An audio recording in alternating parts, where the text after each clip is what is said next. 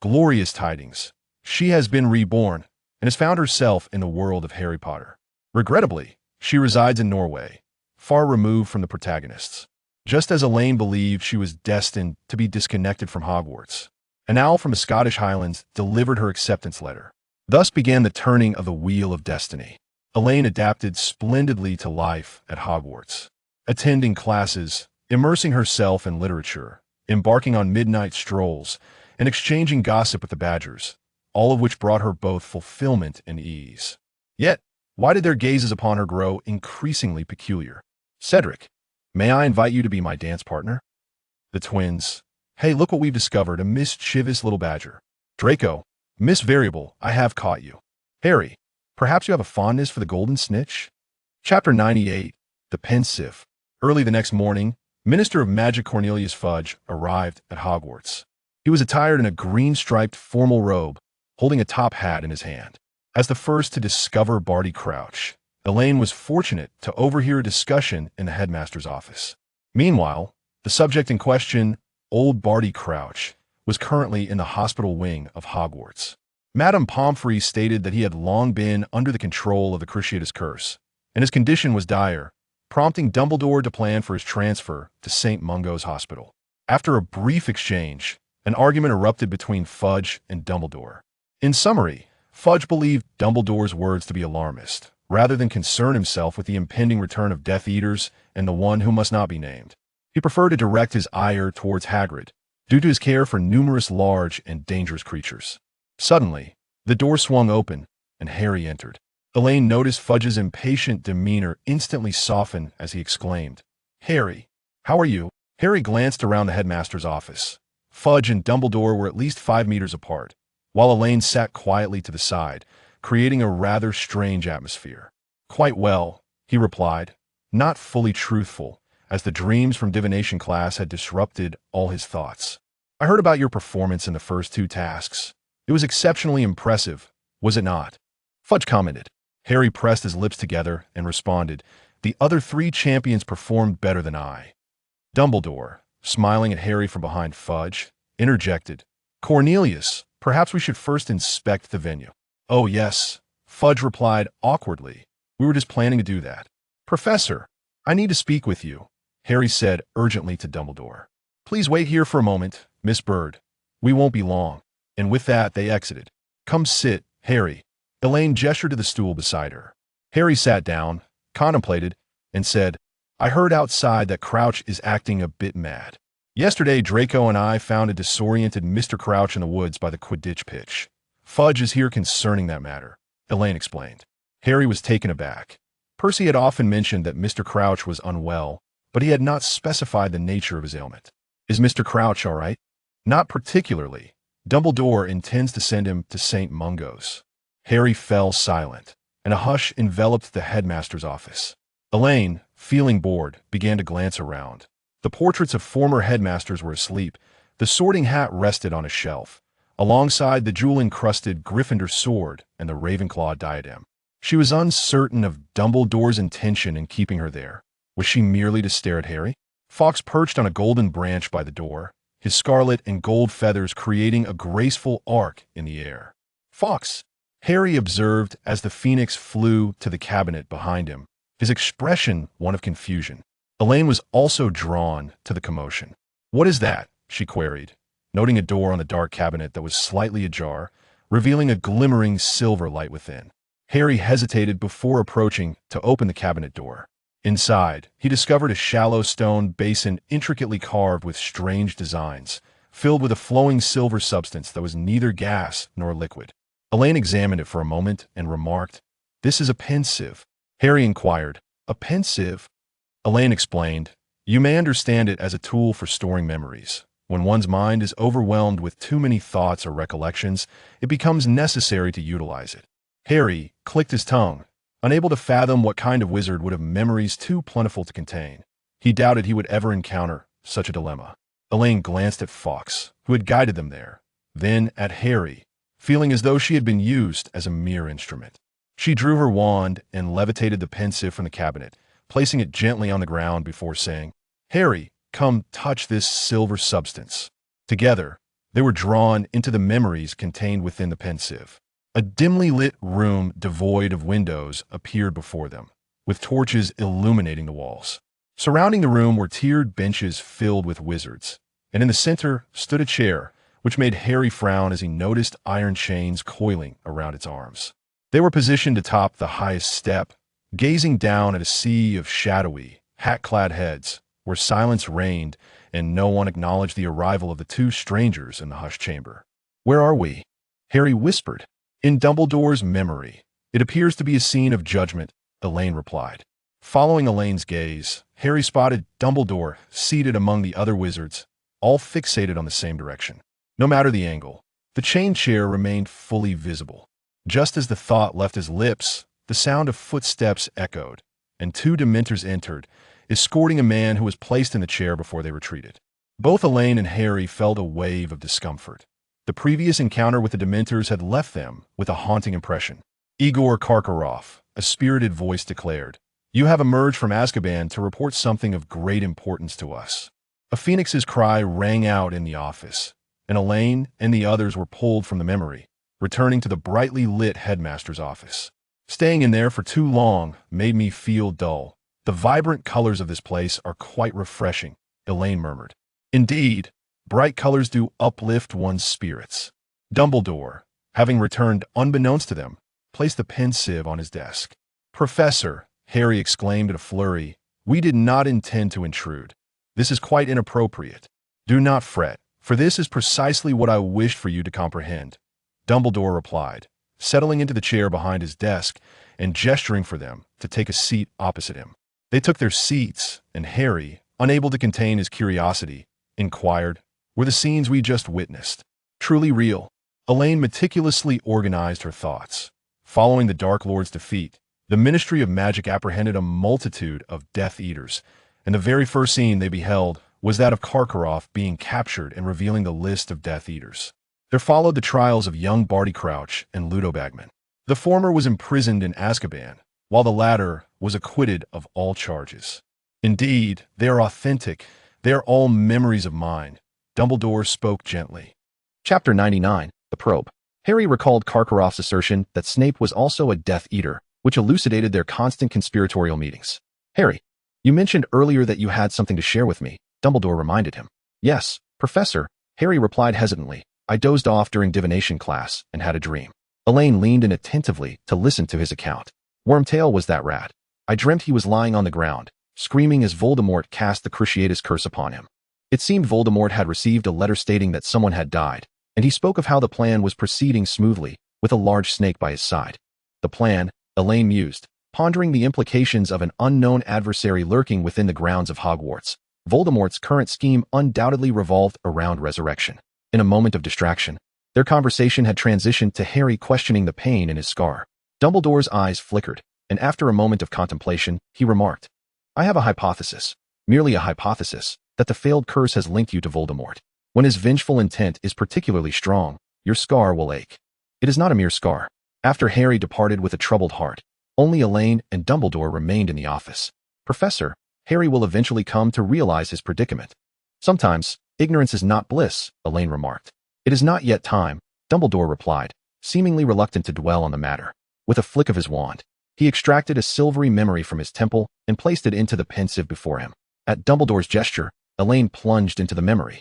Memories fade with time, and Elaine quipped that the muted visuals were a testament to this. However, this particular memory, extracted live by Dumbledore, appeared even more obscure. The green velvet drapes obscured the view of a giant octopus outside the window, and various exquisite artifacts were arranged upon the shelves. This was the Slytherin common room, albeit from several decades past. A cacophony erupted as a group of Slytherin students entered, led by a handsome boy with a gentle smile, who was surrounded by his peers like a star. Elaine watched in silence as the memory unfolded. A girl emerged from the girls' dormitory and called out, "Tom." The once boisterous common room fell into an immediate hush. Elaine nearly forgot this memory. Tom Riddle and Elaine Cole, a couple that seemed incongruous to outsiders. The former was Slytherin's most exceptional student, a scion of the illustrious Slytherin lineage, adored by pure-blood wizards. The latter was an orphan of uncertain heritage, possessing nothing but beauty, and had frequently thwarted Riddle's ambitions. Were it not for their childhood bond, they would never have crossed paths. Elaine patiently awaited the conclusion of the memory, turning to Dumbledore with a puzzled expression. Professor, I do not understand. Dumbledore's penetrating gaze fixed upon her, revealing that Elaine Cole was Voldemort's only love during his student years. Their relationship was intimate, yet they vanished shortly after graduation.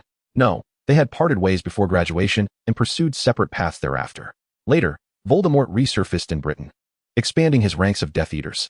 Dumbledore continued, yet Elaine Cole was never seen again until she was discovered lifeless in Godric's Hollow, having succumbed to the killing curse.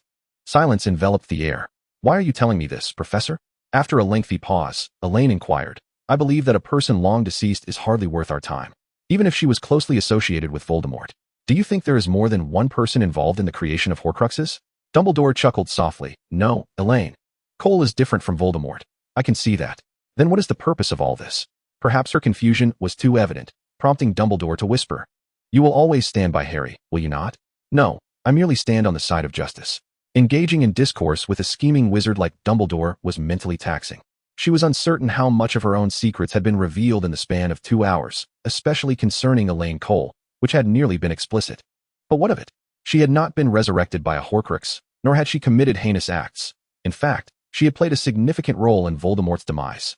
Elaine thought coldly. After June, the atmosphere at Hogwarts grew increasingly fervent, as everyone anticipated the third challenge, just a week before the holidays.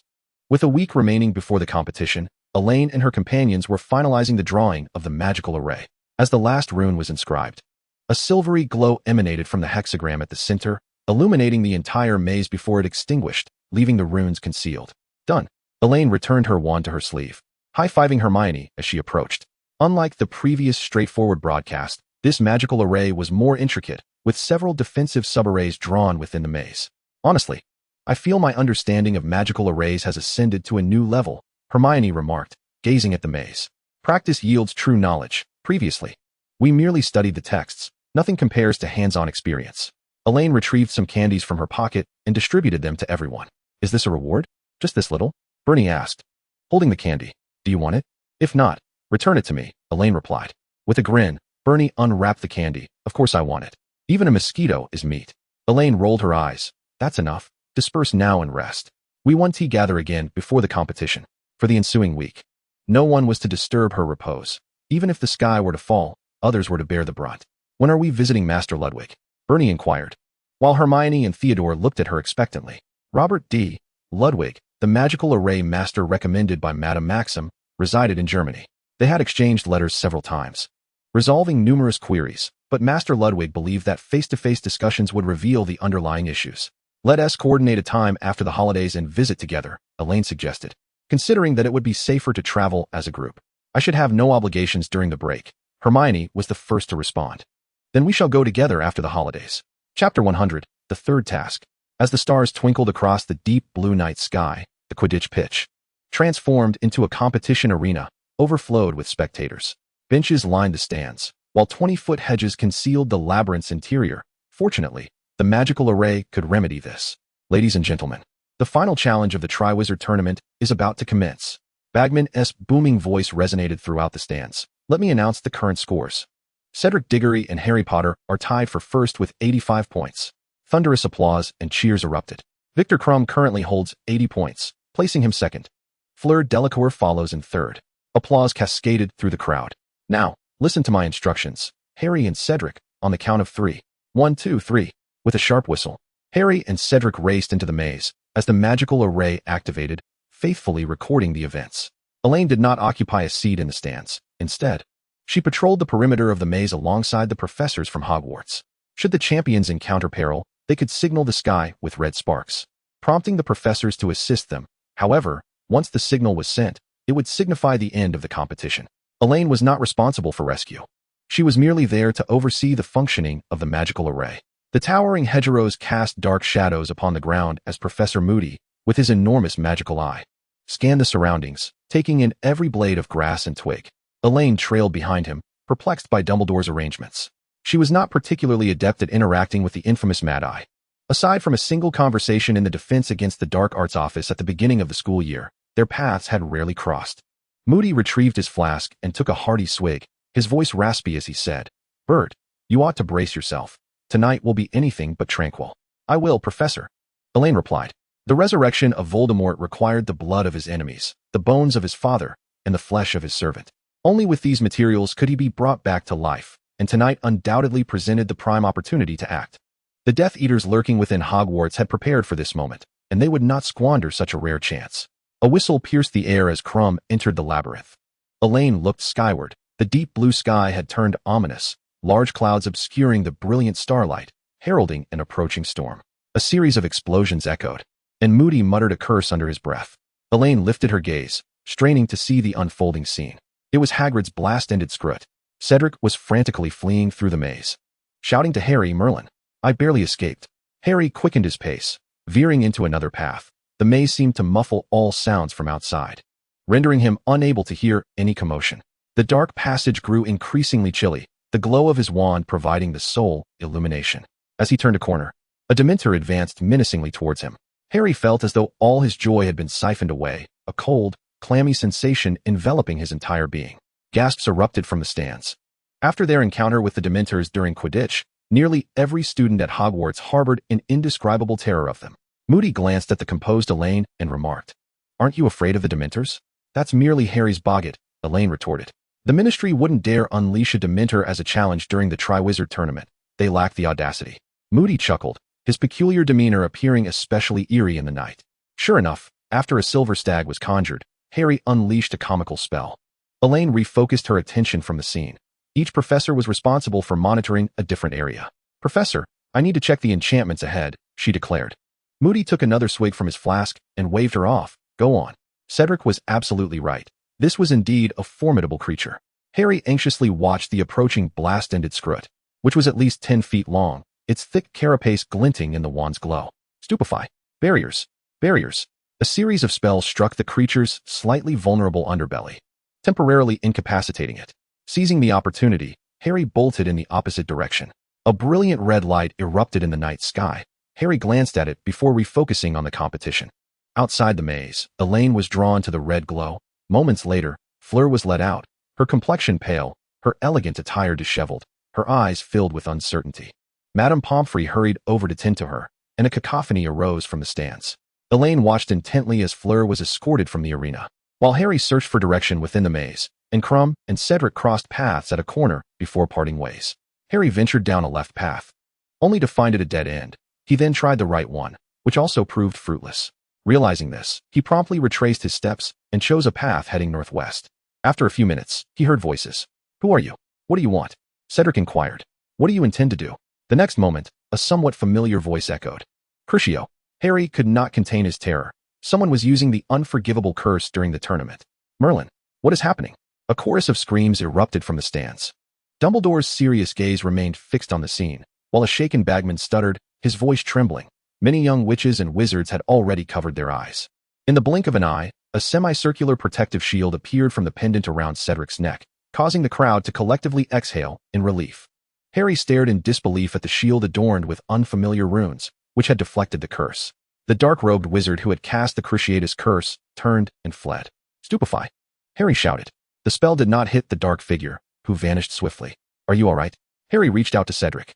I'm fine," Cedric replied hesitantly, grasping Harry's hand. "There's a shield." Harry looked at the pendant glowing softly around Cedric's neck, then glanced at his own pendant of the same kind. Dumbledore had given them these before the tournament. Every champion possessed one. Outside the arena, Professor McGonagall arrived at the judges' table, shaken by the implication that dark wizards had infiltrated the Triwizard Tournament. "The competition must be halted. We cannot risk their lives." "Minerva," Dumbledore said gravely. "Crouch has vanished from St. Mungo's." Chapter 101, the third task. Unbeknownst to Elaine, who was currently cloaked in invisibility potion and swiftly traversing the maze, chaos reigned in the stands and at the judges' table. She had thoroughly memorized every path of the maze while inscribing the enchantments, avoiding the traps concealed throughout.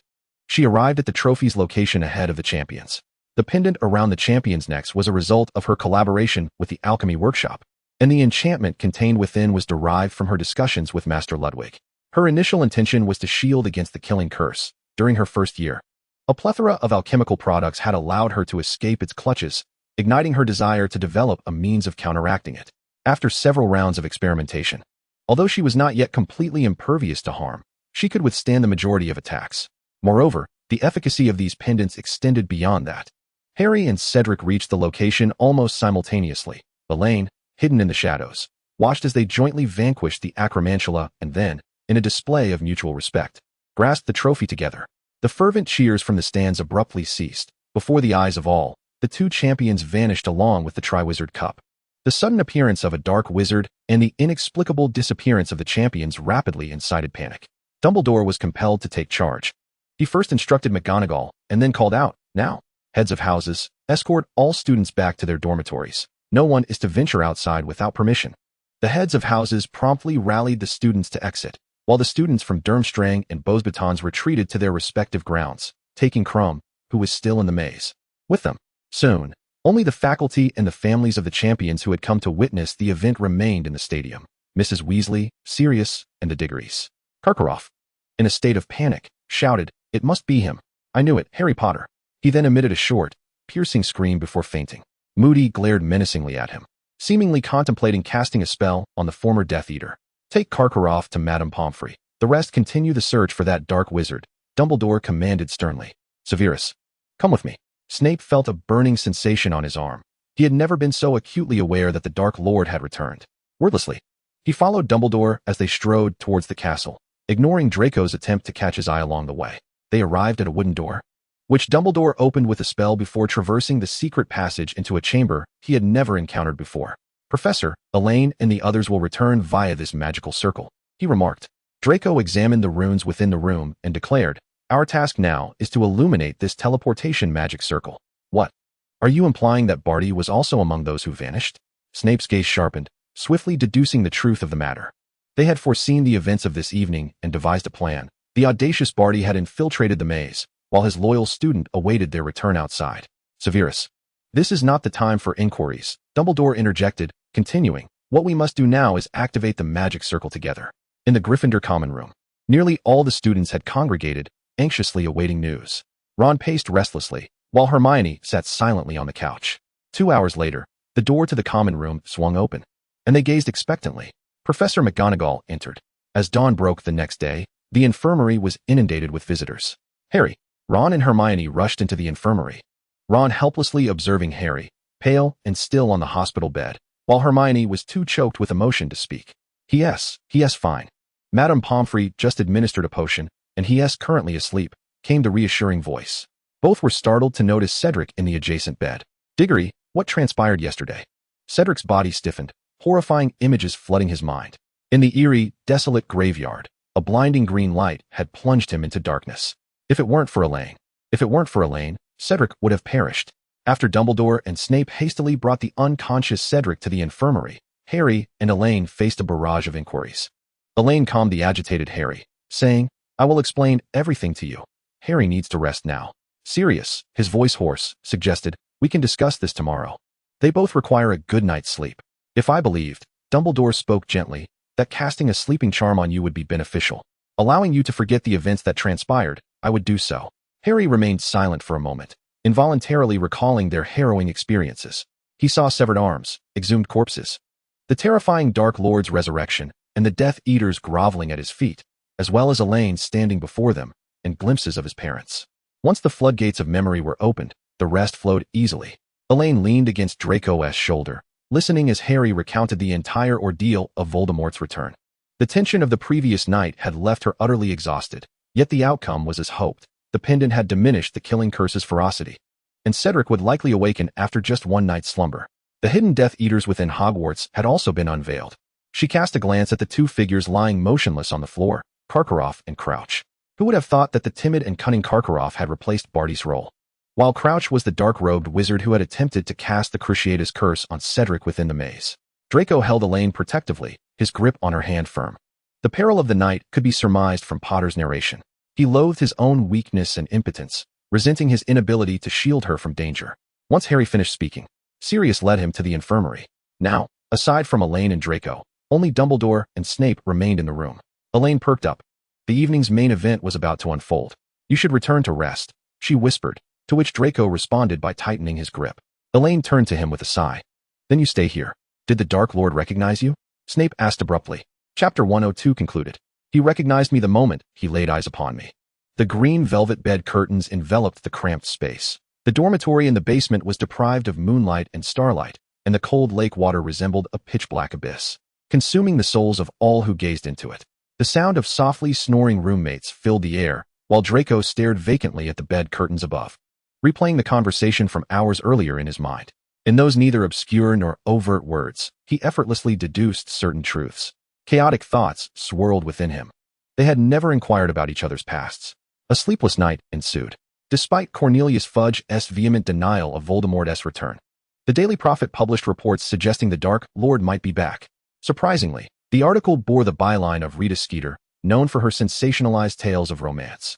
It was evident that this was Draco's doing. Under Fudge's pressure, the article still stirred a tempest. Panic and excitement entwined, permeating the castle until the eve of the holiday. Perhaps due to the Triwizard Tournament, or perhaps in an effort to soothe the collective anxiety, this year's House Cup feast was more grandiose than any prior.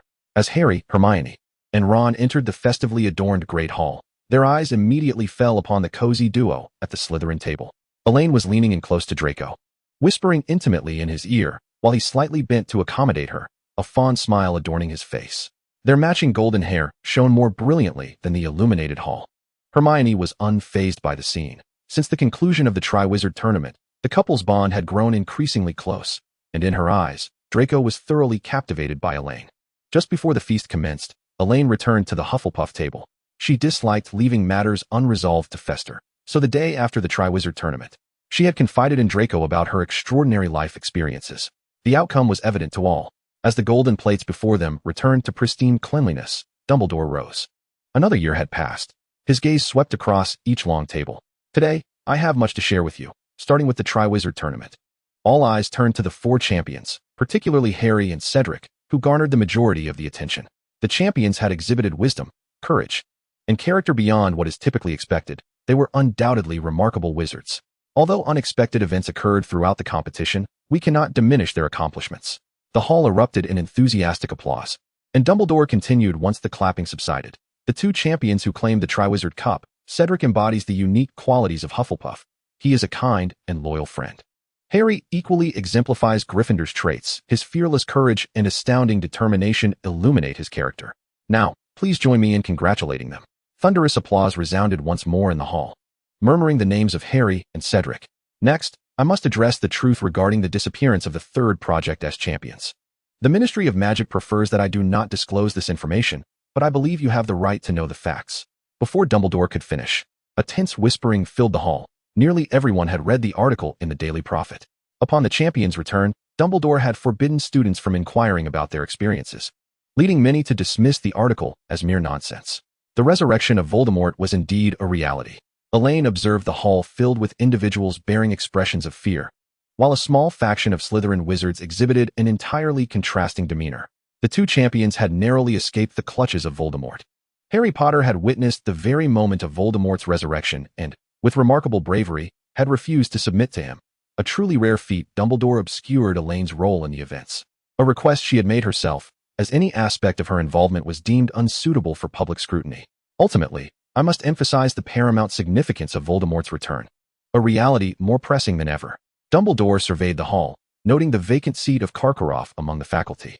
While Professor Serdyukov had taken on the mantle of overseeing Durmstrang's affairs, Madame Maxime sat adjacent to Hagrid, and the Beauxbatons students at the Ravenclaw table cast anxious glances in his direction. Every guest in the hall was welcome to return at any time, should they so desire. Only through unity can we become stronger. Division will render us vulnerable. Voldemort has returned, heralding the resurgence of the darkness that plagued us over a decade ago. His voice resonated in every ear. Only by standing together can we triumph over darkness.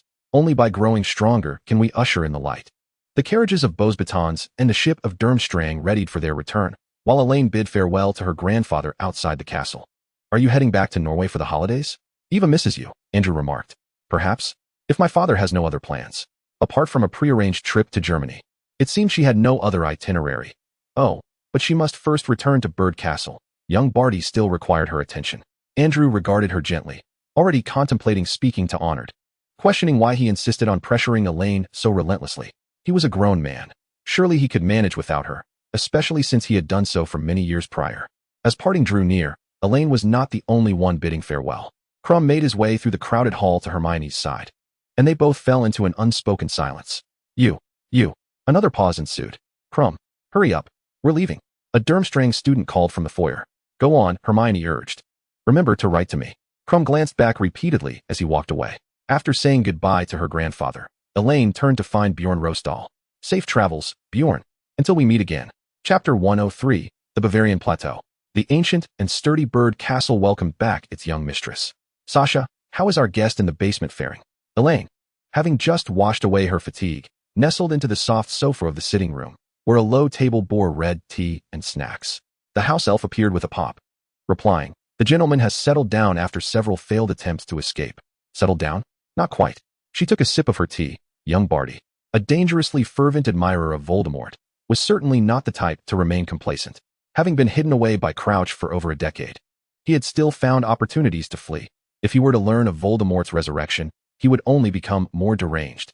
She recalled the earlier demise of Crouch's wife, who had perished in Azkaban, and the madness that had overtaken Crouch himself, controlled by the Dementor's curse.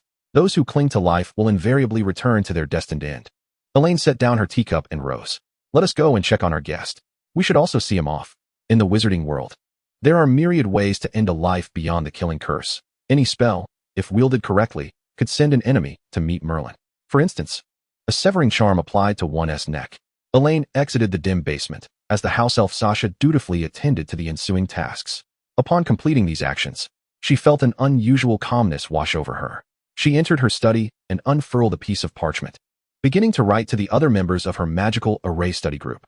Master Ludwig resided in the Bavarian plateau of southern Germany, and upon hearing this, Honored had sent an assistant to assist her.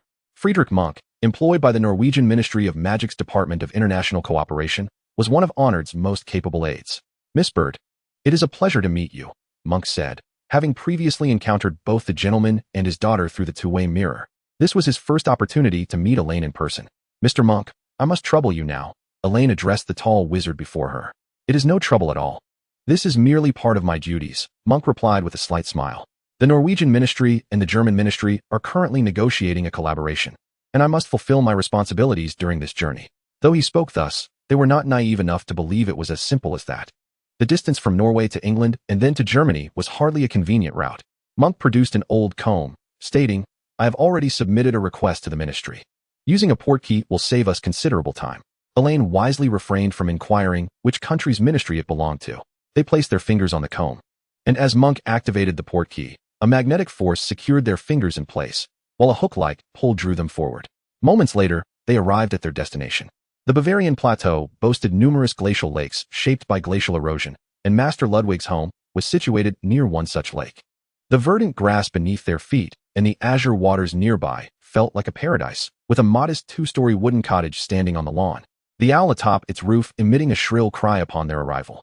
Master Ludwig was an elderly gentleman with graying hair, and as he appeared, leaning on a cane and trembling, Elaine had no doubt he might fall at any moment. Squinting as he surveyed the room, he remarked, Ah, it's you. Come in. Elaine exchanged a glance with Draco before stepping inside. The clean and tidy sitting room was lined with shelves filled with books and manuscripts. Once everyone was seated, an equally elderly house elf served them tea. Elaine produced the letter of recommendation written by Madame Maxime. Mr. Ludwig, this is, yet before she could finish, Ludwig waved his hand dismissively. I do not recognize that. I have some magical array manuscripts here, all from my early research. If you can successfully replicate any one of them within 2 days, that will suffice for your passage. The house elf handed them a scroll of parchment. They had anticipated such an occurrence. Masters were always known for their eccentricities. No problem, Mr. Ludwig, Elaine assured him.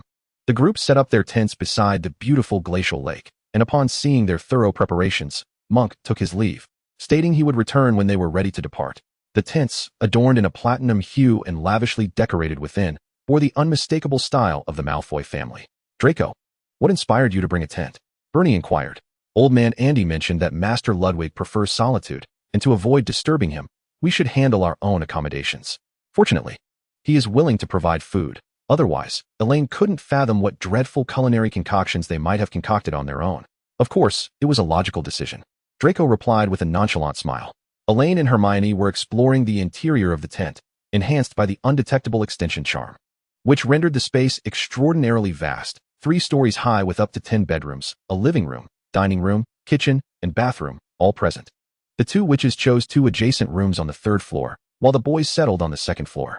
As night fell, Elaine and her companions gathered on the living room sofa, poring over several pieces of parchment. Have you chosen which magical array to study? Hermione asked. The manuscript they acquired contained no fewer than 20 magical arrays, all of which were previously unseen, even if they failed to pass the test 2 days later. The knowledge encapsulated within the manuscript would prove immensely beneficial. Hermione, have you formed any thoughts? Elaine inquired, her eyes sparkling with excitement. Master Ludwig had discerned their capabilities merely through a few exchanges of correspondence. The magical arrays he provided were challenging yet attainable, designed to be within their reach. Look at these two, Hermione said, extracting 2 sheets of parchment and handing them over. Combination and symbol arrays? Combination arrays typically refer to the amalgamation of magical arrays, as well as the synthesis of tangible and intangible elements. They possessed experience in both realms. The former involved the nested combinations of broadcasting and defensive arrays from the Triwizard Tournament, while the latter encompassed the pendant array worn by the warriors and its integration with alchemy. One of the arrays Hermione presented fell into the latter category. However, none of us have delved deeply into alchemy, and this kind of drawing is perilous. It should not be attempted without absolute protection, Theodore calmly pointed out. There are specialized wizards in the alchemy workshop. We should not challenge their expertise with our novice skills. I leaned towards the other symbol array, which pertains to spatial magic. Hermione suggested. The challenge lies in our understanding of space and our control over power. Should we fail, the consequences won't be catastrophic, Bernie added. Does anyone have other ideas? Elaine surveyed the group, and upon finding no dissent, declared their decision. Chapter 104. Fishing in Troubled Waters. The Ludwig residence was situated in a remote highland, beside a crystal-clear glacial lake, with only one household nearby. Thus, when a shimmering silver light illuminated the area, it attracted no attention from muggles. A rare smile graced Ludwig's face. Talent and diligence had always been indispensable. He had thought that his lifelong endeavors would be buried with him, yet in his old age, he found himself with 5 apprentices all at once. Observing their anxious and expectant expressions, he did not prolong the suspense and stated directly, "You have passed." A wave of joy washed over them, swiftly followed by profound fatigue. 2 days of relentless research had drained their energy. Master, one of them began, only to be met with Ludwig's wide-eyed stare. What are you calling me master for? Call me teacher. Hermione looked at him in astonishment. After years of study, she understood how eccentric those accomplished masters could be. Many preferred to hoard their knowledge rather than impart it to outsiders. She had thought it a stroke of luck to receive guidance, yet here was Ludwig, ready to take on apprentices. Teacher. Elaine and Draco were the first to react, exclaiming in unison. The remaining 3 quickly followed suit, calling out teacher as well. Ludwig acknowledged their address, then, noticing their weary appearances, began to usher them away. You all look utterly exhausted. Go rest and return when you're rejuvenated. Yawning, Bernie made his way back to the tent. Initially, when the 5 of them had gathered, they were quite concerned about appearances, always mindful of social etiquette, but now they had completely shed those pretensions. What a pleasant surprise, he remarked. I thought we would only be receiving guidance for a limited time. Hermione yawned as well. The tension that had gripped her so tightly suddenly relaxed, and weariness washed over her. I'm so tired, I could sleep for days. The next morning, the well-rested Elaine and her companions appeared at Ludwig's dining table, invigorated. The spread included bread, honey and jam for spreading, sliced sausages, and smoked meats, with a cup of hot cocoa placed before each of them. After breakfast, Ludwig led them to the study on the second floor, which, despite its designation, occupied the entirety of that level. Elaine surveyed the unassuming exterior of the house, which concealed a treasure trove within. Upon entering, she found every visible surface meticulously lined with books. Did you teach yourselves before this? Ludwig inquired, setting his cane aside and taking a seat. They nodded in unison. It's evident you lacked systematic instruction. Your knowledge is a hodgepodge of scattered information. Elaine sheepishly touched her nose. As the first among them to encounter magical arrays, Hermione and the others had followed her learning trajectory. Realizing the issue, I've come to seek guidance from the teacher, she thought. Ludwig glanced at her and pointed to the third shelf of the first bookcase at the staircase. Each of you should take one of every type of book there and finish them within a week. Approaching the bookcase, they were met with a delightful sight, an array of introductory books, with each title neatly stacked in sets of 5. They exchanged looks, realizing this had been premeditated. Despite his tremulous gait, Ludwig's voice was strong and commanding when instructing. Unlike Snape's acerbic tongue, Ludwig's language was straightforward and accessible. Over the course of the week, they absorbed a wealth of theoretical knowledge, ranging from origins to developments, from runes to arrays, and from foundational concepts to various schools of thought. In short, none were spared from reprimand. This is wonderful.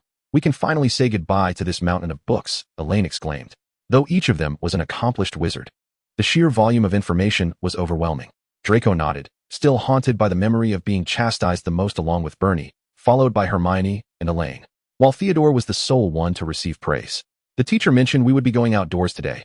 I wonder what for, Elaine mused. We'll find out soon enough, came the reply. Elemental magical arrays are typically employed for summoning the 4 elements, water, fire, earth, and air, or for harnessing their powers. Ludwig declined Bernie's offer of assistance and, leaning on his cane, ascended to the 2nd floor. Each element corresponded to a distinct force.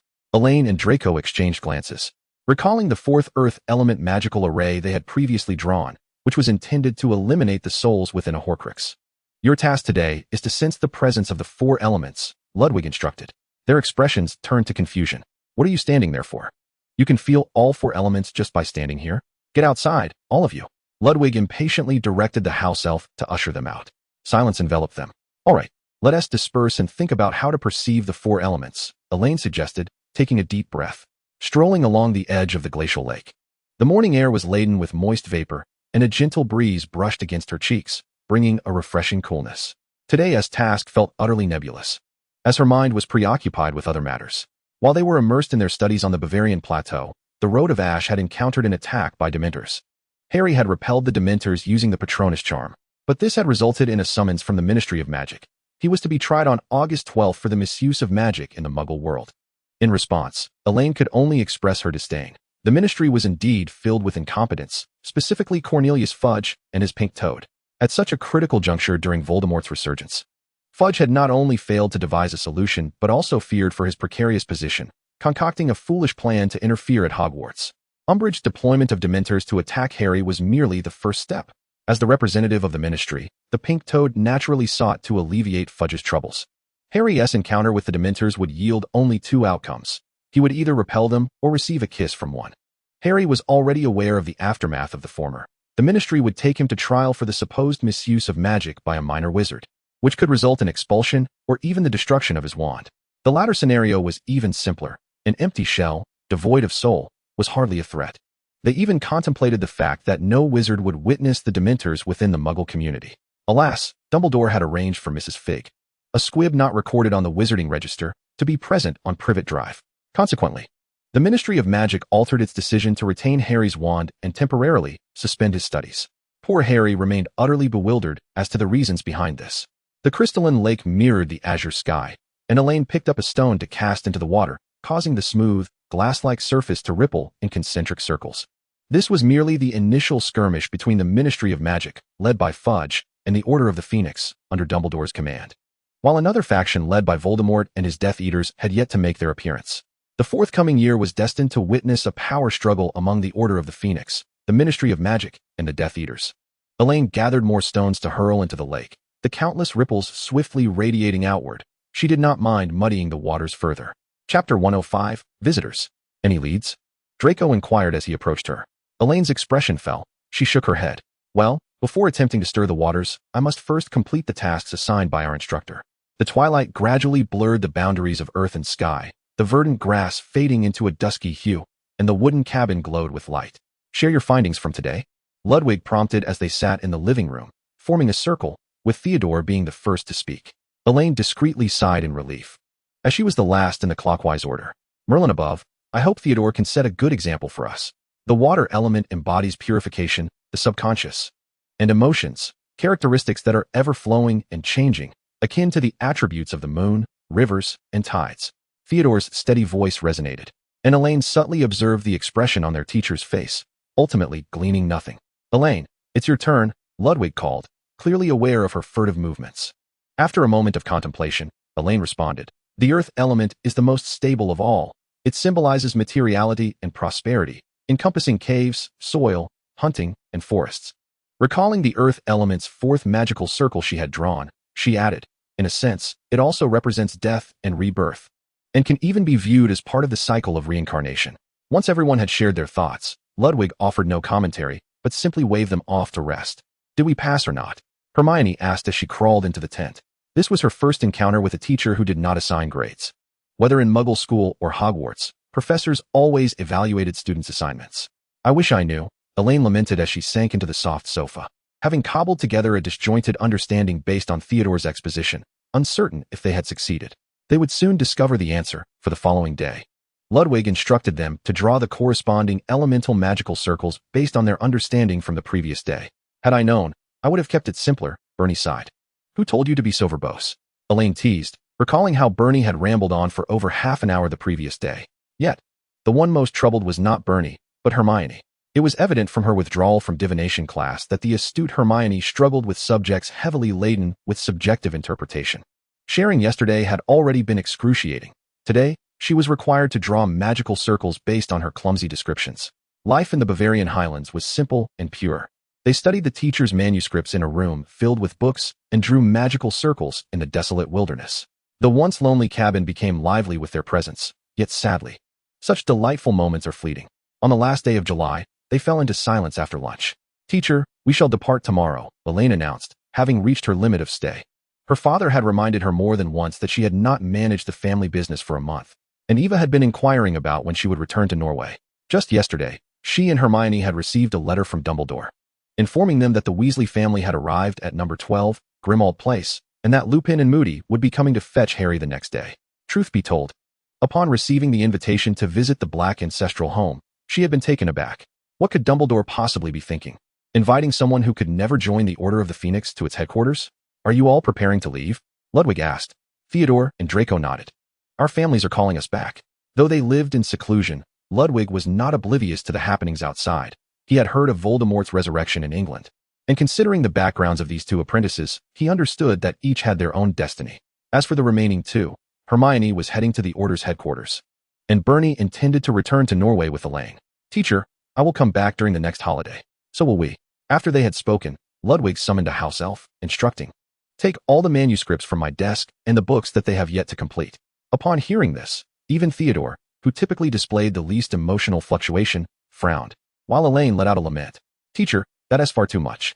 Ludwig snorted, don't think about slacking off. I will conduct regular assessments, particularly for you. Elaine immediately fell silent, her demeanor obedient.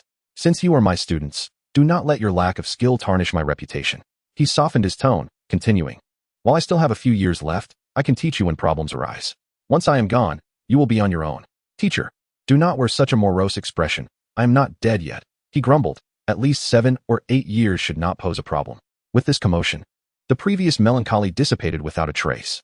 In light of your impending departure, I shall assign no work for the afternoon. Before he could finish, a series of rhythmic knocks sounded at the door, and the room fell silent. Elaine and Monk exchanged glances.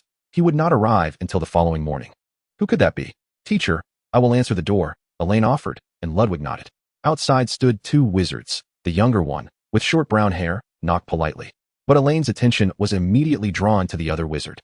Is this the residence of Mr. Ludwig? The younger wizard inquired courteously. Elaine nodded yes. May I ask what brings you to see the teacher? Teacher? The young wizard glanced back, seemingly seeking confirmation. When the elder wizard turned his gaze toward her, her instincts flared with alarm. We are old friends of Mr. Ludwig. We have come specifically to pay him a visit. Elaine, let them in. Ludwig's voice beckoned from within. Elaine opened the door, lowering her gaze to conceal the turmoil within as she ushered them inside. A gaze, as tangible as substance, swept over her, as if attempting to see through her very being. Though brief, it left her drenched in cold sweat. 2 minutes later, the teacher sent them back to the tent. Who were they? Hermione asked, noting the distinguished aura of both wizards, particularly the elder, who exuded an air of sophistication. Bernie speculated. They claimed to be the teacher's old friends. Perhaps they are acquaintances from his past. Not quite, Draco remarked, observing Elaine's rather unsettled demeanor. What is wrong, Elaine? Nothing, she replied, shaking her head. Theodore regarded her reaction with a knowing glimmer in his eyes. Chapter 106, Departure. They spent their final moments of leisure in the Bavarian Highlands. Elaine and Draco hand in hand as they walked across the lawn. How is Uncle Lucius? Elaine inquired, recalling that both the Nott and Malfoy patriarchs had been present when Voldemort was resurrected. At the mention of this, Draco's lips tightened, and he evasively replied, this time, the Malfoys are well prepared. It cannot be more arduous than before. If momentary endurance can yield lasting peace, then it is worthwhile, for the Malfoys always prioritize family. Elaine fell into a momentary silence, softly murmuring as if to herself, such days shall not linger for long. Draco grasped her hand tightly. As they intended to return to their tent, they fortuitously encountered a young guest emerging from the professor's abode. The young wizard, Mr. Bird, obstructed their path. Suppressing her underlying wariness, Elaine composed herself and inquired, "May I ask what you seek?" "It is Mr. Ludwig who summoned Miss Bird," he replied. Draco parted his lips, a flicker of concern evident in his eyes. Elaine reassured him with a gentle pat on his hand. "It's nothing. The professor simply wishes to speak with me." The young wizard graciously gestured for her to proceed. Having seen no sign of them on the ground floor, Elaine ascended directly to the second floor. The professor sat in his usual wooden chair, while another guest occupied the opposite side of the desk, creating an atmosphere of harmonious camaraderie. "Professor," Elaine called out as she approached Ludwig. "This is my pupil, Elaine. Her talent in magical circles surpasses even mine. In a few years, I fear I shall have little left to teach her." Elaine modestly smiled, seemingly bashful at the praise. Ludwig continued, "This is Mr. Green." "Good day, Mr. Green." Elaine greeted with impeccable politeness. Mr. Green inclined his head slightly. "And what relation is Barry Bird to you?" Elaine hesitated, for few spoke of that name. "Barry Bird is my grandfather," she answered. She only knew that her grandfather had passed away early, and her father, Arnold, had taken over as head of the family in his youth, painstakingly transforming the ailing Birds into a name of repute within Norway and even across Europe's wizarding community. Arnold never spoke of his father, and Elaine had learned of Barry Bird only from the portraits in their home. Outside, Draco occasionally glanced towards the wooden cabin, and upon seeing Elaine emerge, he immediately approached her. "Professor," Elaine pressed her hand against his, shaking her head. "I'll explain in the tent."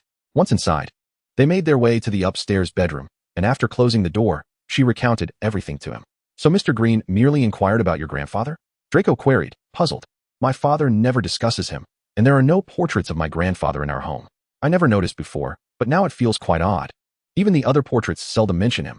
Elaine furrowed her brow, and as she considered Mr. Green's true identity, a further sense of unease settled over her. "Do you know who Mr. Green is?" Draco asked after a moment of contemplation. She slowly nodded and leaned closer to whisper a name in his ear.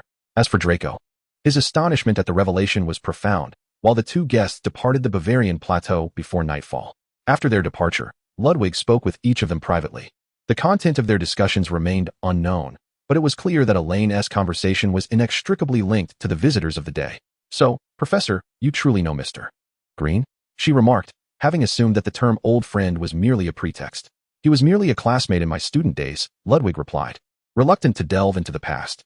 He regarded Elaine and continued, "His visit was primarily concerning the magical circles. I am too old to manage such trivialities." "And thus you chose me?" Elaine interjected. "What? Are you displeased?" Ludwig narrowed his eyes, his tone rising slightly. "Among the five of you, you ponder the most. Don't think I am unaware. You surely know him." "Not at all. When did I express any discontent?" she hastily clarified, realizing that nothing could escape the professor's keen perception. Not surprised by his astuteness, Elaine contemplated before stating, "I am merely a bit concerned." Although she wished to stir the waters further, she had no intention of entangling herself with the Pure Blood Party, known for their ruthless zeal. She feared that before she could exploit the chaos, she might be swept away by the tide. Ludwig, having savored her troubled expression, finally spoke with a leisurely tone. "Rest assured, as my student, he will not harm you. Moreover, it remains uncertain whom he truly seeks." The following morning at 10 o'clock, Monk arrived punctually. Since their destinations varied, they departed from the professor's residence through the international Flu network. Hermione and Draco left first. At the Norwegian Ministry of Magic, Elaine and Monk each scattered a handful of Flu powder before stepping into the vibrant green flames. The ministry was nestled within a forest not far from the city, and due to various enchantments, Muggles would inexplicably avoid this area. At precisely 10, the ministry was bustling with activity, and when the fireplace in the hall ignited, everyone's attention was instantly captivated. Upon witnessing a ministry employee and a 14 or 15-year-old which emerged from the flames, they quickly diverted their gazes, confirming that it held no relevance to their work. Elaine was there to seek her father, who, being a parent, was too preoccupied to spare time. Thus, she, as his daughter, would go to check on him. Knock, knock, knock. Inside the office, Arnold was bent over his desk, attending to paperwork. Over the past 6 months, an enigmatic group of wizards had surfaced within Norway. This group operated quietly and elusively. His agents had spent half a year without uncovering their motives. Hearing the knock, he did not lift his head but called, "Come in, father." The next moment, a bright voice reached his ears, prompting him to set down his quill and embrace his daughter. "How are you? Did everything go smoothly with Master Ludwig?" "Of course. He accepted us as his students," Elaine exclaimed enthusiastically, sharing her experiences from the Bavarian plateau. A smile graced Arnold's lips as he listened intently, occasionally responding to her tales. By the way, father, I encountered someone at the professor's house. Oh, does our family have any connection to the pureblood party? Elaine first opted for a more delicate inquiry. The pureblood party? He frowned, his sharp eyes revealing scrutiny. Have you encountered the pureblood party? She nodded, adding, not just the pureblood party. I even met their leader, Grindelwald. Yesterday afternoon. A gentleman identifying himself as Mr. Green visited the professor and inquired about my relation to Barry Bird. The office fell silent, save for the sound of Arnold's fingers unconsciously tapping against the desk. Observing her father lost in thought, she dropped another bombshell. The professor has pushed me towards Mr. Green regarding the magical circles. After a moment, Arnold rubbed his brow and said, since Master Ludwig trusts you, then you ought to proceed. Do not inquire indiscreetly about the pureblood party, nor stray close to that Dumbledore and his so-called Order of the Phoenix. He was well aware that Dumbledore had set his sights on the birds, had it not been for Elaine's insistence on attending Hogwarts. He would never have ventured into that troublesome domain. Do not inquire indiscreetly implied that inquiries were permissible. Elaine translated his words in her mind. As for the Order of the Phoenix, she had never intended to involve herself. Arnold, fully aware of her thoughts, spoke earnestly. Consider the consequences before acting. No matter how powerful the bird family may be, there are limits to their reach. Should you encounter any reckless fools, regret will come too late. Elaine, recognizing her family's concern, responded with utmost sincerity, assuring her father of her discretion. Very well, hurry back to your grandparents. For the remainder of the month, you are not to go anywhere. Focus on handling the documents at the Surdire Manor. Before her father could usher her away, she interjected, wait, one last thing. I recall that the Board of Governors can decide on the appointment or dismissal of the headmaster, correct? Arnold perked up with interest.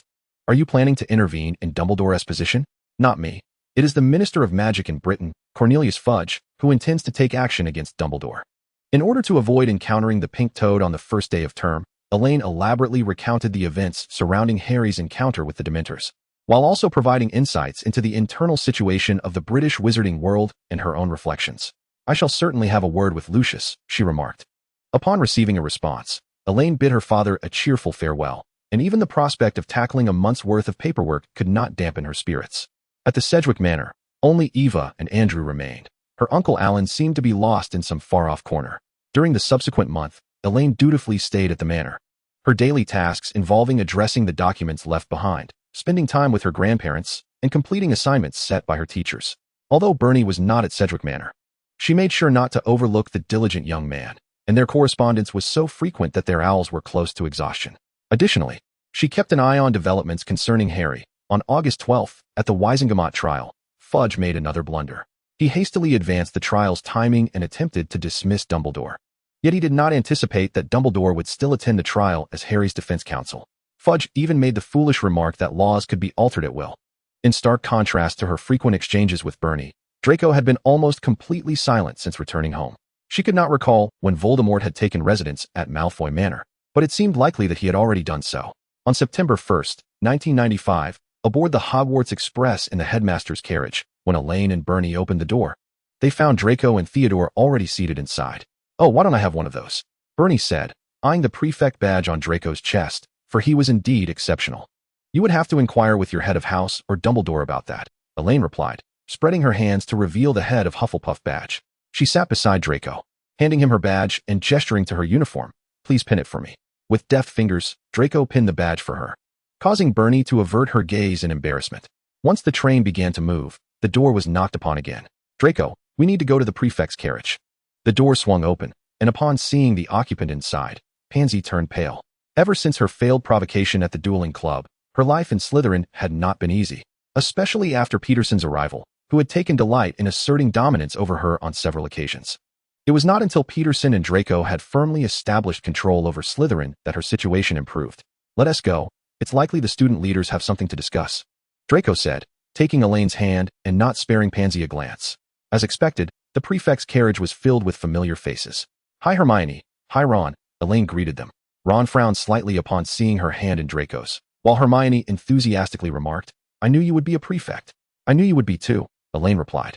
This year, Cedric was the head boy, while a Ravenclaw upperclassman, whom Elaine did not recognize, served as the head girl. Cedric's girlfriend, Cho Chang, was the head girl of the 6th year in Ravenclaw.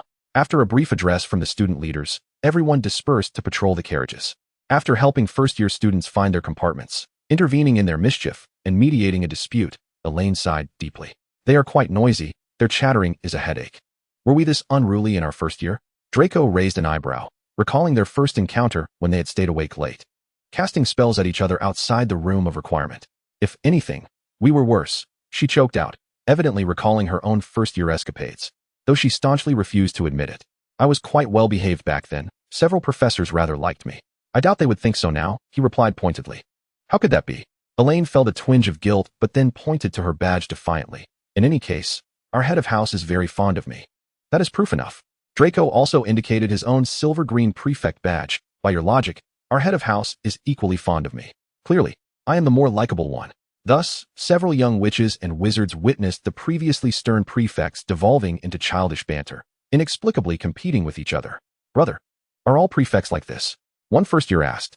No, little sister, only they are this childish, another answered.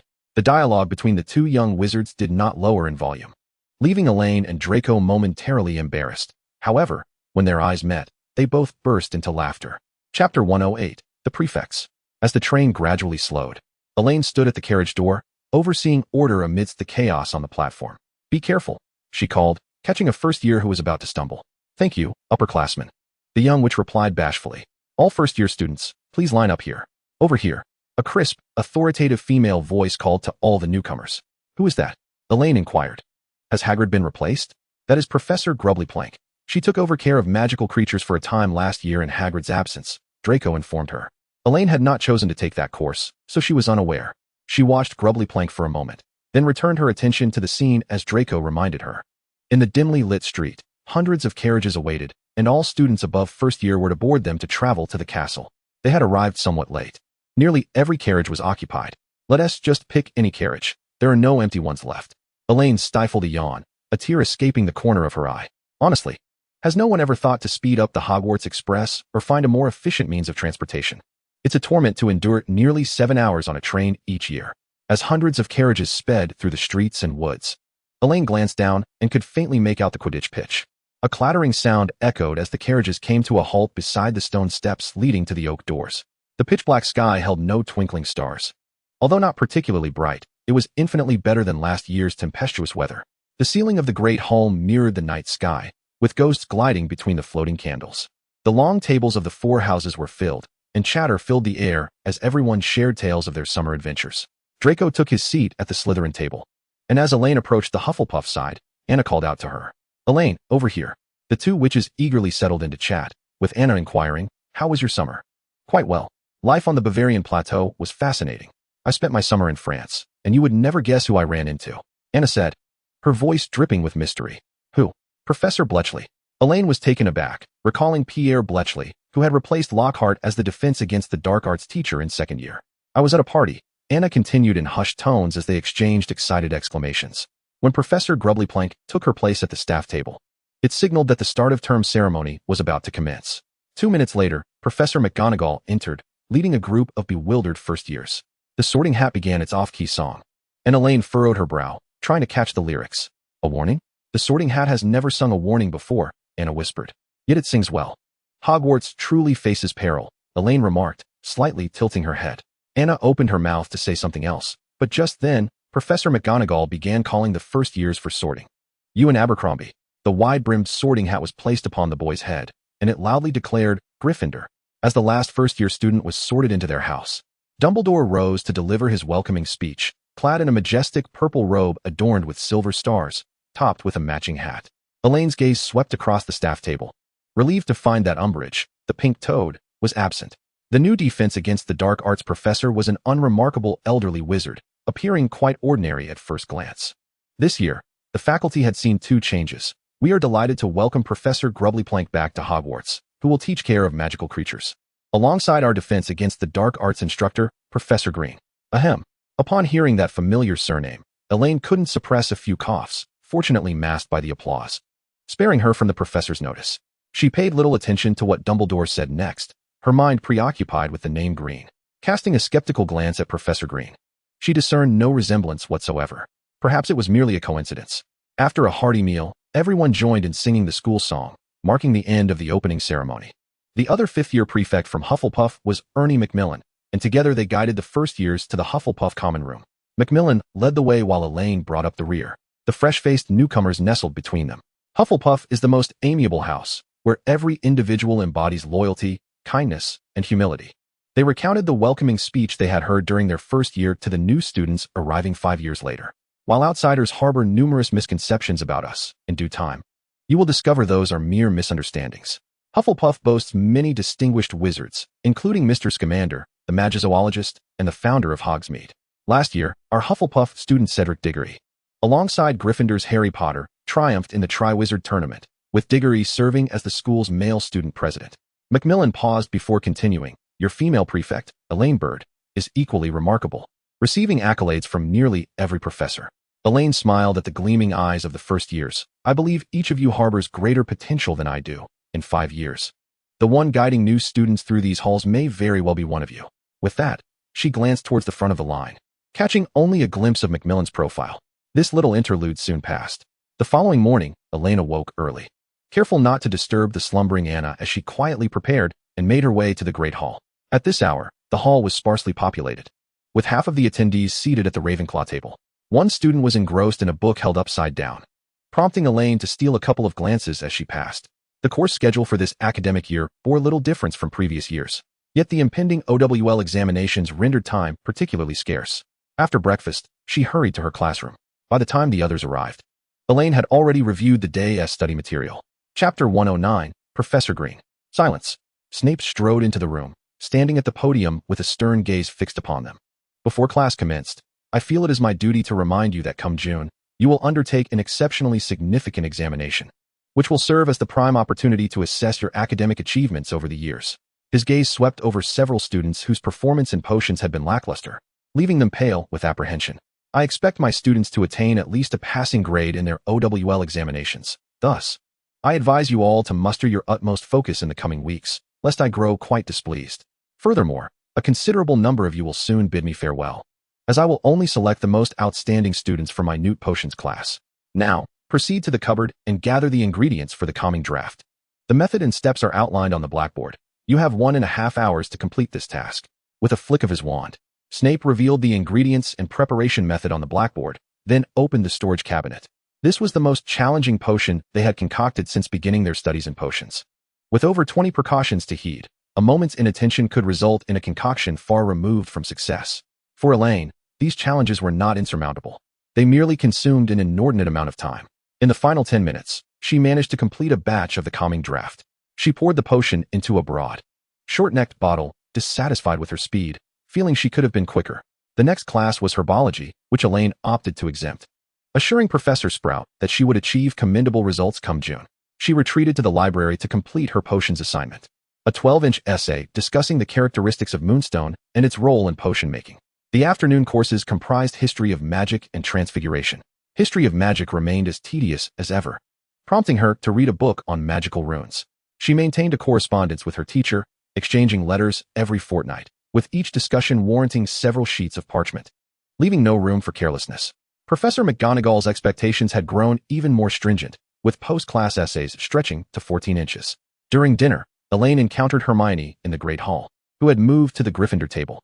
I heard you had defense against the dark arts today. How did it go? Hermione, unaware that the guest visiting the teacher over the summer bore the surname Green, assumed Elaine was simply curious about the new professor.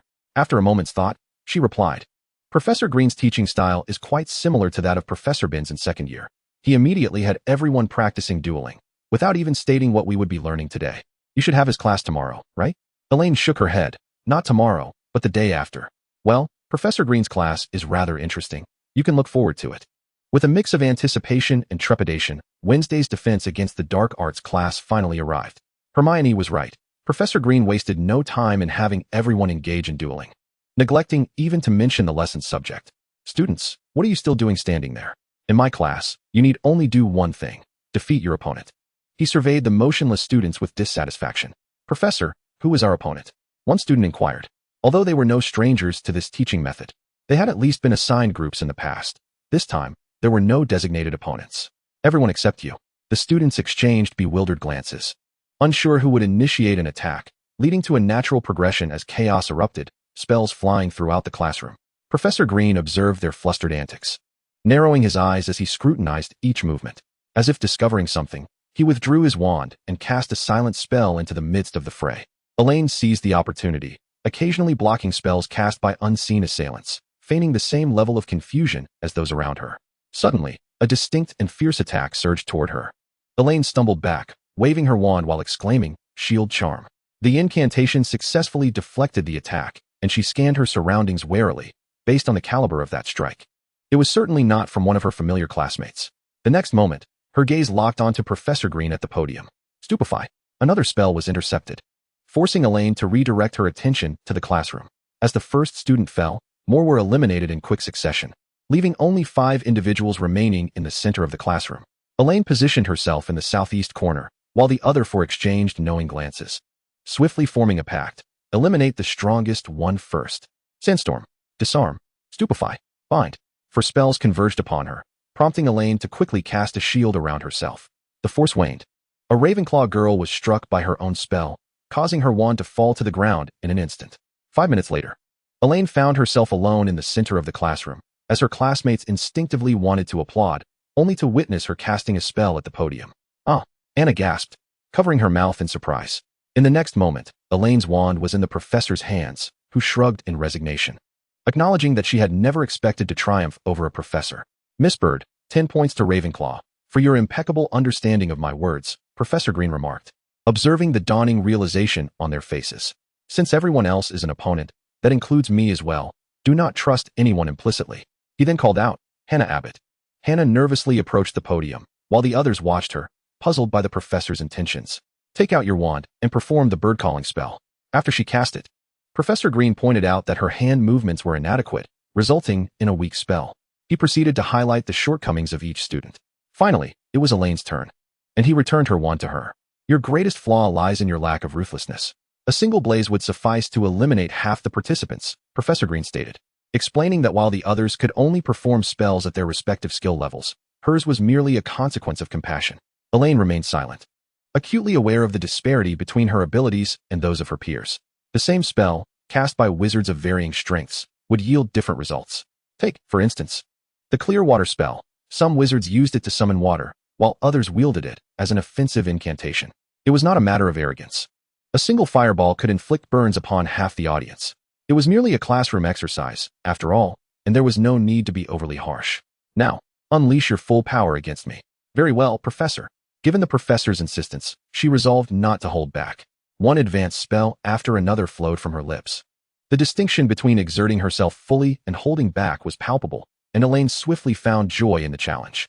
Yet, she retained her composure, refraining from employing any dark magic that could lead to dire consequences. 15 minutes later, Professor Green once again disarmed her. That concludes today's lesson. Chapter 110, The Instant Escape Candy. "Oh, Merlin Socks, what on earth happened to you?" In the Hufflepuff common room, several first-year students stumbled in, clutching their noses, blood dripping through their fingers. Others rushed to their side, eager to help. "We're fine. We just tried the Weasley brothers' candy," one of them explained. And under the influence of healing spells, their nosebleeds quickly ceased. "It's them again. Those twins are utterly reckless," a short-haired upperclassman fumed, recalling how her Gryffindor sister had recently fallen victim to their antics.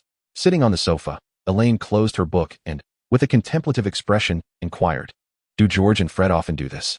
Having been preoccupied with various matters lately, she had not interacted with the twins in quite some time. "I've already seen several first-years fall prey," another chimed in.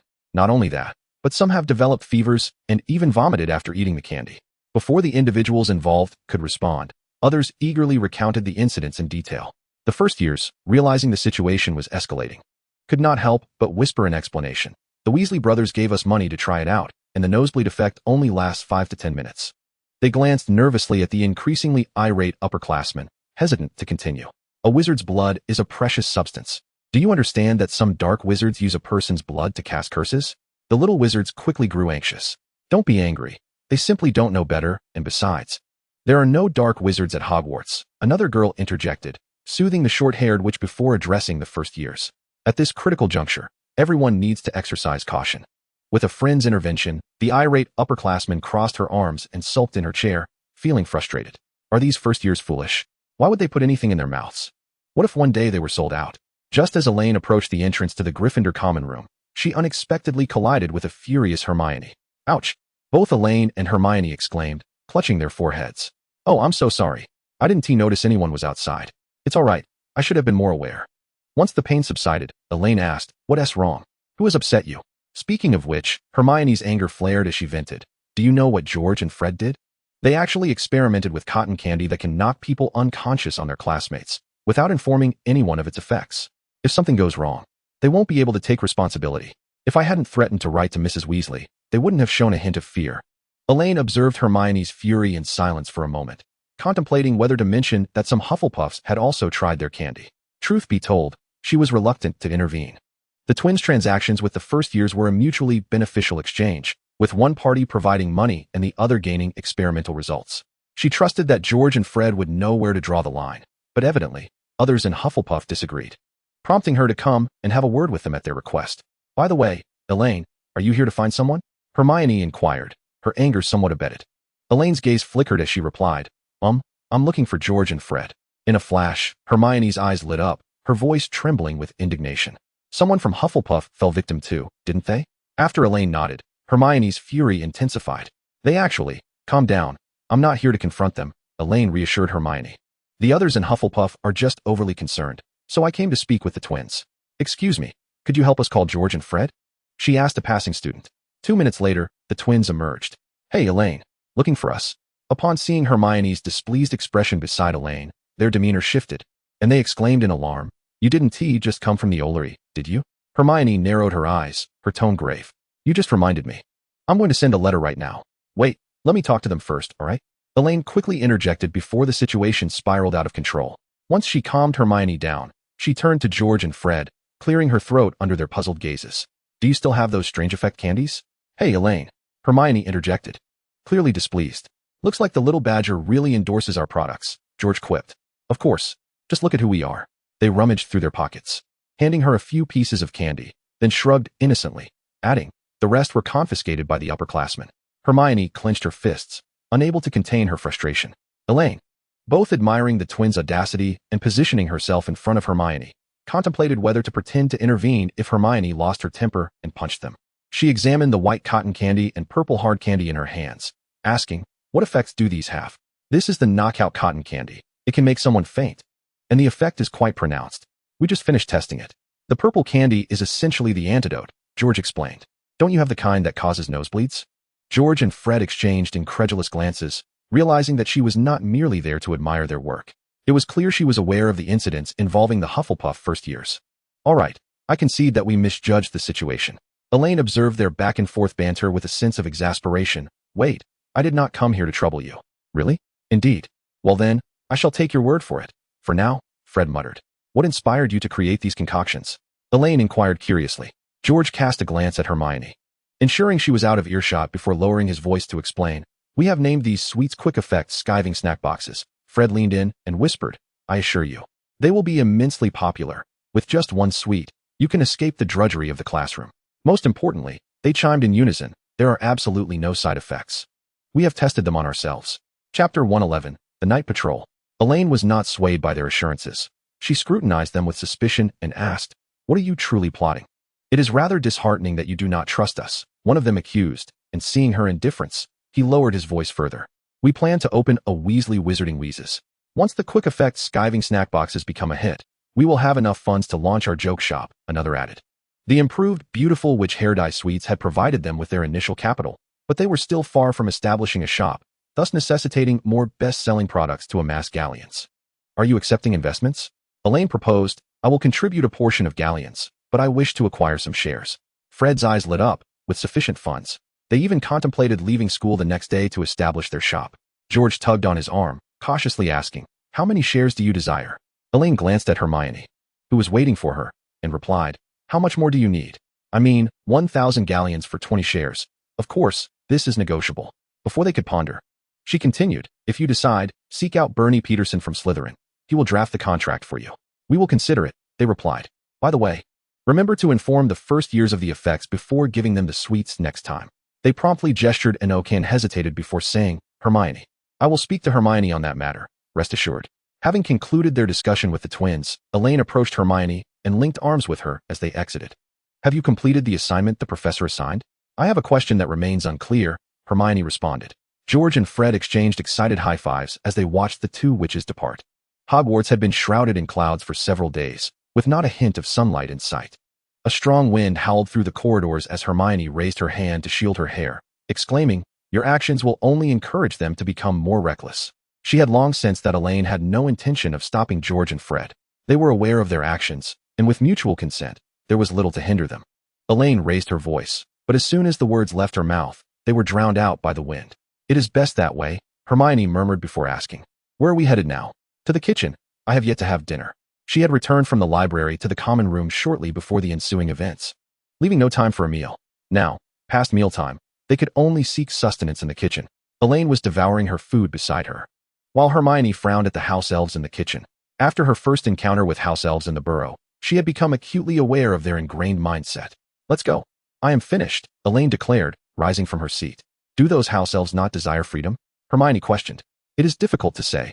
House elves take pride in serving wizards, and for them, being freed can be a painful ordeal. However, it is not impossible that some house elves yearn for freedom," Elaine replied, pulling her contemplative friend out of the kitchen. Rather than focusing on them, it was more prudent to concentrate on the evening's patrol. Since becoming prefects, they had acquired numerous rights and responsibilities, such as exclusive access to the prefect's bathroom and the duty of night patrols. With a total of 24 prefects in Hogwarts, nightly patrols were not required every day, but at least once a week. Today, it just so happened to be Elaine and Hermione's turn. "All right. I hope I do not encounter any first years running amok in the castle." Hermione wished for a peaceful night. Though they did not catch any unruly first years, they did spot a suspicious professor. Elaine deftly led Hermione into the nearest supply closet, where they dared not make a sound. After about 10 minutes, Elaine cautiously opened a crack in the door to survey the situation outside. "No one is around. Come out." Hermione dusted off her robes and remarked, "This class seems to be cursed, with a new professor every year, and none of them ever quite normal." "I must admit, you have hit the nail on the head," Elaine said as she drew her wand and performed a cleaning charm, rendering their robes spotless. "Oh, thank you. This dust is quite bothersome." "Wait, did you say cursed?" Hermione exclaimed, suddenly realizing. "I heard that the Dark Lord once applied for this position but was unsuccessful. Since then, every defense against the dark arts professor has failed to last a full year at Hogwarts." Hermione fell silent, uncertain of what to say. Noticing her silence, Elaine continued, "Let us speculate what Professor Green is doing wandering the castle at this hour." They had just seen the rather dubious Professor Green loitering in the corridor on the 8th floor. "Who knows?" Hermione replied, and suddenly, as if struck by a thought, she locked eyes with Elaine, gasping, "Merlin, could he be searching for the Room of Requirement?" "That is improbable," Elaine countered. "Will our belongings be discovered?" They had stored many books on magical circles, along with Professor's manuscripts and their own research notes in the Room of Requirement. Logically speaking, as long as others did not enter with the same password they would not encounter any issues. Elaine elaborated, stating that each time they entered, they silently wished for a room that could illustrate magical circles. Hermione sighed with relief. "As long as we are not discovered, that is all that matters." However, Elaine was less optimistic. In the original text, Dumbledore's army had trained in the Room of Requirement, and later during the war, members of the Order of the Phoenix had used the secret passage from the Hog's Head in to access the room. Although currently, due to the board's refusal and pressure, the Fudge regime had not infiltrated the school, it was certain that he would not relent. The Ministry's interference with Hogwarts would not easily be thwarted. Just because there was no activity now did not mean there would be none in the future. In this light, the Room of Requirement was no longer secure. "I hope next year's professor does not bring any trouble," Hermione fervently prayed. Elaine cast a sympathetic glance her way. "That is hard to say. After all, next year's defense against the dark arts professor will be Snape." They both sighed in unison, and Elaine glanced at her watch, saying, "It is nearly time. Let us return to rest." Upon returning to their dormitory, her roommate Anna was already asleep. She quickly washed up and climbed into bed. Chapter 112, The New Base. Without delay, a week later, Elaine had discovered a new learning base for magical circles. Hogwarts, with its history spanning over a millennium since its establishment in the 10th century, harbored untold secrets within its ancient walls. Borrowing the Marauders' map from Harry and taking advantage of their prefect night patrols, Elaine, along with Draco and Hermione, scoured the castle, which led them to uncover a splendid location. The Hufflepuff Common Room is situated partially underground, and from its windows, one can glimpse dandelions flourishing on the surface above. Below it lies the new chamber, directly beneath the Hufflepuff Lounge. Simply descend the stairs and recite the incantation Susu Kai Kai in front of a statue of a knight wielding a heavy sword, and the knight will raise his sword, revealing the entrance to the ground below. Upon entering and descending approximately 100 stone steps, one arrives at a spacious chamber. When Elaine and her companions first visited, the room was furnished with antiquated tables and chairs, accompanied by a blackboard, suggesting it had once served as a gathering space for some society. Though its abandonment remained a mystery, after their refurbishment, the area transformed into a tidy base for studying magical circles. While it may not possess the wonder of the Room of Requirement, it sufficed for their needs. What shall we do about our names still appearing on the Marauder's map? Bernie inquired. As Elaine pulled a book from her pocket watch, she replied, I recall a text given by the professor that detailed concealed spaces.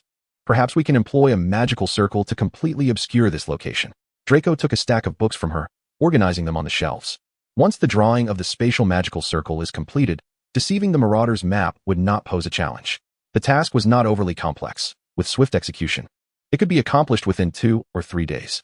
Hermione had already opened the book and located the magical circle for concealment they had mentioned. Their collective diligence ensured that by the 3rd day, the base had vanished from the map. Upon entering the base, their names too would disappear from view. The Marauder's map was returned to Harry. During the days spent inscribing the magical circles, 2 notable events transpired. The twins agreed to exchange 1,000 galleons for a 20% stake in the theater, and Bernie's quest to scout talented individuals within Hogwarts bore fruit. Hector Buckley, if I recall correctly, he is from Ravenclaw? Elaine and Bernie descended the tower stairs one after the other following a divination class, as Bernie recounted Buckley's details. Indeed, Buckley was currently a 6th year in Ravenclaw, possessing little presence, with average grades, and his capabilities, lineage, and appearance all were unremarkable. It was unlikely that someone chosen by Bernie would lack any merits. And she listened quietly as he continued. However, his parents managed a moderately sized department store in the Muggle world, and through exposure, Buckley had garnered some genuine skills in management and business. As the youngest son, he harbored no ambitions of returning home to inherit the family business. Instead, he was determined to make his mark in the wizarding world. How did you persuade him? Elaine asked, as she sought to find subordinates to assist her with the affairs of the Bird family. Apart from galleons, she had little else to offer. Bernie paused before shifting to another topic. In a year, there will be a change in leadership at the Norwegian Ministry of Magic, and Mr. Bird is a shoe-in for the next minister. She understood. This was a strategic maneuver, a pathway to the Ministry of Magic. Let me meet him first. That afternoon, she encountered Buckley in an empty classroom. After a thorough evaluation, he became Bernie's colleague.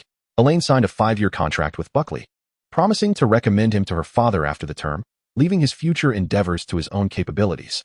Buckley adeptly managed the affairs, alleviating much of Elaine's burden within just 2 months, allowing her more time for other pursuits, such as mastering the silencing charm. Defense against the dark arts and the dueling club had become the 2 most popular activities at Hogwarts, with Professor Green meticulously correcting their mistakes and teaching combat techniques during lessons, while the dueling sessions allowed them to apply what they had learned. The fervent atmosphere led Elaine and Draco to suspect that Dumbledore's army may never materialize. Elaine's impetus to practice the silencing charm arose during a defense against the dark arts class, where she observed Professor Green using the charm to discreetly alert inattentive students amidst a chaotic duel. Are you certain you weren't merely floundering within the fray and struck unconscious by the professor? Draco remarked bluntly. That was merely an accident, Elaine replied. In truth, she preferred the wandless and silent spells. However, one must take small bites and tread carefully. Thus, mastering the silencing charm became her objective for the academic year. In the initial stages of spellcasting, young witches and wizards were required to articulate the incantation precisely while executing the correct gestures. The silencing charm, however, necessitated that the wizard remain silent, with their wrist held steady. This was not particularly challenging for those with a strong focus and considerable magical prowess. At the very least, after a period of deliberate practice, Elaine had already begun to silently cast some simple spells. Draco, of course, also practiced the silencing charm alongside her. For the stronger they became before the impending battle at Hogwarts, the greater their chances of success. During this time, numerous events unfolded, such as Ron officially joining the Gryffindor Quidditch team, and Bernie transforming into an animagus, a wolf. In the base, where the magical circles were usually drawn, stood a magnificent wolf. Under the gaze of all present, the creature reverted to human form. Hermione's eyes widened in astonishment at Bernie's successful transformation. So, you skipped the exchange meeting yesterday to become an animagus? Yesterday had seen nearly a full day's torrential rain. You are quite the silent achiever, Elaine praised, recalling that Bernie had introduced himself as adept in transfiguration. It was merely luck, Bernie replied with a smug smile. You might want to tone down that grin for a more sincere appearance. Elaine withdrew a book she had not finished reading from the shelf and seated herself. Have you all completed the assignment given by the professor? The deadline is tomorrow. Upon hearing this, Bernie promptly lost his earlier cheer. He had expended an extraordinary amount of energy in his quest to become an animagus and had, of course, not completed the assignment. Chapter 113, Mr. Weasley is injured. Harry and the Weasley siblings had departed from Hogwarts. Harry and Ron had left without so much as a farewell, leaving the circumstances a mystery. Hermione expressed her concern. Having only discovered their absence that morning, something grave must have transpired. You shall soon learn the details. She gestured for Hermione to look ahead, where Dumbledore stood. Professor, they addressed him. Miss Granger, I require you to come with me to the headmaster's office. Dumbledore instructed Hermione before turning to Elaine. Miss Bird, if you are willing, you may join as well. Hermione squeezed her hand. Elaine could hardly refuse her dear friend's request. 12, Grimmauld Place, the ancestral home of the Blacks. Harry paced within the room, his mind swirling with dreadful thoughts. Mr. Weasley had been bitten by Voldemort's serpent at the Ministry of Magic and was now hospitalized at St. Mungo's, and he had witnessed Mr. Weasley's injury through his dreams. Why was he experiencing such visions? He even found it difficult to face Mrs. Weasley, who cared so deeply for her family. Dumbledore has sent me to convey a message, a portrait within the room announced. Stay here. What? Dumbledore wishes for you to remain here, the portrait reiterated. Did he say anything else? Like why I am dreaming of Mr. Weasley's injury? Harry queried. No, he said nothing further. Oh, of course, since last night. I have been engulfed in fear and confusion, and no one has explained why, not even Dumbledore, who simply instructed me to stay here, Harry exclaimed, nearly breaking down. It seems we have arrived at an inopportune moment. A sudden feminine voice interrupted their conversation, and Harry turned to see Hermione and Elaine just emerging from the fireplace. Do we need to make ourselves scarce? Harry scratched his head in mild frustration. I apologize. I was just feeling a bit down. They stepped forward and embraced Harry, with Elaine explaining, Dumbledore informed us of Mr. Weasley's injury. We have just returned from St. Mungo's. George and Fred mentioned that Moody sent you back here first, so we thought you might need our company. Hermione added that they could not be of any assistance at the hospital. It must be said that their arrival significantly alleviated Harry's inner turmoil. He expressed his confusion. I don't understand why Dumbledore hasn't told me anything, merely instructing me to stay here and not go anywhere. Hermione and Elaine exchanged glances, asking, What do you wish to know? Too much. Harry's voice was tinged with anxiety and impatience. Why did I witness Mr. Weasley injured? Why can't I return to Hogwarts? Why did Voldemort send a snake to the Ministry? I believe I can answer the second question, Elaine interjected. It is because Hogwarts is not safe. Under Harry and Hermione's puzzled gazes, she elaborated. Do you remember Umbridge? The Deputy Minister of Magic. Harry certainly recalled her, as she had been exceedingly eager to convict him during the trial at the Wizengamot. Fudge has always sought to interfere with Hogwarts, and Umbridge is the Ministry's chosen representative. Barring any unforeseen events, we will likely see her appointed as the defense against the dark arts professor when the new term commences. But Professor Grubbly-Plank is the one in that position, Harry countered. Of course, the Ministry can only appoint someone if there is no professor available at Hogwarts. Yet the Board of Governors recommended Professor Grubbly-Plank prior to any Ministry appointment, Hermione summarized. The Ministry's failure to successfully place someone at Hogwarts will certainly not be taken lightly. They are merely biding their time to catch Dumbledore in a misstep. And Voldemort is also watching Hogwarts, Elaine added, under the encouragement of the two witches. Harry's dissatisfaction with Dumbledore began to dissipate somewhat, yet he still loathed his own helplessness, feeling vulnerable amidst the lurking dangers, relying solely on the protection of adults. Elaine, Hermione, teach me to duel, he suddenly declared. Now, Hermione inquired, astonished. Elaine tugged at her, prompting Hermione to amend her statement. All right, let us find a suitable place. Engaging in an activity will keep my mind occupied, and enhancing one's abilities is never amiss. The Death Eaters have officially entered the fray, announced Arnold as the two-way mirror connected. Elaine eyed him suspiciously, nearly asking how he knew. Do you think the Board of Governors alone could delay the Ministry for so long? Arnold retorted. A full semester had elapsed since Professor Grubbly-Plank replaced the Toad, and if Fudge was determined to meddle with Hogwarts, a mere Board of Governors would have little impact, especially at such a critical juncture. It is no exaggeration to state that half of the board members have either been or are still Death Eaters. Furthermore, with Voldemort having taken residence at Malfoy Manor, Lucius would naturally refrain from making any unnecessary moves. Professor Grubbly-Plank was recommended to Dumbledore by me through the Board of Governors. He continued, the situation in Britain is complex. Do not get involved. Return to Burdock Castle on the third day of Christmas. Elaine's eyes brightened. This meant no repercussions. But why must I return to Burdock Castle? There are guests, he replied. Guests? Who? she inquired. You will know in due time. Arnold would not disclose further.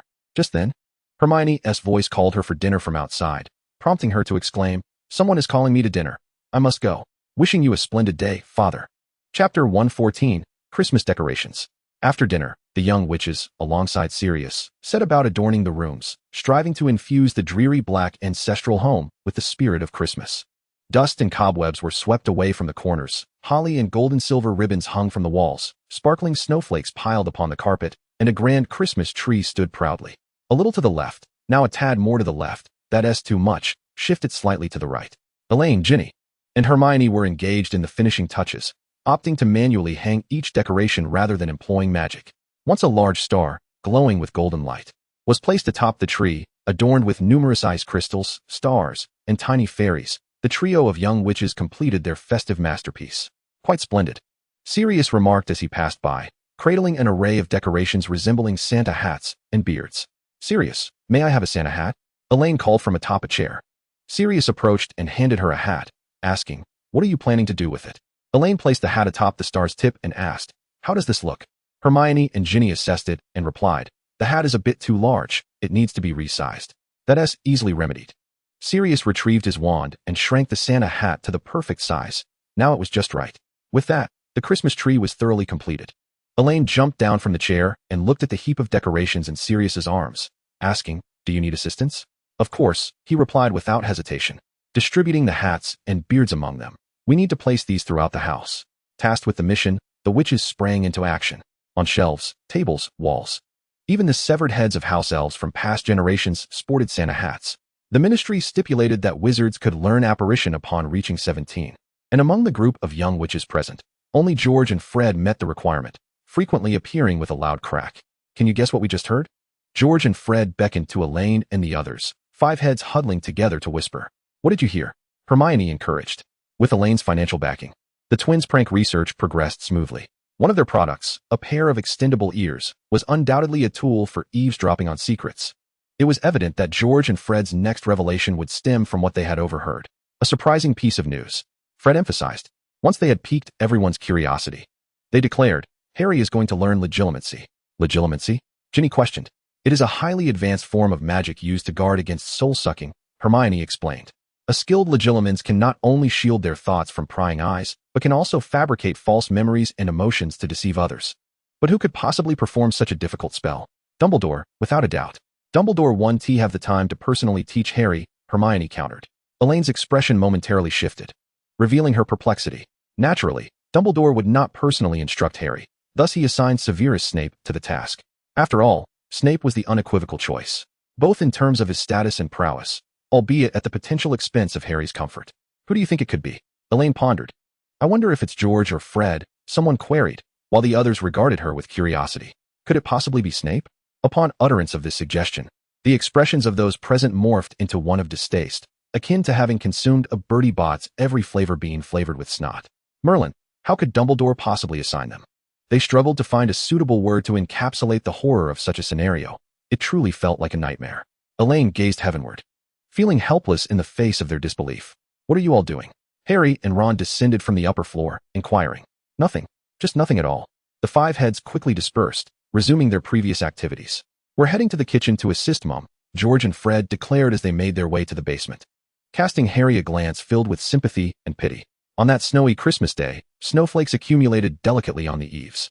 Elaine and Hermione shared a bedroom, and upon waking, they discovered a mountain of Christmas gifts piled on the floor. Oh, how I miss my house elf, Elaine remarked numbly, her hands busy unwrapping presents.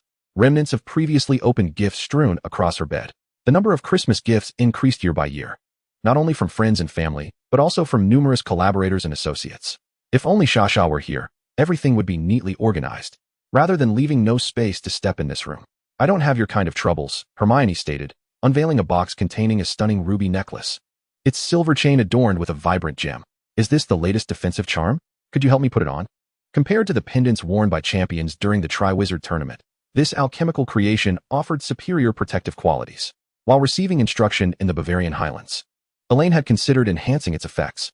Upon returning to Norway, she even visited an alchemical workshop to collaborate with an alchemist on her ideas. The results were exceedingly promising. For instance, when faced with the killing curse, the wearer could withstand at least 2 spells. A week prior, the workshop had delivered the finished products, and she had prepared one for each of them. After all, one could never have too many life-saving items. To ensure thorough understanding, she had even included instructions. Elaine fastened the necklace around Hermione's neck, surveying it with admiration. It looked splendid, Hermione remarked as she retrieved a small mirror to admire her reflection, equally pleased. By the way, have you opened the gift from the professor? Elaine pulled out a book from the heap of unwrapped presents, exclaiming, "Who would want to receive double assignments as a Christmas gift?" Ludwig had not only gifted each of the 5 students a precious tome, but had also bestowed upon them double the homework. Hermione nodded in agreement, her face reflecting shared discontent. After a brief moment of dissatisfaction, Elaine continued her task as an emotionless gift unwrapping machine until she uncovered a sweater. Wow! She gasped in astonishment, discovering a hand-knit sweater from Mrs. Weasley. The garment was predominantly a soft blue, with the letter elegantly embroidered in golden yarn on the front. "I have one too," Hermione chimed in, already adorned in a red version of the same design. Seeing this, Elaine quickly donned her own. Chapter 115, Visitors. "Girls, may we come in?" Fred's voice called from outside the door. Elaine and Hermione exchanged glances before replying, "Yes." In the next moment, George and Fred apparat beside the bed. "Oh, Merlin, why are there so many boxes on the carpet?" They were taken aback by the abundance of gifts filling the bedroom. "These are all Elaine's," Hermione said, exasperated. As she spread her hands, her own gifts had already been unwrapped. "Don't even mention it. I'm beginning to feel overwhelmed," Elaine complained. "Hey, you have so many gifts." Fred gestured in a grand arc. "And yet you're bored?"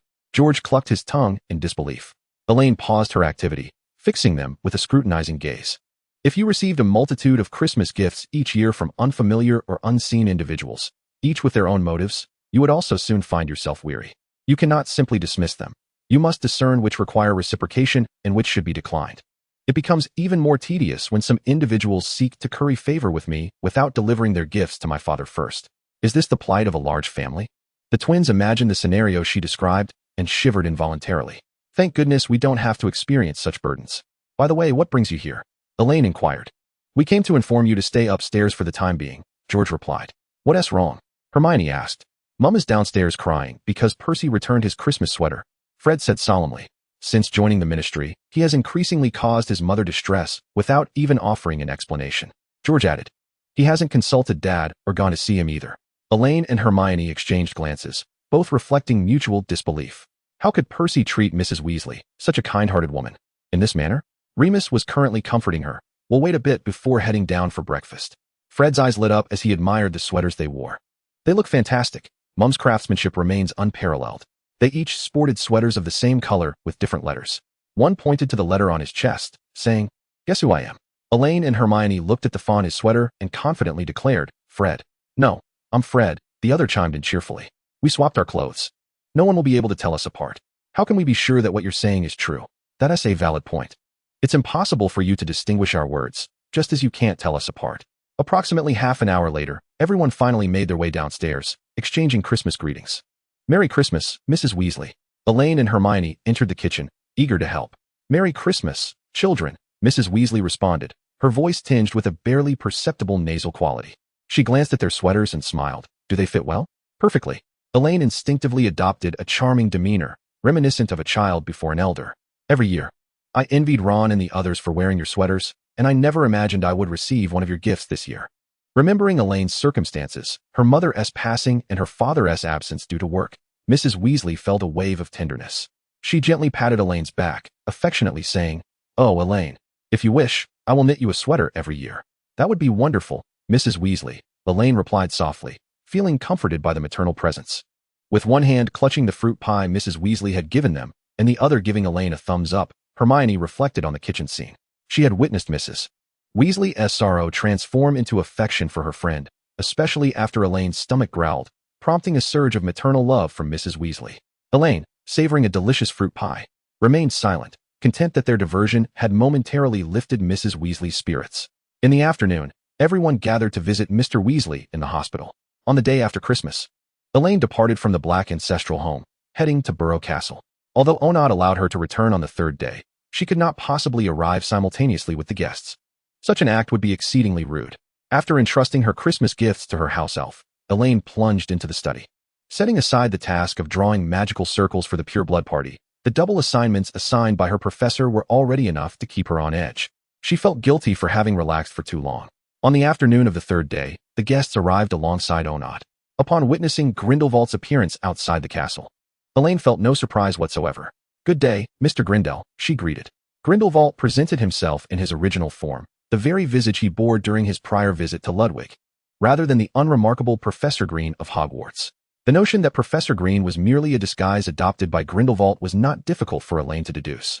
Both Onad's words and the occasional dissonance emanating from the professor pointed unmistakably to the truth of their shared identity.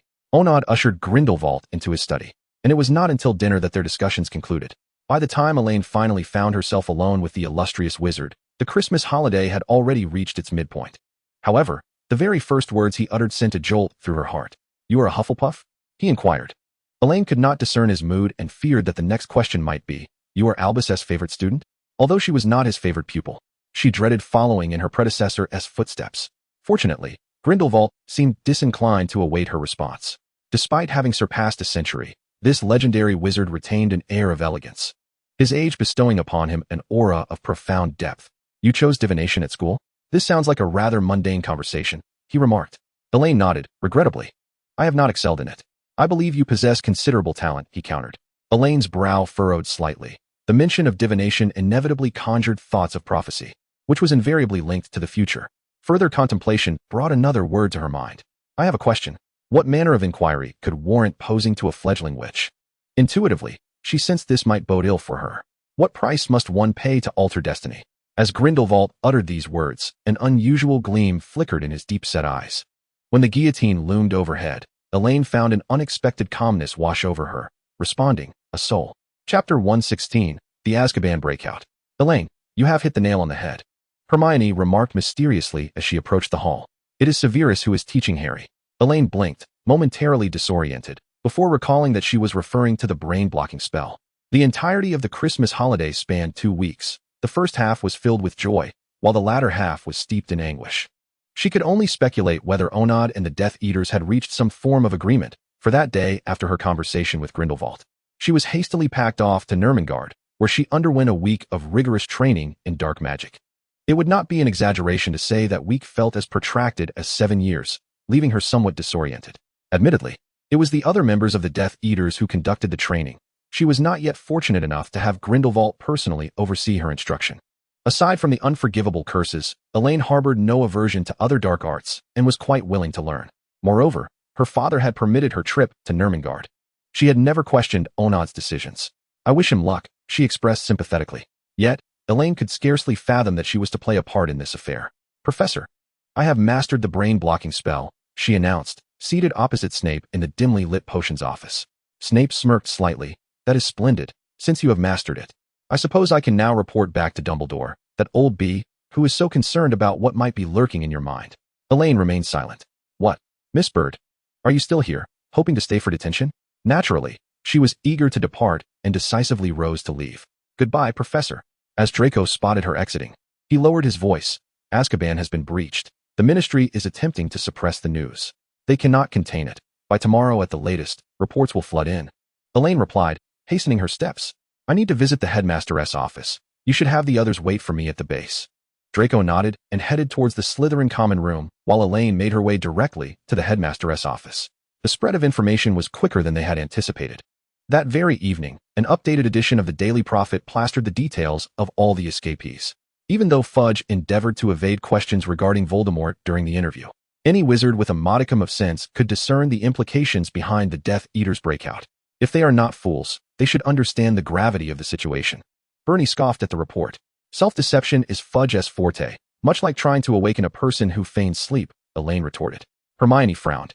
"The unstable situation will inevitably jeopardize Hogwarts." Theodore sat in a solitary armchair, head bowed, lost in thought. "Ladies and gentlemen, I believe we need to prioritize another matter," Elaine said, pursing her lips. "What is it?" Hermione inquired, puzzled. Draco uttered a few words, "The brain-blocking spell." This notion was inspired by Snape and Harry. The urgency was escalating. Not only did Harry and Elaine need to safeguard the secrets within their minds, but others did as well. Even if they might not encounter a Dementor, Elaine was determined to quell the threat before it could germinate. Hermione had no objections. But since Harry's brain-blocking spell was taught personally by Snape, Who would instruct them? Surely they could not enlist Snape or Dumbledore. Draco and I will, Elaine asserted. Bernie expressed no qualms, fully supporting Elaine's decisions. Thus, only one individual remained, and Theodore slowly raised his head to say, I have no objections either. Consequently, the five of them visibly became busier. Theodore was the first to master it, accomplishing the feat in merely a month. Before Hermione and Bernie could succeed in their studies of the brain-blocking spell, another significant event transpired. Gringotts was robbed once more, and the perpetrator made a swift escape. Elaine and Hermione learned of this news before anyone else, for the stolen items from Gringotts were those they had personally retrieved.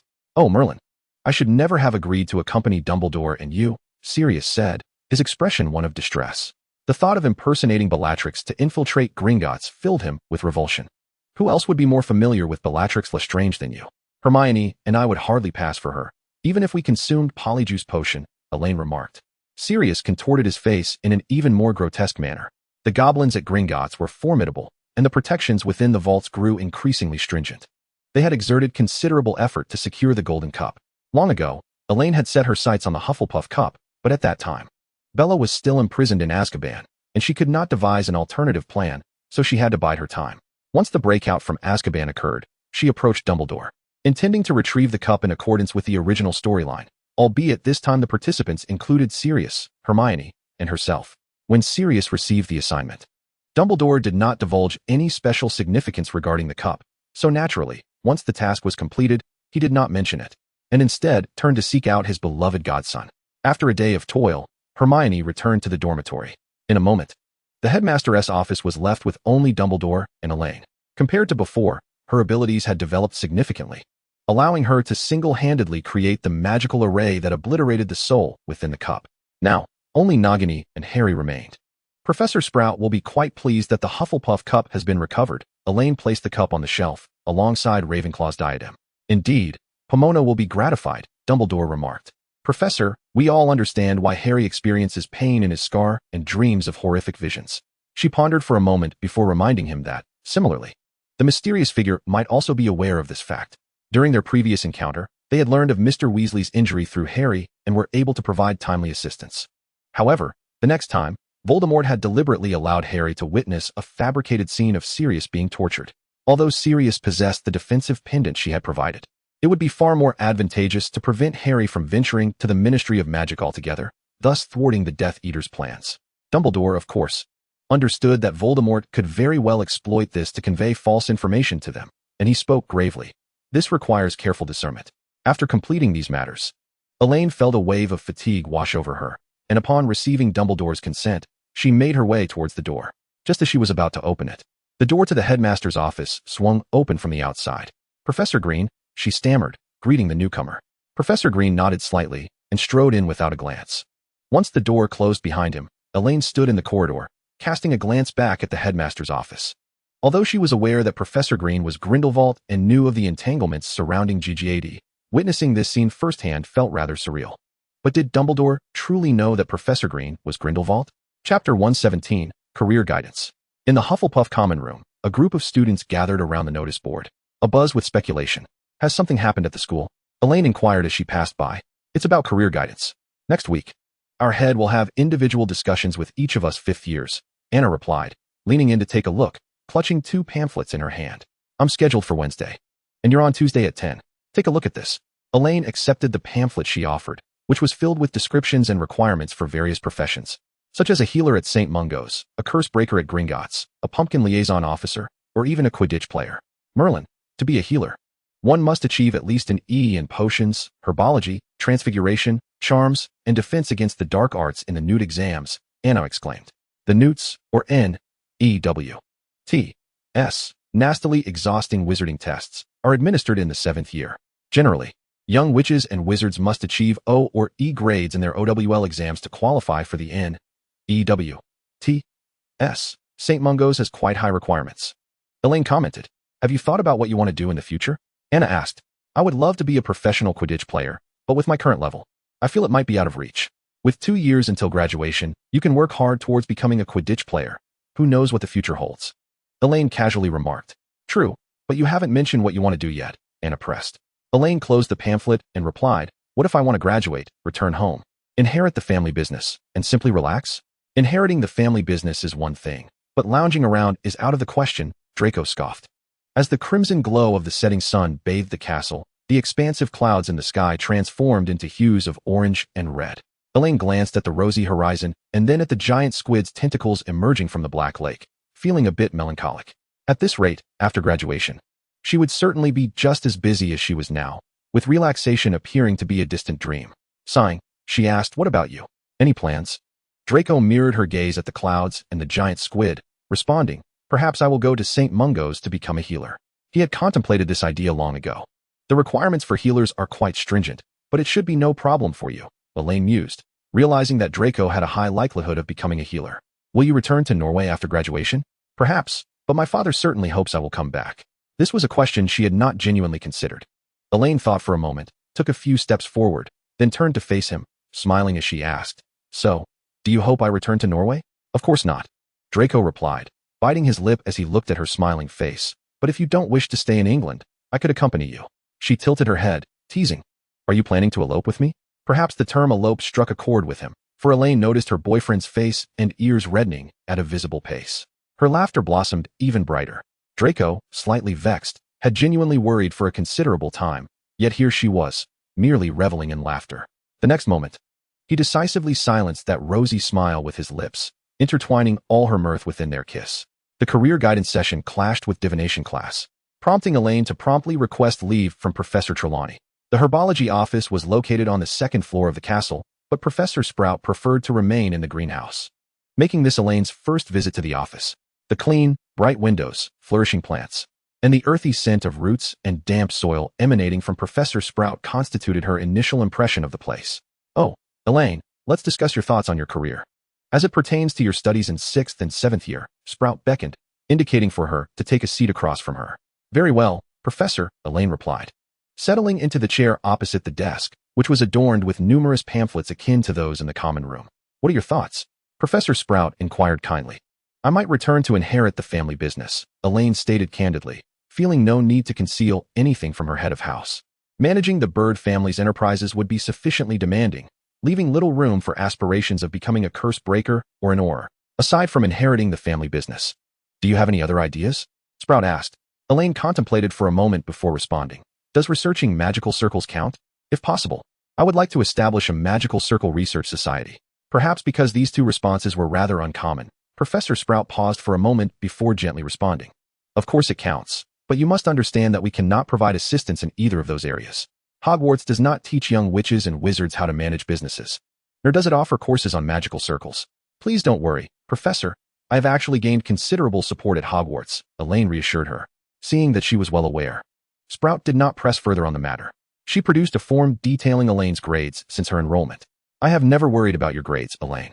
I only hope you realize that you have been placing too much pressure on yourself." Professor Sprout had observed Elaine's consistent performance, and the tension that seemed to envelop her at all times was a source of concern for her.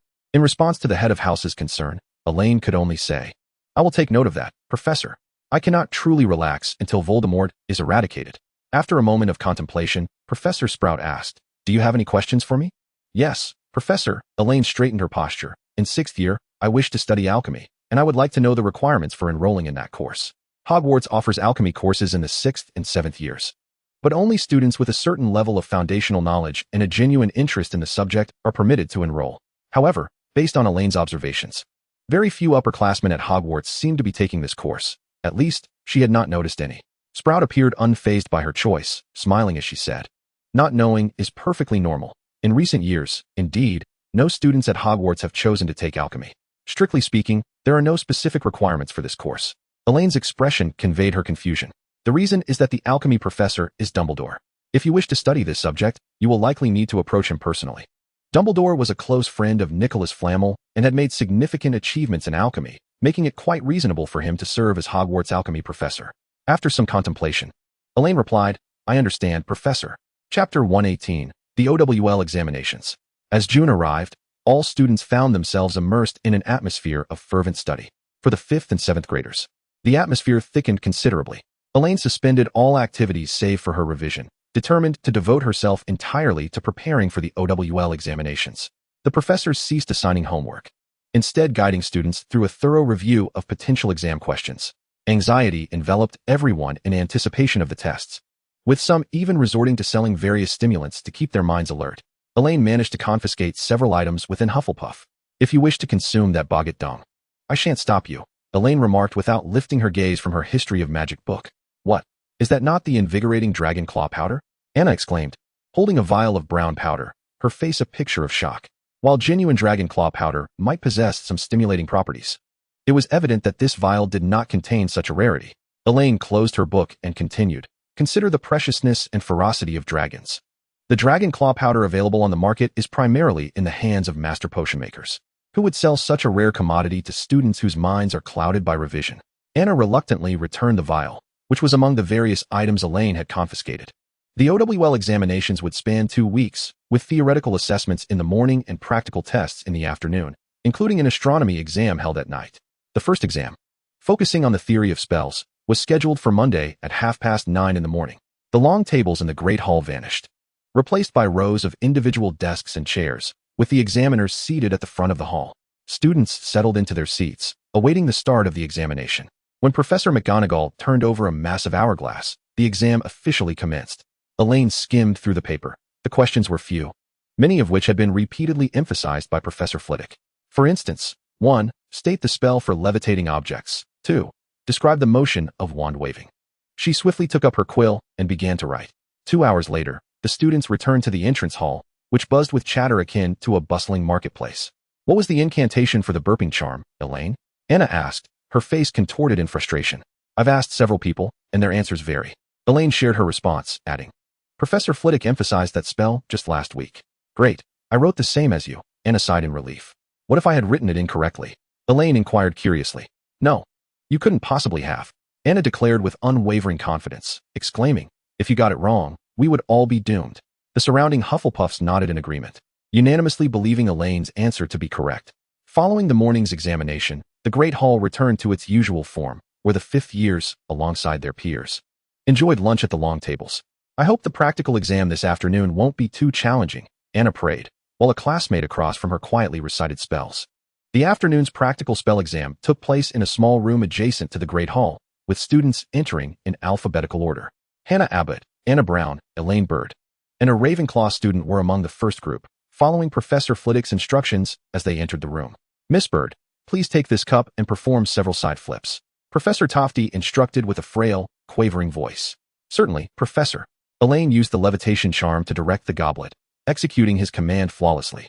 "Well done. Very good," he noted, marking something on a sheet before asking her to demonstrate the color change charm, the repairing charm, and others. Elaine completed the exam without a hitch, receiving praise from Professor Tofty as she departed. The subject for the next day was transfiguration. As the afternoon practical exams continued in alphabetical order, Elaine remained among the first to begin her assessment. Professor Tofty held high expectations for her, commencing with the most challenging vanishing spell of the OWL exams. Fortunately, Elaine did not disappoint, flawlessly vanishing a sparrow. The third day brought the herbology exam, the one Elaine felt least apprehensive about, and she even took a moment to tutor a nervous Anna beforehand. The fourth day featured the defense against the dark arts exam, and the morning theory assessment posed no issues. However, during the practical exam in the afternoon, Professor Green's watchful presence at the door created considerable psychological pressure for Elaine. She often recalled her previous intense training in dark arts at Newt Scamander's, fearing that a momentary lapse could result in her casting forbidden dark magic instead of various defensive and counter spells. Elaine could vividly imagine the chaos that would ensue. Nonetheless, it must be said that under Professor Green's tutelage over the past year, her abilities had significantly improved. After witnessing the satisfied smile on the examiner's face once more, Elaine exited the room with renewed confidence. Instead of returning to her dormitory, she waited in the corridor. Approximately half an hour later, Draco emerged. "How did it go?" Elaine casually inquired. "Not bad," Draco replied modestly, though his eyes sparkled with pride. "I managed to cast the Patronus charm as a bonus." Elaine's eyes widened in surprise before she asked, "Your Patronus took shape?" "Of course," he smirked. Her own Patronus had only ever released silvery wisps, so she was taken aback that Draco had achieved his before her. "Would you like to see it?" "Absolutely." Draco gestured to his cheek, and Elaine gleefully leaned in to plant a kiss. He feigned a cough, covering his smiling lips with his palm, then said with utmost seriousness, "There are too many people here. Let us step outside the castle." A bird? On the lawn outside the castle, a silver, enigmatic bird circled around Elaine. "Your Patronus is not a ferret?" Elaine asked incredulously. It's a blackbird, Draco replied. The blackbird is suited for a master seeking self-rescue. It serves as a protector with keen intuition.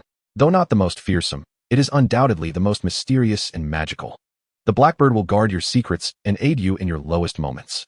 Moments later, the silver blackbird gradually faded away. Elaine gazed enviously at the spot where it had vanished, exclaiming, "It was so beautiful." "You will have one too," Draco assured her. "It still remains a mass of silver wisps." She cast the spell, and strands of silver emerged from the tip of her wand. After witnessing the Patronus, they returned to the common room, as Friday would bring the Ancient Runes exam. Although Draco was not taking this course, Elaine needed to return to her studies. Chapter 119, the OWL examinations.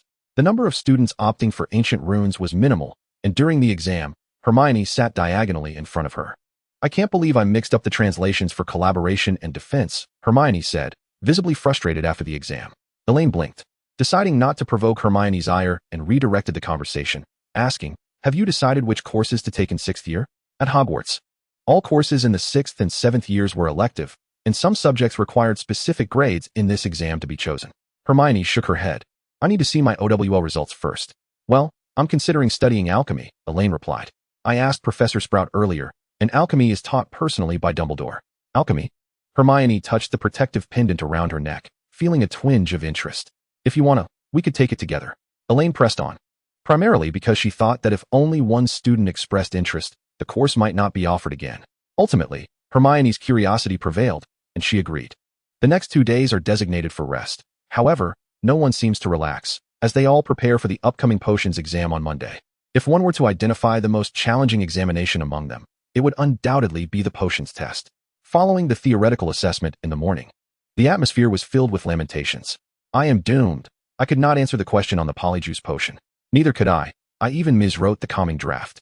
I am certain that I will receive a P for this exam. You might as well contemplate how to approach the practical exam in the afternoon." As Professor Snape may be watching intently at the door, Merlin socks. Surprisingly, Snape was absent during the afternoon examination, significantly alleviating the pressure on everyone. When the examiner announced the conclusion of the test, even Elaine breathed a sigh of relief as she placed her bottled enhancer in the center of the table before departing. On Tuesday, the 5th-year students had their Care of Magical Creatures exam. Elaine did not enroll in this course, so she spent the day in the library. Wednesday's schedule was rather tight, consisting of a theoretical astronomy exam in the morning, a divination assessment in the afternoon, followed by a practical astronomy exam in the evening. The theoretical astronomy was relatively simple for Elaine, particularly the questions regarding constellations, which she answered without much contemplation. The examiner for the divination exam was still Professor Trelawney, and Elaine found herself seated opposite him, with a crystal ball and a teacup positioned on the table between them. "Miss Bird, we meet again," Professor Trelawney said with a smile. "Now, please observe the crystal ball, and in 5 minutes, tell me what you see." A mist appeared within the transparent crystal ball, and she squinted, attempting to discern clearer images from the haze. "Please tell me what you see," Professor Trelawney said, poised with a quill to record her response. "A swirling mist, Professor," Elaine replied. "A dog, a wolf, and 2 magpies are enveloped in a black fog. Is there anything else?" Elaine glanced again at the crystal ball and said, "The mist finally dissipated, leaving the animals joyfully chasing one another." "Oh, that appears to be a good omen." "Indeed, Professor. The retreat of darkness heralds the arrival of light, which is certainly a positive sign." The subsequent tea leaf reading proceeded similarly, with Elaine articulating numerous cheerful and harmonious predictions, estimating that achieving a passing grade would pose no difficulty. "Did you truly see anything?" Bernie inquired, having observed Elaine engaging in animated conversation with the examiner during the test. "Of course not," Elaine replied, casting him a puzzled glance. "Surely you are aware of my usual performance in divination class?" Their skills were on par, often relying on cleverness when faced with Professor Trelawney, and this instance was no different. "But I noticed you conversing for quite some time." Professor Trelawney seemed quite pleased. Bernie remarked. "That is because he enjoys hearing what I have to say," she explained. Much like Professor Trelawney relishes foretelling misfortunes, Professor Trelawney prefers hearing auspicious predictions. So it is. At 11 that evening, the astronomy practical exam took place in the astronomy tower. It was a clear, cloudless night, an ideal moment for celestial observation. Elaine adjusted the telescope while meticulously recording the stars and constellations she observed onto parchment. A slight chill lingered in the tower, as the lights below the castle extinguished one by one, leaving only the student beneath the silver moonlight, fervently writing. As she filled in the final constellation of Orion on her blank star chart, the examination had lasted an hour and a half.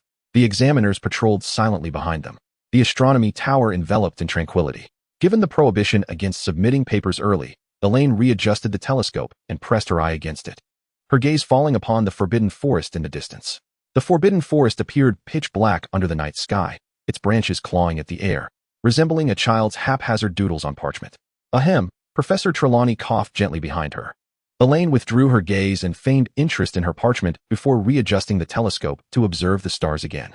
By the time the exam concluded, it was 1 a.m, and they trudged back to their dormitories, collapsing into bed. Upon awakening in the morning, Elaine found herself momentarily disoriented. It felt as though she had just lain down, yet suddenly, daylight had arrived.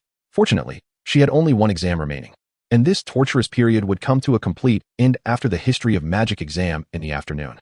Caught between indulging in a brief nap and frantically cramming, Elaine agonizingly opted for the latter, quietly reciting her meticulously organized notes. At 2 p.m, the fifth-year students entered the auditorium and took their seats. As Professor McGonagall turned the hourglass at the front of the hall, "We may begin." The examination encompassed topics such as the Werewolf Code of Conduct, the 1289 International Wizarding Conference, the Goblin Rebellions, and the Statute of Secrecy.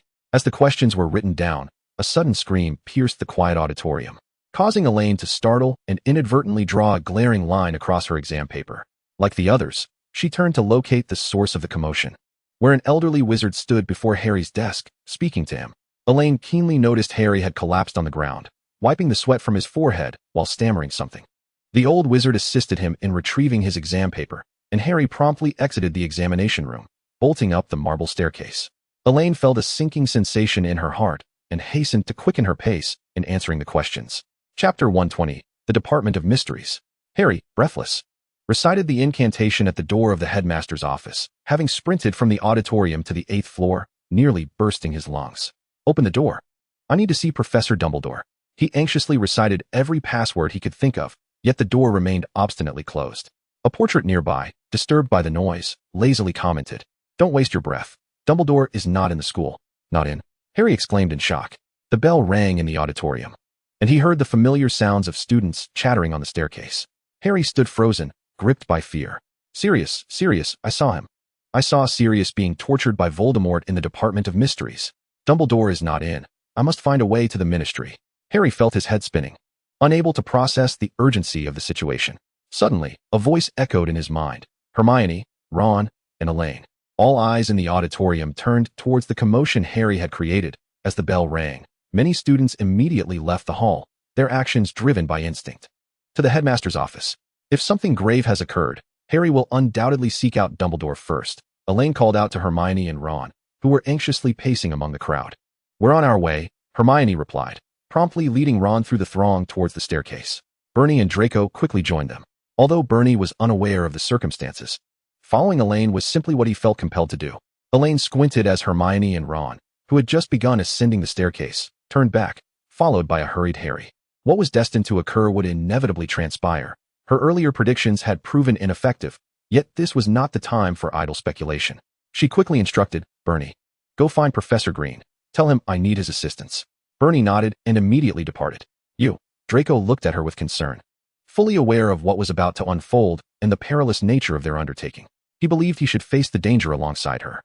"Draco," Elaine interjected, raising a finger to halt the words he had yet to utter, whispering, "We both understand what is to come. You cannot be there. Sirius must not die. Trust me, I will return safely, and Malfoy will have no entanglement with Azkaban."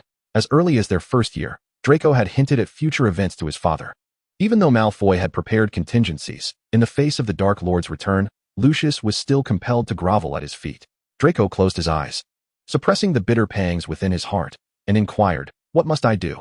"Protect yourself," she paused before adding, "and her. Pay heed to Theodore." Suddenly, Hermione's anxious voice echoed. "Elaine."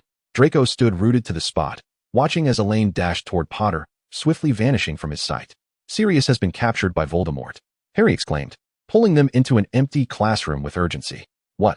Hermione's face paled. "I just saw him. It was during the exam. But how could that be? How could Sirius be caught?"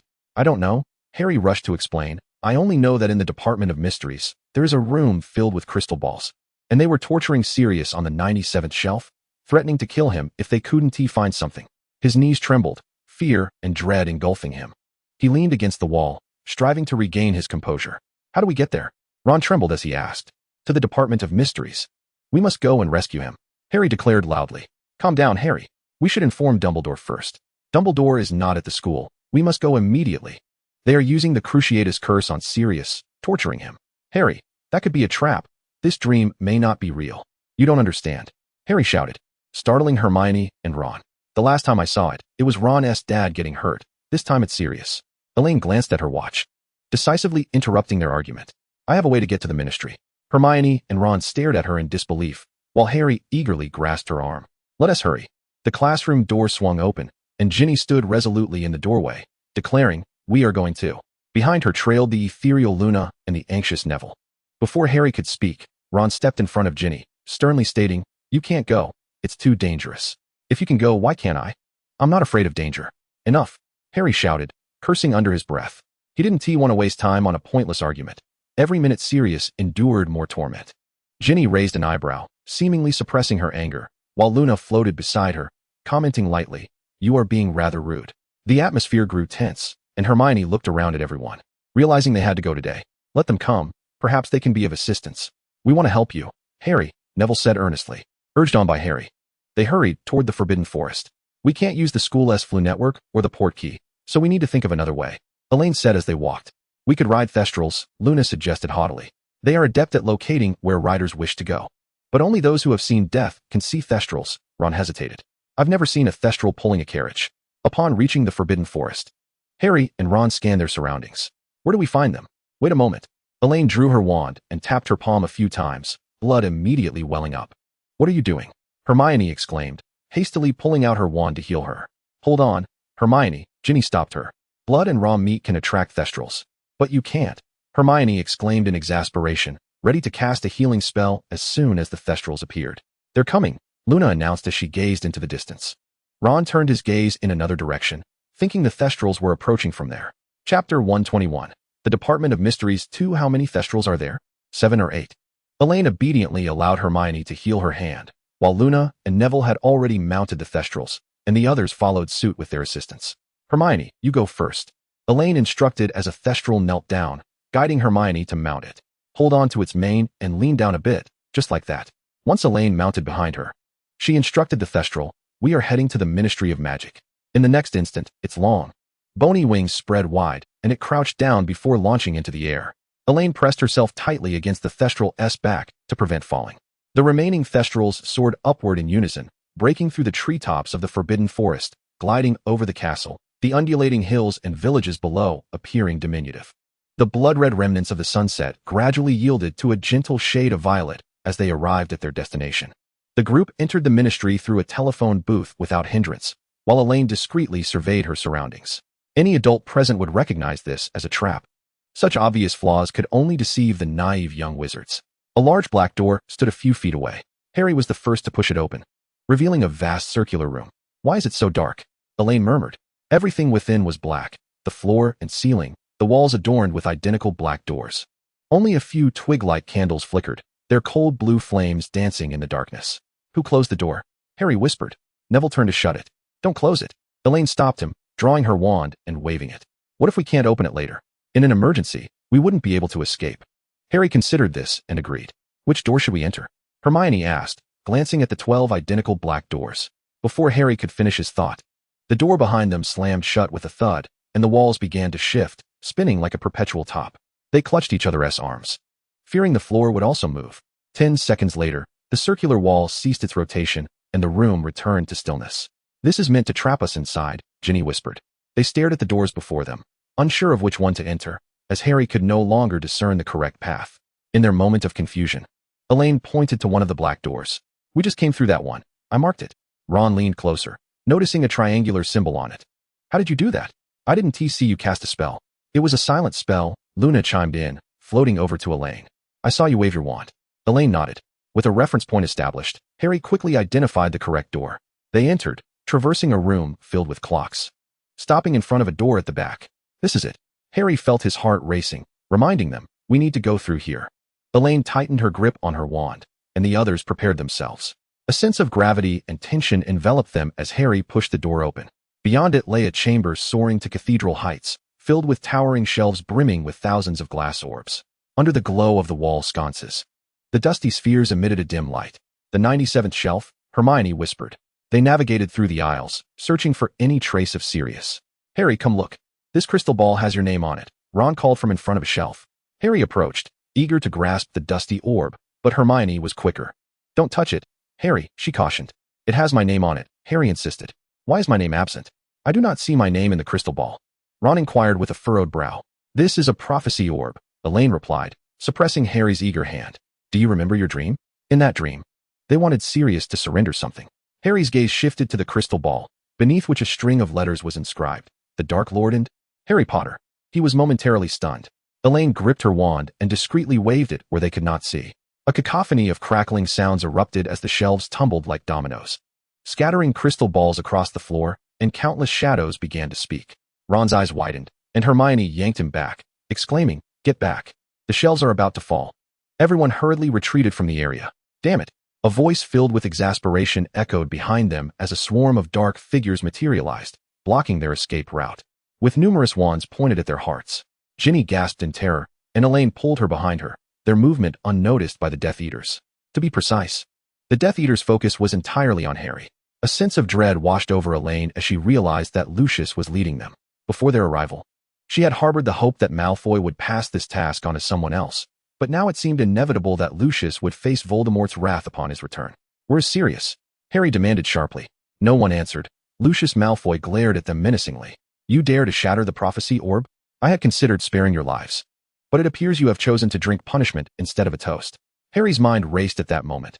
Voldemort coveted the prophecy orb bearing their names, and the shelves that had inexplicably collapsed had also affected their desired orb. As he raised his wand to his chest, he drew closer to the others. Where have you taken Sirius? One Death Eater removed her hood, revealing a gaunt visage, Bellatrix Lestrange. Her eyes gleamed with a frenzied light as she mocked in a hoarse voice. The little baby cannot distinguish between dreams and reality. Each of them felt their hearts leap to their throats. Since you have shattered the crystal ball, let your lives serve as recompense. Stupefy. Bellatrix's wand sent forth a bolt of crimson light. Protego. Elaine and Harry simultaneously defended against the assault. The battle was about to commence.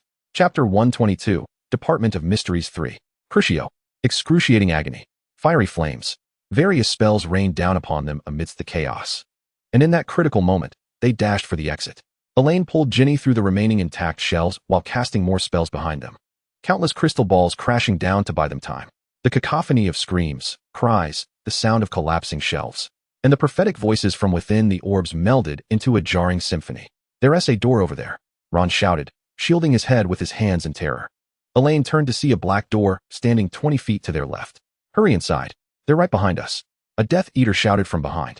Ron sprinted towards the door with unprecedented speed, slamming it shut after the others hurriedly crossed the threshold. Quickly seal it. Elaine panted, and the heavy door creaked shut, locking instantly. We becomes separated, Ginny said, leaning against her brother Ron, struggling to speak. Shoo, be quiet, Luna whispered.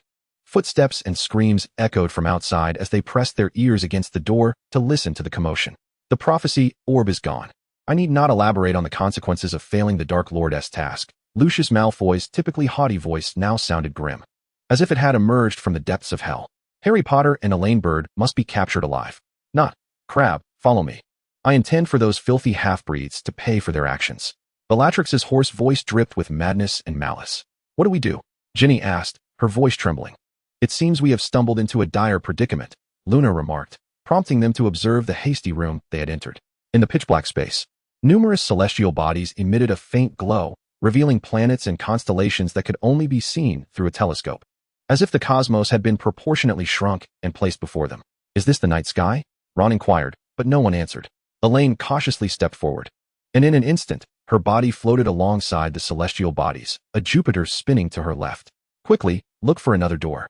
We cannot remain here for the Death Eaters to find us. She controlled her floating body, deftly avoiding the orbiting planets, while the others mimicked her motions. This area was astonishingly vast, illuminated solely by the celestial light, as each person desperately sought an exit. There's a door. There's a door. Luna's voice mingled with the shouts of the Death Eaters outside, followed by heavy banging on the door. Fools. A brutish voice bellowed. Alohomora. The door swung open, and 2 Death Eaters entered. They're in here. Not good. We've been discovered. Elaine, Ron, Ginny, and Luna accelerated towards the door Luna had spotted. The Death Eaters were faster. One quickly seized Ginny by her ankle. Crucio! Ginny screamed, her wand unwaveringly aimed at the Death Eater. Crucio! Luna's wand targeted a nearby Pluto. A beam of light struck the Death Eater alongside the exploding Pluto, causing him to instinctively loosen his grip, allowing Ginny to escape. Another Death Eater menacingly aimed his wand at her. Avada! In a flash, Ron lunged, tackling the Death Eater and knocking his wand away amidst the chaos. The spell whizzing past Ginny's head and shattering a planet behind her. The Death Eater grasped Ron's neck, and they grappled, colliding against Uranus with a resounding crash. The wand. The wand is coming. Faster than the Death Eater, Elaine seized the wand floating in the air. Get back, Ron. She aimed her wand at the two entangled figures, taking advantage of a brief opening to target the Death Eater. Stupefy. The dazzling red light struck the Death Eater accurately, causing his body to crumple. Ron gasped, greedily inhaling air.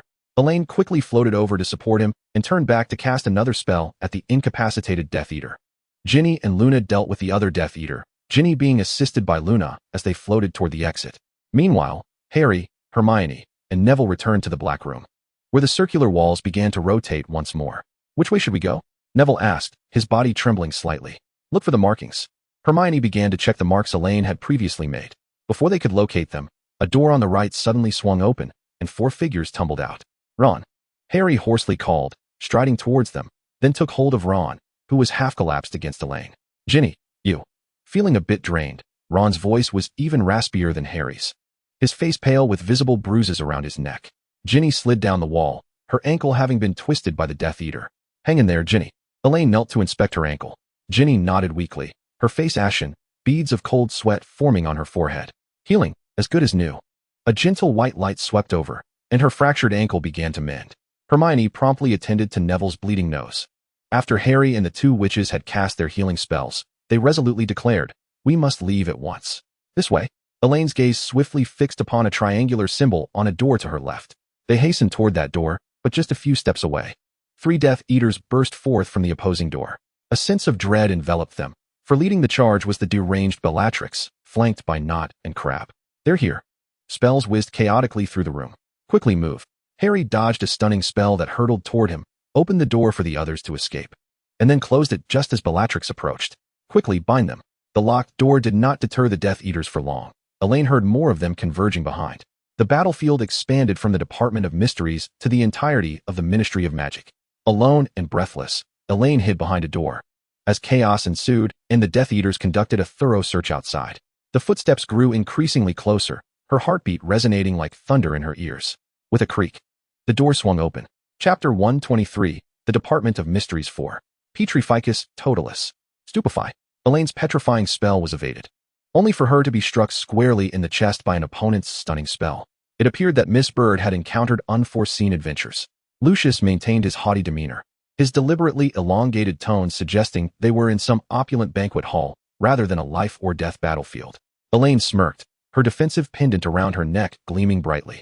Undoubtedly, it paled in comparison to Mr. Malfoy's formidable prowess. If one disregarded the wands aimed at each other's hearts, their conversation bore an air of polite banter. Avada Kedavra! Bellatrix's shrill voice shattered the tension like thunder. A wave of dread washed over Elaine. Although she had gifted everyone defensive pendants at Christmas, she could not guarantee they were all wearing them today. Amidst the tense standoff, more voices erupted, mixed with several from Dumbledore. Lucius's expression shifted, and Elaine fixed her gaze upon him, stating, "Our reinforcements have arrived. What about yours?" As she nonchalantly edged toward the doorway, she tightened her grip on her wand. "Mr. Malfoy, do you think some of you might return to Azkaban?" Just as Elaine was about to retreat from the room, spells shot forth from their wands once more. Stupefy. Reducto. Alas, she merely feigned a retreat, slipping away amidst the swirling dust. The situation outside was far more favorable than Elaine had anticipated. Several Death Eaters lay unconscious in the spell-ridden hall, while Neville and Hermione were shielded behind Professor Green, and Sirius was fiercely battling Bellatrix to protect Harry. No allies lay sprawled on the ground. This realization brought a sigh of relief to Elaine. "Elaine, be careful." Hermione's heart-wrenching voice rang out as she spotted a Death Eater aiming their wand at Elaine's back. Elaine rolled aside just in time, a sinister green light whizzing past her, shattering a plant behind her. After evading the attack, she swiftly sprang to her feet and, with a silent spell, severed the Death Eater's calf. This sudden turn of events startled everyone present, Professor Green immediately incapacitated him, while Dumbledore ensnared him with invisible ropes. 10 minutes later, the battle concluded as Tonks descended from above with Ginny and the others, while Lupin and Moody floated several unconscious Death Eaters behind them. Dumbledore imprisoned all the Death Eaters in the center of the hall, rendering them immobile. Are you all right? Did you sustain any injuries? Goodness, why do you look so pale? Hermione rushed over, her concern palpable. The sudden release of tension caused Elaine to feel lightheaded, a wave of weakness from her depleted magic washing over her. Pale. She shook her head, her voice barely a whisper. Support me, Hermione. I feel rather drained. Hermione immediately steadied most of her weight. Dumbledore's expression grew solemn as he fixed his gaze on a dimly lit corridor, saying, Sirius, Lupin, take Harry and the others and leave at once. Sirius moved to assist Elaine, while Lupin hurriedly guided the others out of the ministry. Where are we going? Is Voldemort here? Outside the ministry, Harry peered into the distance, as if he could see through the buildings. The others also turned their gaze toward the horizon.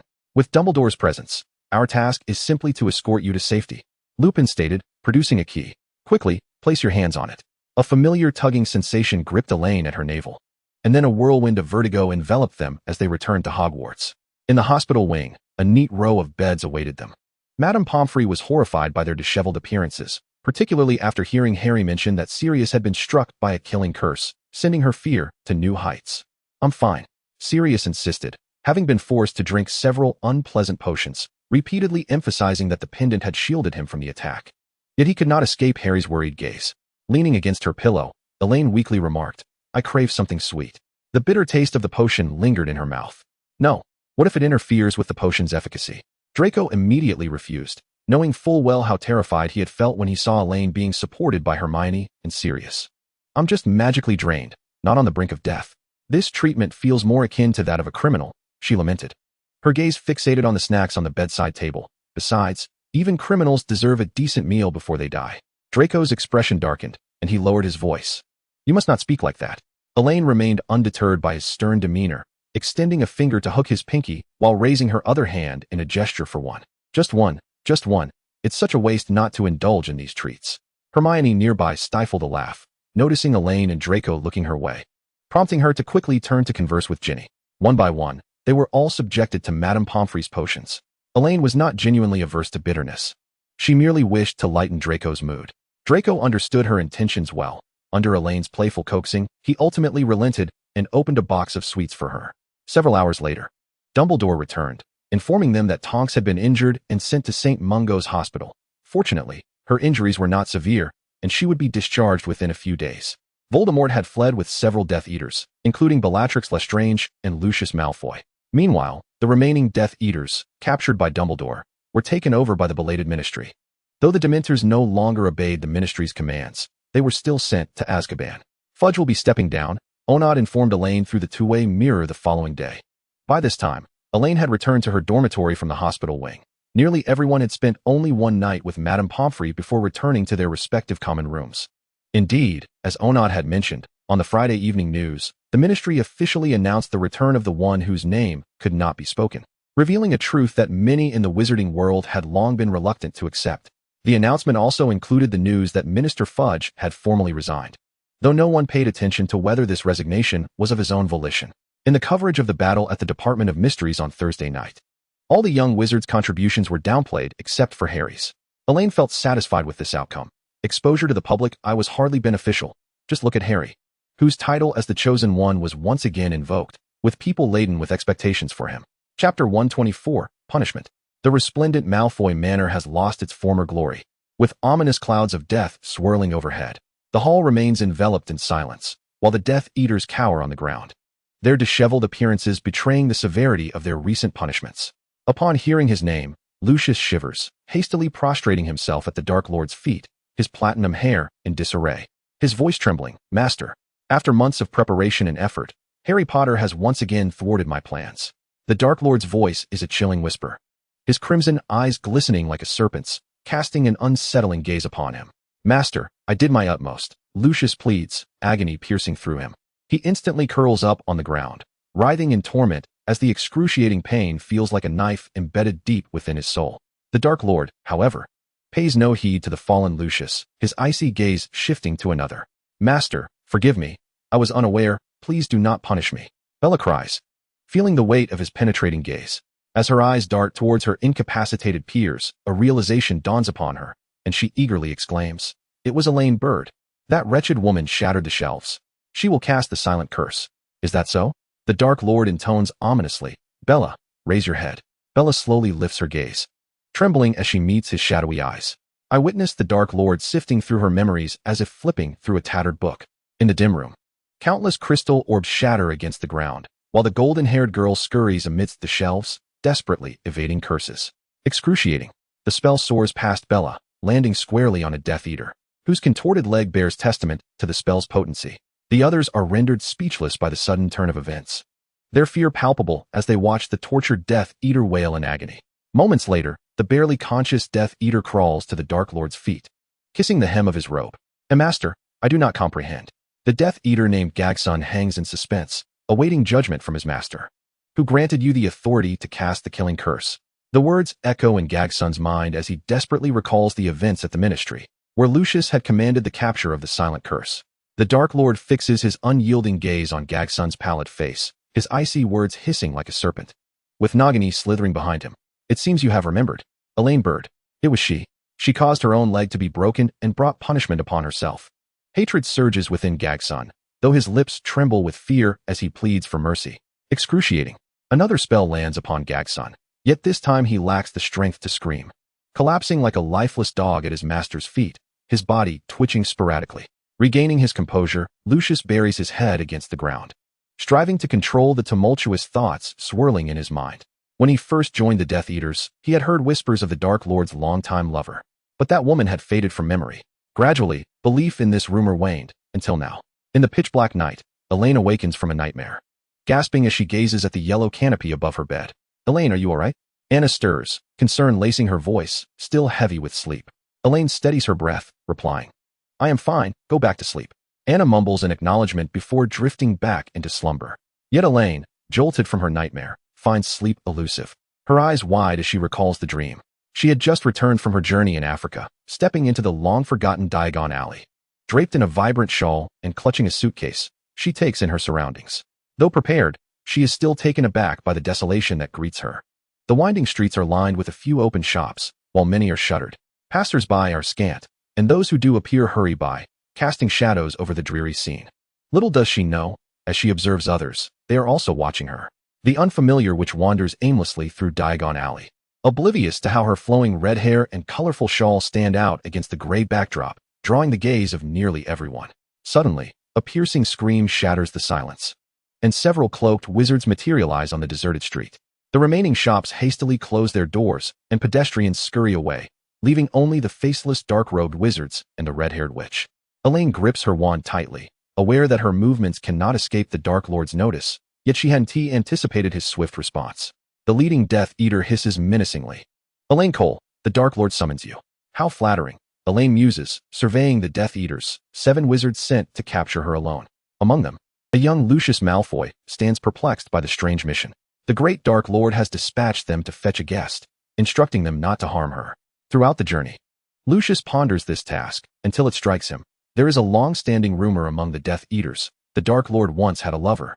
Perhaps out of respect for the Dark Lord's wishes, the Death Eaters refrain from inflicting serious harm, yet Elaine ultimately succumbs to their numbers. Lucius accompanies his fellow Death Eaters, escorting her to the Dark Lord's abode, never to see the red-haired woman again.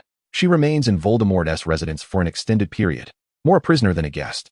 The Death Eater ranks swell, their numbers formidable, yet she seldom encounters the malevolent ones, save for Severus Snape. Elaine's years of travel have not been in vain. Before returning to Britain, she brokered a deal with divine forces. Her increasingly frail body is but a minor after-effect. However, Voldemort evidently does not wish to allow her a peaceful demise. He desires her to live, to witness the entire magical world groveling at his feet. Unsurprisingly, the potion's prodigy Snape becomes her caretaker. With this thought, Elaine rises from her bed, lighting a candle, and by its flickering glow, retrieves 2 wands from her pocket watch. One, the wand Snape had given her from her past life, and the other, a Death Eater wand obtained from the Department of Mysteries. She holds the wand from her previous life, attempting to cast the silent curse. After a prolonged moment, the tip glows faintly. She then tries the Death Eater's wand, which yields no reaction whatsoever. It is evident that neither wand is suited for her. Elaine smirks, thinking perhaps she has lost her senses. Wasting time reminiscing in the middle of the night, she stows the wands back into her pocket watch, extinguishes the candle, and resolutely lies down to sleep. Chapter 125, Report Cards. The students enjoy a leisurely final few days of the school year, free from exams and assignments. Elaine, Ginny, and Hermione stroll along the banks of the Black Lake, the sunset ablaze with fiery brilliance, casting a golden-red glow upon the grass beneath their feet. Ginny glances at Elaine, hesitating to speak. If there's something on your mind, just say it, Elaine encourages gently. It's about you and Malfoy, Ginny expresses anxiously. For it is common knowledge that Elaine and Draco are in a relationship at Hogwarts. However, everyone witnessed Lucius Malfoy as the leader of the Death Eaters that day at the Department of Mysteries. Hermione, too, regards her friend with concern, knowing even more than Ginny.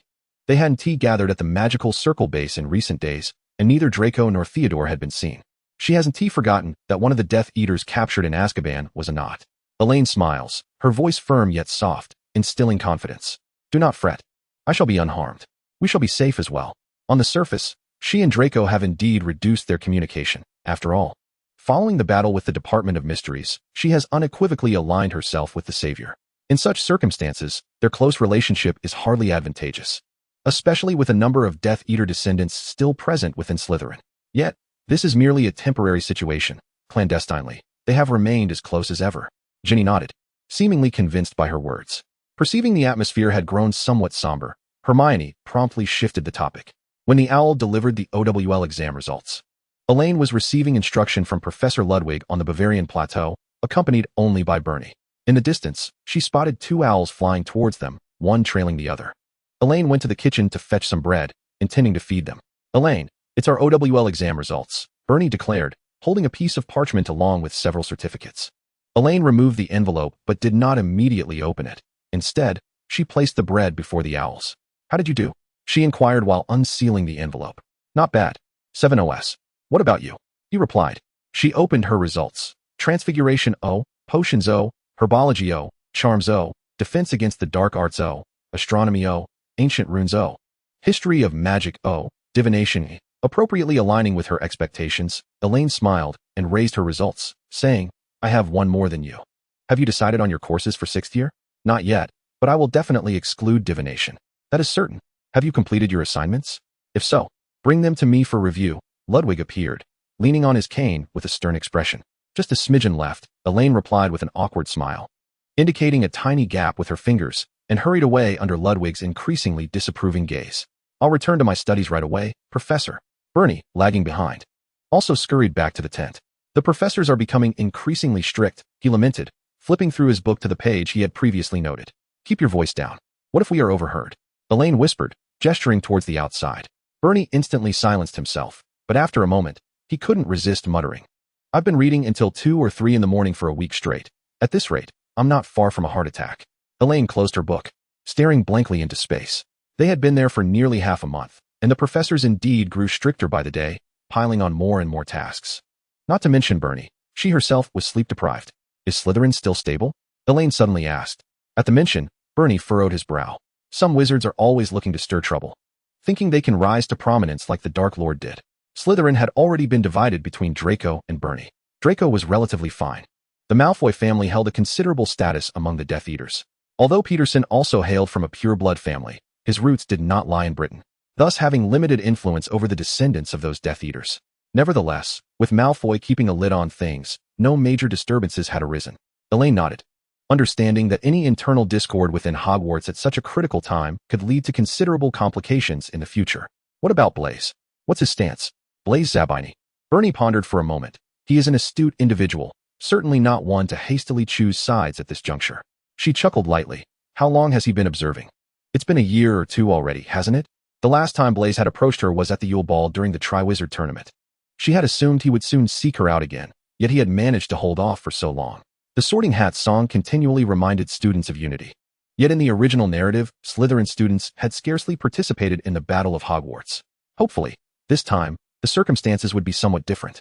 Bernie, do remind Blaise at the start of term. Early bets are crucial. Of course, this reminder should not be delivered in a brash manner. Bernie noted the task, hesitating before adding, Theodore. Old Knot was imprisoned in Azkaban following the battle at the Department of Mysteries. It was understandable for Theodore to be somewhat despondent. Draco will keep an eye on him, Elaine remarked. To be honest, Theodore's situation was far more precarious than Blaze's. She rummaged through her mind for information about Theodore. He was the late-born child of the Knott couple. Old Knott had once been filled with anticipation for his birth, and consequently, after Mrs. Knott passed away during childbirth, he was left with profound regret. The former can be inferred from Theodore's name, while the latter can be deduced from Theodore's experiences over the years. Wait. A thought suddenly struck her. Theodore Knott had once been imprisoned for illegally creating time-turners twice. Time-turners. Elaine was startled by her own thoughts and turned to Bernie, asking, "Have we studied any knowledge regarding time magic?" "No. All magic concerning time is forbidden," Bernie replied calmly. "Those who meddle with time will ultimately be ensnared by it. The only publicly acknowledged magical item concerning time in the wizarding world is a time-turner, which requires stringent approval for its use. I hope it is not as I fear." Elaine mumbled, redirecting her thoughts to the book in her hands. Rather than indulging in unfounded speculation, it would be wiser to focus on the tasks at hand. Chapter 126, The New Minister of Magic. Aurora Morris from the Department of Magical Law Enforcement is set to assume the role of Minister of Magic, with the inauguration ceremony scheduled in 3 days. Or Morris? Who is that? By the time the Daily Prophet published this news, Elaine had concluded her studies at the Bavarian Plateau and returned to Bird Castle in England. An obscure Auror, Onad remarked, sipping his red tea as he flipped to another page of the newspaper. Elaine gazed at him with skepticism. I do not believe it. If he were merely an ordinary Auror, how would he be stepping into Fudge's position at this time? After a moment's thought, she inquired, is Morris affiliated with the Order of the Phoenix or the Pure Blood Party? The reason for not mentioning the Death Eaters is, of course, that Dumbledore is still alive, and a portion of the Death Eaters is currently incarcerated in Azkaban. Voldemort lacks control over the Ministry of Magic. Onad regarded her with appreciation, not keeping secrets, directly answering. Officially, he is a ministry official. In reality, he is associated with the Pure Blood Party. Elaine stroked her chin in contemplation. Does my father have such close ties with the Pure Blood Party that he is privy to this information? And it seems my late grandfather, Barry Bird, also had significant connections with them. Put away your wild imaginings, Onad replied coolly. How do you know what I am thinking? I thought your simplistic thoughts were so evident that anyone could discern them. At that moment, the house elf Sasa entered, accompanied by an unfamiliar owl. Master, young master. This owl has been blocked outside the castle. Elaine glanced at the envelope clutched by the owl, saying, give me the letter, and let the owl have some food. Upon opening the unmarked envelope, she discovered several sheets of parchment filled with writing.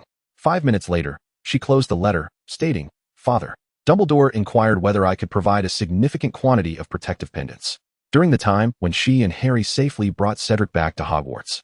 Dumbledore had shown great interest in the protective pendants. However, at that time, it was still an incomplete prototype, rendered useless after one use. Following Sirius's encounter with Bella at the Department of Mysteries, where he emerged unscathed, Dumbledore could no longer resist. The alchemy workshop is now under your management. You may decide on these matters as you see fit. He presented himself as a figure detached from responsibility, much to Elaine's annoyance, who enjoys dealing with paperwork daily. Arnold did not miss the expression on his daughter's face. He smirked with a hint of malicious glee and remarked, cherish your student years while they last. Upon your graduation, I shall pass the mantle of family head to you. What? Elaine exclaimed, her eyes widening in disbelief as she quickly retorted. What will you do once the family head position is handed to me? Moreover, I will only be 17 upon graduating. What can a 17-year-old possibly accomplish? The role of a family head is far from trivial. Aside from the myriad of responsibilities, the intricate web of social interactions alone could be overwhelming. The wizards in Bird's Circle all possess sharp intellects, capable of twisting a single statement into a labyrinth of meanings. Just the thought of the banquets she had previously attended sent shivers down her spine. Of course, you should focus on advancing your career, he said leisurely. 17 is not so young. I took over the Bird family affairs when I was even younger. But that is hardly the same. How so? Arnold challenged, leaving her momentarily at a loss for words. Indeed, there seemed to be little difference. She quickly countered, just look at Andrew. My grandfather is nearing 70 and still manages the Sidirum family. You are only 37. You could easily oversee things for another 40 years. You dare to compare him to your grandfather? Arnold shot her a sideways glance, continuing, firstly, your grandfather is merely 62, quite a distance from 70. Secondly, it is your Uncle Alan who has abdicated responsibility, leaving him no choice but to shoulder the family burdens. I could learn from my uncle, she began. But before she could finish, Arnold rolled up the newspaper and playfully thumped her on the head, exasperated. Other families fight tooth and nail for the position of family head, yet you would push it away. Elaine covered her head and muttered softly, I'm merely following your lead. young and eager to evade responsibility. She was indeed a miniature version of her father. Sensing another impending thump, she hurriedly shielded her head and dashed upstairs, calling out, "I must write back to Dumbledore first." Arnold snorted in disdain, muttering, "No respect for your elders," before resuming his reading. Moments later, Elaine scampered back down, snatching an envelope from beside her, only to dash back upstairs again. After their playful banter, it was time to attend to serious matters, such as discussing business with Dumbledore. Seated at her desk, parchment spread before her, she held a quill in hand. The defensive pendant had yet to be sold outside. A vital item that could save lives should not be widely publicized, especially considering the Death Eaters. The complexity of its production was high, while there were workshops for alchemy. She was currently the sole provider of materials for the magical array, which would inevitably limit output. Thus, it was imperative to negotiate terms with Dumbledore, as the Birds were not a charitable organization, and she could not afford to relinquish any of her profits. "Sha, deliver this letter to the owl," Elaine instructed her house elf, handing over the correspondence before turning to her other tasks. By the time she completed the last document of the day, the sun had set, and the moon was slowly ascending above the treetops. She stood, stretching before making her way to the dining hall, her stomach grumbling from hunger after such a long day. The vast castle was eerily quiet. "Sha, where's my father?" she inquired. The house elf appeared with a respectful pop, replying, "Master said he had urgent matters to attend to in Norway and instructed young mistress to concentrate on her work at home." Elaine wearily waved her hand. "I'm famished. Please fetch me something to eat." After a simple dinner, she nestled into the single sofa in the living room, engrossed in a book, when the house elf delivered an unfamiliar owl. Could it be Dumbledore already? How could he respond so swiftly? She murmured as she began to open the letter. Upon reading, Elaine's brow furrowed. This was not from Dumbledore, but rather a missive from the Purist Party. Previously, Grindelwald had visited Ludwig in Bavaria, and her teacher, citing his advanced age, had sent her to draft magical arrays for the Purist Party on his behalf. This letter referred to that very matter. It stated that they had discovered an ancient altar deep within the Alps, at the center of which lay a damaged magical array that they sought to repair. Naturally, she had the right to refuse, and the letter conveniently included photographs. Gripping the image, she could not help but mutter a few curses under her breath. Setting aside whether she could even repair such a complex magical array, she needed to ascertain the purpose of this altar before making a decision. The day following the dispatch of her letter, representatives from the Purist Party arrived at her doorstep. The visitor was the young wizard who had accompanied Grindelwald to see her teacher, bearing the surname Saxon. They sat face to face in her study. "Miss Bird, we understand your concerns. Here is the information regarding the altar. Please take a moment to review it," Saxon said, handing her a stack of parchment. Elaine scrutinized the meticulously detailed documents, which outlined everything from their discovery of the altar to subsequent cleaning and verification processes, even including historical evidence. She estimated that at least 90% of the information was genuine, with the remaining 10% unlikely to alter the overarching narrative. An hour later, Elaine looked up, her expression ambivalent. Saxon smiled gently. "Miss Bird, according to our investigation, there are 3 such altars in total. We have already secured 2, and we are close to locating the 3rd. Fully repairing these would be a boon for the entire wizarding community." She was not swayed by his words. Instead, she pointedly remarked, "Then you must also recognize that should any complications arise, we would bear the blame for the entire wizarding world." Saxon remained unperturbed by her assertion, his smile deepening with sincerity, for he already knew her inclination. "Thus, success is our only option." Elaine smiled slightly, asking, "May I inquire who else is involved in this endeavor? Such significant magical arrays cannot possibly be the work of a single individual." "Certainly," Saxon replied, listing a series of names, each a master of magical arrays in their own right, all of whom had committed to the restoration. This indicated that aside from Ludwig, who was represented by his disciple, the rest would be personally participating. Suddenly, Elaine felt the weight of responsibility settle heavily upon her shoulders. Resolving to remain at home and devote herself to studying the magical arrays. Should her skills falter, it would not only tarnish her reputation, but also her teacheress. "Miss Bird need not worry. The esteemed one holds you in high regard," Saxon remarked, referring to Grindelwald. Noticing Elaine's puzzled expression, he elaborated. "Not every master can create magical items that resist the killing curse." He continued, "This brings me to another reason for my visit today, to discuss business regarding alchemical products with you." With that, Elaine found herself back in her element. As the deal with Dumbledore remained unfinalized, and now the Purist Party had approached her, Grindelwald's appetite far exceeded that of his former lover. One merely sought products, while the other aspired to invest directly in the alchemical workshop. Although the terms were indeed enticing enough to stir one's heart, she calmly closed the documents in her hands and said, "Mr. Saxon, My father is the head of the Bird family, implying that as the junior heir, she lacked the authority to make decisions. Saxon smiled faintly. Mr. Bird has entrusted you with full responsibility for the alchemical workshop. Elaine understood. Onad had consented to this transaction. Yet he still urged her to discuss the particulars. The workshop was currently a collaborative effort among the Birds, Malfoys, and Garfields, with the Birds holding the largest stake of 70%. The Malfoys and Garfields did not partake in management, but merely received dividends. The Purity Party demanded a 25% share and insisted on sending apprentices to the workshop. The workshop incurred significant expenses each year to support those masters of alchemy, and its output was far more complex than a mere defensive pendant. Since Mr. Saxon was aware that the defensive pendant could resist the killing curse, it followed that he could also ascertain that the core magical array was under her control. Naturally, we can guarantee that the apprentices will not divulge any secrets. A solemn oath can be sworn to this effect, Saxon replied, adopting a stance that suggested he was considering her best interests. He continued, stating that apart from the deliberate control and technical difficulty, the fact that only Miss Bird inscribed the magical array was a reason for the defensive pendant's limited production. With reliable apprentices, the burden of this task could be shared. Elaine felt a flicker of temptation, yet it was not sufficient. Beyond the contractual terms, we have another offer of sincerity, he pressed, increasing the stakes. The esteemed party is aware of your desire to revive the magical array. The Purity Party shall lend support to your endeavors once the matter is accomplished. Elaine and Saxon discussed matters in the study throughout the afternoon, eventually enjoying a pleasant dinner together. After several rounds of negotiation, they settled on a share of 20%, a result that left Elaine thoroughly satisfied. After all, she had been content with the initial terms and was pleasantly surprised by the unexpected boon. Once the guests departed, Elaine luxuriated in a bath before returning to her bedroom. Sitting before her vanity to tend to her skin, she noticed a new two-way mirror on the shelf beside her. Now she possessed two such mirrors, one for contacting her father, and the new one given to her by Saxon before his departure, intended for future correspondence. She placed both mirrors side by side and pondered why these artifacts could not function like mobile telephones, allowing one mirror to connect with different individuals instead of being limited to a pair. Elaine retrieved her notebook and jotted down the improvements for the two-way mirror and the restoration of the magical array. The palm-sized notebook contained a list of tasks to complete, including not only the two just noted but also objectives such as alchemy, nonverbal magic, and Patronus charms. After a moment's thought, she added Animagus to the end of the list. Chapter 128, The Apprentices. Once the business agreement was established, a designated individual was responsible for the execution phase.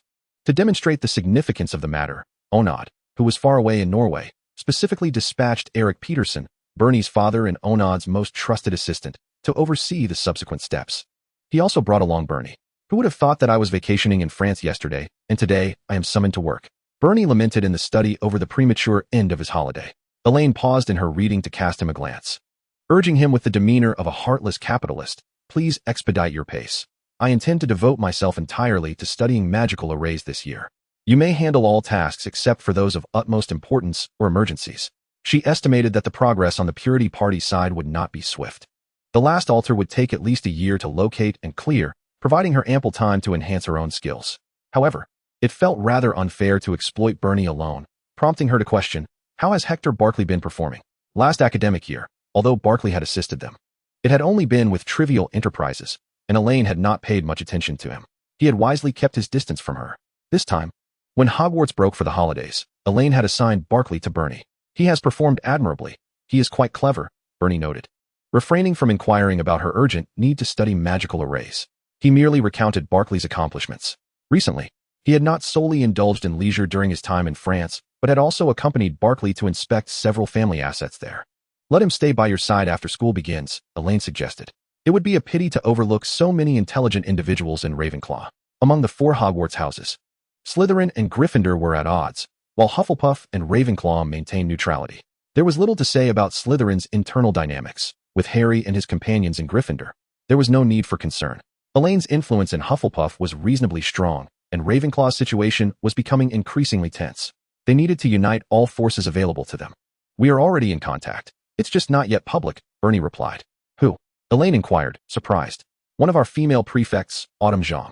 After a moment of astonishment, Elaine quickly realized that Autumn's return to Hogwarts to fight after graduation was not unexpected.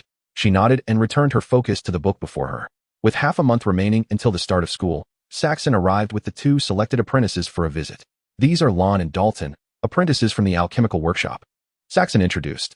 The two were young wizards, approximately 15 or 16 years old, appearing quite reserved. Elaine nodded, instructing them to proceed to the study. In accordance with their earlier agreement, they swore an unbreakable oath. After which Elaine took on the responsibility of teaching them the method of inscribing the core magical array for the defensive pendant. It was gratifying to learn that both apprentices already possessed a foundational understanding of magical arrays prior to their arrival, undoubtedly saving many steps.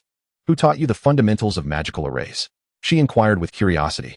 As Lon and Dalton were engaged in memorizing runes, one of them looked up and replied, "No one taught us. Mr. Saxon provided us with a few books. Originally, there were 5 of us, but the other 3 were eliminated," the other added. Dalton took pride in this, as their family had consistently followed the path of that esteemed individual. Upon learning that Mr.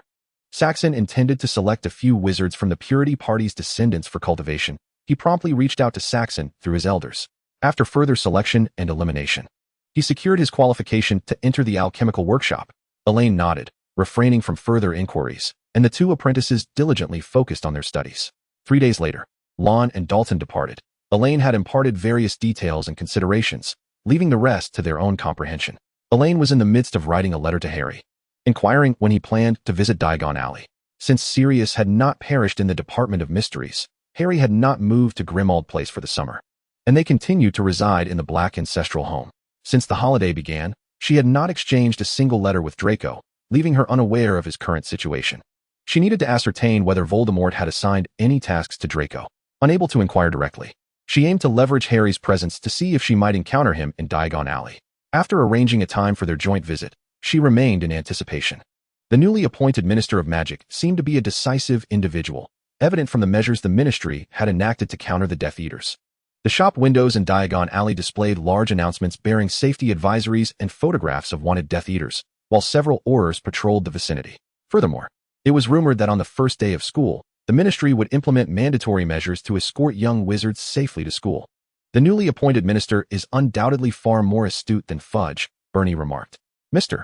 Weasley cast a glance at him upon hearing this, but refrained from voicing any opinion to his superior. Harry and Hermione had accompanied the Weasley family, along with Hagrid, who was tasked with ensuring Harry's safety. Diagon Alley appeared considerably more desolate than in previous years. Ollivander's wand shop and an ice cream parlor had shuttered their doors, while the pedestrians moved in clusters, all hastily heading towards their intended purchases, with no one meandering alone on the streets. "We must make haste to Madame Malkin's robe shop. The children require new robes," Mrs. Weasley said anxiously while clutching a lengthy shopping list. "Molly, it seems impractical for all of us to visit the robe shop. Perhaps we should allow the children to accompany Hagrid to procure their robes while we venture to Flourish and Blots," Mr. Weasley suggested. Mrs. Weasley hesitated for a moment. Hagrid immediately chimed in, "Don't worry, the children will be perfectly safe with me." The Weasley couple hurried off toward the bookstore, while Hagrid led Harry, Hermione, Ron, Ginny, Elaine, and Bernie toward the robe shop. "Elaine, I've become the captain of the Gryffindor Quidditch team," Harry exclaimed with excitement. "Really? Congratulations, Harry." Elaine beamed, recalling how disappointed he had been last year when he failed to secure the position. Upon reaching the robe shop, Hagrid waited outside while Elaine surveyed the interior, only to find it empty. A twinge of disappointment washed over her. Madame Malkin, holding a measuring tape, informed them, "Children, I believe it would be best for you to accompany the adults." "Don't worry, madam, Hagrid is outside," Elaine said, extending her arms for a more accurate measurement. "Oh, I see." Madame Malkin finally noticed the imposing figure outside and fell silent, her hands trembling. "Have you gathered everything you need?" Hagrid inquired as they emerged. "Almost," Harry replied. The Weasley couple soon arrived with a large bundle of books, to which Elaine and Bernie promptly expressed their gratitude. Chapter 129, Nocturne Alley. Their next destination was Weasley's Wizard Wheezes, where Elaine had purchased quite a few potion ingredients while passing the apothecary. "Wow," Ron exclaimed as they stood before the shop, taking in the spectacle of George and Fred's establishment. In the dimly lit Diagon Alley, Weasley's Wizard Wheezes window display was as eye-catching as a fireworks show, filled with a kaleidoscope of spinning, screeching, and leaping products. As shareholders, Elaine and the others were visiting for the first time. The shelves were brimming with an array of amusing prank items, including instant disappearing sweets, trick wands, canary creams, and various feather quills. "Merlin, this is fascinating." Hermione and Ginny marveled in unison, Elaine nodding in agreement. "Patent pending, daydream charm. Simply utter the incantation, and you shall enter a high-quality daydream." Fred suddenly appeared behind them, beaming, clad in a vibrant magenta robe that made his red hair stand out even more. You can take one of these for free. George, looking just like Fred, chimed in. Just one? Elaine replied with a playful grin. Oh, very well. For our shareholders, it's complimentary throughout the shop, Fred conceded with a chuckle. Shareholders. Ginny and Hermione exchanged astonished glances. Of course, George said, placing a hand on Elaine's shoulder. She holds a 20% stake in the shop. Come on, let's show our shareholder around. She needs to see that her investment is worthwhile, Fred added, pressing a hand on her other shoulder as the twins forcibly turned her in the opposite direction. Elaine had no chance to refuse. They entered a lounge behind the shop, where George produced a bag of galleons, saying, "This is your share of the profits since we opened." Elaine took the bag, surprised by its weight. So much, Fred said proudly. I dare say there's no other shop in Diagon Alley that rivals our success. Remembering the crowded scenes inside the shop, she agreed with his statement. From now on, let's settle the profits annually instead of every few months, she suggested before inquiring. Do you know when those two shops outside closed? George and Fred exchanged glances before replying. Not long after the holiday began, the Dementors attacked Diagon Alley. Then be cautious in Diagon Alley. Make sure to wear the protective pendants I gave you, Elaine said earnestly. George pulled a black pendant from around his neck and ruffled her hair. Don't be so serious, little badger. If we're still frowning in Weasley's wizard wheezes, we might need to question the appeal of our products, Fred interjected with a grin. Elaine chuckled as she stepped out of the lounge. Could you two show me around? Of course, it would be our pleasure, they replied in unison. Ginny and Hermione stood before a shelf lined with pink products, surrounded by a gaggle of chattering girls. Come and see our specially crafted Magical Witch series, Fred and George announced as they guided Elaine over. What's this? Elaine asked, pointing at a bottle. A love potion, the finest quality, Fred replied, raising an eyebrow. Does it work? Ginny inquired skeptically. Absolutely. One use lasts for 24 hours, George asserted, adding with a serious tone, though we certainly can't sell it to our little sister. You actually believe Ron's nonsense? Ginny replied calmly. While the twins continued to bicker with Ginny about boys, Elaine and Hermione exchanged glances before wandering off to explore other items. This is quite interesting, they remarked as they stood before a shelf near the window, with Hermione holding a gnome hat. At that moment, a familiar figure passed by outside the window. Draco. Hermione, I need to step outside for a moment. If I'm not back shortly, don't wait for me. Let Bernie return to the castle first. Without waiting for Hermione's response, Elaine hurriedly followed after Draco. Draco entered the dark, narrow nocturne alley with an air of indifference.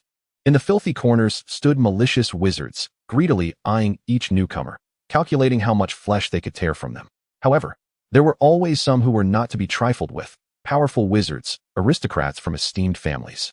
It was evident that the heir of the Malfoy lineage belonged to the latter group, and they diverted their gaze, disinterested, waiting for their next potential victim. Elaine pulled a hooded black cloak from her pocket watch and draped it over herself, tucking her wand into her sleeve before striding into Nocturne Alley with a steely demeanor. She disregarded the lecherous gazes of the dark wizards, her steps resolute as she ventured deeper into Diagon Alley. Draco. As she turned a corner, an indistinct figure clad in black robes suddenly grasped Draco's arm. Reflexively, he drew his wand, but upon recognizing the voice, he quickly pulled her into a nearby alley, anxious. What are you doing here? Elaine revealed her golden hair as she unfastened the hood, fixing her gaze on Draco. I followed you in. Draco opened his mouth, momentarily at a loss for words. Are you still on a mission? Her voice was barely audible, and upon receiving an affirmative response, she insisted, I'm going with you. Borgin and Burke's, the largest establishment in Nocturne Alley, offered an array of sinister items, including shrunken heads, dead man's nails, blood-stained playing cards, and an assortment of skulls and bones. Mr. Borgin, a greedy wizard, hunched over, his murky eyes fixated on the two visitors. Mr. Malfoy, the last time I saw you was with your father. He then turned his gaze towards Elaine, who was shrouded in a dark cloak, and remarked, what a vibrant soul this guest possesses. Diminished that repugnant stare, Draco hissed menacingly, stepping forward to shield her from view. Elaine accepted his gesture of protection without protest, observing as Draco swiftly negotiated with Boking to procure what she desired. Once they exited Nocturne Alley, the loathsome gazes began to dissipate, and Draco exhaled in relief. He would have felt unperturbed alone, but with Elaine beside him, he wished he could gouge out the eyes of those wizards. Are you eager to return? Elaine inquired.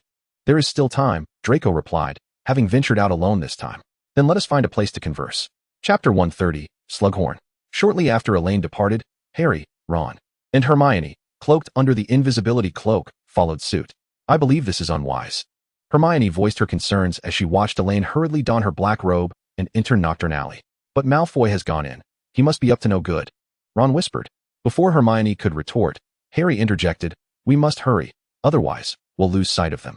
Outside Boking's black magic shop, they spotted Elaine and Malfoy through the glass window adorned with skulls and ancient bottles. Malfoy stood with his back to them, conversing with Mr. Boking, and their exchange appeared far from cordial, as Malfoy soon shielded the indistinct figure of Elaine behind him. If only we could hear what they are saying, Hermione murmured.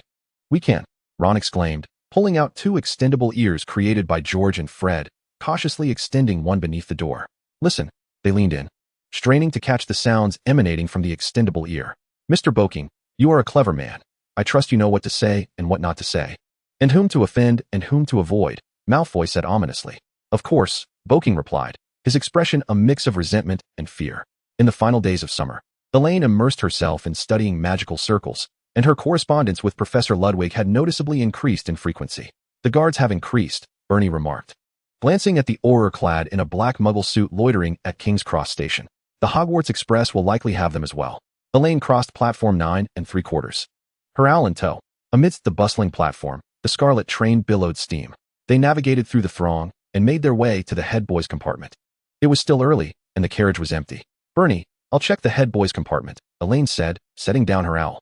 Having received her head girl badge again this year, Bernie gave her an okay sign. Cedric had graduated, and this year's student leaders were a Slytherin and a Gryffindor. After the student leaders exchanged a few words, they instructed the prefects to patrol the train, and by the time they finished, the train had already been in motion for an hour. Draco, why aren't you with Elaine in the head boys' compartment? Blaise casually inquired as he settled beside him. Drawing a glance from Theodore across the way, Draco stared vacantly at a point in space, failing to respond, prompting Blaise to turn his attention to others. Senior Peterson, this is an invitation from Professor Slughorn. A younger Slytherin girl knocked on the compartment door, extending the invitation.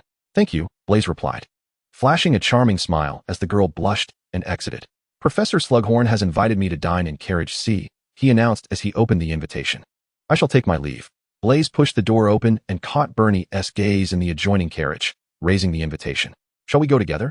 Bernie nodded, and they proceeded towards carriage C. Of course, Professor Slughorn had not invited just the two of them. When Bernie and Blaise arrived, 2 7th-year boys were already present. Professor Slughorn, clad in a velvet robe adorned with golden buttons, approached them eagerly upon their arrival. Bernie noticed that the 2 7th-year boys visibly relaxed. Oh, you must be Mr. Peterson and Mr. Zabini. It is a pleasure to meet you, Slughorn beamed, his bald head gleaming and his silver beard flowing as he spoke, the golden buttons of his attire glinting in the light. Bernie and Blaise engaged in the customary pleasantries. When Elaine arrived, she found the 3 of them deep in conversation. Splendid. Miss Bird has arrived, come in, Slughorn called out, his face alight with unmistakable joy. Good day, Professor Slughorn. I have heard numerous commendations of the former Slytherin head's remarkable achievements in potion making. It is a pleasure to finally meet you, Elaine said with a smile. His smile widened further, and after exchanging a few pleasantries, he promptly introduced her to the others. Just as Elaine began to grow impatient, Ginny's arrival was a welcome distraction. Elaine, I knew that following Bernie would lead me to you, Blaise remarked with a grin. Elaine took a seat beside Bernie, while Blaise settled on the other side, winking at him as she said, Did Bernie realize he has become your tool in finding me? He does now? Bernie replied with an impassive expression. Oh, you know full well I did not mean it that way, Blaise retorted. Elaine raised an eyebrow at him, sensing it depended on Bernie's perspective. If Bernie perceived it that way, then it was so. Very well, he shrugged. I suppose I must first seek Bernie's forgiveness. As more people filled the compartment, Harry and Neville's arrival sent Slughorn into a frenzy of excitement.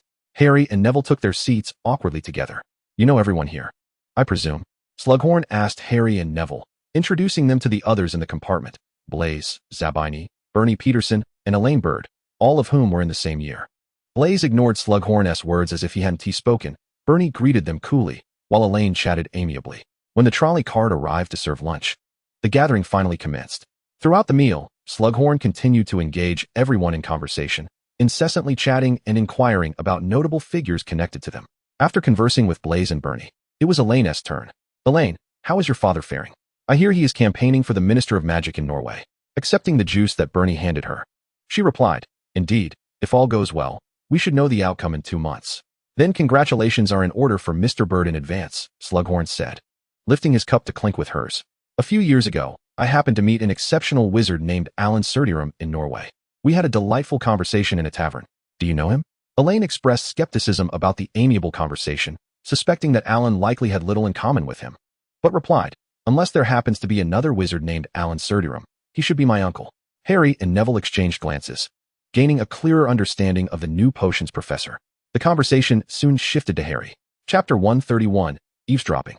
Throughout the afternoon, Slughorn regaled them with tales of the many distinguished wizards he had taught, emphasizing that these remarkable wizards had all been members of a group known as the Slug Club during their time at Hogwarts. As the sun set and twilight descended, Slughorn finally released them from his clutches. At last, it's over. This is more exhausting than a full day of classes, Elaine whispered to Bernie in the dim corridor. How does it compare to the ball? Bernie asked. Her expression hardened, suddenly realizing it wasn't all that tiring after all. She is still able to distinguish the difference between dealing with Slughorn alone and managing a multitude of others. Blaise squeezed in beside Elaine from behind, and as he departed, Slughorn pulled him aside for a few more words. Harry, conversing with Ginny at the back, watched as Blaise made his way forward, when suddenly a brilliant idea sparked in his mind. Ever since he, Hermione, and Ron had clandestinely overheard a conversation in Borgin and Burke's, he had been pondering what exactly Malfoy intended to do. Prior to arriving at the C compartment, Ron had mentioned that Malfoy had not participated in the prefect patrols. Nor was he seen with Elaine. He was nestled amongst a group of Slytherins. Though Elaine and Peterson were uncertain, Zabini was undoubtedly heading back to the compartment where Malfoy was situated, with over an hour until the train reached its destination. If Harry could stealthily follow behind and slip in, he would undoubtedly glean more information. With this thought, he bid farewell to Ginny and promptly donned the invisibility cloak, trailing behind Zabini at a discreet distance. Initially, Elaine intended to return to the Board of Governors compartment with Bernie, but Blaise earnestly invited her to join him in the adjacent compartment. Elaine paused, casting a half-smile at him for a moment, and just as he seemed on the verge of giving up, she turned and walked to the next compartment. Please. Blaise gallantly held the compartment door open for her. Taking in the situation within, Draco gazed out of the window without turning his head, while Pansy sat beside him, engaged in conversation. Theodore was seated on the opposite side, engrossed in a book, and Crabbe and Goyle occupied the seats nearby. Pansy Parkinson was the first to notice them. Almost the instant the door opened, she spotted Elaine. Her previously cheerful expression abruptly stiffened, her body instinctively attempting to yield, but in the next moment, as if fortified by some unseen support, she firmly remained seated. Who in school was unaware of the tumultuous relationship between this inseparable couple that had emerged by the end of the previous academic year? Many Hufflepuffs felt sympathy for Elaine Bird. Yet what of it? Ultimately, it would be Pansy Parkinson who married into the Malfoy family. Blaise, you didn't tell me there would be so many people in this compartment, Elaine remarked with a sardonic tone. It is my fault for not providing the lovely lady with a more comfortable environment, Blaise replied, directing Goyle and Crabbe to the other compartments before inviting Elaine to sit beside Theodore, while he himself took a seat next to her. Long before they reached a stalemate, Harry, cloaked in invisibility, had seized the opportunity to slip into the compartment, hiding in the luggage rack and observing the unfolding scene, sensing that something was amiss. Zabini and Malfoy were discussing the events that had just transpired in the C compartment, while Pansy appeared somewhat intimidated by Elaine, who was quietly conversing with Nott. I doubt you will receive an invitation, Slughorn inquired about Theodore's father, Blaise stated. Theodore lifted his head upon hearing his name. His expression darkened upon learning that Mr. Nott had been arrested by the Ministry of Magic. Blaise, sporting a mischievous grin, continued, I believe Slughorn has little interest in Death Eaters. Harry noticed Malfoy's face darken instantaneously, while Theodore Nott cast a cold glance at Zabini before resuming his conversation with Elaine. Who cares what a potions professor is interested in? What is he worth? Draco scoffed, emitting a disdainful grunt. Perhaps I will not even be at Hogwarts next year. Why should I concern myself with an old fat man? Pansy immediately interjected. What do you mean, Draco? You won't be at school next year? Of course, you will never know, he replied with a smug smile. Perhaps I will be promoted next year to engage in more significant matters. Harry squatted in the luggage rack, his mind racing. The previous sense of unease had been cast aside. Now, he was consumed by Malfoy's words. Are you referring to him? Pansy asked, wide-eyed. Draco shrugged, replying. He does not care how many OWLs or newts others obtain. He only cares about how others serve him. Do you believe you can serve him? You are not even of age, Blaise retorted sharply, casting a sidelong glance at Elaine, who, regrettably, seemed oblivious to the exchange. Did I not mention? He does not care about these things. Perhaps he thinks I am suitable for those tasks, Draco murmured. Hidden away, Harry felt his heart race. It seemed he had grasped something significant. What Malfoy had taken from Borgin and Burke's must be a task assigned by Voldemort. But what about Elaine? Did Elaine know that Malfoy was working for Voldemort? Harry's thoughts swirled chaotically as he continued to observe the occupants of the compartment, not allowing any detail to escape his notice. After Draco finished speaking, an unsettling silence enveloped the compartment. Pansy stared at Draco, her expression filled with awe. Blaise seemed deflated, while Theodore raised his head, a flicker of disdain in his eyes. Only Elaine maintained her indifferent demeanor. Harry couldn't help but reflect on the rumors that had circulated last year regarding Elaine's breakup with Malfoy, allegedly stemming from a fierce argument after she returned from the Department of Mysteries. Given that the Malfoys were all Death Eaters, it was only fitting that Elaine had ended the relationship, he thought. During this moment of distraction, the dynamics within the compartment shifted once more. Blaise, for reasons unknown, had angered Elaine, who stood with her arms crossed, coldly stating, "Blaise, if your invitation was merely to witness this tedious spectacle, then I shall graciously decline." "Elaine, you are always so haughty, never willing to give others a chance," Blaise said, gazing at her with earnest eyes. "Haughty?" Elaine regarded him as if he were telling a rather amusing joke, looking down imperiously. "If I were truly haughty, your antics would have never had the opportunity to unfold from the beginning." With that, she strode out of the compartment. Blaise donned an exaggerated expression, declaring, "It seems I must apologize. You know, beautiful ladies always have their privileges." He then exited as well. Chapter 132, An Unexpected Professor. Harry was left reeling from the abrupt turn of events, desperately needing Hermione. If she were here, she would surely be able to deduce the truth of the situation. Meanwhile, in the adjacent compartment, Elaine and Blaise were seated face to face. "Blaise, you had better explain what you meant by calling me haughty," Elaine said, irately occupying her seat, while Bernie curiously awaited his explanation. This was the first time in her life someone had labeled her as haughty. Blaise raised his hands in a gesture of surrender, innocently replying, "Elaine, you are unjustly accusing me. How could one take a momentary performance seriously?" Elaine scoffed dismissively, temporarily letting the matter rest. "We are nearing our destination. We should change into our uniforms," Bernie reminded, glancing at the dark night outside. The two gentlemen exited the compartment to allow the girls some privacy. Elaine retrieved her school robes from her luggage, donned them, affixed her prefect badge, and tidied her hair before opening the compartment door. Outside, only Bernie awaited her, as Blaise had already returned to change his clothes. "I heard that Mrs. Zabini was attacked by unknown assailants during the holidays?" Elaine inquired, though her tone suggested she had no doubt about the veracity of the information, as intelligence from the Bird family was always reliable. "It is said she was quite shaken and went to France for recuperation," Bernie replied, fastening the lock on his suitcase and placing it securely on the luggage rack. "No wonder. I thought Blaise would continue to observe for a while longer, but it seems he has already taken a stand on the train." Although the extent of the shock was uncertain, it was evident that the incident involving his mother had completely swayed Blaise's allegiance. Bernie was quite taken aback. He hadn't even issued the reminders as Elaine had suggested during the summer break, yet the target had presented itself willingly. The train gradually decelerated and then came to a steady halt at the platform. A cacophony of hurried footsteps and lively conversations echoed through the aisle, occasionally punctuated by the enthusiastic shouts of the prefects. Elaine sighed as she glanced at the prefect badge adorning her chest. It was time to step outside and restore some semblance of order, lest some unsuspecting first year be bullied. First years had arrived. The welcoming figure had reverted to Hagrid, whose imposing stature always caught one's attention at first glance. Once the crowd had dispersed, Elaine and Bernie made their way along the path to the carriage area. The night bus soared beneath the inky black sky, continuing its age-old tradition of transporting wave after wave of students to Hogwarts Castle. Was that an order dispatched by the Ministry of Magic? This was certainly wiser than having Dementors stationed at the school, as Fudge had done. The carriage halted in the clearing before the grand oak doors, and Bernie remarked, observing a figure clad in Auror attire in the distance. "We've been under constant surveillance the entire way here." There were muggle-dressed Aurors at King's Cross Station, patrolling Aurors on the Hogwarts Express, and even at the school. The enchanted ceiling of the Great Hall perpetually mirrored the sky outside, now a pitch-black expanse devoid of stars, illuminated solely by thousands of flickering candles. Elaine took her seat at the Hufflepuff table and, while passing the Gryffindor table, she scanned the area, successfully spotting Harry engaged in animated conversation with Hermione and Ron.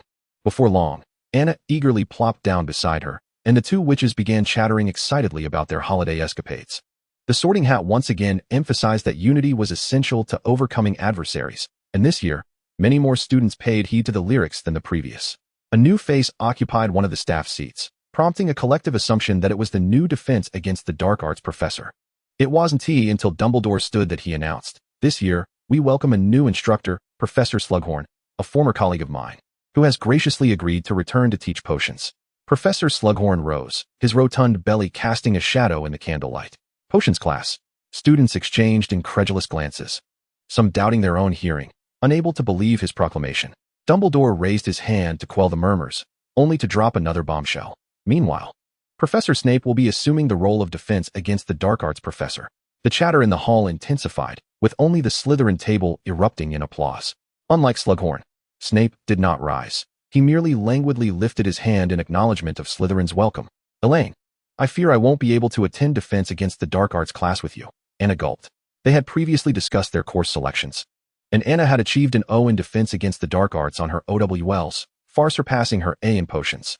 Just as she thought she might finally escape the terrifying Snape, this thunderous news struck her.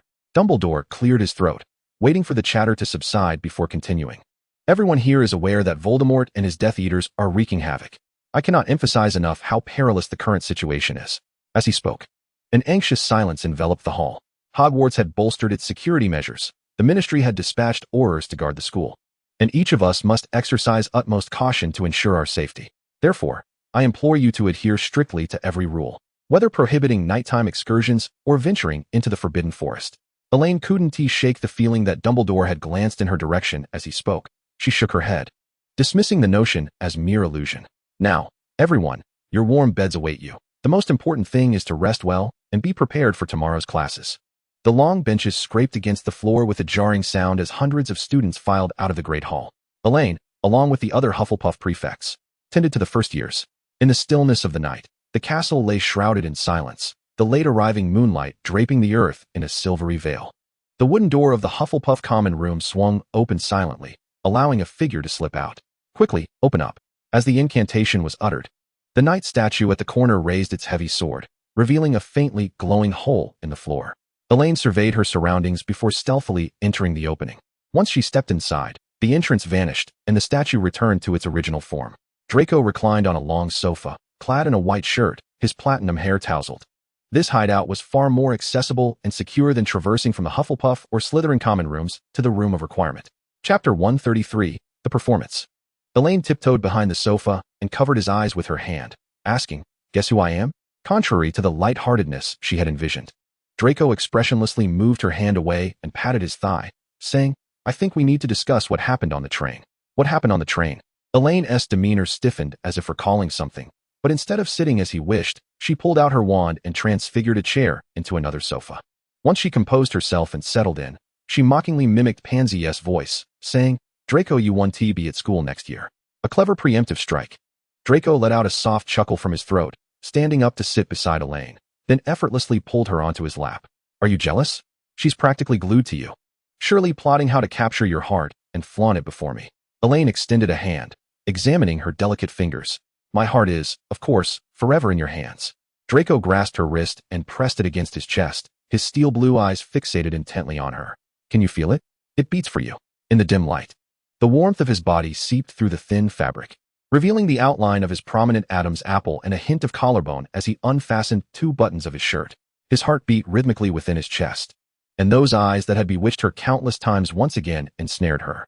After what felt like an eternity, Elaine, as if burned, pulled her hand away, only to have it captured once more by another, distinctly defined hand. Draco, with a teasing smile, remarked, "My dear girlfriend, are you pleased with what you see?" A suspicious flush crept across her ears and cheeks, yet she feigned composure, responding, "It's just all right, nothing extraordinary." "What about this?" He released Elaine's wrist, deftly finding the 3rd button, and under her watchful gaze, he slowly unfastened it, followed by the 4th. As the situation escalated toward chaos, Elaine quickly pressed down on his hand, saying, "If you intend to seduce me with your looks, congratulations, you have succeeded." Draco, cradling Elaine, nestled his head into the crook of her neck, emitting a series of low chuckles. Elaine, a mix of flustered and annoyed, pushed his head away, only for it to return to her neck a moment later. After several exchanges, she chose to cease her resistance. The two settled into this position, quietly savoring their time together. After a while, Draco finally lifted his head to explain, "Heaven and earth bear witness, Pansy and I have nothing." I've disregarded her attempts at conversation. Elaine, of course, was aware that nothing had transpired. Her earlier antics had merely been for show. She blinked and replied, "I've never doubted you." Upon hearing this, Draco ground his teeth. "So you're implying that I doubted you? How could you think that?" she inquired with astonishment. Yet her eyes brimmed with unwavering conviction. He merely grunted in response, avoiding the conversation. With a playful twist of her gaze, Elaine encircled his neck with her arms and softened her tone, saying, "I misspoke earlier. Could you forgive me, Draco? What was going on with Blaise today?" He retorted, a tinge of jealousy evident in his voice.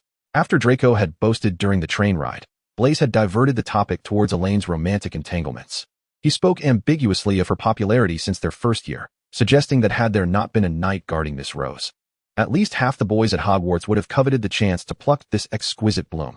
Yet now, with the knight departed, countless admirers lingered. Draco had not overlooked the fact that Blaze's gaze had scarcely strayed from Elaine as he spoke. We haven't truly broken up. The distance and coldness are merely for show, Elaine asserted, adding that Blaze was likely attempting to gauge Draco's reaction.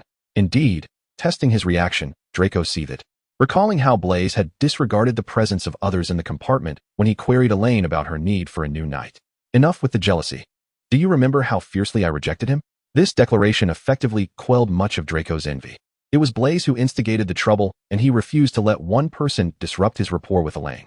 Have you heard any news about Mrs. Zabani lately? Elaine inquired, observing his gradually calming demeanor. What happened?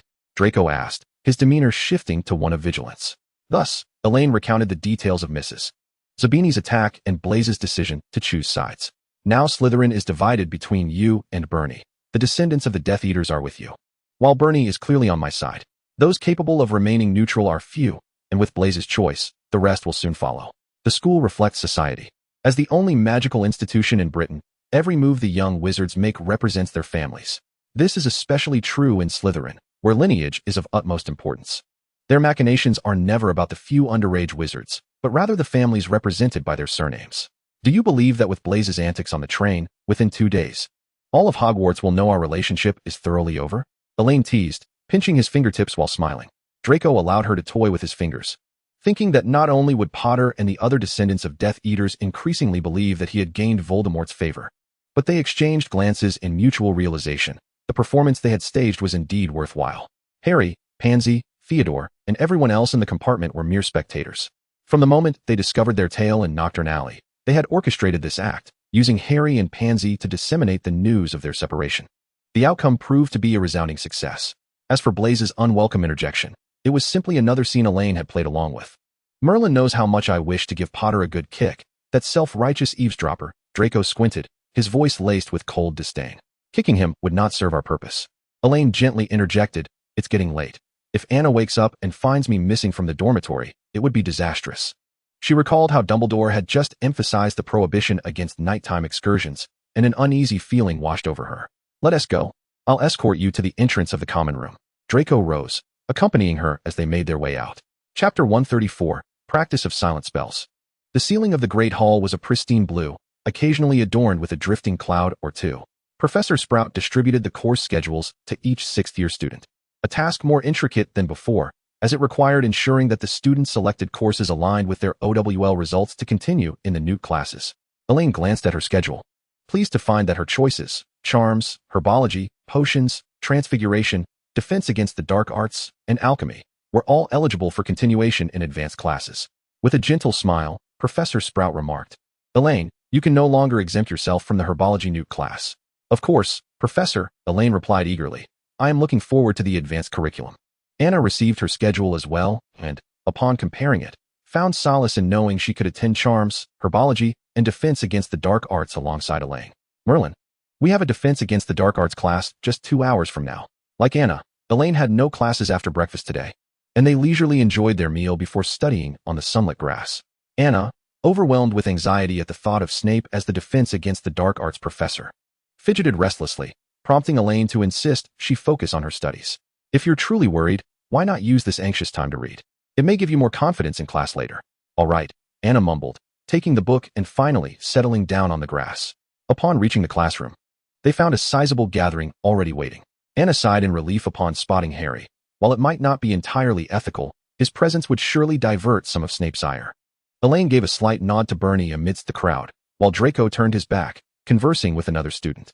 Elaine, I didn't see you in Ancient Runes class, Hermione said, burdened with a hefty stack of books. I didn't choose that course. Ancient Runes is too time-consuming and demanding. I need more time for my own pursuits.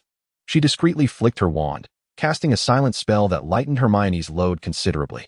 Thank you so much, Hermione exclaimed. You're absolutely right.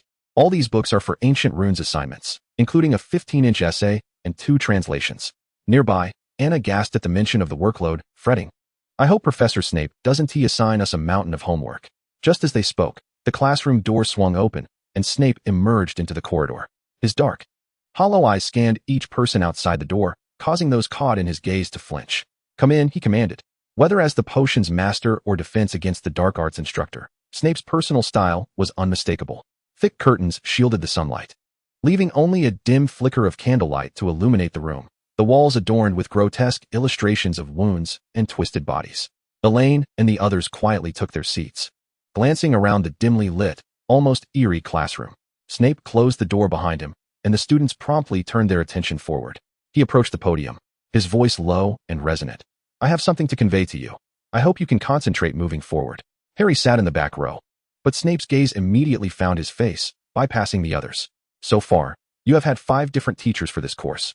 Undoubtedly, each instructor has their own teaching methods. Surprisingly, amidst such chaos, many of you still qualify for the new advanced class.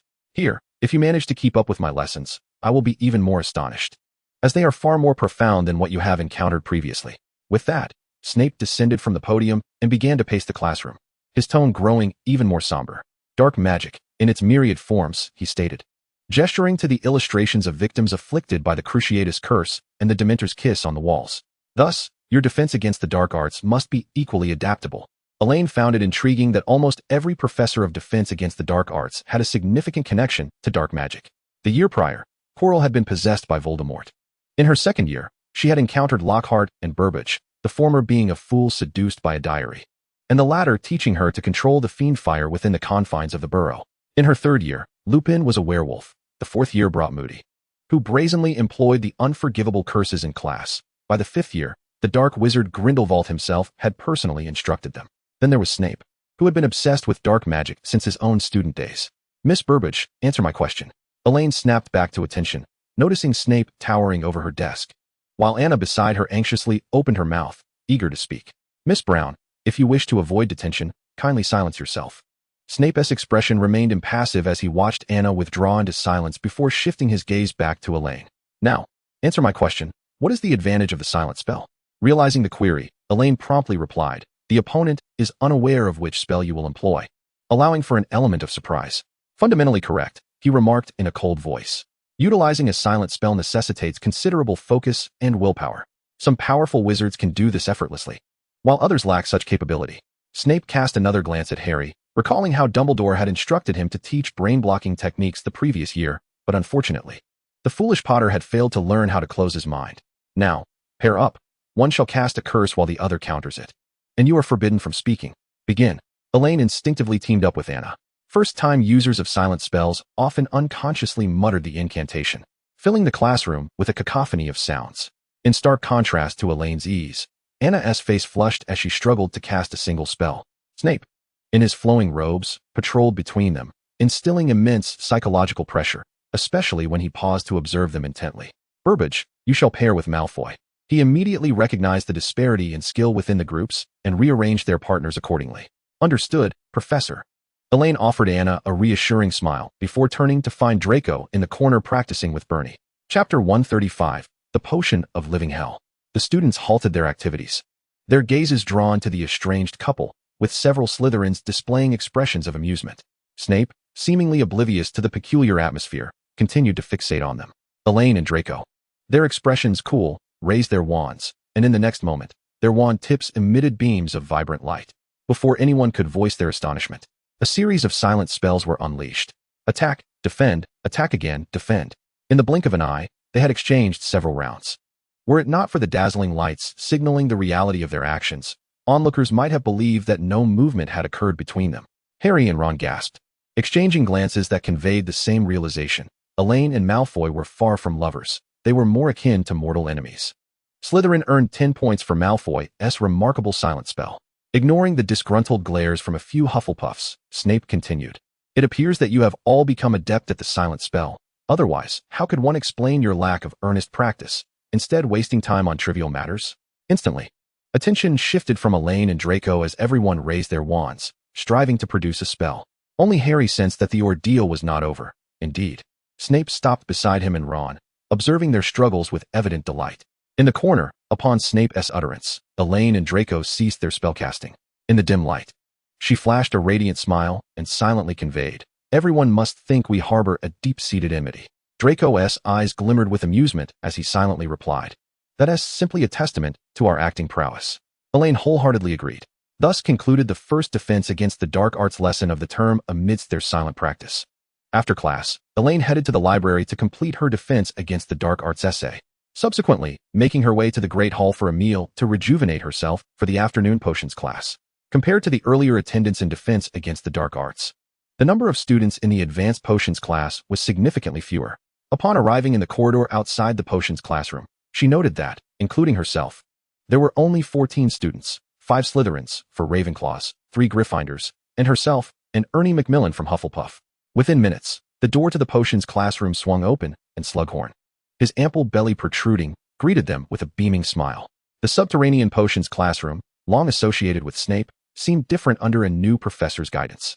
Most of the desks and chairs had been removed, leaving only 3 large tables, while a bubbling cauldron emitted strange aromas and steaming vapors. Ravenclaw occupied one table, Slytherin another, and the remaining students naturally grouped together.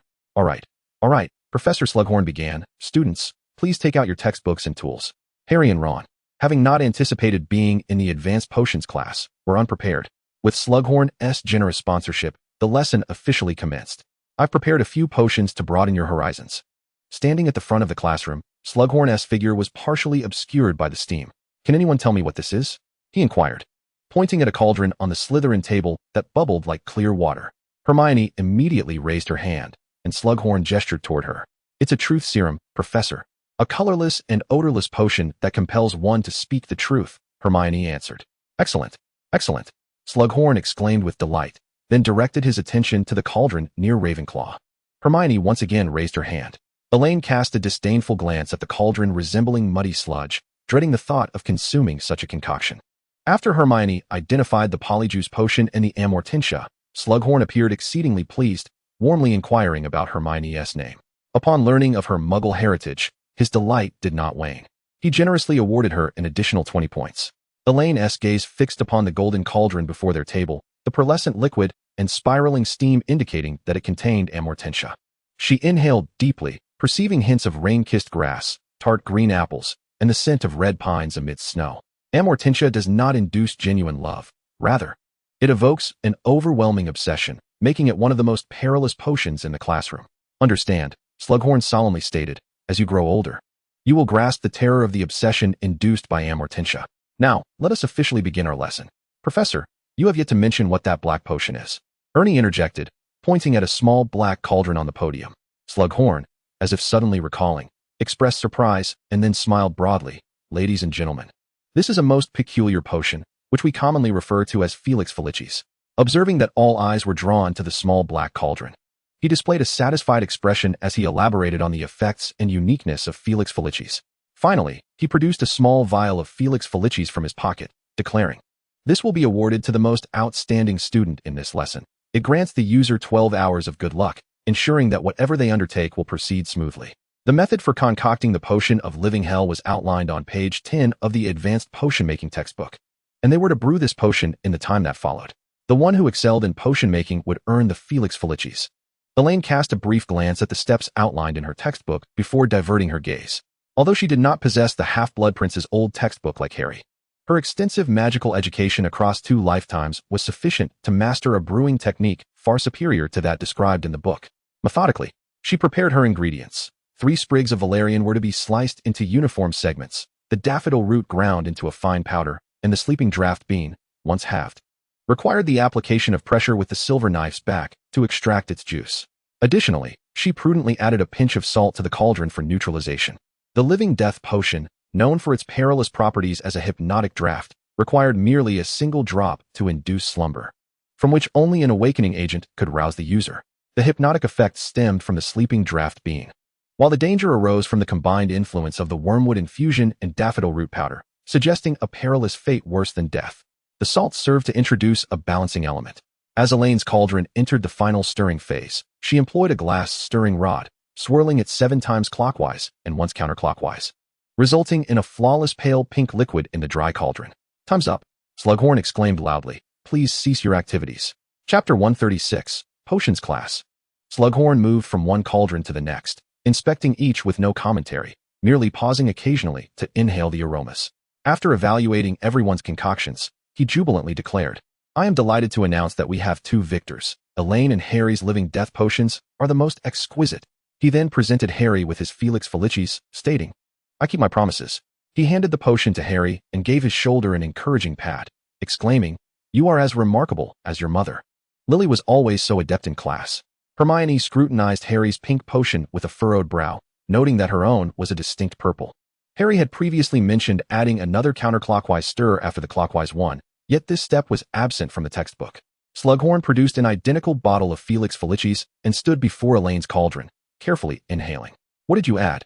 "Just a bit of salt for neutralization, Professor," Elaine replied. "Excellent. Simply splendid," he enthused, addressing the class.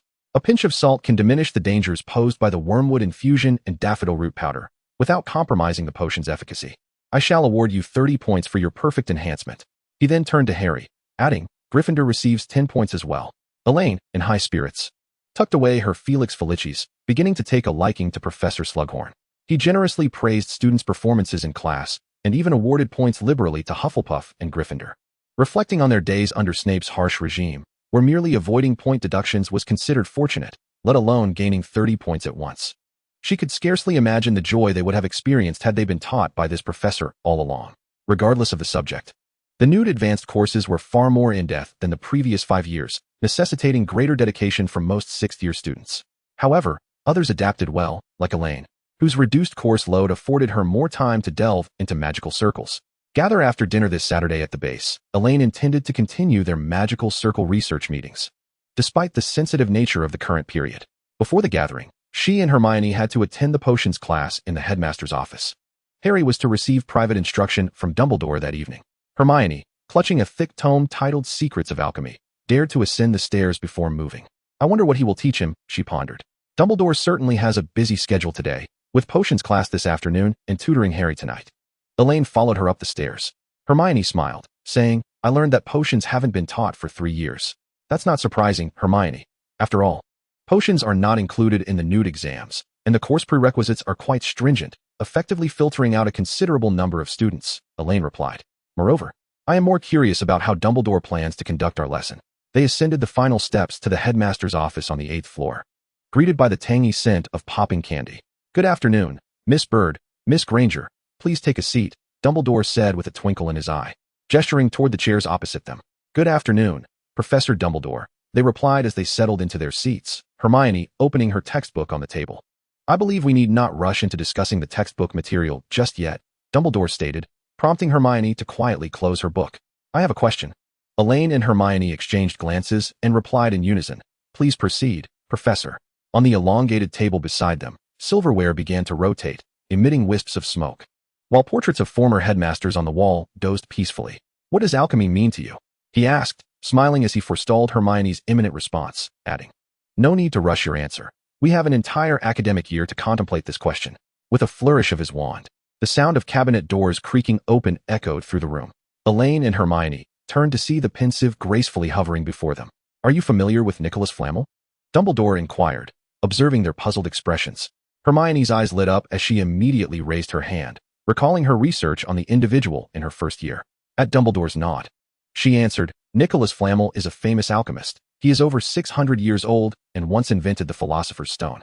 We are about to delve into Flamel's memories," Dumbledore stated, producing a small crystal vial containing a swirling, silvery substance. Elaine watched intently as he poured the memory into the pensieve, the substance swirling slowly between liquid and gas. "You may enter first." Elaine was the first to plunge her head into the silvery material, followed closely by Hermione. They spiraled downward through the darkness, and moments later, the darkness dissipated, revealing a room filled with an array of peculiar instruments. "This is an alchemical laboratory," Elaine noted, recalling having seen such apparatuses in an alchemy workshop. "Miss Bird is correct," Dumbledore confirmed as he descended beside them. "This is Nicholas Flamel's research chamber." No sooner had he spoken than the door swung open, and a wizard with silver hair entered, the renowned Nicholas Flamel. Before their eyes unfolded a visual feast of the alchemical creation process, a seamless blend of craftsmanship, potent magic, and graceful movements. It was a revelation for them. Elaine had never imagined that the making of alchemical products could be so artistic. Even after the class concluded, The imagery lingered in their minds. Do you think we could reach that level in our lifetime? Elaine mused as she clutched her book while walking toward the library. Hermione paused, contemplating how to phrase her thoughts without undermining her friend's confidence, realizing that unless they could create the Philosopher's Stone like Flammel, living to 600 years was unlikely. Before she could formulate a response, Elaine continued, "Never mind, such impractical aspirations are best left aside. Let's set a modest goal first, to enhance the two-way mirror before Christmas." "You consider that a modest goal?" Hermione exclaimed in astonishment. "Of course," Elaine affirmed, nodding. "Compared to the previous objective, it certainly qualifies as modest. But we've only just begun studying the theory," Hermione frowned, cautioning. "Embarking on the production of alchemical products without proper guidance is a perilous endeavor. Professor Dumbledore just introduced us to the fundamental principles of alchemy today. We are far from being ready to create ourselves." Chapter 137, Mandrake. "Do not fret, Hermione," Elaine said softly. "Have you forgotten that I spent some time in the alchemy workshop before? I learned quite a bit there." This assertion failed to convince Hermione, who continued.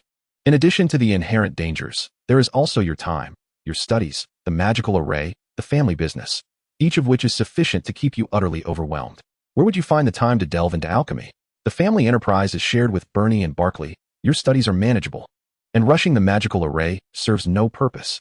Elaine articulated each point with care. As for alchemy, she suddenly grinned and took Hermione's arm, saying, "But you have Hermione, don't you?" Hermione's face flushed crimson in an instant. "How do you know that name?" she asked with a fierce tone. Elaine innocently countered, "Is there something wrong with that name?" "Certainly, there is," Hermione retorted. "Only Victor would call her that." Hermione was perplexed as to how Elaine had learned of this moniker. With a huff, she clutched her books and hastened toward the library. Elaine quickly followed, fearing that Hermione might lash out in embarrassment. She was counting on collaborating with her on alchemy. The playful banter of the young witches infused the dim corridor with life, momentarily dispelling the ominous clouds hovering over the wizards. A sumptuous feast appeared on the long tables in the great hall as the young wizards, having spent their day in study or merriment, began to enjoy their dinner. Lamb chops, sausages, bacon, smoked ham, potatoes, peas, fruit pies, various puddings, and copious servings of warm pumpkin juice. Elaine, having eaten her fill, stood and made her way out of the hall. Before long, several others departed from their respective house tables as well. Blaise, wielding knife and fork, was cutting into a steak when he glanced at the empty seats diagonally across from him, a flicker of inscrutable emotion passing through his eyes. Typically, dining arrangements in Slytherin were fixed. Since the beginning of the term, his seat had been moved next to Bernie, which was also diagonally opposite Theodore. In the common room beneath Hufflepuff, the magical array quintet reconvened. Contrary to expectations, the anticipated awkwardness did not materialize, as Elaine, the leader, refrained from introducing any external emotions into the gathering. They engaged in their customary discussions of the mysteries of the magical array, sharing insights and revelations. For hours slipped by in a flash, leaving them yearning for more as they concluded their intellectual exchange. "Elaine, are you not returning to the common room?" Hermione inquired, tucking away her notebook filled with today's discoveries. "You all go ahead. I have night patrol tonight, so I'll linger a bit longer before heading out," Elaine replied, still organizing her notes, her quill moving incessantly. Nearby, Bernie glanced at the time, 10:30. In the previous academic year, they often found themselves arguing late into the night, exceeding curfew. This year, with Dumbledore's repeated warnings, it was prudent to exercise caution. "Then we shall take our leave," Elaine waved dismissively. As time trickled away, Elaine not only completed her notes, but also conceived an inkling concerning the damaged altar array. She produced a photograph from her pocket watch and began meticulously sketching the magical array pattern onto parchment with blue ink. A pair of warm hands encircled her, and Draco's voice, laced with mild annoyance, reached her ears. "I truly wish these clandestine rendezvous would come to an end sooner." He could very well be openly affectionate with his girlfriend, yet now he had to return to the dormitory to concoct an excuse for coming back out. Elaine, amused, looked at him as she put away the parchment and photograph, saying, "Is this really unbearable for you?" "A bit," he admitted. They conjured a sofa to sit upon, and Draco idly twirled a strand of her long hair around his finger. "Did you and Granger visit Dumbledore for alchemy lessons this afternoon?" "Indeed, Dumbledore's lectures are quite engaging." Elaine tossed her hair to one side, and Draco, now devoid of hair to twiddle, began to play with her fingers instead. "You must be cautious in Dumbledore's presence. He is a master of legilimency." Elaine looked at him in surprise. "Did he use legilimency on you?" Draco shook his head slightly. "No, I shall be vigilant," she assured him. "Aren't you curious as to why?" "Why should I ask? You wouldn't harm me." Slughorn's potions class had become Harry's forte, thanks to that textbook belonging to the Half-Blood Prince. Whenever the content of the textbook conflicted with the notes of the prince, Harry adhered to the notes, discovering to his astonishment that they were all correct. This situation left Hermione quite dissatisfied, as she grumbled that Harry was achieving grades through cheating. Yet all the notes in that old textbook are accurate, are they not? Elaine pointed out. We have no idea who that half-blood prince is. What if he is a villain? Hermione retorted indignantly, adding that Harry had even disguised the new textbook to appear tattered, while keeping the half-blood prince's book for himself. He will regret his actions once he learns the former owner of the old textbook is Snape. At that moment, Professor Flitwick entered. I wouldn't be so certain, Hermione muttered, placing the textbook on the desk. Sixth-year students were required to use non-verbal spells, not only in defense against the dark arts, but also in charms and transfiguration classes. During these times, Elaine, who was adept at non-verbal spells, consistently garnered points from professors other than Snape. Splendid. Miss Bird has completed the task first. 10 points to Hufflepuff. Not everyone was as proficient as she. Students could be seen at the dining table or in the common room, brandishing their wands with flushed faces. Only in Professor Sprout's herbology class could they breathe a sigh of relief, for when the mandrakes attacked, they could unabashedly recite spells, even if they could not hear their own voices. In their second year, they had already repotted young mandrakes, but the advanced class dealt with fully matured ones. Elaine, equipped with soundproof earmuffs and sturdy dragonhide gloves, carefully harvested the leaves of the mandrakes, taking care to execute this step cautiously to prevent awakening the mature plants. Their leaves possessed hallucinogenic properties and were one of the potion ingredients. Suddenly, Anna beside her began anxiously tapping her arm, her mouth moving rapidly. Elaine shook her head, pointing to her earmuffs, and then gestured towards the back of the classroom, where a frenzied mandrake was thrashing about with its poisonous vines. A few students clad in red ties cautiously cast spells at it. Elaine swiftly drew her wand, and, with the collective effort of her peers, the rampaging mandrake was finally subdued. The closest Gryffindor students exhaled in relief, removing their earmuffs and celebrating with high fives. 5 points deducted from Gryffindor for failing to follow protocol. Professor Sprout stated at the conclusion of the class, but 10 points each to Gryffindor and Hufflepuff for your exceptional spell work. Chapter 138, The Attack of the Death Eaters.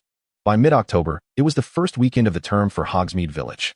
Over the past month, Professor Slughorn had hosted 3 gatherings, yet Elaine had chosen not to attend.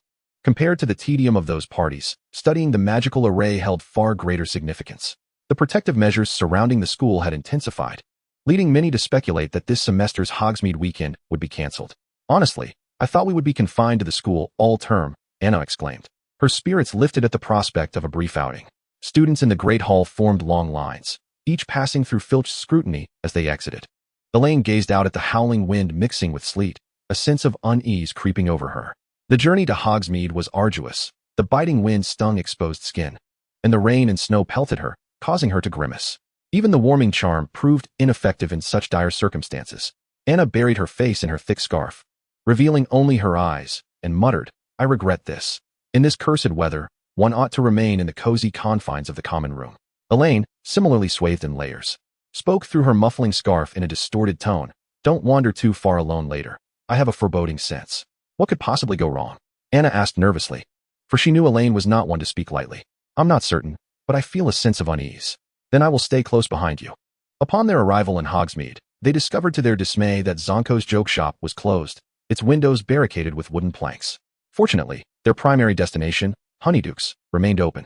As they stepped into the shop, the sweet scent of confections enveloped them, and a collective sigh of relief escaped their lips. The small store was brimming with Hogwarts students. The voices of the staff drowned amidst the chatter. They quickly gathered their desired items and proceeded to their next stop, Scribulus writing implements.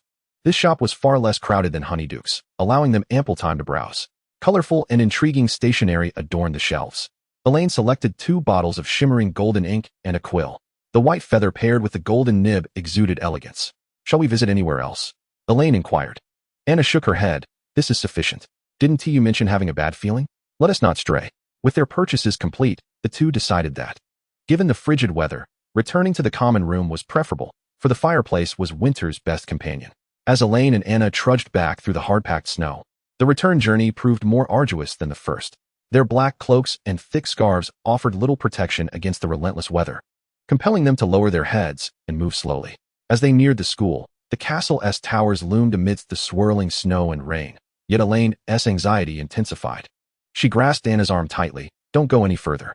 Startled, Anna halted, cautiously surveying their surroundings. The path lay deserted, and the trees flanking them were eerily silent.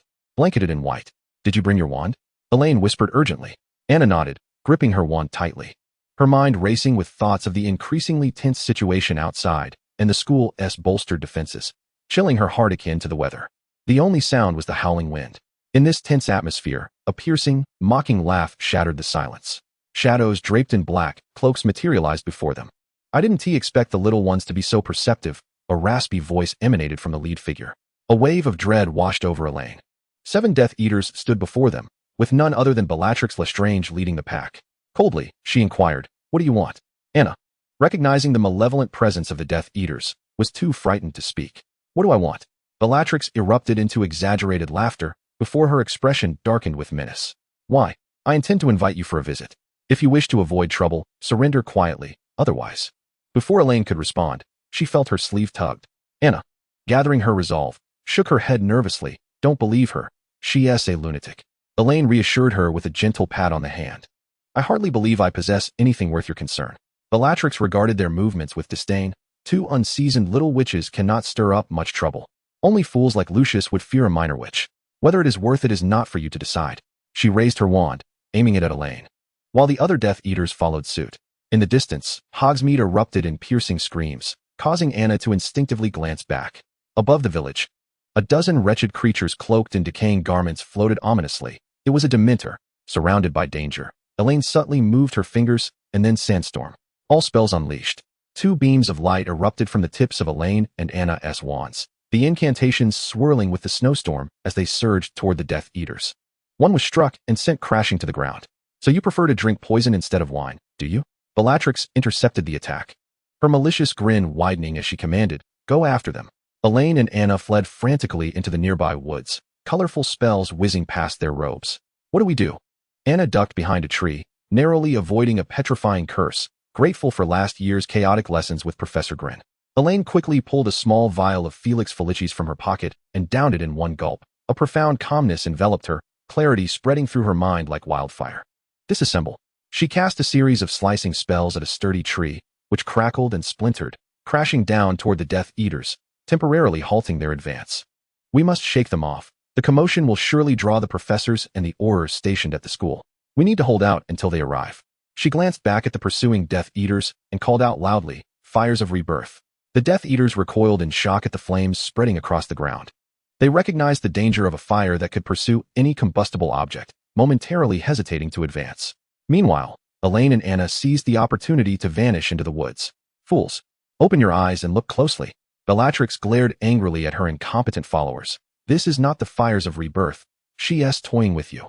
A mere flame can deceive you, truly useless wretches." Chapter 139, Under the Attack of the Death Eaters. Meanwhile, Elaine led Anna swiftly through the woods, the biting wind and snow striking their faces like stones, inflicting a cascade of pain, yet they dared not pause. Elaine calculated the professor's arrival time in her mind as she navigated this way. Anna followed Elaine out of the woods, only to collide with a towering figure, sending them both sprawling to the ground. "Hey, are you all right?" Hagrid boomed, lifting them up with a hand each. "Death Eaters. There are Death Eaters," Anna exclaimed, disregarding the pain in her arm from the impact. "What?" Hagrid bent closer to hear her over the howling wind. "Hagrid, there are Death Eaters in the woods," Anna shouted at the top of her lungs.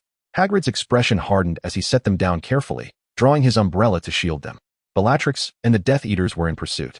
Thanks to the effects of the Felix Felicis, all spells aimed at Elaine seemed to veer off course, grazing her edges instead. Stupefy. A red light struck one Death Eater, rendering him limp as he collapsed into the snow. Elaine felt more empowered than ever, casting powerful spells that struck the enemies one after another. With Hagrid's imposing presence, soon only 3 Death Eaters remained. "I will kill you," Bellatrix hissed. Her eyes narrowed with fury. "If it weren't for my master's orders, this little brat would have perished 100 times over. The Dark Lord requires her alive." Another Death Eater warned sharply. They had to bring her back unharmed. Yet, the half-giant continually shielded the 2 young witches, their attacks against him proving as ineffective as mere tickles. Hagrid's massive form stood resolutely before them, his umbrella vigilantly pointed at the Death Eaters. Though his spellcasting skills may not be remarkable, his defensive capabilities ranked among the finest in all of Hogwarts. The standoff had reached a tense stalemate. Anna trembled as she raised her wand. The recent battle had nearly depleted her entire reservoir of magical energy.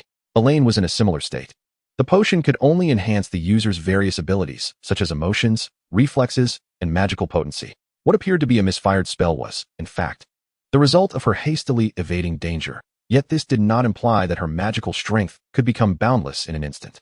Having consumed it, Elaine extracted a vial of potion from her pocket watch and tossed it to Anna before quaffing one herself.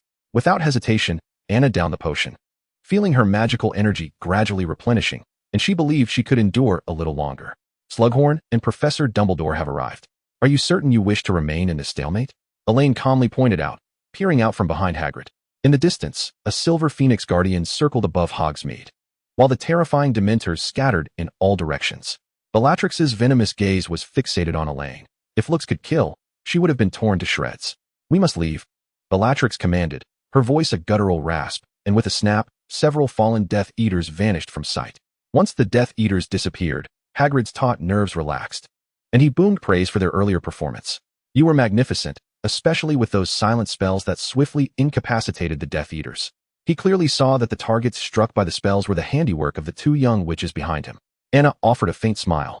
Having fought valiantly only moments ago, the fear crept in now that she could finally relax. I'll escort you back to school, Hagrid stated, noticing her pale complexion. He led the way, with Elaine supporting Anna as they made their way toward the school. Did you truly cast a fiendfire? Anna inquired hoarsely. Elaine shook her head, feeling an intense burn within her. It was merely a larger flame. Had it been fiendfire, this entire would have been consumed. Anna gave a thumbs up. While others struggled to even cast a silent spell, Elaine had managed to articulate one spell while discreetly casting another. Hagrid brought them directly to the hospital wing, where Madame Pomfrey was anxiously awaiting news of their encounter with the Death Eaters. Anna had sustained a minor fracture in her arm, along with magical exhaustion and mental strain. Madame Pomfrey, we've already consumed a potion for magical replenishment, Elaine remarked, frowning at the bitter concoction in Madame Pomfrey's hand. Of course, I can tell that, Madame Pomfrey retorted, pressing the potion into her palms with unwavering authority. You must drink this, and after that, another calming draught. As they spoke, a large group of students entered the hospital wing, prompting Madame Pomfrey to exclaim nervously, Merlin, what has happened? Tonks and Professor McGonagall entered shortly thereafter. Poppy. They encountered a Dementor attack in Hogsmeade, Professor McGonagall stated gravely. The students were ushered to beds for examination. Fortunately, several students had successfully summoned their patron uses, greatly shielding them from the Dementor's harm. Elaine, Hermione, Ron, and Harry were astonished to find Elaine seated on a bed alongside another Hufflepuff girl, who had a bandage on her arm. What happened to you? Hermione rushed over, concern etched on her face. She had noted that Elaine was not among those attacked by the Dementors. Elaine shook her head, aware that discussing their encounter with the Death Eaters was not suitable here. Can you tell me what transpired in Hogsmeade? Anna was equally eager to learn. Harry and I had just exited the Three Broomsticks when we heard the screams, followed by the appearance of a dozen Dementors, Hermione recounted, shivering at the memory. As soon as they arrived, they began sucking the joy from everyone, but thankfully, Harry managed to summon his Patronus, and others followed suit. Afterward, the Aurors and Professor Dumbledore arrived. Now, you three must take your potions, Madame Pomfrey interjected, interrupting their conversation. Then you must leave, so as not to disturb their rest. Elaine and Anna had no choice but to gulp down the calming draught, and Hermione was ushered out after finishing her potion. Under the potion's influence, they quickly succumbed to slumber. Chapter 140, The Disappearance of Onod. As night fell, Elaine slept soundly until midnight. In her drowsy state, she felt an unsettling sensation of being watched. Upon opening her eyes and turning her head, she spotted a familiar face peering over the side of her bed. Draco? He jolted awake, revealing his weary features. You're awake? Elaine nodded slightly, propping herself up with his assistance. When did you arrive? Not long ago, Draco replied, handing her a glass of water, then retrieving bread and biscuits from a nearby cabinet. Are you hungry? Would you like something to eat? She gestured toward the slumbering Anna. Draco cast a spell with his wand, creating a barrier around their area. Only then did Elaine pick up a piece of bread. She had eaten only a breakfast earlier that day and was quite famished. After a few bites, both reflected on the day's events.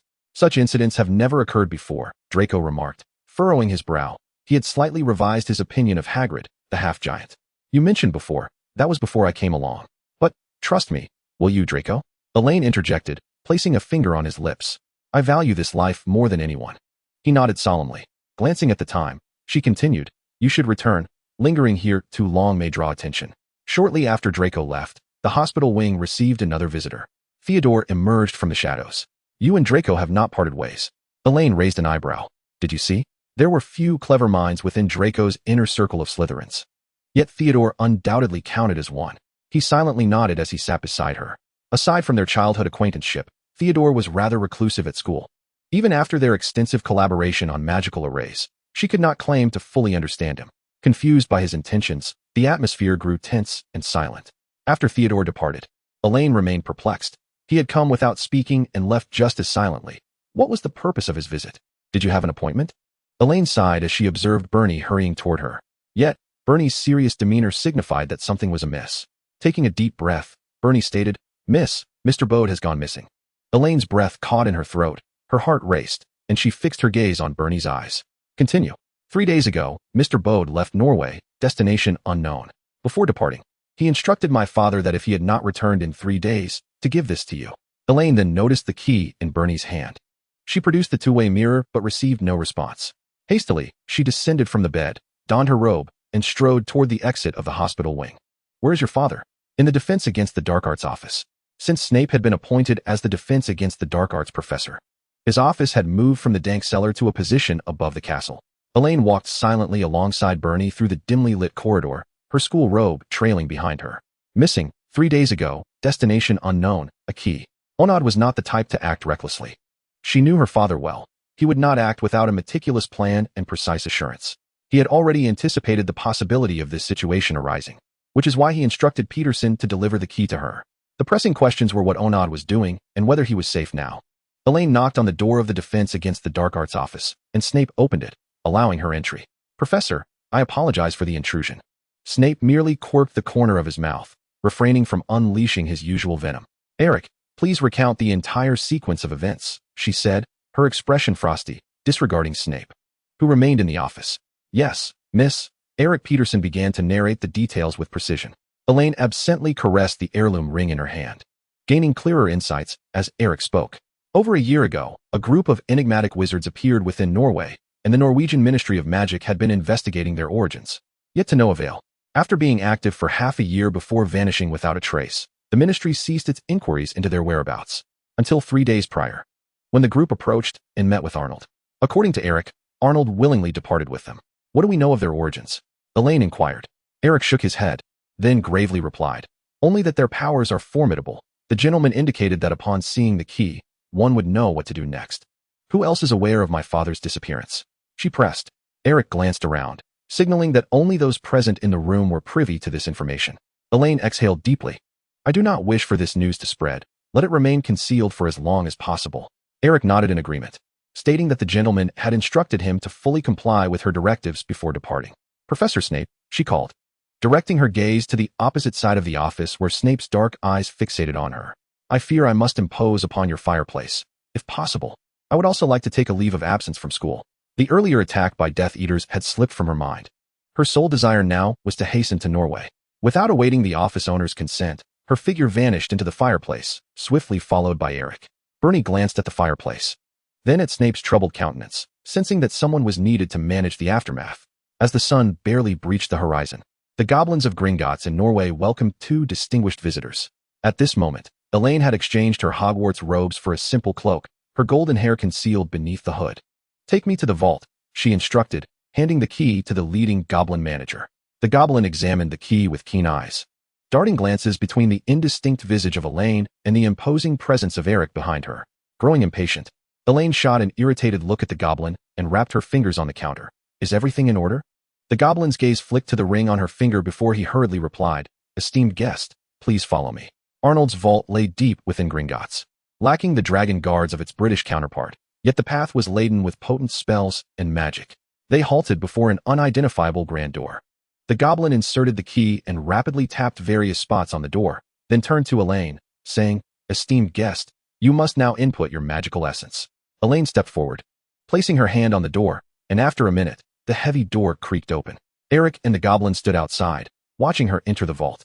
Chapter 141, The Heathered Glade. The vault was considerably larger than the one she had in the British Gringotts. She had once requested 3 treasures from Arnold's vault during her early studies of magic, yet had never come to select them. To her surprise, she was now inside. Torches along the walls ignited automatically, revealing the full expanse of the vault. Boxes neatly arranged on the ground, with smaller boxes displayed on shelves lining the walls. She opened the nearest box, discovering an extraordinarily lavish crown within. Since Arnold had brought her to the vault, it was certain that it contained something he or she required. However, looking at the open box before her, she was taken aback to realize that Arnold was, in fact, a collector. Various crowns, scepters, and swords symbolizing power lay within the boxes, even an imperial seal from an unknown dynasty. Her gaze shifted to the shelves, which displayed an eclectic array of items compared to those on the ground. Vintage goblets, intricately carved jade, and unrecognized emblems. Most significantly, Elaine sensed magical fluctuations emanating from these artifacts. She donned gloves and inspected each item, hoping to uncover some clue, yet an hour passed without any discoveries. With the top 2 rows of shelves still unexplored, she levitated a small box with her wand. Upon opening it, her eyes widened in surprise. She extracted the contents, comparing them meticulously with her own pocket watch. Externally, they were identical. Upon opening the watch cover, one contained a photograph of their family, while the other was devoid of such. Elaine held the one without the photograph to the light, scrutinizing it closely. The silver cover bore half of a heather motif. Carefully, she removed the photograph from the other watch, revealing the other half of the design within. When combined, they formed the emblem of the bird family, accompanied by a small inscription, Heathered Glade. After concealing the 2 pocket watches, although she was certain this was the item she sought, she methodically examined the remaining objects once more for good measure. Outside the vault, Eric kept a vigilant eye on the time. The miss had been inside for an hour and a half without emerging. Just as he began to worry whether something had gone awry, Elaine exited the vault. Let us return to the manor. Upon her arrival at Bird Manor, Elaine immediately plunged into the library. Gather all books pertaining to family history, she commanded the air. Yes, responded the house elf from the library. Seated at the desk, Elaine swiftly perused through the family histories, having already finished 3 or 4 tomes. While a thick stack remained on the table, the Bird family boasted an extensive lineage, with the first recorded bird predating the establishment of Hogwarts. Unlike other pureblood families, the Birds had no members expelled from the family. Thus, each volume chronicled the lives and significant events of every bird in rich detail. After several hours, she laid several books before her, which detailed several similar occurrences. In 1153, Zephyr Bird ventured to the Heathered Glade, and the emissary returned with his remains. In 1178, Wealden Bird journeyed to the Heathered Glade and returned safely 6 months later. In 1370, Aryan Bird traveled to the Heathered Glade and returned safely after a month. In 1681, Tauren Bird went to the Heathered Glade, and the emissary brought back his remains. In 1972, Berry Bird visited the Heathered Glade, and the emissary returned with his remains. She picked up the book detailing Berry Bird's life and made her way to the gallery of portraits of past family heads, most of which were languidly dozing. As Elaine scrutinized each portrait, she found none of Berry Bird. All who had ventured to the Heathered Glade without returning were absent from the walls. What is the Heathered Glade? A voice suddenly echoed in the silent portrait gallery, awakening the slumbering images, who regarded her with displeasure. What is the Heathered Glade? This time, the portraits comprehended her inquiry and were taken aback, the closest portrait peering at her cautiously. Little Elaine, how do you know of this place? She chose not to answer the portrait's question, continuing, Arnold has been taken to the Heathered Glade by the emissary. What? By Merlin's beard. Blame that rascal Barry. He has the ability to open the glade, but cannot seal it. Elaine's ears perked up at the commotion. The portraits gasped in unison. One elderly gentleman in a blue wizarding robe approached the nearest portrait to Elaine, displacing the original occupant. When did that rascal Arnold depart? He inquired. Great-grandfather. He left 3 days ago, Elaine replied respectfully. She perused the annals of her lineage, uncovering that numerous heads of the family had ventured to a place known as the Heath of Ericalesh. Some had perished, only to be returned by the executors, while others had come back alive, guiding the Bird family towards prosperity. Coupled with the recent portrait's utterances, it was not difficult to surmise that Arnold must have journeyed there as well. At this revelation, Stalin exhaled in relief, stroking his lengthy beard as he remarked, the swiftest return from the Heath takes at least a month. Arnold has only been gone 3 days, so let us wait a while longer. What exactly are the Heath and the executors? Why did my father enter? Elaine inquired. That cannot be divulged. It is a secret passed down through the generations of family heads, another portrait interjected. Stalin, bristling with indignation, rushed towards that portrait and exclaimed, look at the inheritance ring on that girl's hand, an unmistakable sign of the next family head. Have your advanced years dulled your vision? The portrait retorted, we shall discuss it when she becomes the family head. Rules cannot be broken. You old stick in the mud. The two immediately fell into a heated argument. Little Elaine, let us converse in the study, the initial portrait that had posed the question suggested as it returned to its frame. Elaine glanced at the two bickering and nodded. In the study, she regarded the elegant noblewoman depicted in the portrait, awaiting her words. I am Aleander. You may have seen my name in the records. She blinked at Elaine, glancing at the family history in her hands. Elaine nodded, recalling Aleander Bird, who holds the record for the swiftest safe return from the heath. Do you know whence the first bird originated? Aleander inquired. Elaine hesitated before replying. The family history states he was a wandering poet who met his wife in Norway and subsequently settled down. Clearly, you have not delved into the poetry of this ancestor. Aleander remarked, concealing her mouth behind a feather fan. Had you done so, you would discover he hailed from the heath of Ericalash. It is the ancestral land of the bird family, the very birthplace of their lineage, harboring the secret to their enduring prosperity. Thus, whenever the bird family faced decline, the head of the family would activate the heath, Elaine deduced. Aleander regarded her with appreciation and continued, once the heath is activated, one must undergo its trials. Should the current family head perish during the trials, the next head shall enter in succession until the trials are successfully completed and the heath is sealed. Elaine furrowed her brow, recalling that her grandfather, Barry Bird, had opened the heath during a time of decline but failed to pass its trials. Hence, her father, Arnold, must now face the trials that Barry could not conquer. That cannot be right. The Bird family's current standing is solely due to Arnold's diligent efforts. What does the heath have to do with it? Aleander shot her a sidelong glance, asserting, do you believe Arnold's recent success is merely due to fortuitous circumstances? Isn't it because my father is powerful? That is but one facet of the truth. The most significant factor is that the heath bestows favor upon the Bird family. Once activated, this favor commences, regardless of whether the trials are passed. Wait, favor? Elaine asked. Her curiosity piqued. Whose favor? That is not for you to know at this juncture. As for the executors, Aleander ignored her frustration and continued. You may regard them as gatekeepers. They maintain the order of the heath. Yet the executors have been active within Norway for over a year. Why was Arnold only approached 3 days ago? Elaine pressed. How should I know? That group is notoriously elusive. Aleander paused, adding, guarding the heath is merely one aspect of their mission. Elaine's brow furrowed deeper, grappling with the concepts of the heath, favor, and executors. Little Elaine, do you have further inquiries? Yes. Is the heath of Ericalash exclusive to the Bird family? If so, do other families possess their own heaths? If not, who else can enter this heath? Indeed, it is exclusive to the Bird family. As for other families, she reflected, most of those that once possessed a heath have since fallen into decline. Only a select few have endured, one of which you are surely familiar with. Who? Elaine pricked up her ears. Cerdiorum. Good news. Arnold has gone to the heath and is highly likely to return safely. Safely returning is what Aleander claims. She stated that Arnold's capabilities are akin to hers. She stayed in the heath for a month, so Arnold should likewise require a month for his return. Bad news. Her mind was now filled with even more questions. She placed the 2 pocket watches on the table, her intuition suggesting that the clue lay not only within the inscriptions on the covers, but also in the pocket watches themselves. Otherwise, why would Arnold have instructed her to seek the pocket watches in the vault before delving into the family history? Unfortunately, before she could piece together the rationale, Eric knocked on the door. Elaine adjusted her attire before opening it. Let us proceed. In the conference room, several wizards occupied both sides of the long table, all trusted aides of her father. Miss, they rose respectfully upon seeing Elaine. Be seated.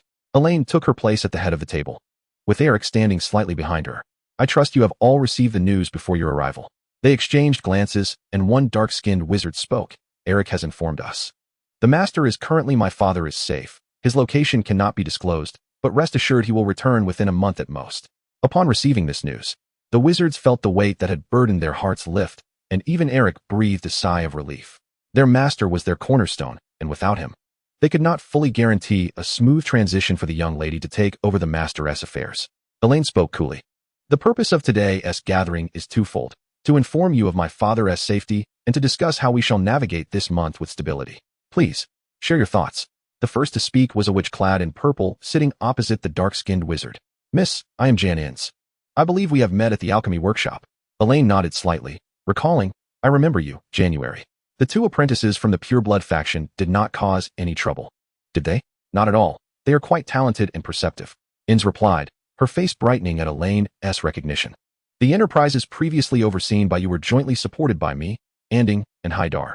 At the mention of those names, the 2 acknowledged Elaine with greetings. At the beginning of the 5th grade, Arnold had entrusted Elaine with all the Bird family enterprises outside of America, encompassing both the magical and muggle realms. This segment required little concern, as everything continued to operate as usual. due to Elaine's frequent absences from school and her often busy holidays. She had primarily corresponded with these 3 aides through letters, 2 of whom were meeting her in person for the first time. After Jan concluded, a slender male wizard spoke. "Miss, this pertains to matters from the American side." Elaine accepted the documents and perused them briefly, signaling for him to continue. The master had already settled most affairs. But in a week, the American Ministry of Magic will host a banquet for wizards who have invested in America, including Garfield and Bird. Garfield? I attended a banquet they hosted during my last visit to America. I shall accompany Eric there in a week. Having reviewed the details of the gathering, Elaine realized it was unavoidable and could only hope that the cunning politicians and merchants would show some leniency out of respect for Arnold. Following this, 2 more wizards presented their reports and shared their thoughts, prompting Elaine to turn her gaze towards the dark-skinned wizard. "Miss, this is the portion I am responsible for." Elaine maintained her composure as she reviewed the document and stated, "Proceed, as usual." After dismissing the others, Elaine began to feel a sense of unease. Moreover, the Norwegian Ministry of Magic, one could easily infer, would be closely monitoring Arnold's every action during this critical period of leadership transition. Not only the Norwegian wizards, but also the attention of magical departments from other nations, and even the International Confederation of Wizards, was drawn to the situation. After an afternoon of discussions, Arnold's assistants sprang into action, while Elaine hastily consumed her dinner before immersing herself in work. Chapter 143, Attack in America. The following morning, Eva and Andrew arrived at Bird Manor. "Elaine, how could such a significant event occur without informing us?" Eva exclaimed, embracing Elaine with a look of concern, having rushed over upon receiving the news. Grandmother Elaine blinked, suppressing the sting in her eyes. "All right, Elaine, come with me to the study." Andrew interjected, his demeanor serious. Eva released her, wiping at the corners of her eyes. "Your grandfather wishes to discuss something with you." Elaine followed Andrew into the study, sitting across from him. "Do you know where Arnold has gone?" he inquired. "Yes, the ancestors have informed me. They said father will likely be away for about a month," Elaine replied. Adjusting her expression, Andrew nodded slightly. As a family with similar connections, the Surdirams were no strangers to such matters. "Arnold has made many enemies over the years. You must exercise utmost caution in your actions." She understood perfectly well how those wizards would react upon learning of Arnold's disappearance, like hyenas spotting prey. They would not let the Bird family slip away unscathed. "I understand. I met with several of Father's assistants yesterday and have made preliminary arrangements for what lies ahead. Should you need anything, the Surdirams will stand as your support." Andrew refrained from inquiring about her plans. A month was neither too short nor too long, sufficient for refining an heir. Elaine nodded. "I will, grandfather." Andrew departed swiftly, returning to Durmstrang 2 hours later, as he had to rush back to teach. Eva, however, lingered, only to be persuaded to leave by Elaine 2 days later. Soon, the time arrived for the banquet hosted by the American Ministry of Magic. The bustling hall was ablaze with light, wizards mingling in groups, the aroma of wine wafting from clinking glasses, creating a scene of spirited revelry.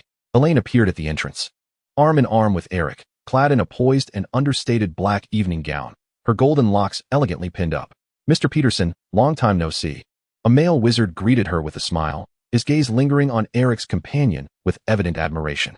"Miss, this is Mr. Tolliver, the Deputy Minister of the American Ministry of Magic," Eric introduced. "This is Miss Bird." Upon hearing this, Tolliver's smile broadened, quickly grasping Elaine's identity. "Miss Bird, we have met before. I wonder if you remember?" Elaine shook his hand gently, having not yet had the chance to congratulate Mr. Tolliver on his promotion. The last time they met at the ministry, Tolliver was still the Director of International Friendly Cooperation, and now he had ascended to Deputy Minister. The scene had already drawn the attention of several others. As soon as Tolliver departed, another group approached to continue the conversation. While they may not recognize Elaine, they certainly knew of Peterson, Arnold's capable assistant. Throughout the evening, Elaine deftly navigated through the crowd, fending off inquiries about Arnold's whereabouts with practiced ease, uttering not a word that should not be spoken. The chill of the wind against her exposed skin raised goosebumps, prompting Elaine to tighten her plush shawl. As the banquet concluded, she and Eric boarded a carriage to return home. The evening's socializing had left her utterly exhausted, and she closed her eyes to rest in the carriage. "Miss, someone is following us," Eric whispered, his ears perked. Elaine opened her eyes, a glint of coldness flashing in her blue gaze. "Shake them off." Eric took control of the thestrals before them, while Elaine wielded her wand from her past life, casting the disillusionment charm as the carriage soared through the air. Hogwarts, Slytherin common room.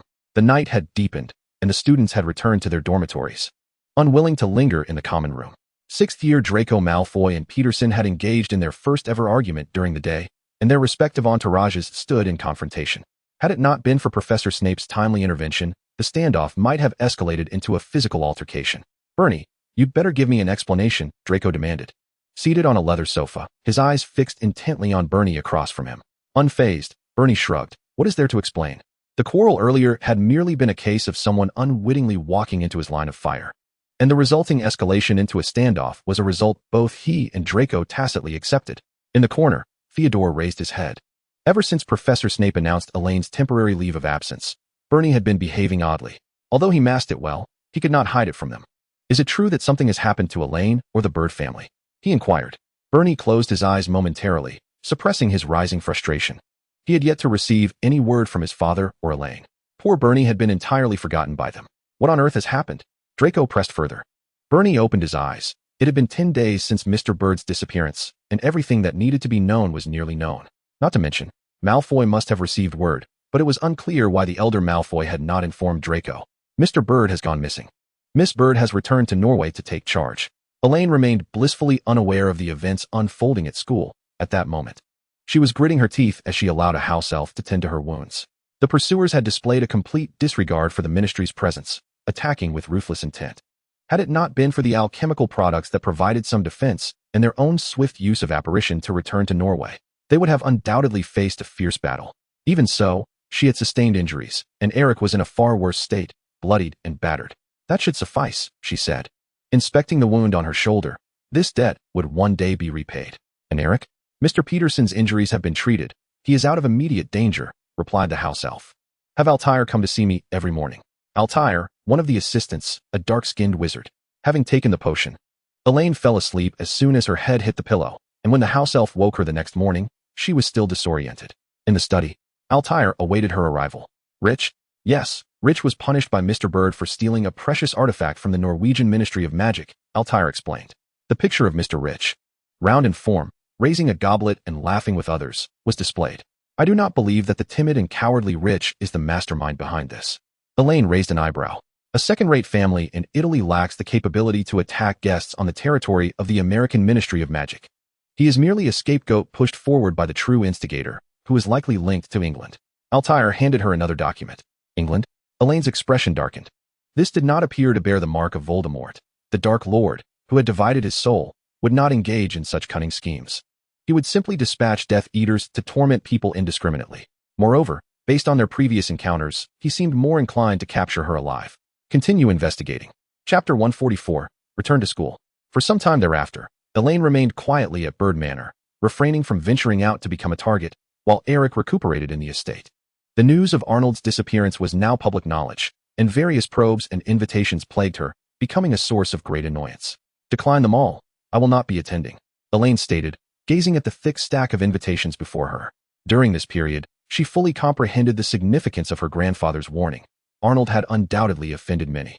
Countless would-be opportunists sought to take a bite out of the Bird family, which loomed large. Regrettably, one's abilities do not align with one's ambitions. There is no need to await the return of her father, for Elaine alone possesses the capability to subdue these buffoons and instill fear in many. Yet, she does not dare to relax, for the true hunter remains cautiously observant. Outside the window, snowflakes cascade gracefully to the ground, and in the distance, the unending mountains and perennial snow are visible on the horizon. The Bird family, rooted in Northern Europe, has limited personnel in England. Especially given the current complexities of the situation, the gaze of the entire European wizarding community is fixated there. 10 days have elapsed since the last attack, and still, there is no news regarding the mastermind behind it. The Purity Party would gladly assist her in dealing with this predicament, but Elaine dismisses their offer without a second thought. In this world, there is no such thing as a free lunch. All gifts come with a price tag attached. Once Honored returns, the culprit will undoubtedly be brought to justice.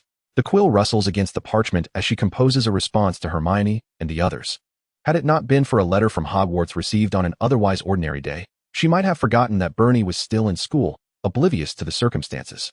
A fleeting pang of guilt crosses her mind, but it dissipates just as quickly. At the Norwegian Ministry of Magic, Monk cautiously retreats from the current minister's office, having just endured a significant outburst from the minister. However, he understands the minister's frustration, for he feels the same. Anyone would be unsettled upon discovering that the most promising candidate has gone missing at such a critical juncture in the ministerial transition. A heavy gloom hangs in the air, and all are hushed, diligently attending to their tasks, wary of provoking ill fortune. When Hagrid drags in 12 Christmas trees into the Great Hall, it signifies the impending arrival of the Christmas holidays. Harry deftly maneuvers past clusters of girls gathered beneath the mistletoe. In the library, Hermione awaits him. Ron and Lavender are caught up in their romance, and the girl seems to view every second she cannot kiss Ron as wasted time. Kiss whomever you like. I am indifferent, Hermione remarks, wielding her quill as she writes her essay, while Madame Pants flits between the shelves, overseeing the proceedings. Harry compares his notes with those of the Half-Blood Prince from an old textbook on advanced potion making, having garnered repeated praise from Professor Slughorn for his insights. Be cautious. Hermione glances at him, her tone serious. I will reiterate this one last time. Harry lowers his voice. I have no intention of returning the Half-Blood Prince's book. Who mentioned that tattered old tome? Hermione shoots him a fierce look. I meant before, when I was in the bathroom. There was a group of girls discussing how to slip you a love potion. Harry's mouth drops open in astonishment. She continues. The best love potion was purchased from George and Fred. They all want you to take them to Professor Slughorn's party, so you should be wary. Both Hermione and Harry have received invitations to Professor Slughorn's Christmas party, allowing them to bring an additional companion the day before the holidays commence. Why haven't you disposed of those things? Harry finds it hard to believe. They wouldn't dare bring love potions to the bathroom. Hermione rolls her eyes. If I were you, I would choose my companion sooner rather than later. But I don't have anyone in mind, Harry replies, though a golden silhouette persistently occupies his thoughts.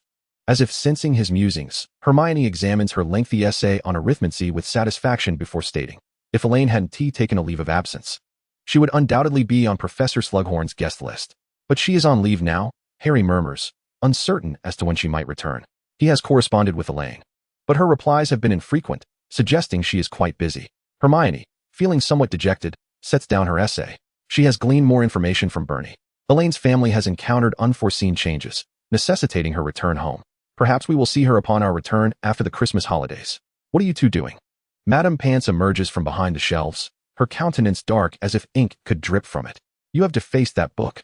Harry clutches his old textbook tightly. This is my own book, not a library copy. Madame Pants's furious gaze fixes on his notes, and she reaches for the book in his hands. That does not matter. According to the rules, you must face punishment. You can't, Hermione interjects, quickly pulling Harry along as they dash out of the library, not forgetting to grab her belongings. Once they reach the corridor, they pause to converse in normal tones. You should not argue with Madame Pants. What if she forbids you from entering the library in the future? Harry glances back in discontent. It's my own property. Why can't I write in it? I merely took some notes. It's utterly unreasonable. Hermione too feels that Madame Pants's behavior is excessively harsh as they grumble about their grievances on their way back to the Gryffindor common room. Harry, would you like some juice? A girl approaches him with a drink in hand. Harry feels somewhat taken aback, while Hermione gives him a look that says, see? I told you to be cautious. Thank you, but I'm not in the mood to drink right now. What about these? Chocolate? Cookies? Cake? Which would you prefer? Several girls encircle Harry, compelling him to accept a cookie before he musters the energy to break free from their encirclement. He resolves to discard the cookie upon returning to the dormitory. Before reaching the dormitory, he spots Ron and Lavender entwined in an embrace in a corner of the common room. Once tomorrow's classes and Professor Slughorn's party conclude, he will return to the Black family estate to spend Christmas with Sirius. Harry muses happily before drifting off to sleep. The next day, Harry, bleary-eyed, wanders into the Transfiguration classroom, his excitement over the approaching holiday having robbed him of restful sleep. Hermione rushes in beside him. Elaine, you're back. Chapter 145, Gratitude. Elaine and Hermione share a brief embrace before sitting together, while Harry occupies a seat in front of them. When did you return? Hermione inquires.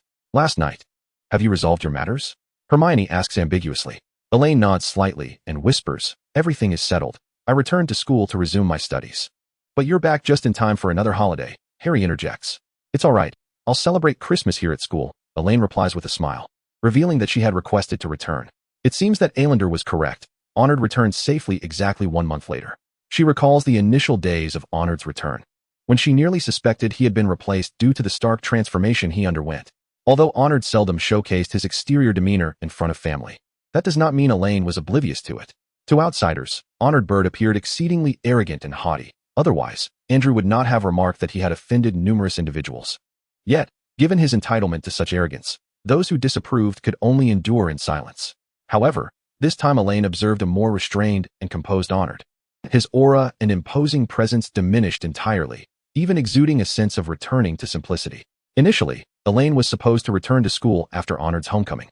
But her curiosity about his experiences in the Heather compelled her to linger and assist him with various matters. Unbeknownst to her, curiosity remained unquenched, and she ended up dealing with numerous issues. As the workload increased, she hurried back to school, realizing that Honored had the opportunity to settle scores with certain individuals, and she would not be an added burden during his time in Norway. Hermione, thoughtful, casts a glance at the approaching Professor McGonagall and whispers, after class, "I'll share my notes from this period with you." "I adore you, Hermione," Elaine responds, touched as she clasps Hermione's hand. Ahem, Professor McGonagall stands at the podium, prompting Elaine to sit up straight. Today, the lesson focused on the art of human transformation, with the most challenging aspect being the manipulation of one's own features. After a comprehensive explanation from Professor McGonagall, the students were granted time for free practice, tasked with changing the color of their eyebrows. The results were chaotic. Some ended up sporting conspicuous handlebar mustaches. Others caused their eyebrows to vanish entirely, while many experienced no alteration at all. Bernie, being a student capable of achieving a Nimigus transformation independently, was the first to succeed in the classroom, prompting Professor McGonagall to generously award Slytherin 10 points. Draco, refusing to be outdone, quickly followed as the second to succeed. Unlike the previous 5 years, where classes were shared with only 2 houses, the advanced class comprised students from all 4 houses, leading to a more diverse learning environment. After class, Harry remained troubled about the evening's Slughorn party, still without a companion to accompany him. "I'm sorry, Harry, but I don't plan to attend the gathering tonight. You may need to invite someone else," Elaine said apologetically. "It's all right, I'll think of something." Harry managed a strained smile. As others awaited the arrival of the 8 p.m. party, Elaine found herself in Snape's office. "Professor Snape, I sincerely apologize for my previous impetuosity, and I am deeply grateful. This is a token of goodwill from my father." Elaine presented some rare potion ingredients and a letter from her pocket watch. She had left in haste with Eric that day, and since then, had not received any owls from Dumbledore, making it hard to believe Snape had not intervened in some way. Her pocket watch contained more than just those items. It also held another watch discovered in the vault, a secret that Honored had not divulged beyond the instruction for her to keep it close. Snape's gaze, sharp as his hooked nose, fell upon Elaine, and narrowing his eyes, he remarked, "The undetectable extension charm. If I recall correctly, it is not to be used for personal purposes. Will the professor inform the Ministry of Magic?" Elaine smiled as she handed him the letter. "My father insisted I deliver this personally to you." Snape calmly accepted the letter, opening it to scrutinize its contents. Elaine observed as his brow furrowed deeper. Her curiosity piqued about what Honored had pinned to elicit such a reaction from the formidable potions master. The letter undoubtedly expressed Honored's gratitude and proposed generous conditions in hopes that Snape would look after his daughter. Snape scoffed, finding himself sandwiched between Draco and Elaine, 2 bothersome nuisances he could not shake off. "Professor, may I know what my father wrote?" Elaine inquired with genuine curiosity. "Certainly not," he replied, pressing the letter down upon the desk, impatiently ushering her out. "Miss Bird, if you wish to remain in this confinement, then continue your prying." She withdrew her head slightly, saying, "Goodbye, Professor." Upon leaving the office, she returned to the Hufflepuff common room and set off to Hagrid's hut with Anna. "I hope Hagrid will appreciate these gifts." They carried hearty food and 2 books on magical creatures, items they had deliberated on after Elaine's return the previous night. The attack by Death Eaters had left them feeling indebted to Hagrid, as without him, they might have suffered greatly, albeit their gratitude felt a tad belated. "If it weren't for me, you wouldn't be here." Anna dismissed Elaine's concerns with a light shake of her head. "I've told you, it's not your fault. Even if I hadn't encountered the Death Eaters with you, I would have faced Dementors in Hogsmeade. I still haven't mastered the Patronus charm, and I dread to think what might happen if I encountered Dementors." Although Anna seemed unconcerned, Elaine still felt a pang of guilt. "And aren't we friends? There's an old saying in the East, for friends, one would willingly bear a knife to the ribs," Anna remarked. As they conversed, they arrived at Hagrid's hut. They knocked on the door, and Hagrid opened it from within. "Ah, it's you. Come in." He greeted them warmly while preparing tea. "Would you like some rock cakes?" Elaine grimaced at the thought and shook her head towards Anna. "Thank you, Hagrid, but we just had quite a bit before coming here, so we're not hungry." "Well, that's unfortunate." Freshly made rock cakes. Hagrid handed them tea. "This is for you, a selection of food and 2 books about magical creatures." Anna placed the offerings on the table. "Though our gratitude may be a bit late, we still wish to say thank you, Hagrid."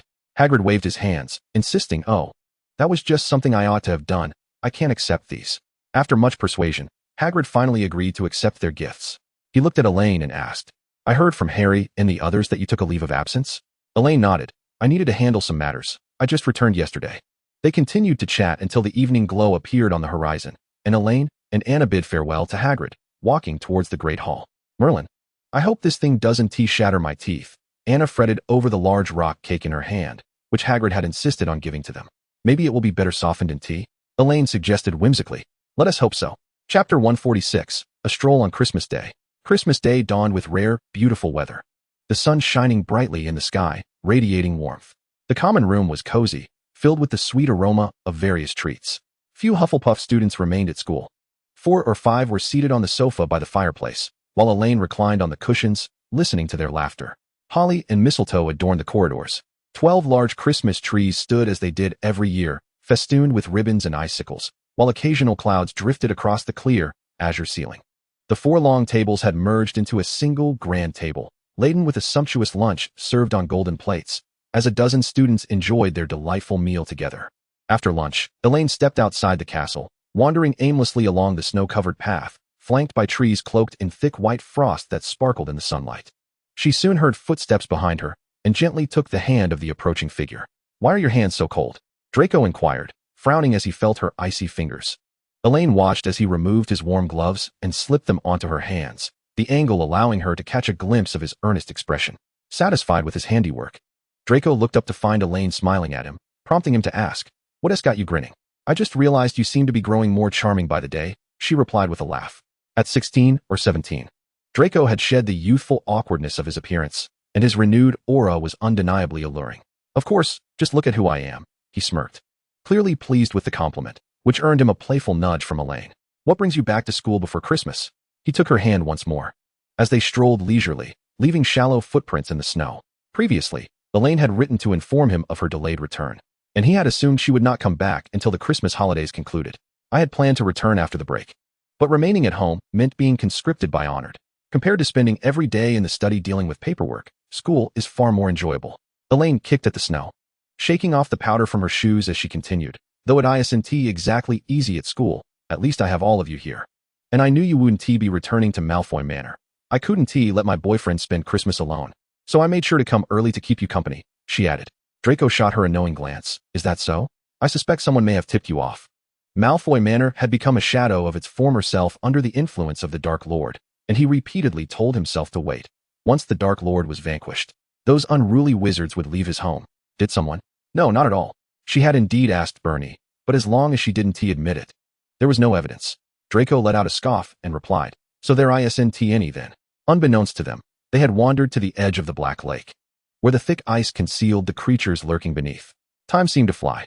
The days spent sailing on the lake during their first year felt as though they had just occurred yesterday. Elaine sighed, realizing in an instant that they were now in their 6th year. "Just one more year until we graduate." "Indeed," Draco agreed. The ice on the Black Lake had frozen year after year, and in just over a year, they too would be departing from Hogwarts. From the day after Christmas, Elaine had devoted herself to her studies, investing significant time in both the magical runes and the material she had previously missed. Draco had joined her, spending entire days at the base. "Thanks to you all, otherwise I shudder to think how long it would have taken me alone." Elaine closed her textbook with a sigh of relief, with Hermione's notes and Draco's personal explanations. She had finally managed to catch up on the material just a day before their return to school. "This was no challenge for you," Draco remarked. "That's quite different. Working alone is far less efficient compared to having your assistants." Draco saw no distinction and changed the subject. "Let me show you something." "What?" In the next moment, Elaine watched in astonishment as her textbook slowly began to levitate. Nonverbal wandless magic. The book wobbled before gently settling back onto the table, and Draco nodded with pride. Having mastered a few basic spells through daily practice, "Your progress is astonishing," she remarked. "Most wizards are still fumbling with nonverbal spells at this stage, and here you are, effortlessly performing wandless and nonverbal magic." The difference between nonverbal spells and wandless nonverbal spells was not merely a matter of a few words. For Elaine herself, she had planned to wait until mastering nonverbal spells, at least until her 7th year, to even begin exploring wandless nonverbal magic. "Curious," she asked, "how did you achieve that? Do you remember how young wizards often experience magical surges before enrolling at school?" Draco nodded. "Magical surges are quite perilous, if one is not careful. They can easily lead to disastrous outcomes. Such surges occur because young wizards are unable to properly channel their internal magic, causing uncontrolled manifestations that resemble spellcasting. For instance, some young wizards might cause objects to levitate or explode at a very young age, which is considered a sign of their magical talent. Once they possess a wand, they can channel their magic through it, enabling them to cast more stable and powerful spells. So, You drew inspiration from the magical surges experienced by young wizards? Draco nodded. It is commonly believed among wizards that wandless magic is inherently unstable and uncontrollable, making it a dangerous endeavor. Yet, as long as one's magical capacity and control are sufficiently robust, such concerns become moot. Elaine pondered over this. While the Western wizarding world places immense importance on wands, wandless magic is quite commonplace in South Africa. A significant number of wizards regard the absence of a wand as crude and lacking in elegance, looking down upon South African wizards. However, she sensed an even more profound reason behind this disdain: fear of such power. Just look at the wizards in the current world who can master wandless and nonverbal magic. Grindelwald and Dumbledore are both formidable and elite practitioners. It seems I need to hasten my progress, Elaine chuckled, or else being left behind by my boyfriend wouldn't be ideal. Draco wrapped his arms around her waist and sincerely said, "You are far more capable than I." With so many responsibilities upon her, she not only managed them all with precision, but also continuously elevated her own abilities. Chapter 147, The Rings. On the very first day of the new term, the sixth-year students were greeted with a delightful surprise. An announcement regarding a course on apparition was posted on the notice board. If one had turned 17 before or on August 31st, they could enroll in a 12-week apparition class taught by Ministry of Magic instructors, with a tuition fee of 12 galleons. Elaine signed her name beneath the announcement. "Isn't there a counter-spell against apparition at Hogwarts? How will we attend the class?" Anna inquired. "If the ministry can conduct this course at the school, there must be a place for us to practice," Elaine replied. The first class of the new term was Charms, where Professor Flitwick instructed them to perform the spell for clear water. As Elaine poured water into her cup, she engaged in conversation with those around her, the classroom buzzing with excitement as everyone discussed the upcoming apparition course. She noticed Gryffindor's explosive genius, Seamus Finnegan, transforming the required clear water into a water dragon, which shot up to the ceiling before crashing down and soaking Professor Flitwick. "Did you see that? If you channel enough magic, clear water can become an offensive spell." Elaine gestured to Anna, indicating Seamus's display. "If the force of the water dragon is sufficient, I could push back or even knock an enemy away," Anna mused. Elaine's eyes sparkled with encouragement. Their last encounter with Death Eaters had served as a stark reminder, prompting her to subtly enhance Anna's combat awareness so that she wouldn't become an easy target in danger. Another water-related spell came to her mind: Dumbledore's water prison. It seemed she would need to visit the library after class to look up this spell. After class, Hermione halted her progress towards the library by clutching her books tightly, informing her that Dumbledore had moved the alchemy class up and they needed to head straight to the headmaster's office. The circular room appeared different from what they had seen before. Today, they were not seated next to Dumbledore's desk, but rather gathered around a large table in the center, adorned with various tools. "Looks like I arrived just in time." Elaine winked, having managed to catch the first practical class. Last semester, she had mentioned to Hermione her intention to improve the two-way mirror before Christmas. But the incident with Onod had caused a delay. Now, it could finally be put back on the agenda. Dumbledore stood beside the table, warmly addressing them. "Miss Bird, how is your father faring?" "He is well. He is likely grappling with the burdens of his demanding work," Elaine shrugged as she and Hermione approached the table. Dumbledore smiled. "I too often feel overwhelmed by the demands of work. The recent disturbances caused by Onod Bird in Northern Europe have not gone unnoticed, even reaching my ears here in England. Any family that took action during his month of disappearance has faced significant repercussions, some even completely dismantled, instilling fear among the wizards of Northern Europe." Elaine smiled faintly without responding, as Dumbledore gestured towards the instruments on the table. Today's class task was to independently create an alchemical item, with no restrictions on the type. "All right, Professor," Hermione exclaimed, her excitement palpable at the prospect of finally applying all the theoretical knowledge they had accumulated last semester. Time flowed steadily as the two witches immersed themselves in their work. When Dumbledore announced the end of the class, they still felt unsatisfied. "If I had a bit more time, I could make this even better. Perhaps adding an automatic cleaning feature," Hermione remarked as she gazed at the hairpin she had crafted. Her first alchemical product, a hairpin that would make hair smooth. "We could quietly work on it at the base," Elaine said, holding up the ring she had made during class. Hermione shot her a disapproving glance. "Dumbledore has repeatedly stated we cannot create things without a professor's supervision. And Dumbledore also forbids us from wandering at night." Elaine winked, "but we often disregard that rule." Hermione hesitated before conceding, "Fine, but we must prioritize safety." Elaine looped her arm through Hermione's, reassuring her, "Don't worry, Hermione. Worst case, we can draw 2 defensive magic circles beforehand, just in case there's an explosion." "What explosion? Don't speak such dreadful words. How about we start the day after tomorrow afternoon or evening? I plan to visit the library today, and tomorrow night we can exchange ideas about the magical runes."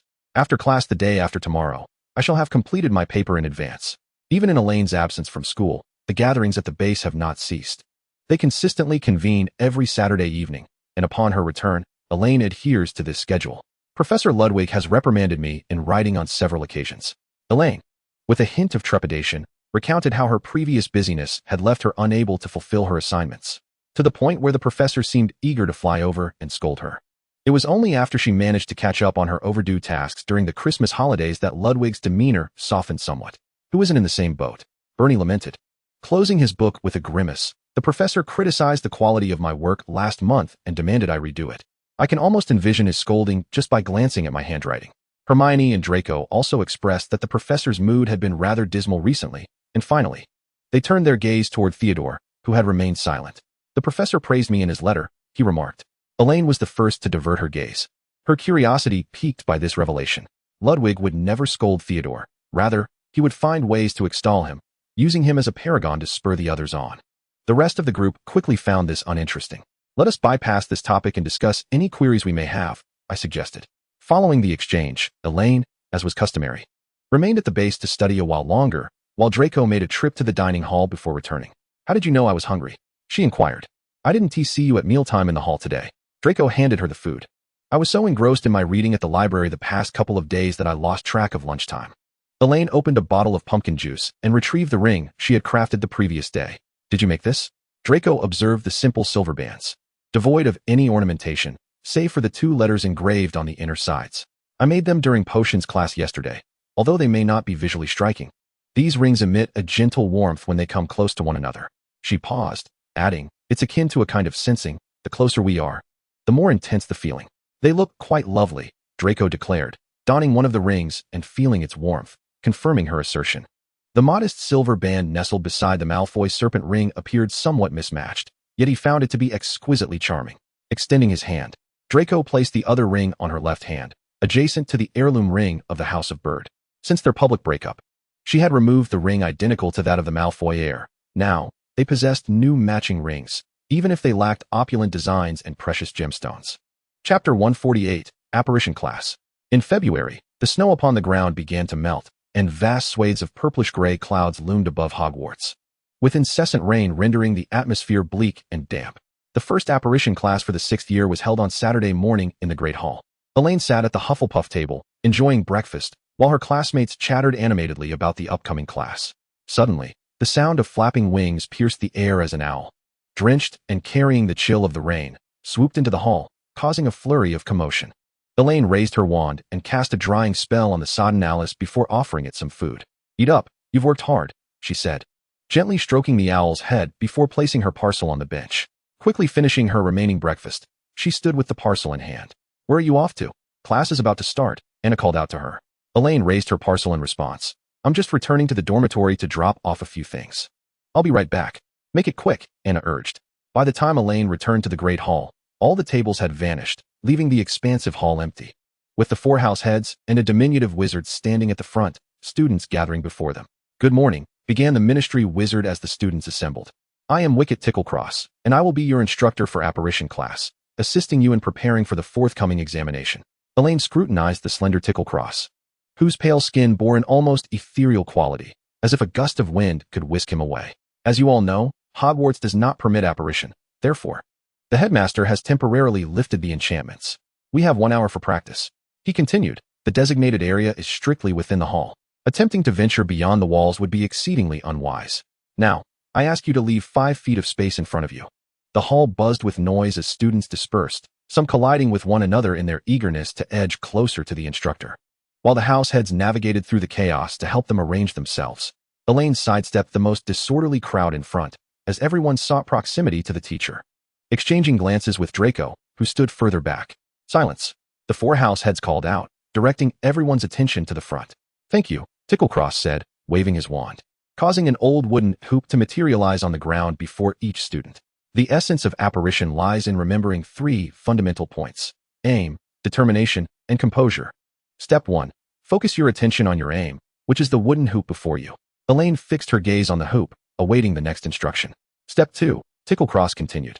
Let your determination occupy the space of your aim, allowing your desire to enter that space to permeate every fiber of your being. Elaine discreetly raised her head to observe others, noting that many were also scanning the room. Ernie Macmillan to her left had turned crimson, intently staring at the hoop. Step 3. Upon my command, spin in place, allowing yourself to enter a state of void. Remember to remain composed. Ticklecross continued, and Elaine refocused her attention entirely on the hoop and the space within it. Now, on my count, 1, 2, 3.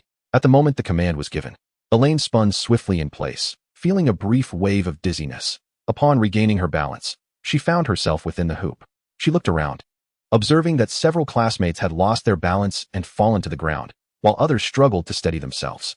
Yet, there were successes as well. She locked eyes with Bernie, who stood in the hoop beside her. Let us try again, Ticklecross said dryly, surveying the disarray in the hall, looking somewhat pleased when he spotted Elaine and Bernie. Align the hoops neatly, then return to your positions. After 2 more practice attempts, Elaine succeeded each time, although during the second attempt, the hem of her robe had failed to follow her movement, lying forlornly on the ground. On the 4th attempt, a terrifying scream pierced the air, causing everyone to turn in alarm, discovering Hufflepuff's Susan Bones precariously teetering in the hoop, her left leg remaining behind. The heads of houses quickly gathered around her, and with a resounding bang, a burst of purple smoke dissipated, revealing that her leg had been restored. Watching Susan sob uncontrollably, Elaine felt a surge of gratitude for her own fortune. She had narrowly avoided experiencing the disjointed sensation Susan had endured. Disjointedness, as Ticklecross explained, occurs when a part of one's body becomes separated due to wavering determination. One must always concentrate on the aim and maintain composure, just as this. He elegantly spun in place, appearing with a lightness at the back of the hall before reappearing at the front. Once more, 1, 2, 3. The hour passed swiftly, and eventually, a few more students successfully apparat. As Elaine departed, she pondered the adjustments she needed to make. When Anna inquired, "Are you heading back to the common room?" "Elaine, I must make a brief stop at the library first," she replied. As Anna approached the staircase, she descended towards the Hufflepuff common room, while Elaine stood on the landing, awaiting the arrival of the nearby staircase. The room of requirement. Draco brushed past with Crabbe and Goyle. Elaine caught a barely perceptible sound and, with a measured demeanor, stepped onto the moving staircase to ascend. Since the venue of their gatherings had been relocated to the base, she had not returned to the room of requirement. Chaotic piles of mismatched chairs and tables were haphazardly heaped into a small mountain, accompanied by discarded school robes, textbooks, and parchment that resembled a forgotten refused dump. Fortunately, there was no acrid odor. Otherwise, Elaine would have unequivocally refused to enter. She waved away the dust in the air, her gaze fixated on the tall cabinet known as the Vanishing Cabinet, nestled in the innermost part of the room of requirement. It possessed the uncanny ability to transport individuals discreetly from one location to another, bridging the gap between the elusive Hogwarts and the outside world with remarkable efficacy. Chapter 149, The Improved Vanishing Cabinet. "Have you repaired the Vanishing Cabinet?" she inquired upon hearing footsteps behind her. "It's still a work in progress. I'll complete it when the time is right," Draco replied. After all, once the cabinet was fully functional, Death Eaters would infiltrate Hogwarts through Borgin and Burks. So it was prudent to wait until they had set everything in place. Elaine crossed her arms, scrutinizing the Vanishing Cabinet before her. "Don't you think this contraption bears some resemblance to a portkey?" During the Triwizard Tournament, she had confirmed that anti-disapparition jinxes could not impede portkeys. Draco stood beside her, examining the Vanishing Cabinet, and as the wizard who had repaired it twice, he offered a differing perspective. "There are no traces of a magical array within. This is a fusion of spatial magic and alchemy." "All right then, what did you summon me here for?" she asked, perplexed. In their first year, they had discovered Ravenclaw's diadem here, and in their 6th year, Draco had repaired the Vanishing Cabinet in this very spot. His expression grew cold. "Crabbe is more eager than I am to complete the task assigned by the Dark Lord." As a lackey to Malfoy, Crabbe evidently had other motives. But his limited intellect and crude methods were almost laughable. Elaine frowned, recalling their portrayals in the original narrative, which left her somewhat displeased. Draco, noticing her furrowed brow, felt his mood lift considerably. "Since we are both here to put on a show in the room of requirement, I thought it best to invite you along. He won't just barge in, will he?" "No, I've instructed them to keep watch outside." As they spoke, the scene within the room of requirement transformed abruptly. The chaotic debris vanished, replaced by a crackling fireplace and inviting sofas. Elaine shrugged nonchalantly. She had mentally recited her incantations several times, and an expansive arena materialized on the opposite side. "Are you going to practice a spell?" Draco queried. "A new incantation. I haven't practiced it yet." She drew her wand, meticulously recalling the spell's intricacies she had discovered in the library, and with a decisive flick, a torrent of water erupted from the tip of her wand, drenching the floor. A superior version of Aqua Eructo? Draco hesitated. No, it's the water prison charm. Elaine stared at her wand, the incantation precise. The movement executed flawlessly, so why hadn't it succeeded? She waved her wand again, controlling her magical energy with greater finesse, and a steady stream of clear water gushed forth. As she endeavored to shape it into a sphere, moments later, the water sphere burst dramatically, splattering her robes. Observing this, Draco cast a waterproofing charm upon her, then eagerly watched as one water sphere after another exploded in midair. Yet, it was evident to all that her movements were becoming increasingly adept. Elaine practiced the water prison charm in the room of requirement for 2 hours, while Draco busied himself with managing the splashes. The proficiency with which you execute both the waterproofing and cleaning charms is visibly on the rise, he remarked. Initially, you relied on your wand for these spells, but now you can perform them wandlessly and silently. I'm so tired. Elaine collapsed onto the sofa. Well, in a sense, you've been practicing in another light.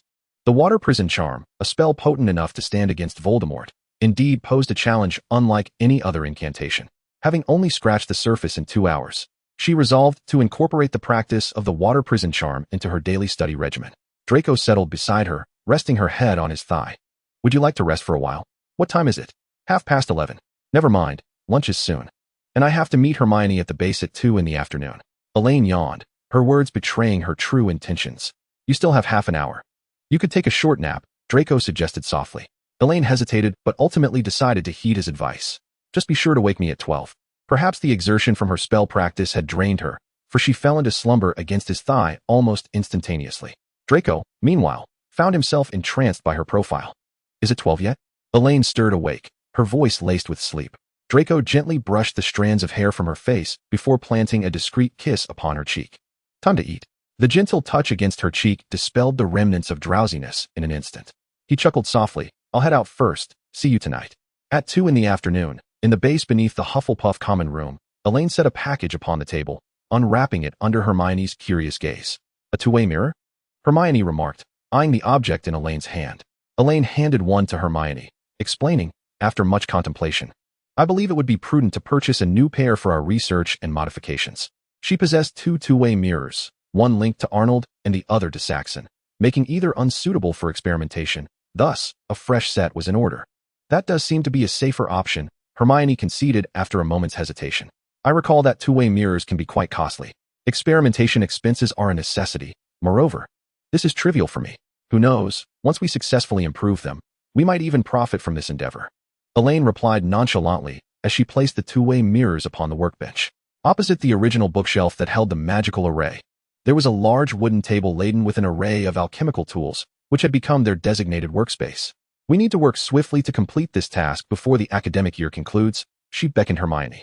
Coming. First, let us decipher the purpose of these magical runes. This engrossing endeavor caused time to slip away unnoticed. When the two witches finally emerged from their intense study, Bernie had already arrived at the base. Hermione slapped her forehead in realization. How long have you two been here? Only a few minutes, Bernie replied, standing beside their workstation, observing, are you crafting a new product? Since their inaugural alchemical practical class, they had frequently engaged in the creation of peculiar little gadgets, garnering a few for themselves as well.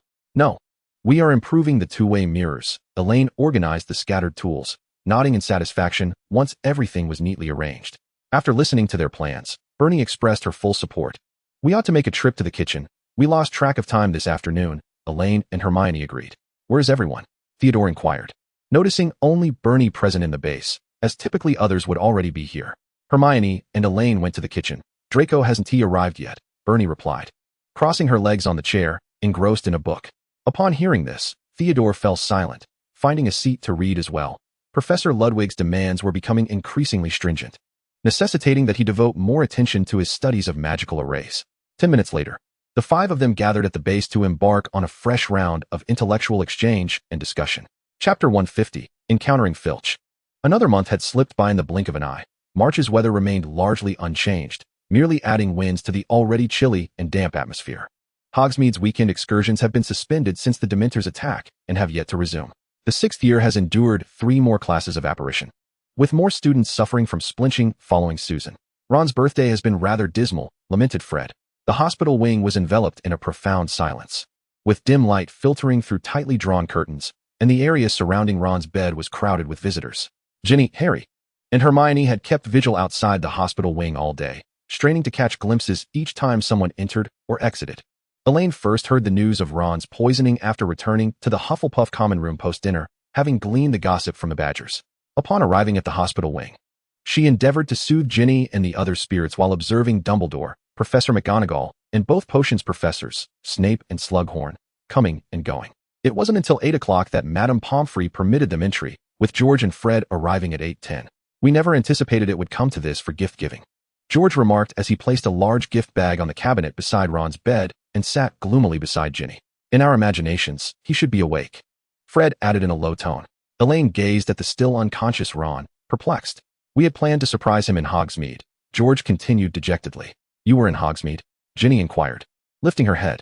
"We intended to purchase Zonko's joke shop to establish a branch of Weasley's Wizard Wheezes, with profits sufficient to acquire it," Fred clarified, though added. "But if you can't go to Hogsmeade this weekend, it renders the plan moot." He pulled a chair next to Harry and rested his head in his hands. "What on earth happened, Harry?" Elaine asked, having arrived without any knowledge of the events that transpired, only hearing that Ron had been poisoned and taken to the hospital wing. Harry recounted the incident he had relayed countless times to Dumbledore, Professor McGonagall, Madame Pomfrey, Ginny, and Hermione. "This morning, Ron ate a chocolate laced with a love potion. And by the time I noticed something was amiss, he was infatuated with Romilda Vane," he said heavily. Romilda Vane intended to slip Harry a love potion. "I overheard her discussing it with friends in the bathroom," Hermione softly interjected, recalling how she had warned Harry to be cautious, only for it to be Ron who fell victim. Fortunately, Professor Slughorn quickly neutralized the potion's effects, and to calm Ron down, he opened a bottle of mead. Ron convulsed and foamed at the mouth upon taking his first sip. As Harry spoke, his breath quickened, recalling how Slughorn had nearly been paralyzed with fear before ultimately finding a bezoar among his potion ingredients to save Ron. Following that, Slughorn summoned Professor McGonagall and Madame Pomfrey, who transported Ron here. Madame Pomfrey declared he would require at least another week or two of essence of Murtlap. "Merlin, thank goodness you thought of the bezoar," George whispered. "We should be grateful there was one in the office," Harry murmured. It was unfathomable to think that had Slughorn not known about the bezoar in a prior potions class, and had there not been one conveniently available, Ron might not have survived long enough for others to arrive. The very thought sent a chill coursing through Harry. Elaine closed her eyes, sensing that something had spiraled out of control, her mind racing through the threads of the situation as she regarded Ron's pallid face. The opal necklace and the tainted mead were tactics aimed at Dumbledore. However, she and Draco had discarded both from their plans. During last semester's Hogsmeade visit, they had encountered a Dementor attack while returning to school with Anna, and no incidents related to the opal necklace had occurred. Precisely speaking, there had been no attempts on Dumbledore's life. The vanishing cabinet in the room of requirement would only be repaired when its time to appear was nigh. So, who was behind the poisoning? "Do you suspect Slughorn is a Death Eater?" Elaine was jolted from her thoughts by Ginny's voice. "Slughorn is not a Death Eater," Elaine replied. Turning to Harry. "Harry, what did you say that bottle of mead was originally intended for?" "Dumbledore." Slughorn had said that the oak-aged mead was meant as a Christmas gift for Dumbledore. Harry also believed Slughorn could not possibly be a Death Eater, having witnessed numerous memories from Dumbledore, and it was likely Voldemort was also pursuing Slughorn, though he did not yet grasp the reasons behind this. He was certain he would one day uncover the truth. Thus, the poisoner likely targeted Dumbledore, Ginny suggested after a moment's contemplation. The perpetrator must not know Slughorn well. Anyone familiar with him would understand he is prone to reserving the finest for himself, Hermione interjected coldly. Suddenly, Harry recalled a conversation he had overheard in Nocturne Alley in the train compartment. He lifted his gaze. Elaine leaned against the wall, the dim light casting shadows that concealed her expression save for a hint of her fair chin. Silence enveloped them until the door burst open and Hagrid strode in, rain-soaked hair framing his face and a massive crossbow in his hands, leaving muddy footprints in his wake. Following him were two familiar figures, the Weasley parents. "I've been in the forest all day," Hagrid panted, then noticed everyone's turned gazes and instinctively lowered his voice. "I've heard about Ron. How is he?" "They say he'll be fine," Harry replied, uncertain if he was addressing Hagrid or reassuring himself. "No more than 6 visitors at a time." Madame Pomfrey hurried over. "Madame Pomfrey." "I shall depart," Elaine said, her eyes gliding over the concerned faces of the Weasley parents, feeling it was prudent to leave space for the Weasley family. "I'll accompany you." Hermione and Harry also exited the hospital wing. The trio remained somewhat silent as they walked, and at the staircase, Elaine bid them farewell, needing to descend to the Hufflepuff common room. Harry opened his mouth to speak, but was interrupted by a shrill voice. "Oh, what are you doing out so late?" "Detention." Chapter 151, Prefect's Night Patrol. Filch emerged from the shadows, lantern in hand, hunched over, with Mrs. Norris silently trailing at his heels. Prefect's Patrol. Elaine indicated the badge she had unknowingly pinned to her chest, and Hermione produced her own prefect badge. Filch glared malignantly at the three of them, his bony finger jabbing at Harry with venomous intent. I don't recall the illustrious Harry Potter being appointed a prefect. Certainly not. Hermione raised her chin defiantly, adopting an air of superiority. This is my captured prize. Prefects have the authority to detain students wandering the halls and escort them back to their dormitories. Filch erupted with rage, emitting a terrifying hiss from his throat. Mr. Filch, if you have no further business, please do not impede our duties, Elaine said, stepping beside Hermione with impatience, then casting a meaningful glance at Harry. What are you still doing here? Planning to spend the night in the corridor? Understanding her cue, Harry did not even glance at Filch as he hurried away. You'd better pray that boy is always this lucky. Filch's sinister gaze shifted from Harry's retreating figure to Elaine and Hermione. We are merely fulfilling our rights and responsibilities, Elaine retorted with a smirk. It's getting late. We must continue our patrol elsewhere and shan't waste more time here. Come on, Hermione, let's go. With that, the two witches turned in the opposite direction, and once Filch was out of sight, Hermione breathed a sigh of relief, patting her chest. How can you be so composed? You had me on edge just now. Not bad, as long as we can just get through it, Elaine remarked. So, are we really going on a night patrol now? Hermione glanced down the corridor, noting that it was not in the direction of the common room. Let us put on a show, Elaine replied. Though it certainly doesn't seem like we're genuinely here for a night patrol. In response to Hermione's puzzled look, she elaborated, to catch students who are awake. One merely needs to stand guard at each common room door, ensuring a catch every time. Indeed, their aimless wanderings seemed to result in fewer encounters. They patrolled the quiet castle, the portraits on the walls succumbed to slumber, and the dim lights emitted a feeble glow in the night. Hermione recalled Ron in the hospital wing and softly inquired, You know something about today's events, don't you? Elaine paused, and before she could formulate a response, Hermione continued, Was it the Death Eaters? Are they targeting Dumbledore? Although framed as a question, the certainty in her tone was unmistakable. After a moment of silence, Elaine replied, 80%. Then you must be cautious, Hermione urged, gripping her arm. I know you possess information that others do not, but that makes you increasingly perilous. Just like last semester with the Death Eaters, the Dark Lord will not relent. Rest assured, Hermione, Elaine reassured her. No one will come to harm. Neither I nor any of you. The news of Ron's injury spread throughout the school the next day, leaving many in shock and fear. However, upon learning that he had countered the poison with dung, their trepidation diminished significantly. Just a pure-blood traitor, lucky to be alive, even after poisoning, a fourth-year Slytherin boy scoffed. But that fallen Weasley produced a beauty, another boy chimed in. Ginny Weasley? One boy sneered, revealing his ugly demeanor. She pales in comparison to Elaine Bird from Hufflepuff. Now that's a true beauty. A third boy contemptuously regarded them. Why would you even have eyes for a Gryffindor brute and a Hufflepuff buffoon? Just then, Bernie and his companions, passing by, halted upon hearing the remarks. Blaise stepped forward, patting one boy on the shoulder, and with a grin, said, It's hardly gentlemanly to speak ill of ladies behind their backs, don't you think? Clearly, the three boys not only noticed Blaise, but also the intimidating presence of Bernie nearby. Their faces paled, realizing they had provoked a formidable adversary. In Slytherin, who was unaware of the close ties between sixth-year Peterson and Hufflepuff's Bird. The boy trembled, of course. Trivial matters rarely reached Elaine's ears. After collaborating with Draco to sift through clues, they had preliminarily identified a list of suspects, yet to avoid disrupting their original plans, they chose to remain inactive. Thus, Elaine resumed her routine of either being in class or at the base until one day, upon entering the potions classroom, she noticed something amiss. Why are there so few people today? She queried in confusion. With class about to commence, only Draco, Harry, Ernie, and she occupied the room. Don't you know? They all went to take the apparition exam, Harry explained. Every student turning 17 must participate.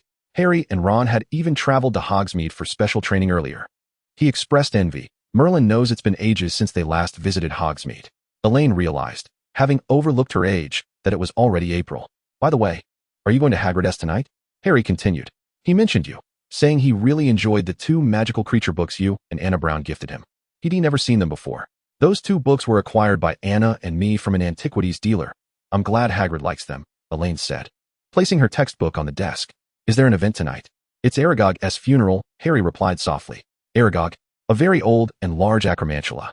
Hagrid kept it in the Forbidden Forest, and it has passed away.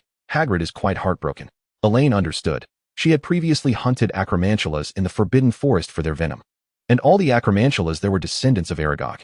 If she attended the funeral, could she perhaps procure some venom? There was never too much of that. But soon, she dismissed the notion. I'm sorry, Harry, I have other commitments today. Please convey my condolences to Hagrid.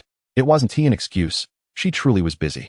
In the morning's defense against the dark arts class, Snape had assigned a lengthy essay, and in the evening, she needed to finish the task assigned by Professor Ludwig at the base.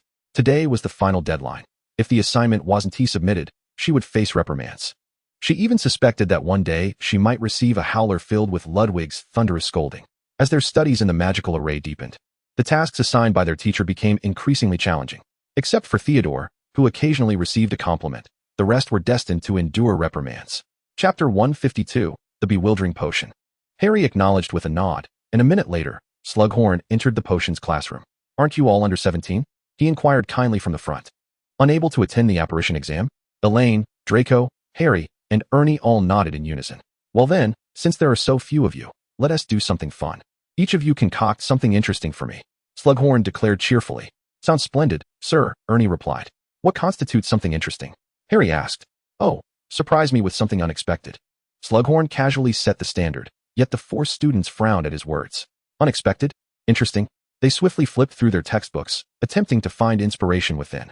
Harry discovered an answer on one page of the Half-Blood Prince's old textbook, while Draco also opened his book and began working. Ernie, watching Harry's swift movements, gritted his teeth, determined to concoct a potion he had never made before. Elaine opened her advanced potion-making textbook. There were many intriguing potions. Yet most required extensive time, some even spanning a month or a year. What was needed now was a potion that could be brewed successfully in a short time. While the options for interesting potions were not abundant, they were not entirely absent either. Soon, her gaze landed on a particular page. An hour and a half later, Elaine had brewed a pot of a white, tasteless liquid in her cauldron. This is marvelous. What a brilliant idea. Adding a pinch of peppermint will counteract the side effects of singing and nose twisting. Child, I truly don't know where you derive such creativity, Slughorn remarked. Commenting on Harry's Felix Felicis, the golden liquid in the cauldron radiating a joyous aura. Elaine, eyeing the pot of Felix Felicis, pondered a question. If consuming Felix Felicis could induce happiness, what would happen if she drank the potion before casting the Patronus charm? Would it increase her chances of conjuring a Patronus? With that thought, she immediately inquired. A splendid idea, Slughorn responded. However, we must heed that Felix Felicis does not bestow genuine happiness. I believe that a false sense of joy cannot summon a Patronus. Elaine felt a pang of disappointment. For entire years, without successfully casting her Patronus. Most importantly, Slughorn solemnly addressed the class. Excessive consumption of Felix Felicis will render you susceptible to others' commands, akin to the Imperius curse, leading to grave consequences. He then proceeded to inspect the potions of the others. Ernie had brewed an unidentifiable purple sludge, while Draco received a commendable evaluation. Finally, he arrived at Elaine's cauldron. Let me observe what this sneeze word, ghost grass, bad blood grass, and the liquid from the unicorn horn comprise. Slughorn leaned closer to the cauldron, inhaling its aroma. You have improved the Confundus potion, but something seems to be amiss. The Confundus potion is an elixir that induces confusion and recklessness in its drinker. I altered its application while enhancing its potency. Elaine pointed to a pinch of powder on the table. By simply adding powdered two-ear grass, the potion will take effect immediately. All who inhale it will unwittingly succumb, eliminating the need to consume it as before. The reason I have not added it now is that I wish to avoid sending everyone present, including myself, to the hospital wing. But your concoction emits no scent, Ernie interjected, leaning closer. Precisely, hence the unwitting aspect, she replied with a cheerful smile. Ernie swallowed hard. It was indeed a most insidious design. A stroke of genius. Your prowess in potions is truly remarkable. Slughorn then turned his gaze to Harry. And you, Harry, both of you exhibit astonishing talent in potion making. This reminds me of your mother, Lily. She was once one of my most outstanding students. As the bell rang to signal the end of class, Elaine exited the classroom, needing to finish her essay in the library before heading to the base. Harry watched her and Draco hastily leave, lost in thought. The events in Nocturne Alley and on the train loomed over him like a heavy stone, and he yearned to unravel the secrets behind them. The Marauder's map was indeed a valuable tool, revealing the names of every individual within the school. Yet, he often noticed that Draco and Elaine's names would vanish from it, sometimes one at a time, other times both together. They could not have left the school. Thus they must be in some hidden location not captured by the map. Could this be related to that secret? Harry pondered. Had he looked more closely, he would have discovered that many names, including Hermione's, were were also absent from the map. Professor Slughorn, why not try a dose of the Felix Felicis? Harry snapped back to reality, calling out to Slughorn, who had just stepped out of the classroom. Unfortunately, Slughorn did not hear him, and by the time Harry attempted to say more, he had already distanced himself. Disheartened, Harry returned to the common room, where Ron and Hermione arrived much later. Harry, I passed. Haha. Hermione exclaimed excitedly as she entered. Well done. What about Ron? Just barely missed it, Ron replied glumly, trailing behind. I only fell short by half a brow. How did Slughorn fare? Harry shook his head. He had intended for Slughorn to consume that vial of Felix Felicis, hoping that in his elation, he might reveal the memory Harry sought. Honestly, I'm not entirely in agreement with your plan, Hermione said from across the table. Slughorn's memory may not contain what you desire. Harry scratched his head in frustration, overwhelmed by the multitude of mysteries he wished to decipher, such as Draco, Voldemort, and Elaine, an endless chain of secrets binding him. His intuition insisted that Slughorn held the answers he sought. Should you perhaps consider using the Felix Felicis? Ron tentatively suggested. I think that would suffice. Just a sip or two should be enough. Harry retrieved a sparkling small vial from beneath his bed. While Elaine diligently penned her essay in the library, Harry, under the influence of the Felix Felicis, fortuitously encountered Slughorn and persuaded him to attend Hagrid's funeral for Aragog, the Acromantula. Meanwhile, as Elaine studied magical circles at the base, Harry schemed to extract the memory he desired from the inebriated Slughorn. Chapter 153, Luna. The night was as tranquil as a still pond, with seemingly every creature in the castle in slumber, even the most minute creaks magnified tenfold into a piercing sound. Around a corner beneath the castle, a knight once again drew forth his broadsword. After a brief interval, a golden head emerged from the ground-level entrance. It was none other than Elaine, who had just concluded her studies at the base. She cautiously surveyed her surroundings to ensure no one was present before swiftly climbing out, the stone statue sealing the entrance behind her. If one were to speak of the advantages of being a prefect, the privilege of nocturnal excursions would undoubtedly top the list. Donning the prefect badge allowed her to roam freely within the castle, rendering invisibility potions unnecessary. Although such behavior was questionable, she felt a fleeting moment of guilt. Elaine did not head towards the Hufflepuff common room. Her destination was the Ollery atop the West Tower, where she needed to dispatch her letters and assignments to Professor Ludwig before the deadline. There were no shortcuts to the Ollery, at least none she had discovered, meaning she had to ascend several flights of stairs. The hazy moonlight filtered through the windows, illuminating the spiraling stone staircase, and Elaine made her way uninterrupted to the Ollery, which boasted large windows unadorned by glass, with only the tower's apex providing shelter for the owls against the elements. Luna Lovegood, she exclaimed, astonished at the sight of the familiar figure within the Ollery. The distinctive dark golden-brown hair and ethereal presence made recognition effortless. Elaine, Luna replied without turning, her hand still stroking an owl. After a brief acknowledgement, Elaine redirected her focus and softly called out, Alice.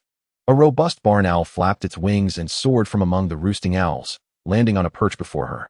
Elaine placed food in her palm, waiting until the owl had finished before securing the sealed letter to its leg. Go find the professor. You know the way.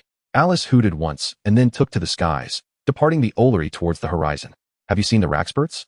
Luna said whimsically, having seemingly materialized behind her, her carrot-shaped earrings glimmering in the moonlight. Where are the Raxburts? Elaine inquired. Luna pointed to her ears. Right by your ears. They try to float into your mind and muddle it. Elaine waved her hand near her ears, asking, Are they still here? They've flown away, Luna replied. Thank you for the warning, Luna. Elaine smiled, her eyes sparkling. It's getting late. I must take my leave. Luna nodded gently, her voice still airy. Be cautious. They may return. I shall, Elaine assured her, turning to depart. Just as one foot crossed the threshold of the Ollery, she turned back to say, I forgot to tell you, your earrings are beautiful, Luna. Descending the stairs proved far easier than ascending, and she left the West Tower with a light step, deciding on a whim to indulge in a relaxing bath in the prefect's bathroom before retiring to the common room. The prefect's bathroom was located on the 6th floor, behind the 4th door on the left after the fat lady portrait. Elaine navigated her way to the door, reciting the password with ease.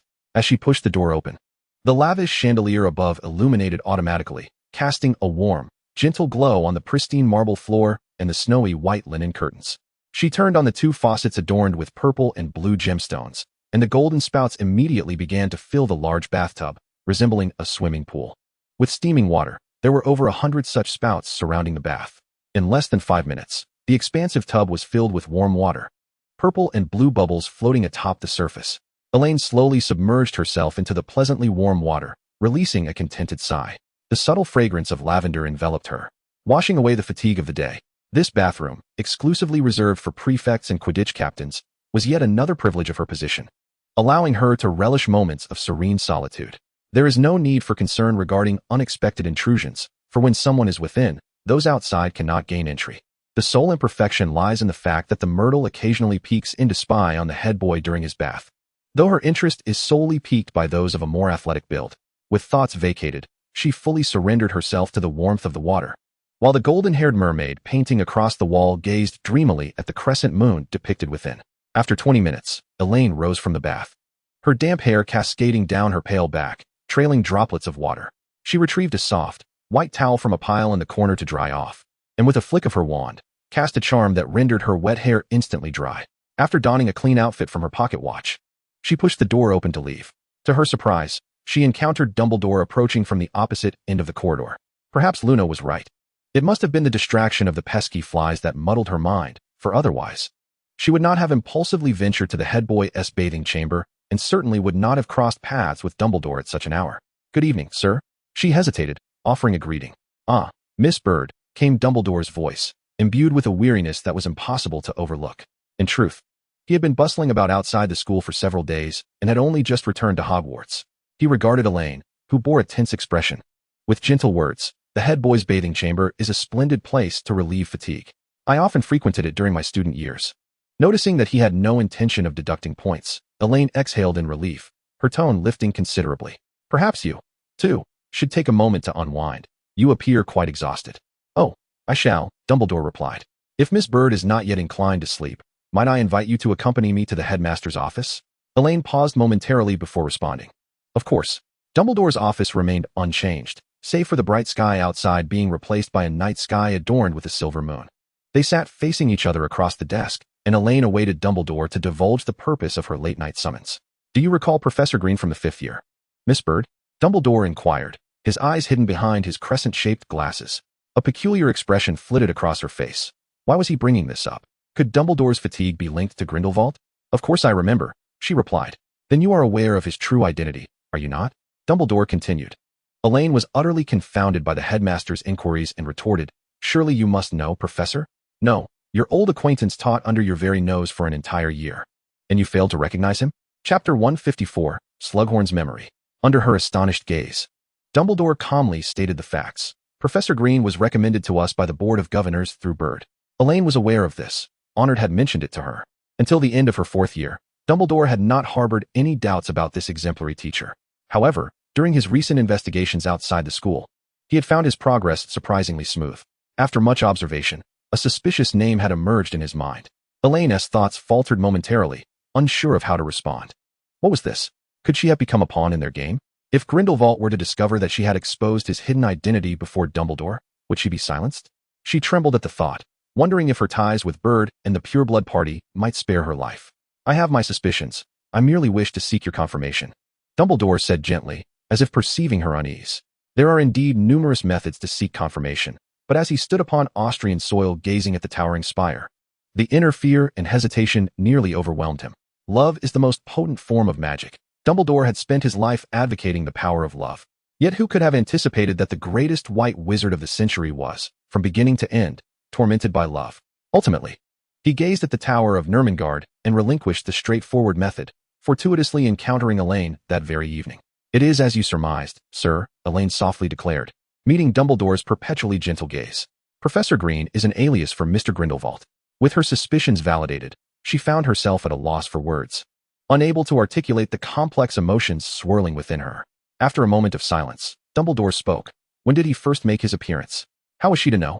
The first time she had encountered Grindelwald, a sense of being seen washed over her, and as she met Dumbledore's wise eyes, she discreetly employed a mental shielding charm, allowing only the memory of her first meeting with Grindelwald to surface. "I'm sorry, Professor, but I am not certain," she replied, a hint of embarrassment causing her to lower her gaze, inadvertently averting his penetrating stare. "That old bee," Dumbledore chuckled, unwrapping a candy from the table and popping it into his mouth. "Would you care for a lemon sherbet?" Elaine waved her hand, opting instead to speak up. "I only know that my first encounter with that gentleman was on the Bavarian Plateau." "The Bavarian Plateau? You just saw it.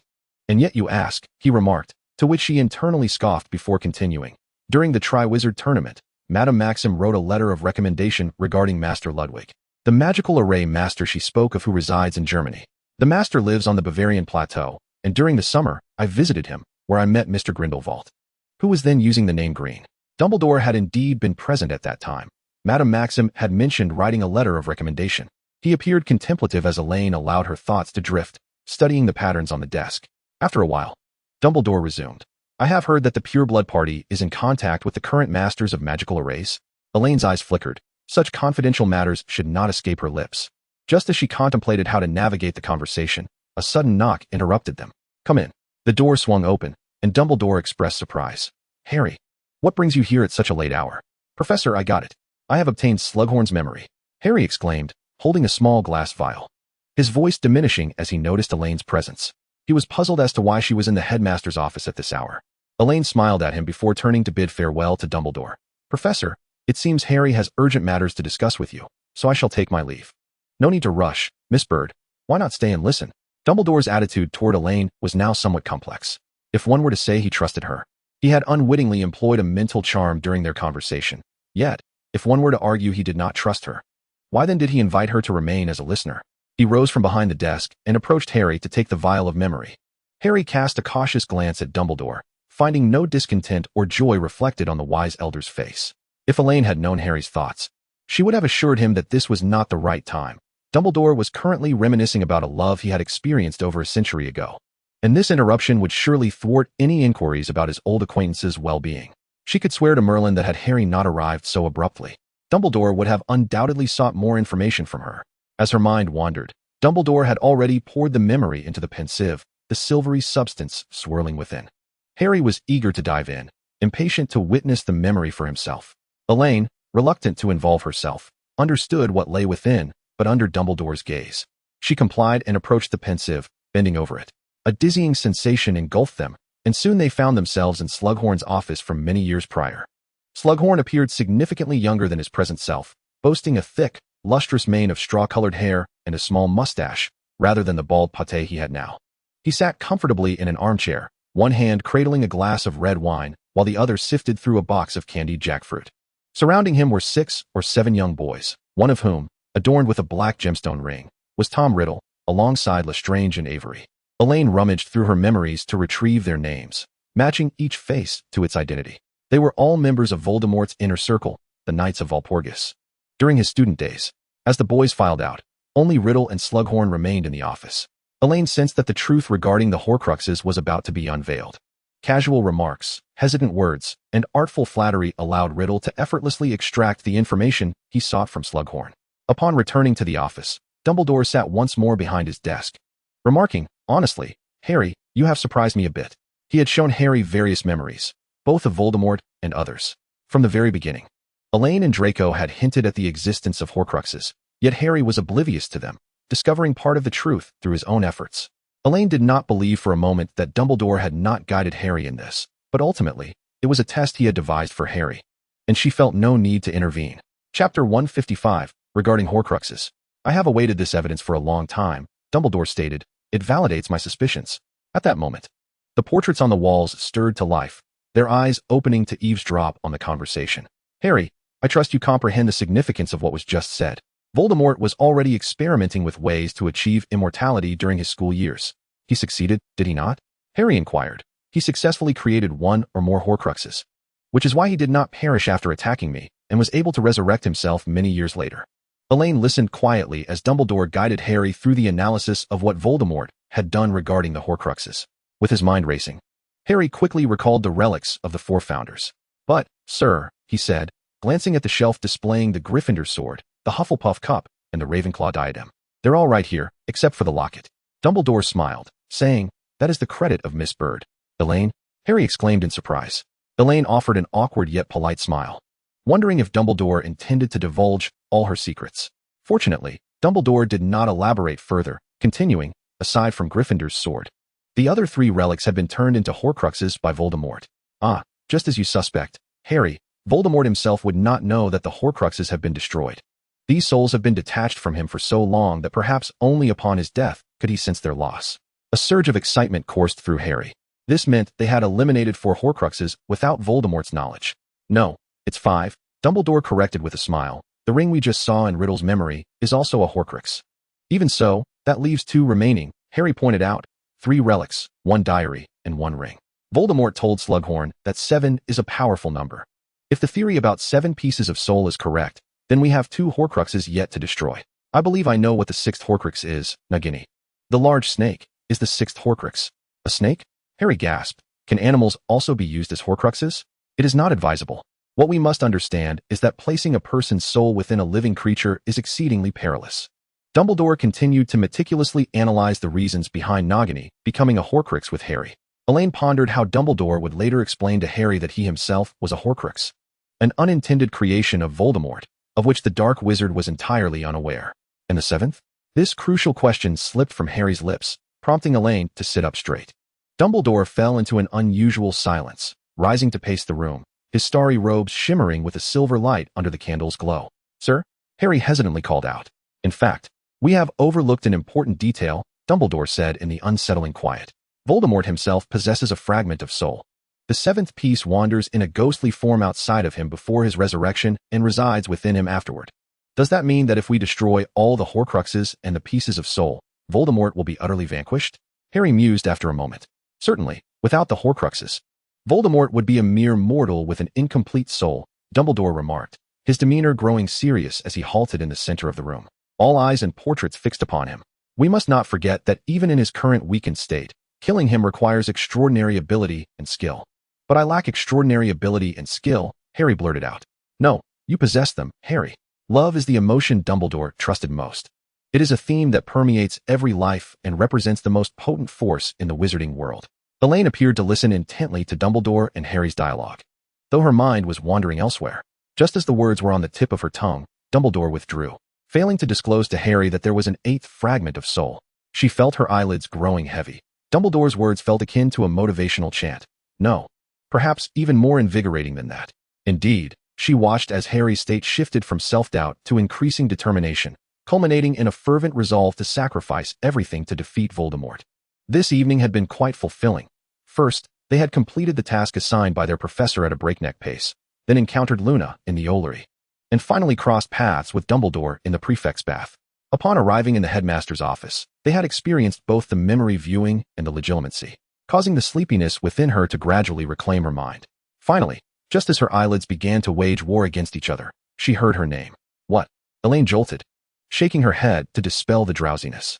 Oh, I apologize, it is quite late, and it is time to rest, Dumbledore remarked, looking at her.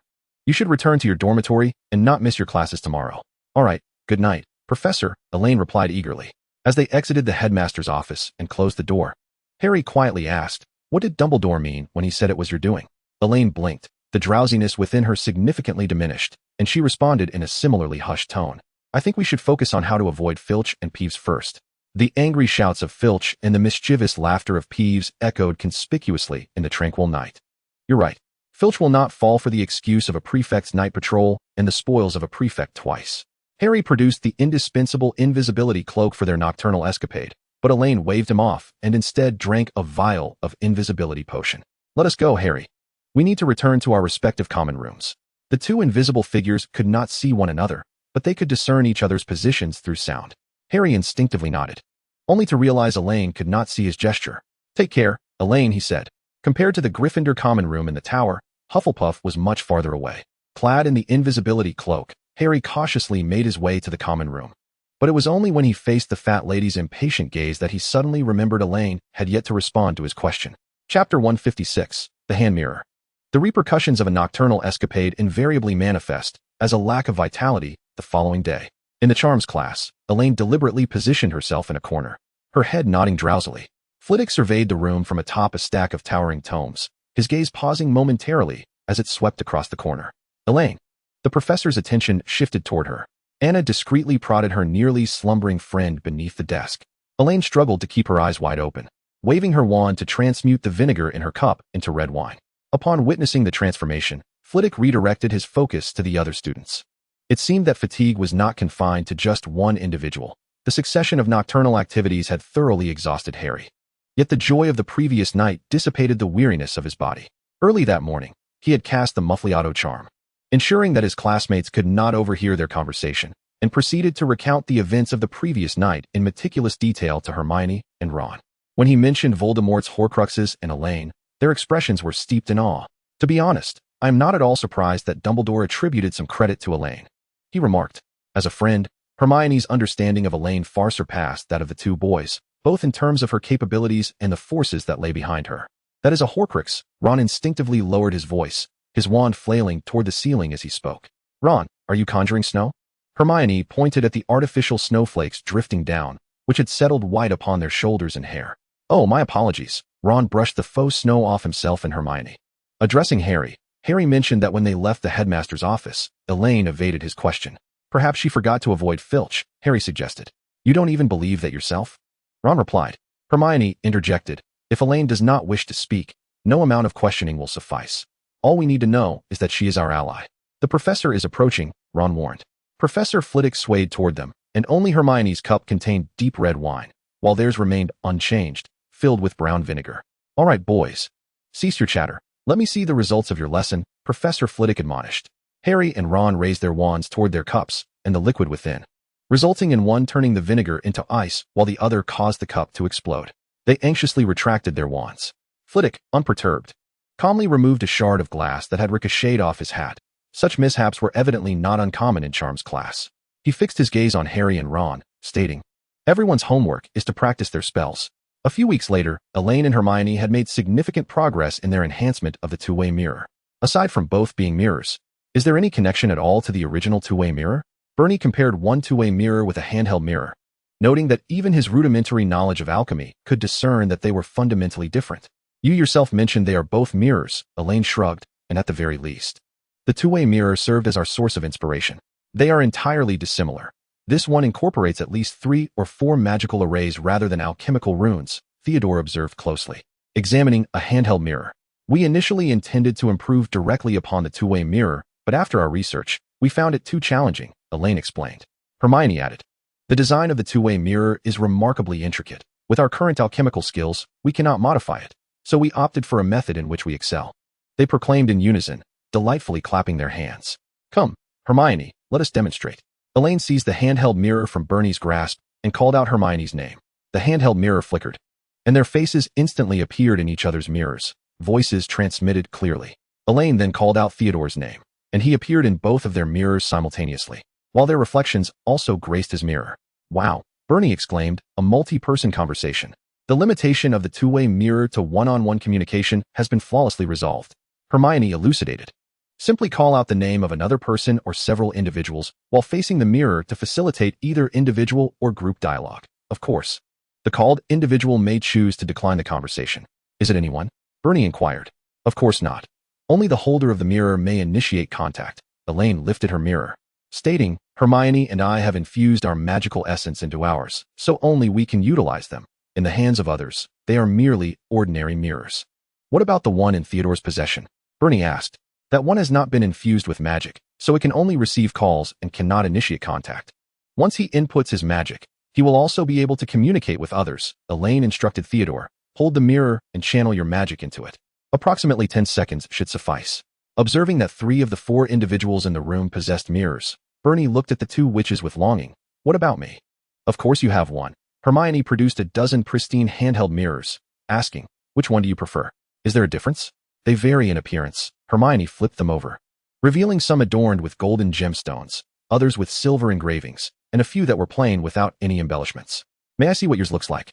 Bernie inquired. Hermione showcased her mirror, inscribed with her name, while Elaine revealed hers etched with the Badger family crest. If you dislike these, you can also carve your own designs. Then I shall have one without embellishments. Bernie decided to personalize it himself. Meanwhile, Theodore gently traced the patterns on the back of his mirror, a faint smile gracing his lips. The first batch of mirrors created by Elaine and Hermione numbered around a dozen. They agreed that aside from these few to be gifted, all subsequent production would be managed by the alchemical workshop, with them receiving a share of the profits. Have you given Harry and Ron theirs? Another potions class commenced, and Hermione and Elaine carried their textbooks toward the headmaster's office. Hermione nodded. I did.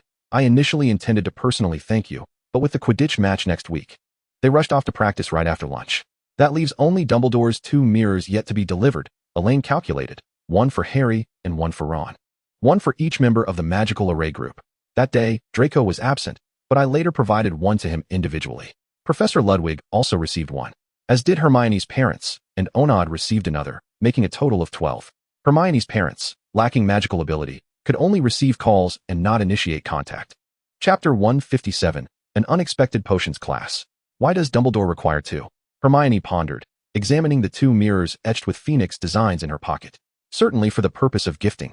Elaine winked, adding that the recipients were at Dumbledore's discretion.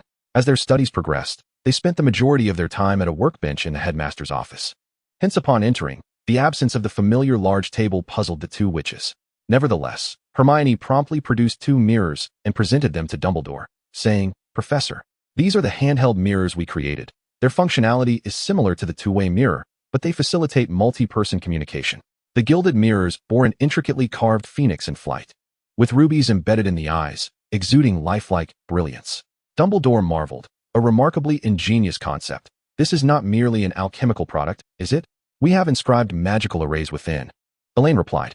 10 points each to Hufflepuff and Gryffindor. Dumbledore beamed, handing the mirrors back to Hermione. Hermione hesitated. "Professor, these two are specifically meant for you." "Two." Elaine revealed a mischievous smile and remarked suggestively, "Of course, the other one can be presented to whomever you wish." Hermione then elaborated on its usage. Glancing around the headmaster's office, she inquired, "Professor, do we have any new plans for today?" "Indeed, our lesson today shall not take place within the confines of the school." It was only then that Elaine noticed Dumbledore donned a remarkably formal purple robe intricately embroidered with golden patterns. "Today, we shall visit a master alchemist," Dumbledore said with a gentle smile. Elaine and Hermione exchanged glances, excitement evident in their eyes, for they clearly both had the same name in mind. "Is it Master Nicholas Flamel?" Nicholas Flamel resided in Devon with his wife, and they made their way to Flamel's home via the Floo network. Albus, a frail figure at over 600 years old, bore the indelible marks of time upon his body. Elaine and Hermione watched this legendary alchemist beside Dumbledore, filled with exhilaration. For he was the master who had crafted magicians. After exchanging a few words with Flamel, Dumbledore turned to Elaine and Hermione, stating, "These are the two students I mentioned to you, Elaine Bird and Hermione Granger." The two girls greeted Flamel with palpable enthusiasm. "Albus has praised your exceptional talents and performance in alchemy. I have long wished to meet you, for it is the first time I have heard him speak so highly of anyone," Flamel said kindly. They shared a bashful smile, a hint of crimson gracing their cheeks. Flamel, a sagacious and erudite alchemist, elevated Elaine and Hermione's understanding of alchemy immensely within a mere afternoon. Upon returning to Hogwarts, they could scarcely contain their excitement as they recounted their experiences to their friends. "Honestly, Draco, you have truly missed out by not choosing the alchemy course." In the room of requirement, Elaine nestled on the couch, clutching a stack of magical diagram manuscripts, yet her attention was elsewhere. "Dear, you have been ecstatic for the past few hours," Draco said with exasperation, handing her a bottle of juice. As she had been in a state of heightened excitement since entering the room of requirement.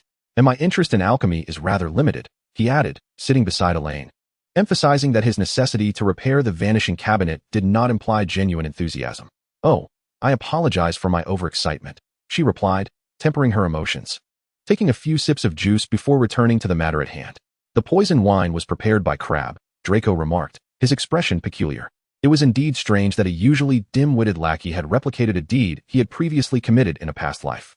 Not to sound discriminatory, but does he truly possess the intellect for this? In Elaine's recollection, Crabbe and Goyle were quintessentially brawn-over-brain types, although I too find it hard to believe. "The reality is as it stands," Draco acknowledged, his surprise mirroring that of anyone else. "Well, it seems we must discard stereotypes," she muttered, then inquired, "They haven't suspected you, have they?" Draco shook his head. "No. Voldemort has his parents to shield him, and at school, he faces only minor scrutiny from the offspring of Death Eaters, which is often exaggerated." The fearsome name of the Dark Lord commanded respect, thereby affording Draco a degree of reverence by association. Elaine grasped his hand, offering silent comfort. "In critical moments, we must not falter. The butterfly never ceases to flap its wings, and we can only strive to guide events away from unforeseen complications. Regardless, everything transpiring within the school was relatively tranquil compared to the outside world. This marked the third attack by a Dementor in the week." Bernie gazed at the Daily Prophet, remarking, "The situation grows increasingly tense. Many wizards have either sealed their manors or fled abroad." Rarely, Elaine and Bernie found themselves convening in an empty classroom to handle documents. With June approaching, 7th year Hector Buckley needed to maximize his time preparing for the nude examinations. The Death Eaters and their master shall not run rampant for long, Elaine stated calmly. Although Bernie could not fathom her unwavering conviction, he understood that a crucial aspect of being an excellent subordinate was to avoid questioning his superior's words. He changed the subject, asking, "Are you going to the Bavarian Highlands this summer?" "I doubt it," Elaine replied. "I will be quite busy." "I hope the professor will not be upset," Bernie earnestly wished. As she mentioned this, Elaine's demeanor soured. "That is impossible. He might even scold me through a howler." "That would be dreadful." Recalling the image of a howler's furious admonishments, he shivered involuntarily. During his time at Durmstrang, he had encountered such a scene, where a classmate's parent had sent a howler that reverberated throughout half the school. "The sooner we finish, the sooner we can return to rest," Elaine tapped the desk, pulling him from his reverie. "Things have been rather tumultuous lately. Let us cancel the evening activities." Bernie nodded, beginning to focus on the paperwork at hand. Chapter 158, The Eavesdropped Prophecy.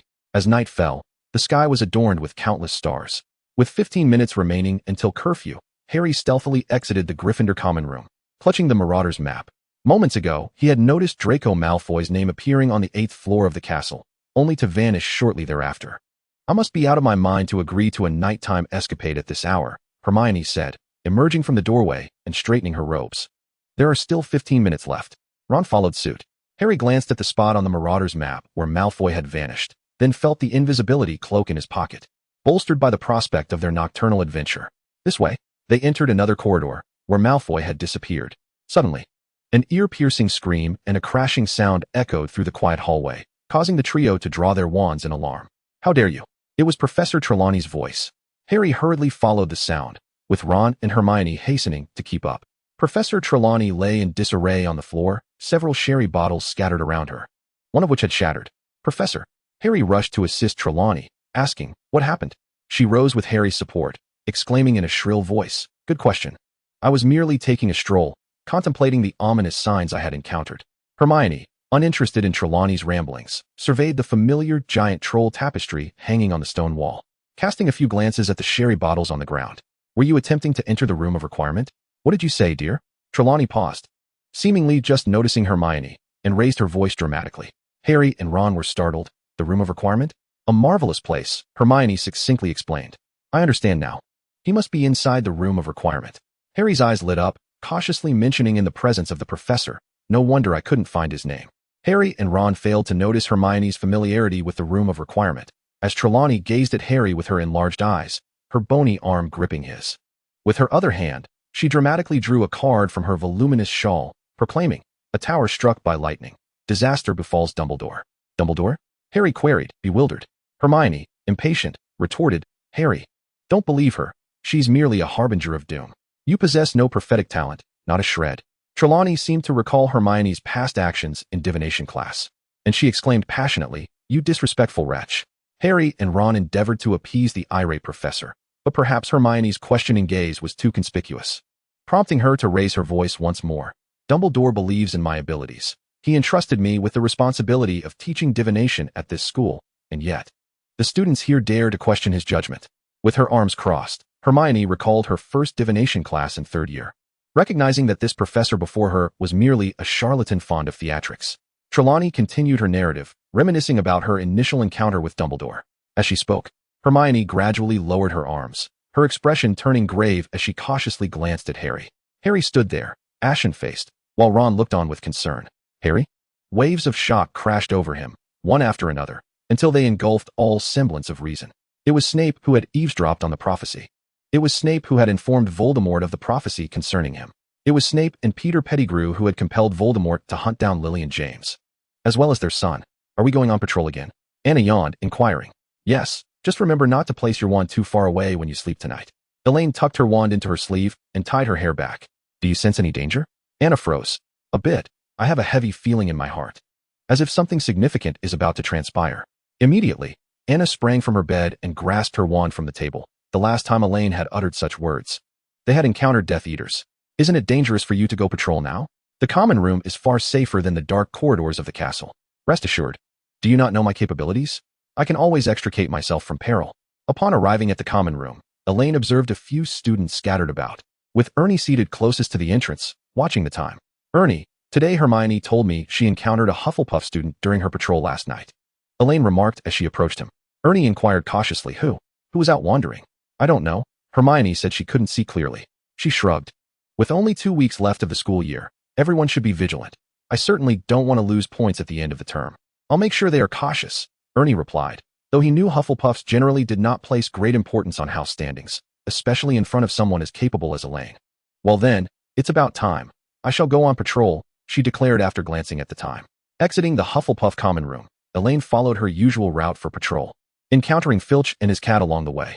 The castle was as quiet as ever at night, during which she even caught a couple of younger Hufflepuffs sneaking off to the kitchens. The 2 first-year wizards, upon encountering the stern-faced upperclassmen, were evidently frightened, trembling as she escorted them back. Ernie, who had been preparing to return to the dormitory, wore a stern expression as he watched the captured young wizards. He had just made a promise to Elaine, only to be confronted with this swift contradiction. I shall remain here tonight, and let us see who dares slip out of the common room.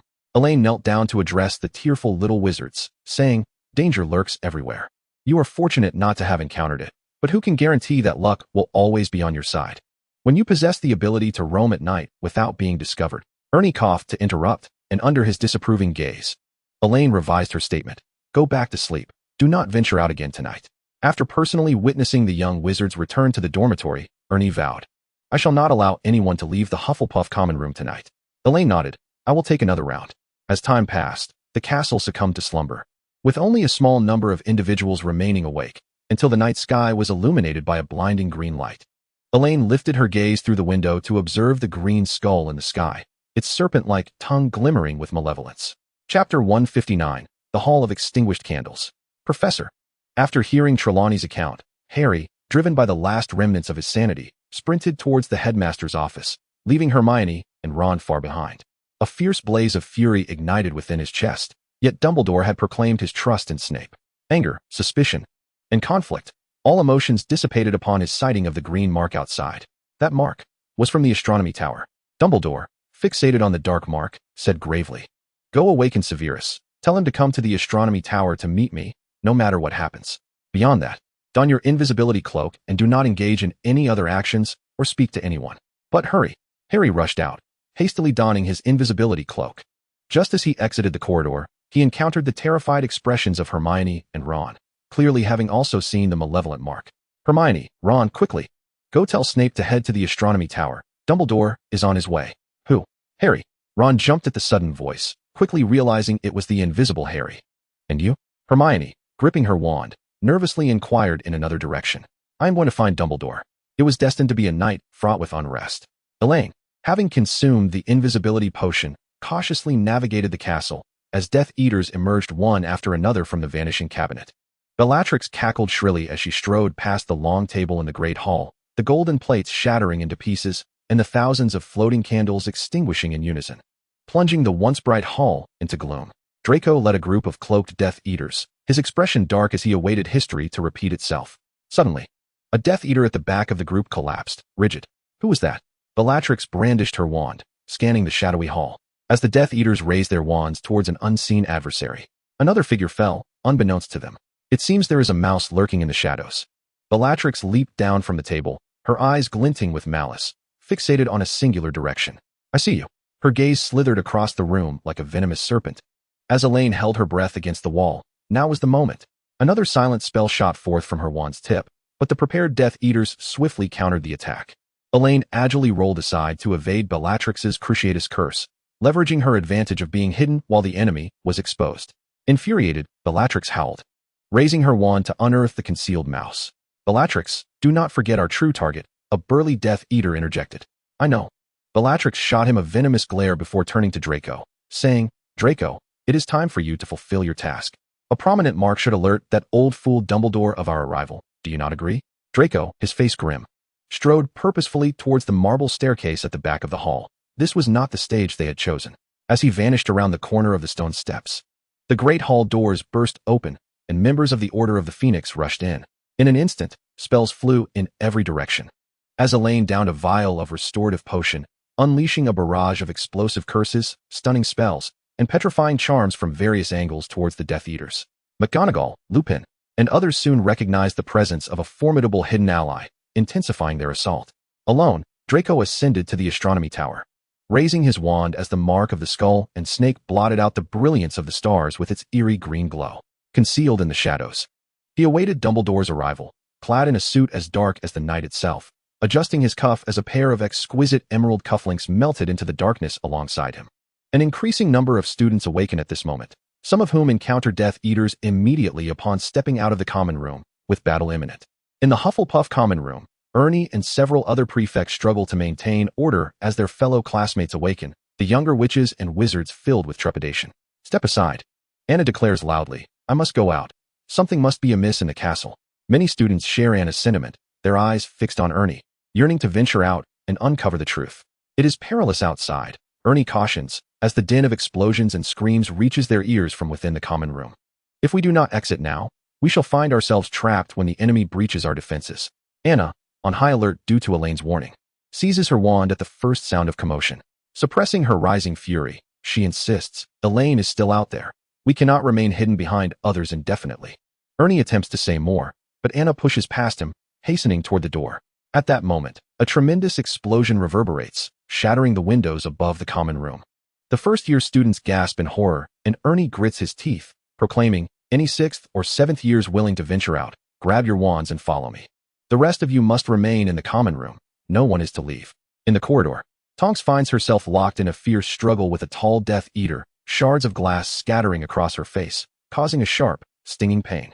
As she barely dodges an attack, just when she believes the blow is destined for her, several red beams of light shoot from the corridor to her left, striking the Death Eater head-on. 11 or 12 Hufflepuff students emerge from the corridor, and Tonks, momentarily stunned, breaks into a smile. Well done, girls and boys. With the reinforcements, the isolated Death Eaters within the castle gradually succumb to their assault. Meanwhile, in the Great Hall, the situation remains tense, with Moody, Bill, Lupin, and McGonagall each facing at least one Death Eater. Elaine, pale-faced, is protected by Sirius, while in the chaos, a Death Eater forces her to reveal herself. The exhaustion from her magical exertions diminishing her agility. Are you all right? Sirius calls out as he intercepts another curse. Elaine, clutching a potion bottle, remains silent, her actions speaking volumes about her condition. Excellent, Sirius exclaims, as the Death Eater he is battling is struck by a silent explosion, leaving him incapacitated. Watch out, Elaine warns, her eyes widening as she yanks Sirius down with her, just as a werewolf lunges at the spot where he had been standing. Petrificus totalis. A spell shoots from behind the werewolf, but fails to hit its target, inciting the creature's wrath. The werewolf turns and charges at the wizard who had attempted the sneak attack, and Bill gasps as he realizes the claws are about to strike him. Stupefy. The werewolf collapses onto Bill, the foul stench overwhelming him.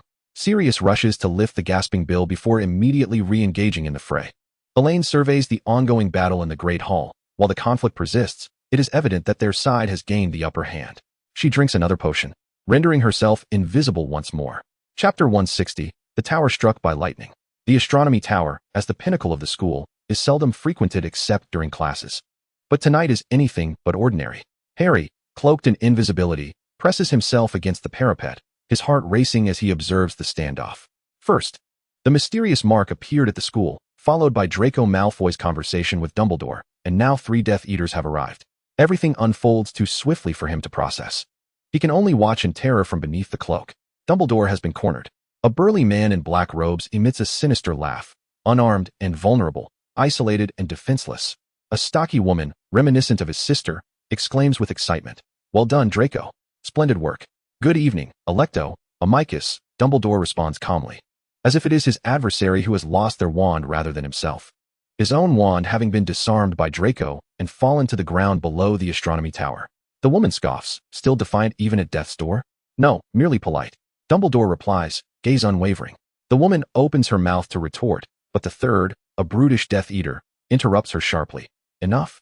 We must complete the task swiftly. Draco, proceed. Draco's hand trembles as he raises his wand, and Dumbledore regards him with a gentle expression. If I may say, Dumbledore's days in this world are nearly at an end. I fail to comprehend why the Dark Lord wishes to eliminate you, Amicus remarks, his sister snickering beside him. Draco, it is the Dark Lord's command. You must act personally. The menacing man reiterates, his icy gaze fixed on Dumbledore. Harry watches Draco's movements with anxiety. Had he not been petrified by Dumbledore's spell, he would have launched spells at the Death Eaters without hesitation. The sounds of a chaotic struggle echo from the staircase below, one voice shouting, blasting curse. Hurry, Draco. The third Death Eater demands angrily. If you cannot, let us handle it. The woman screeches. No, it must be Draco. The man snaps, glaring at her, no one else. At that moment, the door at the far end of the wall bursts open, and Snape strides in, wand drawn, surveying everyone present, from Dumbledore to the Death Eaters. Severus. We have encountered a predicament, Amicus growls, his eyes fixed intently on Dumbledore. This young man seems incapable of completing the task. Another voice echoes alongside the Death Eater's words. Dumbledore's soft voice saying, Severus. Snape remains silent, stepping forward to roughly seize Draco, while the other 3 Death Eaters silently shift behind him. Snape gazes at Dumbledore for a moment. Dumbledore's bright blue eyes lock onto Snape's hollow black ones. Snape raises his wand, aiming it at Dumbledore. Avada Kedavra! A stream of green light bursts forth from Snape's wand, striking Dumbledore squarely in the chest. Harry watches in horror, his voice caught in his throat. Dumbledore is propelled into the air, then slowly tilts backward, plummeting from the astronomy tower, disappearing from sight. The battle within the castle rages on, with Sirius and Bill protecting Ron and Ginny as they grapple with 3 Death Eaters. A few Hufflepuff students stand back to back, casting spells, while Tonks grapples with a hulking foe nearby. Debris and shards of glass scatter everywhere, leaving the castle in utter disarray. Harry pursues the fleeing Snape and Malfoy to the battlefield beneath the astronomy tower. Harry, where did you come from? Ginny shouts, ducking as Sirius pushes her down to avoid a curse. Harry remains silent, his head down, racing forward. His mind consumed by a single thought. He must not allow Snape to escape. Over there, Professor McGonagall calls out. Harry looks up to see the Amicus siblings shielding their heads, fleeing from an explosion down the corridor, and he chases after them, only to trip over something. Turning to see Neville, pale and sprawled on the ground, he exclaims, Neville? I'm fine, Neville mumbles, clutching his stomach. Harry, Snape, and them got away. I'm pursuing them. Harry scrambles to his feet, heedless of the chaos around him, the shouts of others, and the faint breaths of those lying on the ground, caught between life and death. With a solemn declaration from Snape that the mission was accomplished, the Death Eaters began their deliberate retreat, and within half an hour, all those capable of action had vanished without a trace. Harry, in a state of desolation, found himself on the grass outside the castle, with Hagrid walking beside him. They had failed to capture Snape. In a vast expanse beneath the astronomy tower, a multitude had gathered. What are they looking at? Hagrid inquired, glancing at something lying on the grass. Harry remained silent, his chest constricted with anguish, unable to muster a single sound from his throat. They waded through the hushed crowd, Hagrid emitting a groan of pain and disbelief. Dumbledore lay on the ground with his eyes tightly shut, as if in slumber, and Harry stared at that aged, wise visage, unable to accept the grim reality. Dumbledore would no longer utter words, nor would he gaze at him with those brilliant blue eyes. Tears blurred Harry's vision, and amidst the haze, he seemed to hear someone speaking. Let us go, Harry. No, you cannot remain here. No. Harry resisted the urge to leave Dumbledore behind. While Hagrid's hand on his shoulder trembled slightly, a softer voice urged, Come on, Harry. A hand gently pulled him through the crowd, and only when the wails and cries filled the air did Harry realize it was Elaine guiding him toward the castle. Faces drifted at the edges of his vision. People in nightclothes staring at them, whispering amongst themselves. They approached the marble staircase, where the Gryffindor house gems lay scattered on the ground, glinting with a blood-red hue. Harry, we must go to the hospital wing, Elaine insisted. I'm not injured, Harry replied. It's Professor McGonagall's orders, she stated. Lupin, Sirius, Ron, Hermione, they're all there. Fear surged within Harry once more, nearly eclipsing the memory of those motionless bodies on the ground. Elaine, he asked hoarsely, who else has died? No one has died. Struggling to comprehend her words, Harry forced his mind to function, but I saw so many lying on the ground. They are all alive, even bustling about, Elaine reassured him. Of course, she did not include the Death Eaters in her statement. One Death Eater had perished, a half-paralyzed one she had exploded, and 2 others remained unconscious, unable to escape. Chapter 161, The White Tomb. Upon entering the hospital wing, they found Neville sleeping on a bed at the entrance, while Sirius, Lupin, Hermione, Ron, and Ginny were seated on another bed, Madame Pomfrey tending to the injured. As they heard the door open, they all looked up. Ron and Hermione rushed to embrace Harry, while Sirius and Lupin approached with concern. Dumbledore is dead, Harry announced. Impossible, Lupin exclaimed, turning wildly to Elaine, hoping for a denial, but none came. He collapsed into a chair, hands covering his face, while Sirius's hand on Harry's shoulder unconsciously tightened. How did he die? What happened? Tonks asked softly. Snape killed him, Elaine replied, disregarding the disbelief surrounding her, as Harry quietly recounted the events atop the astronomy tower. In the innermost bed lay 3 Hufflepuff students, while several uninjured Hufflepuffs tended to them. Elaine's friend Anna, upon hearing Harry's words, bit her lip, casting a hopeful glance at Elaine. In response, Elaine slowly affirmed, "It's true." Anna covered her mouth, tears streaming down her cheeks, while the still conscious Ernie on the bed stared vacantly at the ceiling. Grief enveloped the hospital wing. All examinations and classes were suspended, and over the next 2 days, many students were hastily taken away by their parents, all murmuring that Hogwarts would be closing. The day after Dumbledore's death, the Patil sisters left without breakfast, and Seamus quarreled with his parents in the Great Hall. Ultimately, they agreed to let him attend the funeral before departing. On the eve of the funeral, a colossal carriage, pulled by a dozen winged horses, soared through the sky, evoking excitement among the younger students, who had never witnessed such a spectacle. Madame Maxime emerged from the carriage, collapsing into Hagrid's embrace, weeping profusely. The Ministry of Magic also dispatched a delegation, with Minister Umbridge personally arriving at Hogwarts. This was Elaine's first encounter with the minister, who was actually a member of the Death Eaters, and Percy Weasley was among the delegation. Additionally, Hogsmeade was filled with wizards who had come from far and wide to pay their respects to Dumbledore. The day of the funeral dawned bright and sunny, yet no one possessed the heart to notice. The atmosphere in the Great Hall was profoundly oppressive, everyone clad in their school robes, with the staff seating area left conspicuously empty. After breakfast, Professor McGonagall rose and announced, "It's nearly time. Please follow your head of house to the grounds." The students stood from their benches, silently following the procession forward. Slughorn took the place of the Slytherin head, clad in a lavish, silver-embroidered green robe. Standing at the forefront of the Slytherin line, Elaine positioned herself behind Professor Sprout, who wore a clean, unblemished outfit, radiating an air of sorrow. All the staff of Hogwarts were present, marching solemnly through the doors toward the Black Lake, warm sunlight bathing them, a gentle breeze weaving through their ranks. Following Professor Sprout, Elaine arrived at a site adorned with hundreds of chairs, half of which were already occupied. The attendees were a motley crew, some in tattered clothing, others in finery, alongside common folk and high-ranking ministry officials. Among them, Elaine recognized many familiar faces, such as members of the Order of the Phoenix, shopkeepers from Diagon Alley in Hogsmeade, Cornelius Fudge, and even centaurs standing at a distance in the Forbidden Forest. The ghosts also appeared, their translucent forms barely visible in the sunlight. Once everyone was seated, the atmosphere grew solemn and respectful. The merpeople sang mournfully from the depths of the Black Lake, expressing their despair and sorrow. Hagrid carried Dumbledore's body down the aisle between the rows of chairs, silently weeping, crystalline tears glistening on his face. Dumbledore's body was shrouded in purple velvet adorned with golden stars, laid by Hagrid on the foremost table. A diminutive wizard rose to deliver the eulogy. Dazzling white flames erupted from Dumbledore's body, climbing higher and obscuring everyone's view. Finally, a grand white marble tomb emerged, enveloping both the body and the table within. Countless arrows shot skyward like raindrops, the centaurs offering their tribute of mourning.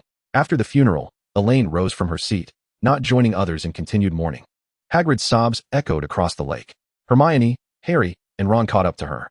They walked in silence for a while, and Hermione softly remarked, "The thought that we may never return here again fills me with sorrow. How could Hogwarts possibly close?"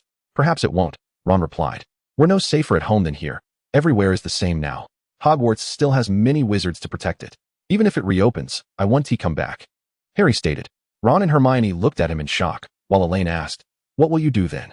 "I will do what Dumbledore hoped I would do," Harry replied. After a brief pause, Hermione said, "Perhaps you should share your plans. First, I need to return to the Dursleys because of blood magic, but it won't take long. Then I must go to number 12, Grimmauld Place in Godric's Hollow." He murmured that the thought had lingered in his mind since the day Dumbledore passed away, and everything stemmed from that moment. "I want to visit that house and my parents' graves." "And then?" Ron inquired. "Then I must devise a plan to eliminate the sixth Horcrux, Nagini, and the fragment of Voldemort's soul residing within his own body. If I happen to encounter Snape along the way, that would be even better," Harry replied, gazing at the white tomb reflected in the dark lake. "We will accompany you," Ron said. "What? To your aunt's house?" Ron clarified. "We will stand by you, no matter where you intend to go." Elaine listened in silence to Harry's plans. Even if the Horcruxes were destroyed prematurely, the trio set forth on their 7th year of external exile. Despite everything proceeding according to plan, she felt an inexplicable sadness. Chapter 162, Holiday. "Elaine, what about you? Do you have any plans?" Hermione gently asked, with Harry and Ron also looking at her. "I will relay messages to you at school," Elaine stated. "Keep the matter of the hand mirror a secret from outsiders. I will instruct the alchemy workshop to cease production, and thereafter we shall rely on it for clandestine communication." Hermione immediately grasped her friend's implication and exclaimed, "You mean Hogwarts will not be closing? That makes sense, as the Bird family is on the board. You must be privy to such information." and communicating via the hand mirror. She was startled by her own deductions and continued amidst Ron's confused and Harry's vaguely understanding gazes. This means that even if Hogwarts does not shut down, it will become exceedingly perilous. Will Voldemort take control of the school? No, he cannot, Elaine replied bluntly. Perceiving that Hermione wished to say more, she shifted the topic. If you find yourselves in dire circumstances outside, Bird Castle can serve as your refuge. The castle is protected by anti-disillusionment spells, though those protections do not extend beyond its walls. When you approach the vicinity, house elves will guide you into the castle. Although she believed the trio would ultimately remain safe, she pondered the what-ifs. Hermione did not dismiss her goodwill. But then, wouldn't you be in grave danger at school? Harry remarked after a lengthy pause, not forgetting that Elaine was also on Voldemort's hit list. As Ron mentioned earlier, there's not much difference anywhere. There is no safe place in England, Elaine calmly asserted. I can still serve as your informant at school. They did not inquire why Elaine did not return to Norway, just as she did not impede their plans. They shared a common objective. So, will you be visiting Grimmauld Place first? Ron asked. Grimmauld Place? Harry questioned. Sirius did not perish during the Battle of the Mysteries. So number 12, Grimmauld Place remains the headquarters of the Order of the Phoenix. Harry, unlike in the story, does not frequently reside at the Weasley home. More often, he stays at the Black family estate with his godfather. Don't tell me you've forgotten about Bill and Fleur's wedding, Ron interjected. Elaine recalled that during the fight in the hall, Sirius had rescued Bill from the claws of a werewolf, leaving Bill unscathed. This loving couple decided to hasten into marriage after facing life and death trials. Of course, we will all attend. An hour later, the Hogwarts Express, with its mournful whistle, slowly departed from that sorrowful area. On the train, Bernie, Elaine, Theodore, and Blaise sat in the board members' compartment. Ryan leaned back in his seat with his eyes closed, while the other three conversed softly, none mentioning Draco, who had left with Snape. As twilight descended, King's Cross Station came into view, and Elaine spotted Onod among the crowd. She bid farewell to Bernie and walked towards Onod with Theodore and Blaise. Father, she greeted. Onod ruffled her hair and said to Bernie, Your father is tied up with work. You will return with us. That would trouble Mr. Bird, Bernie replied. Norway, Bird Manor. As she drew back the heavy curtains, the morning sunlight flooded the room, and Elaine closed her eyes, savoring this tranquil and comfortable moment. Far removed from the clamor of the British Isles, she felt herself relax entirely. Suddenly, the hand mirror on the table emitted a sound. Good morning. As the communication connected, the faces of Hermione, Harry, and Ron appeared in the mirror. Morning, friends. Such communications had been occurring intermittently over the past fortnight, as the group engaged in conversation to stave off boredom. Moreover, with the hand mirror, the magical circle meetings could continue during the holidays, the participants remaining 5, although Draco's place was taken by Professor Ludwig. The emergence of the hand mirror garnered rare praise from the teacher for Elaine and Hermione, but before the two witches could bask in their delight for long, they deeply regretted their actions. 4 face-to-face inquiries meant face-to-face reprimands, leading Bernie to cast mournful glances at them each time. Digressing, Elaine refocused on the present. Just one more week, and I will be of age, Harry said with anticipation. Reaching adulthood meant he could use magic outside of school and escape Privet Drive. The group immediately began discussing how to celebrate Harry's birthday. Ron insisted that Harry spend his birthday at Grimmauld Place, offering an irrefutable reason. The day after Harry's birthday was Fleur and Bill's wedding. Your mother has been looking forward to your arrival, Ron said. Let me see. What is our little Ron hiding in his bedroom? There was no need to guess. Those voices belonged to George and Fred. The scene on Ron's end was dim, as the hand mirror must have been placed on the table, with the sounds of Ron quarreling with the twins echoing. Mother wants you downstairs for dinner, the twins remarked, their eyes scanning Ron's room before settling on the table by the bed. Ron stood up, blocking their view as he said, I'll be down in a moment. Fred raised an eyebrow, signaling to his brother, and George immediately caught on. All right then, just remember to hurry, or Mother will get angry. The twins strolled downstairs, while Ron peered cautiously to ensure they had truly left before he sighed in relief. As the wedding approached, the house was in a state of chaos, with even George and Fred summoned by their mother to assist. He turned back to retrieve the hand mirror, only to find another hand was quicker than his. Fred had returned via apparition, triumphantly holding up the hand mirror. Let us see what our little brother is so secretive about from his dear siblings. George also scrutinized the unremarkable mirror. Hey George, Fred, that's mine, Ron exclaimed, reaching for the hand mirror. Elaine, Hermione, and Harry stifled their laughter at the commotion, easily imagining the scene from the sounds alone. The next moment, 2 identical redheads appeared in what was originally Ron's view. Wow, look what we've found. A 2-way mirror. How did you come by such a precious item? A friend gifted it to me, Ron replied. Elaine interrupted their playful banter with a smile. Good morning, George and Fred. Just to clarify, It's a hand mirror. It was invented by Elaine and Hermione, Harry added. The twins pushed Ron aside, cheerfully greeting them. Chapter 163, The Eve of the Real and False Potters. The astute George and Fred immediately recognized the value of the hand mirror, especially upon hearing Hermione mention that its construction was not particularly challenging, further igniting their desire to obtain the selling rights for such an item.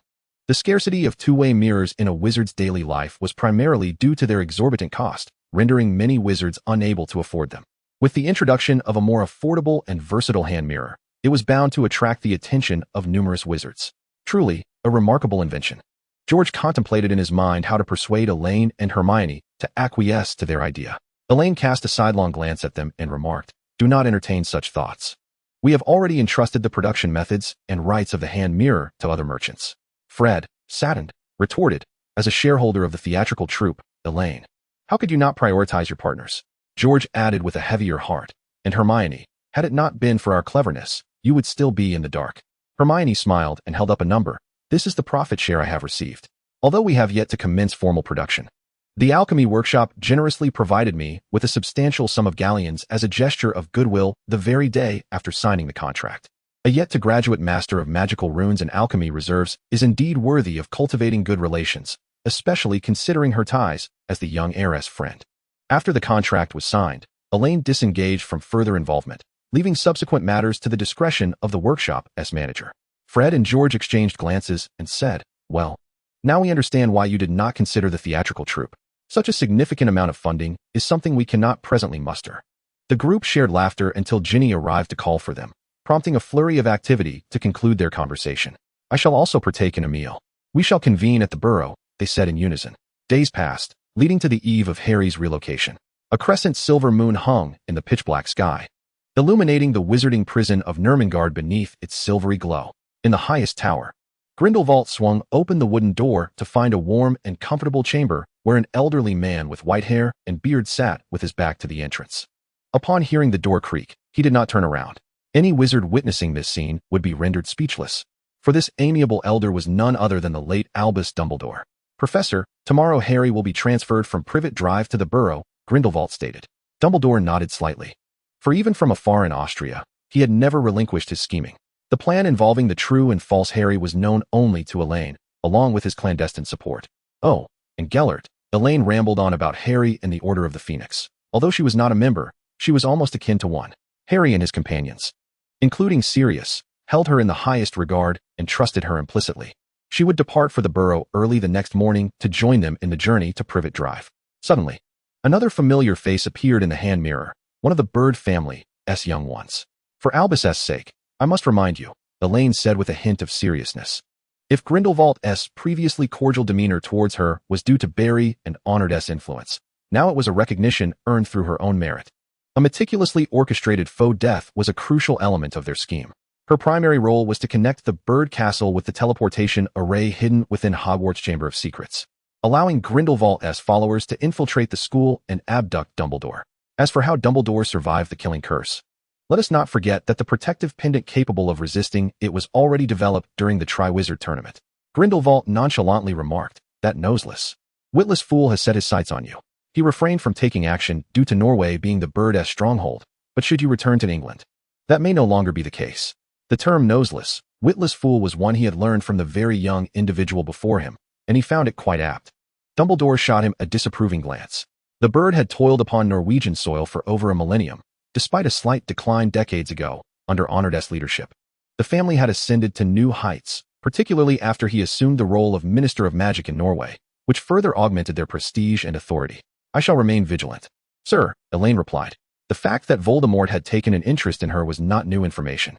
Grindelwald's emphasis indicated he had acquired some recent intelligence regarding Voldemort's movements. Without pursuing further inquiries about Grindelwald's insights, Elaine believed it unnecessary to expend their mutual goodwill on trivial matters. A phoenix's cry echoed, and Fawkes alighted upon Dumbledore's shoulder, its resplendent tail feathers shimmering in the moonlight.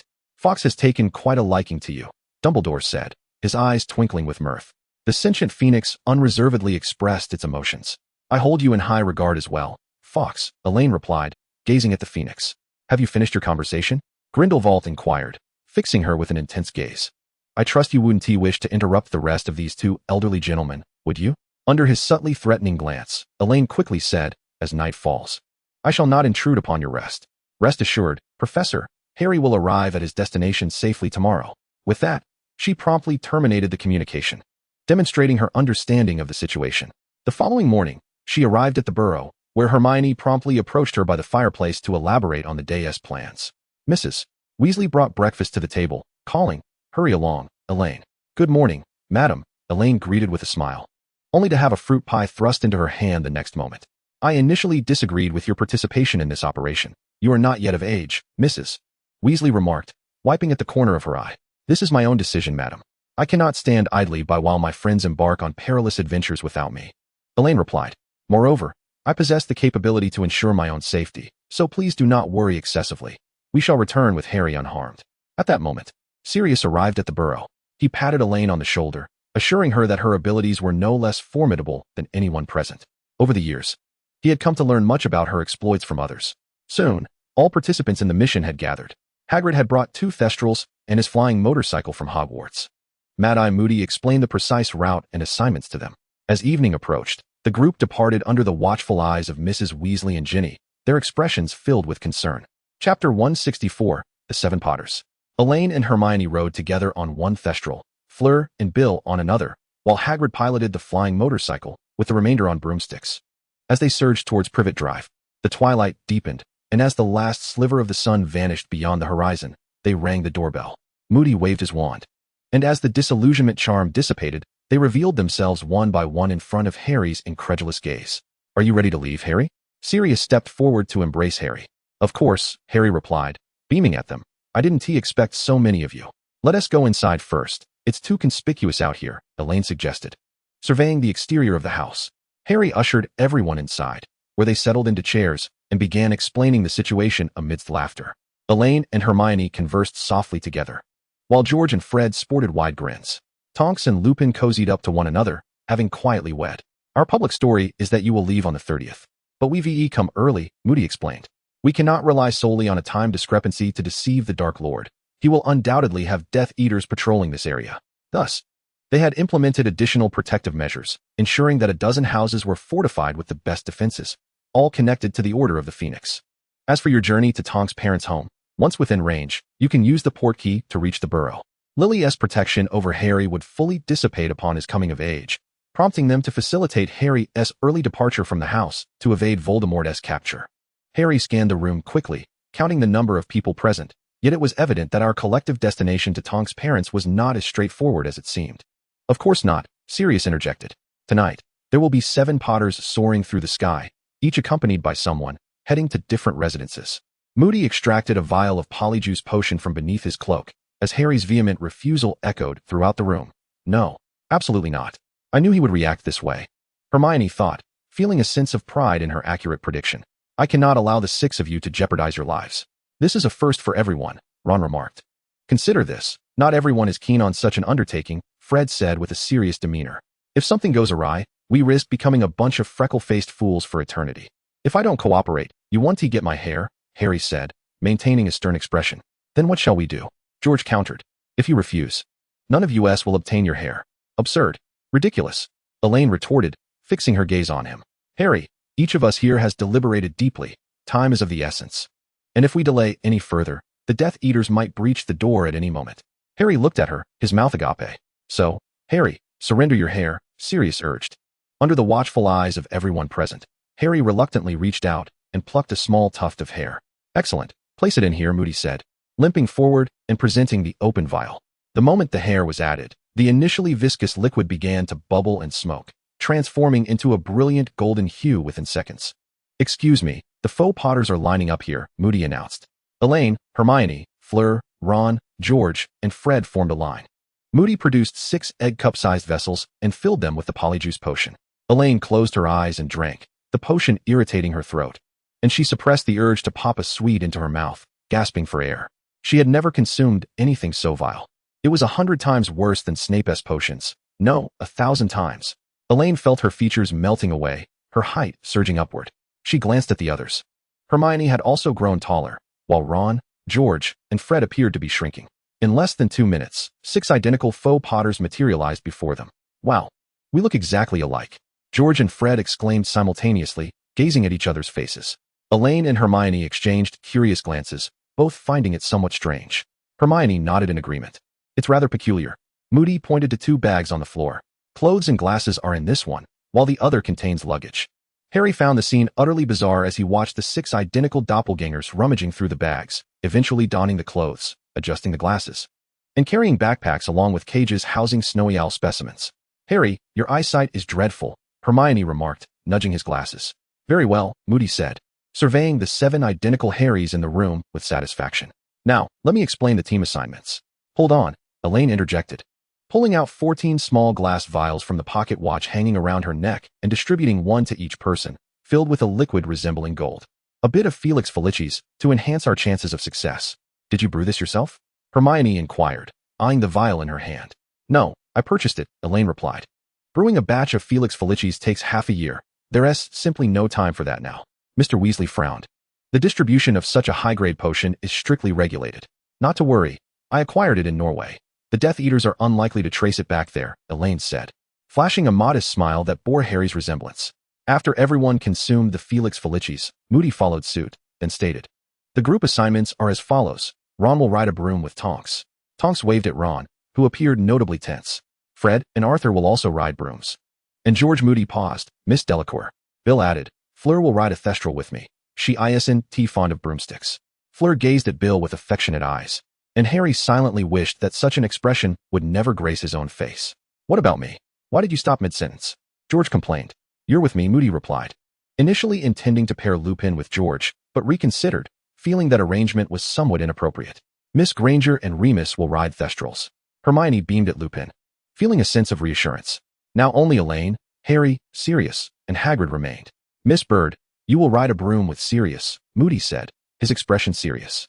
This group is particularly perilous. The Death Eaters might assume that Harry will act alongside his godfather. The broomsticks will also draw attention. Snape has ample time to inform Voldemort of Harry's traits and habits, and the most skilled broom flyer will certainly attract their focus. Elaine nodded, positioning herself beside Sirius. Finally, it was left for Harry and Hagrid to ride the motorcycle. Chapter 165, The 7 Potters. We leave within 3 minutes. Let us go, Moody declared, stowing away the bags containing the faux Potter clothing and luggage as he moved towards the exit. I heard Harry say you're not particularly adept at flying broomsticks, Sirius remarked with concern. Hermione, who had mounted a thestral with Lupin, glanced over anxiously, recalling that Elaine had ridden with her on the thestral earlier. It's not a problem. I just need to ensure I don't fall, Elaine responded, noting that each group was to share the same mode of transport, including broomsticks. Sirius extended his hand, and the broomstick swiftly flew into his palm. He mounted it first. Elaine, sit behind me.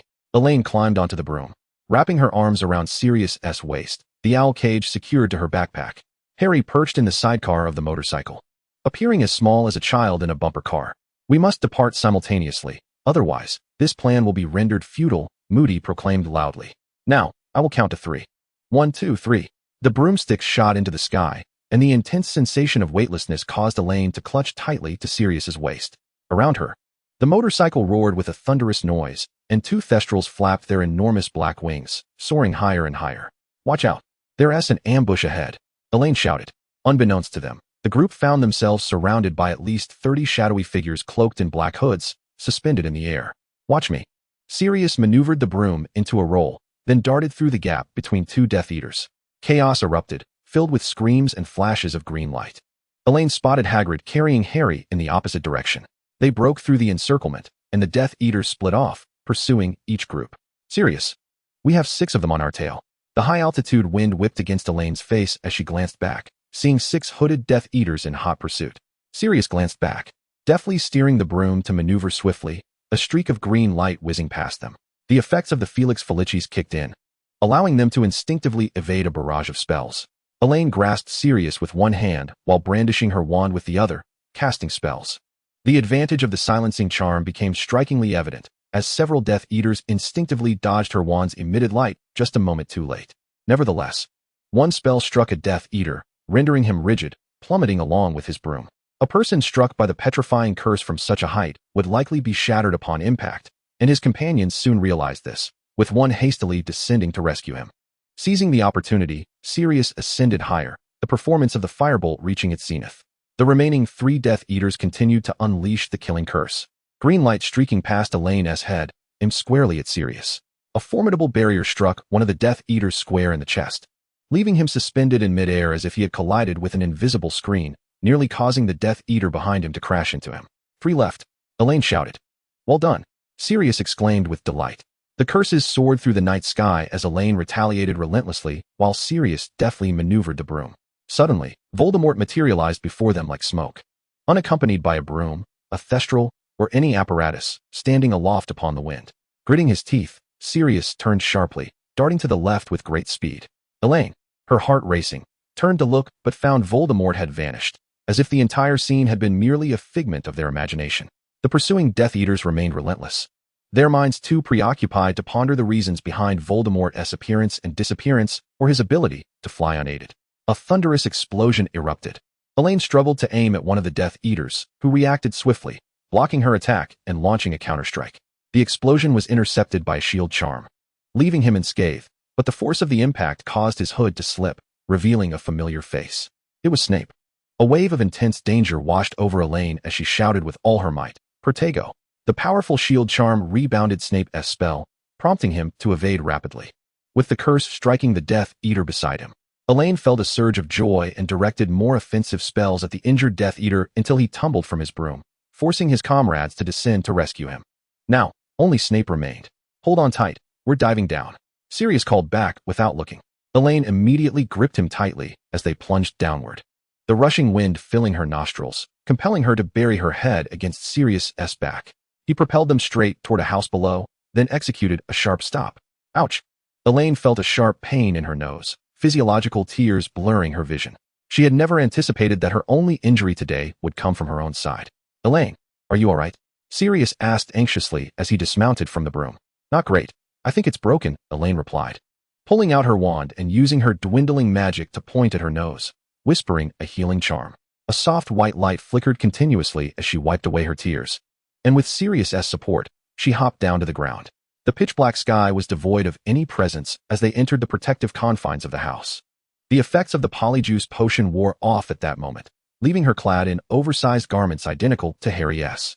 Once she recovered, Sirius pushed open the unimposing door of the house. "Whose house is this?" Elaine inquired, surveying the empty interior. Neither the Burrow nor Grimmauld Place was among the 12 designated locations. "Moody's," Sirius replied. "He said the port key is in the kitchen. I'll change clothes first," Elaine said, removing her glasses and heading to the bathroom. By the time Sirius located the broken-looking port key, she had already changed and even managed to gulp down a potion. They placed their fingers upon the port key, and together they were yanked into the void, spinning uncontrollably. Seconds later, Elaine felt her feet touch the ground, swaying unsteadily as Sirius crashed down beside her. A throng of people rushed to support them. "Thank goodness, you're finally back," Hermione exclaimed, embracing her. "Are we the last ones?" Sirius scanned the room and asked. Lupin nodded. "Everyone has arrived safely." Chapter 166, Harry's Birthday. Mrs. Weasley had recently forbidden them from gathering, even assigning them tasks separately. Harry, Ron, and Hermione had settled at number 12, Grimmauld Place, and with just a few days until Fleur and Bill's wedding, everyone was bustling about in a frenzy. "Mum believes that as long as the 3 of us are too busy to discuss plans, we can delay our departure," Ron said, glancing at the door and lowering his voice to the mirror, "but she has no idea about our other means of communication." The trio's intention to bypass school had come to Mrs. Weasley's attention, resulting in vehement opposition. "Harry, have you spoken to Sirius?" Elaine asked, as Hermione and Ron turned their gazes toward him. "Not yet," Harry replied, appearing troubled. He was unsure how to broach the subject with his godfather. Hermione also looked concerned. Prior to arriving here, she had cast a spell on her parents, causing them to forget they had a daughter. If she survived in the end, she would restore their memories. If not, "Elaine, are your family members truly at ease with you being active in the UK?" Harry questioned. Recalling how Elaine had previously been targeted by Death Eaters, Norway was undoubtedly safer. Elaine had returned to the Burrow after just one night at Grimmauld Place, and facing Mrs. Weasley's worries, she had no idea how she managed to persuade her. "As long as I can ensure my own safety, my father won't refuse or impede my actions," she stated. "A bird caged in a greenhouse cannot bear the weight of his burdens." "But living alone is far too dangerous," Hermione countered. "The situation worsens day by day. We hear about Dementor attacks on wizards and Death Eaters slaughtering muggles almost daily. There are house elves too. If it comes to worst, they can help me escape," Elaine replied, though she had no intention of allowing such a scenario to unfold. To be honest, the protective measures at the burrow are far less comprehensive. It was built as a defensive fortress, brimming with hidden magic and mechanisms.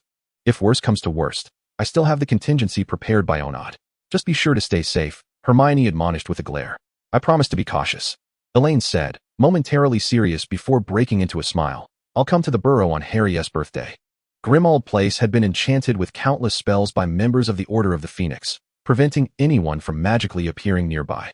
Thus, on Harry's birthday, Elaine had to apparate to the nearest hillside and then walk to her destination. Happy birthday, Harry. Elaine gently embraced Harry and presented him with a box. Here is your birthday gift. Let us see if you like it. Hermione and Ron gathered around him to watch him unwrap the present. A potion? Ron exclaimed as he gazed at the purple liquid in Harry's hand. Indeed, it can improve Harry's vision, Elaine replied. I noticed your eyesight wasn't too great while impersonating you last time, so I had someone procure this for me. A large crowd, including Fleur's family, bustled in and out of the house, prompting the group to speak in the garden. The merchant assured me it's effective. You must try it. And if it doesn't work, I'll go have a word with him. Under their eager gazes, Harry uncorked the vial and swallowed the potion. Its sour taste causing him to grimace before he took a few deep breaths to ease the discomfort. Is it working? Harry blinked, removing his glasses as the blurred world gradually came into focus. He cast his gaze further afield, the lush greenery appearing somewhat lackluster beneath the sunlight. Nodding slowly under the sparkling eyes of his friends, he confirmed, it is. Wonderful. Elaine and Hermione high-fived. Now you one team need to wear glasses, Ron added cheerfully. They set up several tables in the garden, while George and Fred conjured a multitude of purple lanterns adorned with the number 17, which hung above everyone's heads. Hermione decorated the trees and bushes with golden banners. By 7 o'clock, the guests had all arrived, and George and Fred welcomed them at the end of the path. However, arriving even earlier than the guests were Mr. Weasley and Minister of Magic, Omnis. I apologize for the interruption, said Omnis, approaching Harry. I need to speak with you privately, along with Ron Weasley and Hermione Granger. Us? What do you want with us? Ron inquired, astonished. I will explain once we find a suitable place to converse, replied Omnis. Mr. Weasley ushered them into the sitting room, where Elaine noticed Mrs. Weasley exchanging a worried glance with the others. Although Minister Omnis, a member of the Death Eaters, had not defected to Voldemort and had repeatedly sent protectors to Hogwarts, this did not inspire trust from the Order of the Phoenix. Elaine stared blankly at the golden twilight on the horizon. Undoubtedly, Omnis was there to convey the terms of Dumbledore's will to Harry and the others. Sure enough, approximately 20 minutes later, they emerged from the house. Once Omnis departed, Mr. Weasley asked, what did he come for? To deliver Dumbledore's bequest to us, Harry replied, as the Deluminator, the Golden Snitch, and the tales of Beetle the Bard were passed around to everyone. They all felt a pang of regret for Harry upon hearing that the sword of Gryffindor could not be bequeathed to him. Mrs. Weasley then brought in a Golden Snitch cake, but the sudden diversion dampened everyone's spirits. They hastily sang a birthday song and consumed the cake in 2 or 3 bites before dispersing. By 3 o'clock the next afternoon, a grand white tent had been erected in the orchard outside the burrow, adorned with a long purple carpet, exquisite seating on either side, and golden balloons floating overhead. Not far off, a troop of waiters clad in white robes attended to guests, while a band in golden attire played merrily. George, Fred, Harry, and Ron stood outside the tent, awaiting the arriving guests, each holding a seating chart to assist with seating arrangements. Harry, having consumed Polyjuice potion to disguise himself as a local Muggle boy, was pretending to be a relative of the Weasleys. Inside the house, Elaine and Hermione were preparing themselves, dressed in pale purple gowns and matching high heels. Hermione wore a flowing long dress, while Elaine's satin gown was slightly shorter. As guests began to enter, Elaine and Hermione readied themselves to proceed to the wedding venue. An elderly witch, adorned with a pink feathered hat, emerged from the bride's quarters and scrutinized them, criticizing in a tone that was decidedly off-putting. Oh Merlin, is this the Muggle-born witch? Hermione glared at her disapprovingly, while Elaine furrowed her brow in discontent. The witch then proceeded to comment on Hermione's ankle, saying, it's rather pronounced. Your posture is quite ungraceful. She then assessed Elaine, remarking, your posture is acceptable, but your taste requires refinement. Madam, our posture and taste are matters our parents have instilled in us, and seem to have little to do with you. Elaine retorted bluntly before pulling Hermione along as they hurried down the stairs. Hermione, glancing at the irritated Elaine, felt a tinge of curiosity, and her earlier annoyance dissipated significantly. As they walked towards the tent, they asked, why did you run so fast just now? Elaine replied candidly, she looked so ancient. What if she said something and caused a scene? It's better to keep our distance. Such a joyous occasion should not be marred. Upon reaching the tent, Ron and Harry were also discussing the elderly witch, who was Ron's Aunt Muriel. Thus, the four of them congregated, chattering animatedly. Are you speaking of Muriel? George and Fred emerged from the tent, exchanging knowing glances. One Christmas, we slipped a dung bomb under her chair during dinner. You should have seen how hilarious it was. Ron added. Dad said she wouldn't bequeath anything to George and Fred in her will. But who cares? George and Fred chimed in unison, bursting into laughter. They were so engrossed in their merriment that they failed to notice the arrival of a young man with dark hair. Victor! Hermione exclaimed, dropping her beaded purse to the ground. Blushing, she picked it up and added, I didn't know you were coming. Merlin, it's wonderful to see you. Ron glanced at Crum's invitation, seemingly incredulous at a single word on it, and exclaimed loudly, How did you end up here? Fleur invited me, Crum replied, raising an eyebrow. Harry bore no ill will towards Crum and took the initiative to lead him to a seat. We should sit down, otherwise we'll run into the bride, Fred remarked. Elaine beamed at the flustered Hermione, her meaning unmistakable. Hermione, feeling bashful, hurried away. Before long, Mr. and Mrs. Weasley began to walk slowly down the aisle, greeting their relatives with cheerful smiles. Following them were Bill and Charlie, standing before the grand tent in their formal robes, adorned with white roses in their buttonholes. Fred let out a playful whistle, prompting Fleur's charming cousins to giggle in delight. As the melodious music resounded from the golden balloons, silence fell over the crowd. Mr. Delacour and Fleur advanced down the aisle, eliciting a collective gasp from the audience. Fleur, clad in a simple white gown, moved gracefully, radiating a brilliant silver light. Ginny and Fleur's sister Gabrielle trailed behind in golden dresses. Elaine marveled at Fleur's breathtaking beauty from her seat. The officiant, the same diminutive wizard who had delivered Dumbledore's eulogy, stood before Fleur and Bill to officiate the ceremony. Mrs. Weasley and Mrs. Delacour discreetly wiped their tears, while Hermione watched the scene with a smile, her eyes glistening with tears. I now pronounce you lifelong partners. George and Fred led the applause and cheers as the golden balloons above burst open, releasing tiny bells and phoenixes that soared through the air, producing enchanting sounds. Subsequently, the canvas of the tent vanished, revealing a canopy supported by golden columns, where the band performed on stage, and guests emerged from all directions. Bill and Fleur shared their first dance in the center of the dance floor, and after a while Mr. Weasley led Mrs. Delacour, Mrs. Weasley, and Fleur's father into the dance area. Elaine had little interest in dancing that evening. She sat at a table, holding a glass of champagne. Hermione and Crum danced together. Luna twirled joyfully nearby, while Harry conversed with a wizard. Tables overflowed with sandwiches and pastries. Champagne flutes floated among the revelers, and golden lanterns cast a beautiful glow, heightening the festive atmosphere. After declining yet another invitation to dance from a wizard, Elaine set her champagne down. Suddenly, the temperature began to drop. An indescribable chill enveloped the surroundings, and then a scream pierced the air. Dementors! Elaine felt a wave of distress wash over her, her wand emitting a silvery gas as a few patronuses leaped into the air nearby. Guests fled in a panic, many disapparating, the protective enchantments having been breached long ago. Ron! Elaine! Hermione called out, Where are you? A number of hooded and masked figures appeared among the crowd. While Lupin and Tonks cast protective spells for the guests, the panicked throng knocked Hermione and the others about. Where are they? Ron suddenly gripped Elaine's arm, his voice laced with urgency. Follow me. Elaine glanced around, then quickly led him in the direction of Hermione and Harry. Armor charm, she shouted, intercepting a beam of light that shot through the chaotic dance floor, grasping Hermione's hand. To my location. Moments later, they stood on a grassy bank beside a dark lake. Quickly, let us go. They hurriedly stepped onto the elongated bridge over the water, glancing back intermittently to check for any pursuing foes. It was not until they entered the castle that the four of them finally exhaled in relief. Shoo, do not speak. Hermione began, only to be interrupted as Elaine swiftly interjected, Sasha, activate the castle as protective measures and remain vigilant for any suspicious figures outside. In a flash, a house elf appeared and vanished just as quickly. Before addressing them, do not utter his name. We must not allow him to ascertain our location. Uttering it will enable the Death Eaters to sense our whereabouts. Hermione immediately covered her mouth, nodding fervently, while Ron, filled with trepidation, inquired. But we've called his name before, and no one came for us. Half an hour has passed, and the outside remains eerily tranquil.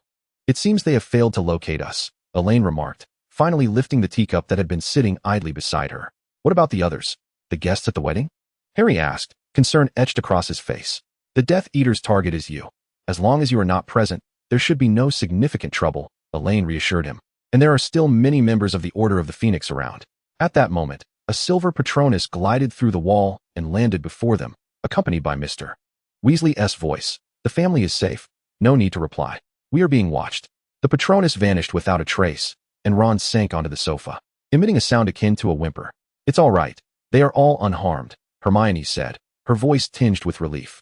Chapter 168, 17th birthday. The following morning, Elaine tiptoed out of the bedroom, where Hermione was still ensconced in slumber, their shared quarters a source of comfort amid their fears.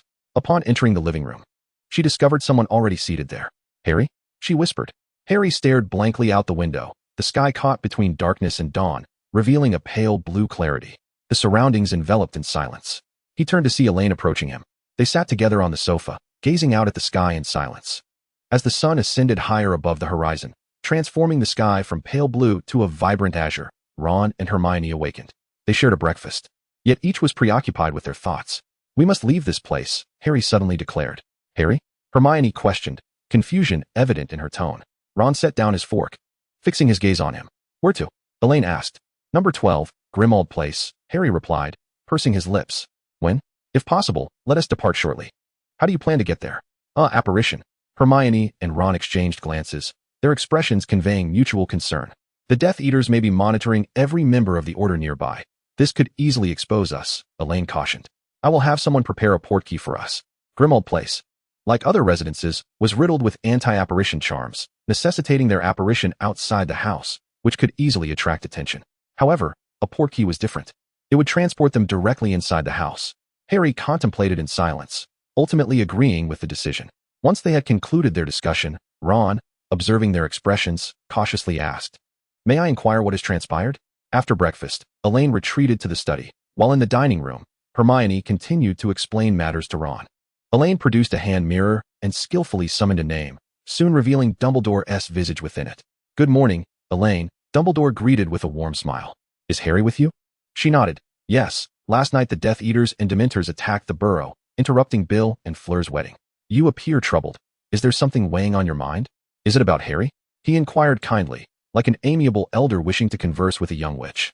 I'm merely a bit anxious, Elaine confessed.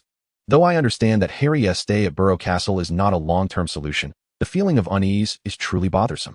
Harry's desire to depart stemmed from a fear of attracting the Death Eaters and Voldemort himself, which could endanger her. Elaine was not surprised by his thoughts, nor would she harbor any resentment against him for it. She merely felt irked. Why had Voldemort not perished yet? Harry needs a portkey to Grimmauld Place, Elaine stated, suppressing her thoughts. Dumbledore nodded knowingly. Before nightfall, a portkey will be delivered. The individual bringing the portkey was somewhat unexpected. Mr. Saxon?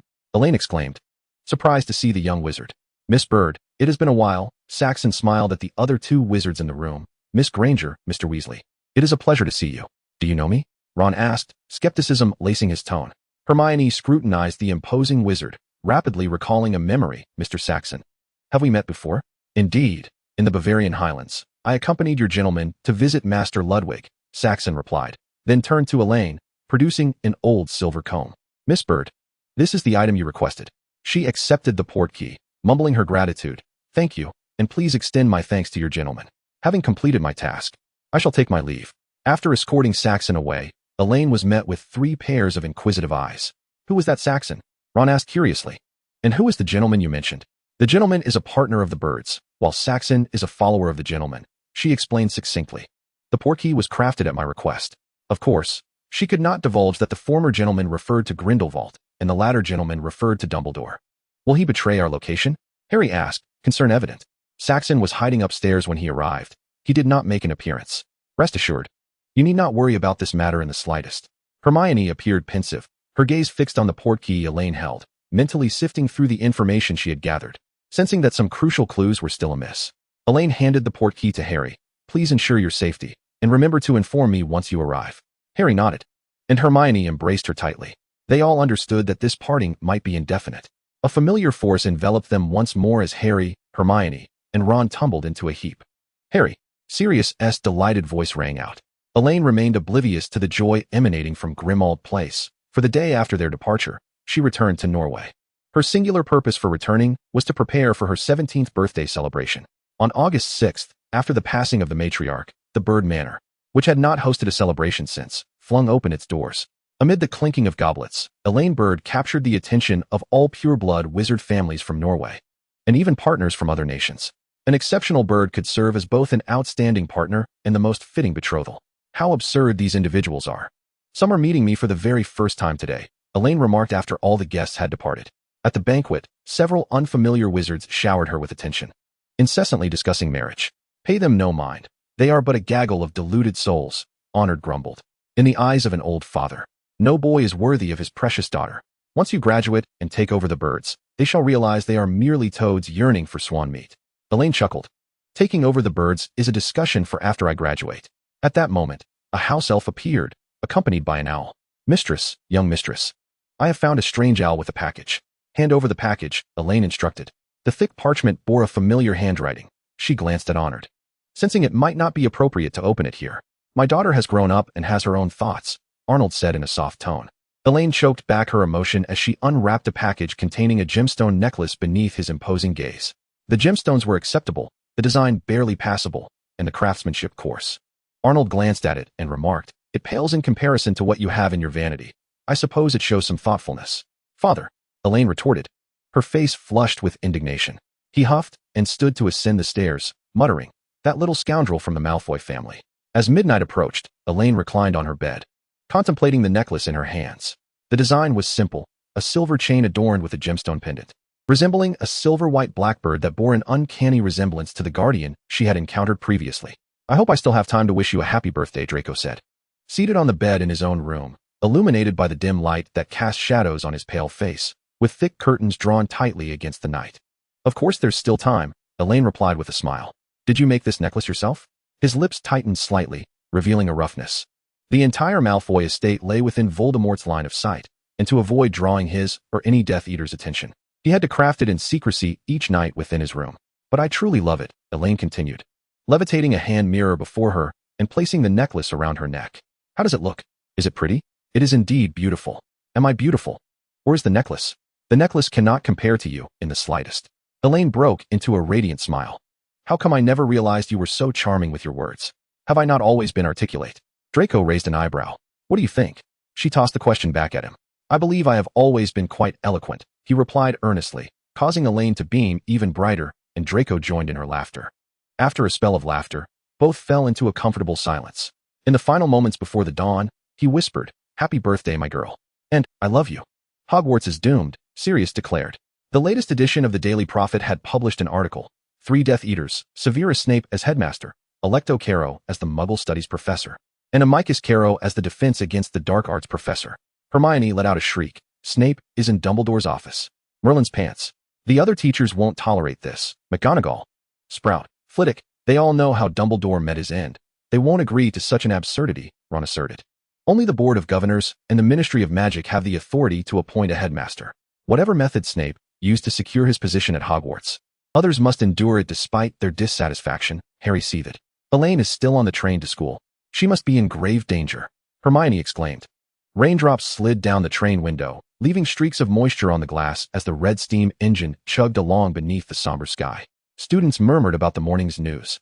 An air of anxiety and panic permeated every carriage. Elaine traversed the aisles, attempting to maintain order, though there was little to uphold. Even the most mischievous students quieted at this moment.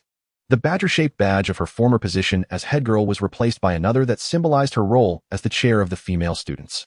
While the male counterpart was displayed on Bernie's chest, he wore an odd expression. Snape had never regarded him with such distinction in the past, and this honor of male chair had unexpectedly fallen upon him.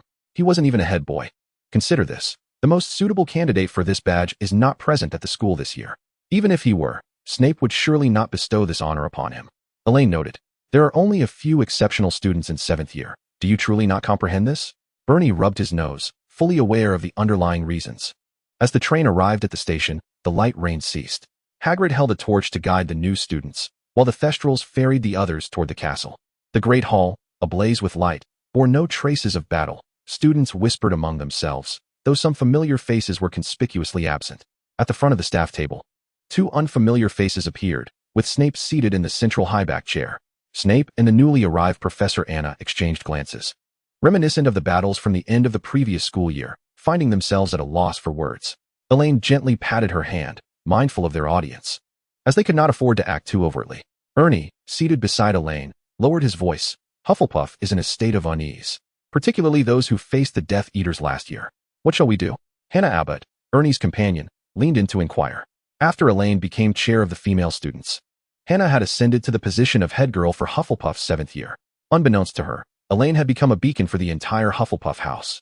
Scanning the eyes of those around her, as well as the expectant gazes from the long table, she declared, "Everything shall proceed as usual. We must act with caution." The sorting ceremony was still presided over by Professor McGonagall, her serious countenance heavy with concern. Not only her, but also the other staff members, including Professor Flitwick of Ravenclaw and Professor Sprout of Hufflepuff. Hogwarts typically welcomed few new students each year, and this year was particularly sparse. Upon the ceremony's conclusion, all eyes turned to the staff table. Snape waved his wand, and a bountiful feast appeared on the golden plates, a task traditionally performed by Dumbledore. The Hufflepuff table was unusually quiet. Several first years nervously picked at their meals, and although the older students were amiable, their animal instincts warned them against making any sudden moves. Observing this, Elaine whispered a few words to Anna, then rose to switch seats and join the newcomers. Anna's action drew the attention of other houses, especially from Slytherin, where malicious glances were cast. Elaine's gaze swept over them, and under the weight of her authoritative and warning demeanor, they gradually averted their eyes. The stirrings at the long table did not escape the notice of the professors at the front. Professor Sprout offered the first smile of the evening, while Snape merely surveyed the hall's activity without comment.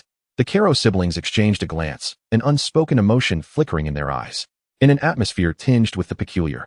The dinner came to a close, with the heads leading the first years back to their respective common rooms, and the rest of the students filing out of the Great Hall. Chapter 170, The Cruciatus Curse.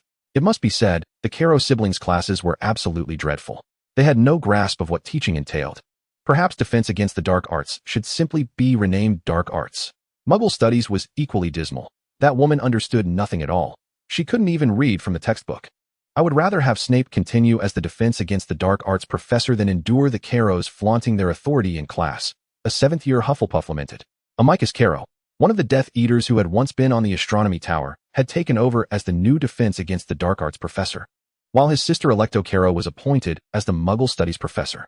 In just 1 week, these two siblings had garnered the disdain of the majority of the faculty and students, particularly from Hufflepuff and Gryffindor, where the animosity reached a boiling point. A 7th-year Hufflepuff remarked, "A professor who openly uses the Cruciatus Curse to punish students is utterly unfit for the role." This morning, during the defense against the dark arts class, Amicus Caro, under the pretext of teaching about dark magic, had publicly employed the Cruciatus Curse on Neville Longbottom from Gryffindor. The sight of Neville curled up on the floor sent shivers down many spines. If not for Elaine stepping forward, a certain girl would have been utterly terrified. The consequences of Elaine's absence were unimaginable. Another person chimed in with her sentiments. Meanwhile, in the headmaster's office, a group was discussing the matter of the Cruciatus Curse. The spacious and beautifully adorned circular room remained unchanged, with silver vessels swirling and emitting smoke, the founder's relics glimmering on the shelves, and even the gilded branches hanging behind the door appearing just as they always had. The only difference was that the phoenix perched upon the branches, along with its master, was no longer present. It is unprecedented for a professor to openly use the Cruciatus Curse on a student. I have never heard of such a precedent at Hogwarts. Professor McGonagall wore a stern expression, as just half an hour prior, several Gryffindor students had hurriedly informed her that Neville Longbottom had been subjected to the Cruciatus Curse. She immediately rushed to the infirmary to assess the situation, then swiftly made her way to the headmaster's office to demand an explanation. McGonagall, students must personally experience the power of spells to comprehend them, Electo Caro said gruffly, his eyes filled with disdain. In his view, Longbottom should have been in St. Mungo's, like his tormented parents, rather than being a nuisance at Hogwarts. His menacing gaze swept over the only student present, Elaine Bird, for it was she who had thwarted him in class, saving the life of that wretched Longbottom. Had it not been for her, he would have ensured she suffered a fate 100 times worse than Longbottom's. Professor Sprout, noticing his gaze, stepped forward to shield Elaine. Severus Snape sat behind the desk, his dark, hollow eyes scanning the faces in the room, an angry McGonagall, a twisted Caro, a protective Sprout, and a quiet Bird. He tapped his fingers on the desk, successfully quieting everyone, and spoke in a low voice. "Bird, you speak. The 3 unforgivable curses are strictly prohibited by the Ministry of Magic since Hogwarts' founding. There has never been a precedent for using the Cruciatus Curse on a student. If today's incident is left unchecked, the safety of the students will be compromised, and Hogwarts will be on the brink of closure." Elaine continued under Electo's terrifying gaze. "I trust the headmaster will provide a reasonable resolution. After all, Voldemort's aim is not to see Hogwarts closed, is it?" She fixed a seemingly mocking gaze on Snape, while Professors McGonagall and Sprout were taken aback by her audacity, nervously glancing at Snape and Caro, fearing they might lash out. Alecto's face darkened like black ink, and he drew his wand with a menacing expression. Who permitted you to address the master by name? Enough. Before the other professors could react, Snape waved his wand, causing Alecto's wand to fly into his hand, coldly delivering his verdict. Within the school, professors are forbidden from using the 3 unforgivable curses on students, regardless of the circumstances. Ignoring Alecto's disgruntled demeanor, Snape decisively issued an eviction order. Outside the headmaster's office, McGonagall stated gravely, "Miss Bird, your actions were exceedingly reckless." Elaine humbly acknowledged her fault. She had her reasons for acting as she did. The Caros were cruel by nature, and if not suppressed from the outset, they would only escalate their torment of students. Thus, she had stood up in class to interrupt Alecto. The only individuals who could instill fear in the Caro siblings were 2, the Dark Lord and Snape. The former was their master, and the latter was tasked with overseeing the school. Regardless of Voldemort's directives for Snape, the Caros had to heed his command. As long as Snape remained headmaster of Hogwarts, she would be safe. Moreover, the Caros would have to weigh their own strength before attempting to harm her. Hufflepuff gains 20 points. Professor Sprout gently patted her shoulder, saying, "Go tell your classmates that they are worried about you." Professor McGonagall had been informed by some Gryffindor students about Neville's injury, while Sprout was alerted by several Hufflepuff students about the events that transpired in class. Elaine nodded. "I'll head back to the common room now. Goodbye, professors." McGonagall watched Elaine's figure disappear around the corner, then disapprovingly remarked, "You are only encouraging her to believe her actions were justified." "Her actions were indeed justified," Sprout countered. However, McGonagall replied, "I know you are concerned for the students' safety. But it is precisely in times like these that we need students like Elaine." As Elaine descended the stairs, numerous students cast her admiring glances, with several Gryffindors rushing over to praise her. The day was far from over. Yet the tale of 7th year Elaine Bird's bravery in defense against the dark arts class had already spread throughout the school.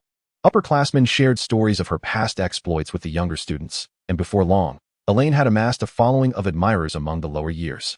"Just a Longbottom. Why go to such lengths?" Draco commented in discontent. "I would have stood up for anyone. It is not about Longbottom, but rather about ensuring we can peacefully complete our final year," Elaine replied. "You wouldn't want the school to be disrupted by the Caro siblings, would you?" Draco scoffed. "Just 2 fools. All right, let us change the subject." She opened her book. "Have you finished the assigned reading?" "Not yet. Part of it is too vague for me to grasp the meaning." "Which part?" "Let me see." Chapter 3. The weekly magical circle discussions continued, and although Hermione was absent, they remained unaffected, much like during the summer without Draco. The magical circle group would not cease to function due to anyone's absence. And the same could be said for the world. Chapter 171. Plans. This academic year at Hogwarts saw numerous changes. For instance, Slughorn resumed his role as head of Slytherin House, displaying indifference towards the Caro siblings' transgressions while staunchly defending his students. Thus, when he learned of Elaine's exploits in defense against the dark arts class, he extravagantly praised her for at least 10 minutes, undoubtedly with some personal bias interwoven. "Elaine, you truly are a remarkable bird," Slughorn said with a smile. "A friend of mine attended a gathering hosted by the birds during the holidays, and he mentioned that your father's reputation in the Norwegian wizarding community is on the rise, with many notable figures in attendance that day." "A gathering?" Blaise Zabini asked with keen interest. With Harry, Ron, and Hermione absent from school, the already small number of students in the potions advanced class dwindled further. Slughorn opted to let them study independently while he engaged with the students. "Blaise, you have no idea how many hearts Elaine captivated on her birthday," Slughorn remarked. "I dare say that since that day, the number of families wishing to ally with the birds has at least doubled." He observed that at least 2 or 3 individuals in the classroom diverted their attention upon hearing this. "That's quite astonishing," Blaise raised an eyebrow. "But it's not surprising for something like that to happen to Elaine." He turned to Elaine and feigned a sorrowful expression. "But Elaine, given our relationship, how could you not send me an invitation?" As if they had any connection at all, constrained by the professor's presence. Elaine stifled the urge to roll her eyes and replied, "It's just a casual gathering. With your status, do you really need to attend 1 or 2 more?" "That's not the same," he retorted. "If you wish to host a gathering, I can arrange one for you in the common room tonight to ensure you have a splendid time," Bernie interjected nonchalantly. Blaise choked slightly as Slughorn cheerfully announced, "This Saturday at 8 o'clock, my office will host a small gathering. Bernie, Blaise, Elaine, you all must attend." Upon receiving their affirmations, Slughorn's enthusiasm soared, and he even engaged in a rare conversation with Theodore and Draco, something that had never transpired during the previous school year. After class, Elaine hurried to the Great Hall, where an array of delectable foods awaited eager selections. Just as she placed a platter of lamb chops before herself, she heard Neville's voice, expressing sincere thanks while standing beside the long table. Others would have done the same. Elaine stood and inquired, "Are you feeling better? What did Madame Pomfrey say?" "You interrupted just in time. I wasn't severely harmed. Just spent a day in the infirmary, and I'm fine now," Neville replied. "Such incidents won't occur again in class. But it's hard to say in private. Don't let the Carrows catch you. It would give them an excuse to punish you," Elaine cautioned. A flicker of disdain crossed Neville's eyes as he lowered his voice, saying, "Elaine, we wish to speak with you." Noticing his use of we, Elaine glanced toward the Gryffindor table, where Ginny flashed a broad smile. "What about the Carrows or Snape?" she asked. "Both," came the response. "All right, I have time after 5. See you at 5:30 on the 8th floor of the castle." The 8th floor of the castle, clearly a place of significance. At 5:30, Elaine arrived punctually. Neville awaited her at the stairwell, greeting her as she approached. They found themselves before the tapestry depicting the troll being struck senseless by a club, and a smooth stone door materialized. Everyone else was already inside. Neville pushed the door open, and Elaine followed him in. The spacious room held only a few chairs, vastly different from when Elaine and her companions had previously used it. She surveyed the gathering. It was quite substantial. Ginny, Luna, Colin, Ernie, and Hannah were present, representing all houses except Slytherin. Ginny got straight to the point. "Elaine, we need your assistance. If your aim is the sword of Gryffindor, I advise against any rash actions," Elaine warned. The others exchanged glances, not just due to Elaine's words, but also because she seemed to be aware of their plans before Ginny had even spoken. "Why?" Ginny frowned, asking, "You heard Dumbledore's will. He left the sword to Harry. The sword of Gryffindor is kept in the headmaster's office." Setting aside Snape, "How do you plan to act under the watchful eye of the portrait?" Elaine explained patiently. "What belongs to Harry will eventually return to him. Trust me. Snape will willingly return the sword to Harry. But we can't just sit idly by," Neville asserted. "Harry, Hermione, and Ron are outside without any news. They are under the scrutiny of Death Eaters at school. Therefore, we need your help." Unlike Neville, Ginny gazed at Elaine with unwavering intensity. Elaine sighed inwardly and replied, "First, tell me your plan." 10 minutes later, the others looked at her with anticipation. "Once you succeed, how do you intend to deliver the sword to Harry?" Elaine inquired. "Do you even know where Harry is?" They paused, realizing that was indeed a critical question. They had only thought about obtaining the sword without considering how to deliver it. "And now?" Colin suggested hesitantly. "Too obvious. It would be discovered," Ginny countered. "What then?" Hannah whispered on their way back to the Hufflepuff common room. "I thought you would readily agree with Ginny." Elaine halted, crossing her arms while glancing at Hannah and Ernie. "Do you truly believe this plan can succeed?" Hannah shook her head. "Of course not. Then why did you still show up today?" Ernie explained, "We don't trust Ginny. We trust you." Elaine raised an eyebrow as he continued. "Neville told us you would participate." "Oh, Neville, you've put all your cleverness into this," she mused. "Should we continue to be involved?" Hannah asked. "Of course, why wouldn't we?" Elaine contemplated, recognizing that it would be a shame not to implement the plan she had refined for them. As the saying goes, one must not turn back until hitting the southern wall. One must persist until reaching the Yellow River. Even if they couldn't obtain the sword, taking the opportunity to enhance their cohesion and collaborative skills would prove beneficial. Chapter 172, The Plan Fails. The moment to execute their plans swiftly arrived. In the evening, Neville hurriedly entered the Gryffindor common room and sat beside Ginny, pulling out a note from his pocket. It read, "Snape left 2 hours ago. The password is white essence." Ginny's eyes brightened as she whispered, "Inform the others. We act after dark." Meanwhile, Hannah and Ernie located the prefect on night patrol. As the sky darkened, until the last stroke of purple and pink twilight was swallowed by the encroaching night, a group of students moved stealthily. The commotion within the castle was of no concern to Elaine, who was currently in the Hufflepuff common room chatting with a group of badgers. Various candies laid out on a small round table beside the sofa. "I wonder if we will get a chance to visit Hogsmeade this year," Susan Bones remarked as she opened a bag of pear-flavored hard candies to share with those around her. "It's a bit difficult. Last year the school forbade us from going. And given this year's circumstances, the likelihood is even slimmer," Anna replied, popping a candy into her mouth. A chorus of sighs erupted around them. As everyone felt Anna's words rang true. For everyone's safety, Hogwarts would not permit weekend trips to Hogsmeade. "Unfortunately, I have so few candies left. Who knows when we will get to visit Honeydukes again? Does Honeydukes offer mailing services? If so, we could ask the shopkeeper to send things in via owl," Elaine suggested. Susan pondered for a moment. "I haven't heard of such a service, but it might be worth a try. It couldn't be worse than our current situation." "Won't the Carrows intercept it?" a worried fourth-year boy asked. Following the prohibition of using the unforgivable curses against students in class, the annoying Carrow siblings had devised new ways to vex others, such as inspecting owls. The first to uncover this was a Gryffindor student. as their owls faced the strictest scrutiny, followed by Ravenclaw and Hufflepuff, while Slytherin's parcels were scarcely examined. It's just a bit of candy. They wouldn't go that far. Would they? Anna asserted. They engaged in a discussion about whether the candy would be intercepted, and half an hour later, curfew arrived. All right, let's disperse. Time to head back to the dorm and get some sleep. We have classes tomorrow. Good night, friends. Elaine and Anna replied as they returned to their dormitory, washed up, and soon fell into slumber. The following morning, dark clouds loomed over the castle, casting a dreary pallor upon the sky, which mirrored the somber atmosphere of the great hall. Elaine sat at the long table, focused on her breakfast, when a figure suddenly plopped down beside her. It failed, Hannah said, spreading jam over a slice of bread. Not unexpected, Elaine replied, setting down her sandwich to sip her pumpkin juice. You and Ernie weren't discovered, were you? No, Ginny and Neville took all the blame, Hannah explained. Adding, besides, we were merely fulfilling our duties as prefects on night patrol. Elaine nodded, and the two resumed their meal in silence. A few days later, Gringotts goblins welcomed a new transaction. Severus Snape intended to deposit the sword of Gryffindor in the vault. Is Ginny all right? Ron asked anxiously. I mean, has Ginny been punished by Snape? Meanwhile, in their hideout, Elaine was conversing with Harry and the others through a hand mirror to evade the Death Eaters. They had set up camp in the forest where the Quidditch World Cup had once been held. How do you know? She inquired. We overheard a conversation between the fairies and Ted, Harry replied. Ted. He is Tonk's father, and he is in hiding with 2 fairies, refusing to register as a Muggle-born. Hermione elucidated, and there's Dean Thomas, a Gryffindor student. During the holidays, the Ministry issued a directive mandating that wizards of Muggle descent register, and it's clear who is orchestrating this. Ginny.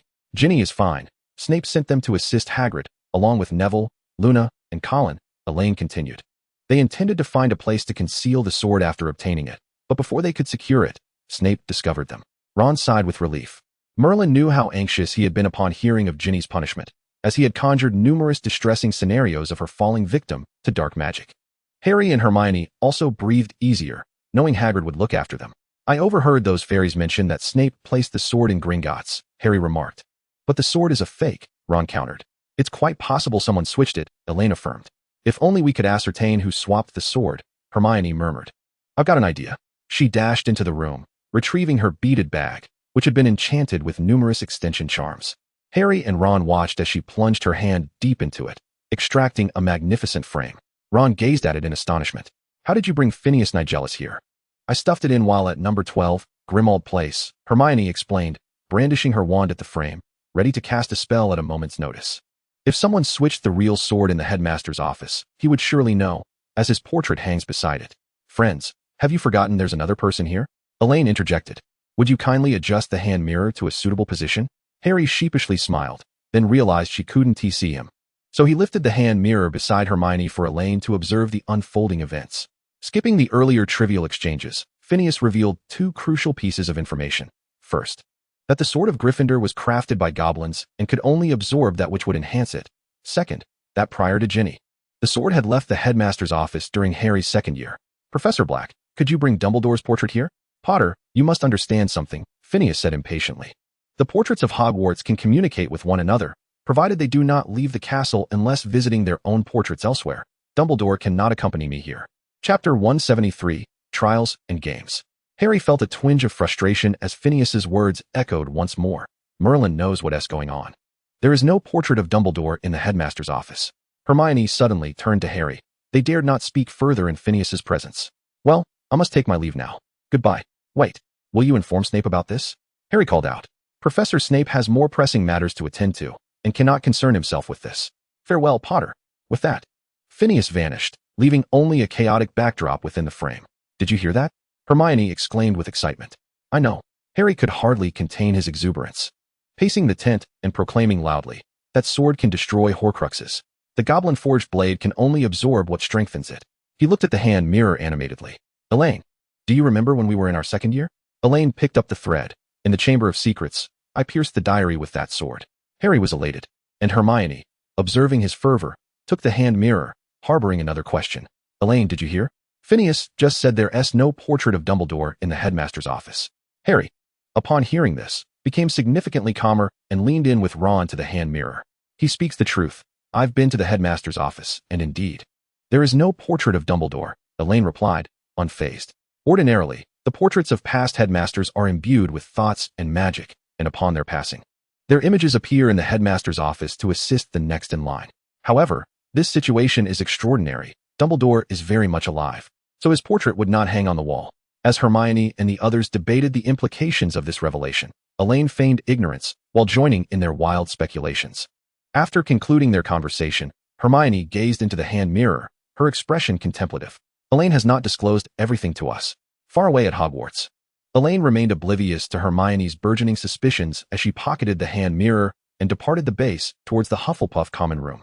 The dark castle was illuminated only by moonlight and flickering candle flames, and Elaine donned her prefect badge to avoid encountering Filch along the way. Good news, she did not encounter Filch, nor his cat. Bad news, she spotted Snape. She feigned calmness and greeted the approaching Snape. Good evening, Professor Snape. What a coincidence to meet you on your night patrol. If my aged professor recalls correctly, tonight's patrol is assigned to 2 Slytherin students, Snape remarked, his voice resonating with an unsettling charm. Pray tell, Miss Bird, what is your purpose for wandering the school at such a late hour? Elaine remained silent, feeling relieved that Snape had not caught sight of her the moment she left the base, but rather near the Hufflepuff common room. Snape scoffed softly but did not press her for an answer.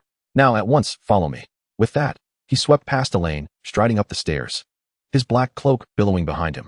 Elaine quickly followed, casting a glance back at the nearby Hufflepuff common room, her mind racing with an incredulous thought.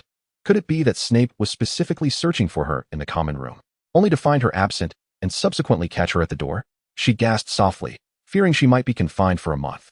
As they passed the 4th-floor stairwell, this peculiar duo, Snape, darkly brooding in the lead, and Elaine, trailing with a look of despair, encountered the 2 Slytherin patrollers, Bernie and Draco. They politely greeted the headmaster, receiving only a cold grunt in return. As they exchanged puzzled glances, Elaine appeared before them. What happened? Draco whispered. Caught during a midnight stroll, she replied, glancing at the dark cloak ahead, her voice barely above a whisper. Bernie and Draco exchanged sympathetic and worried glances. Malfoy, Peterson, patrols are not for idle chatter. Snape's icy voice suddenly cut through the air. Bird, keep up. Elaine had no time to respond, hastily following after him once more. What is wrong with Professor Snape? Bernie inquired, watching as her figure disappeared around the corner of the staircase. Forget about her. He seems displeased with us as well. Perhaps he is taking his frustrations out on us, Draco suggested. Elaine must have claimed she was on patrol when caught. Had Elaine been present, she would surely marvel at her boyfriend's uncanny intuition.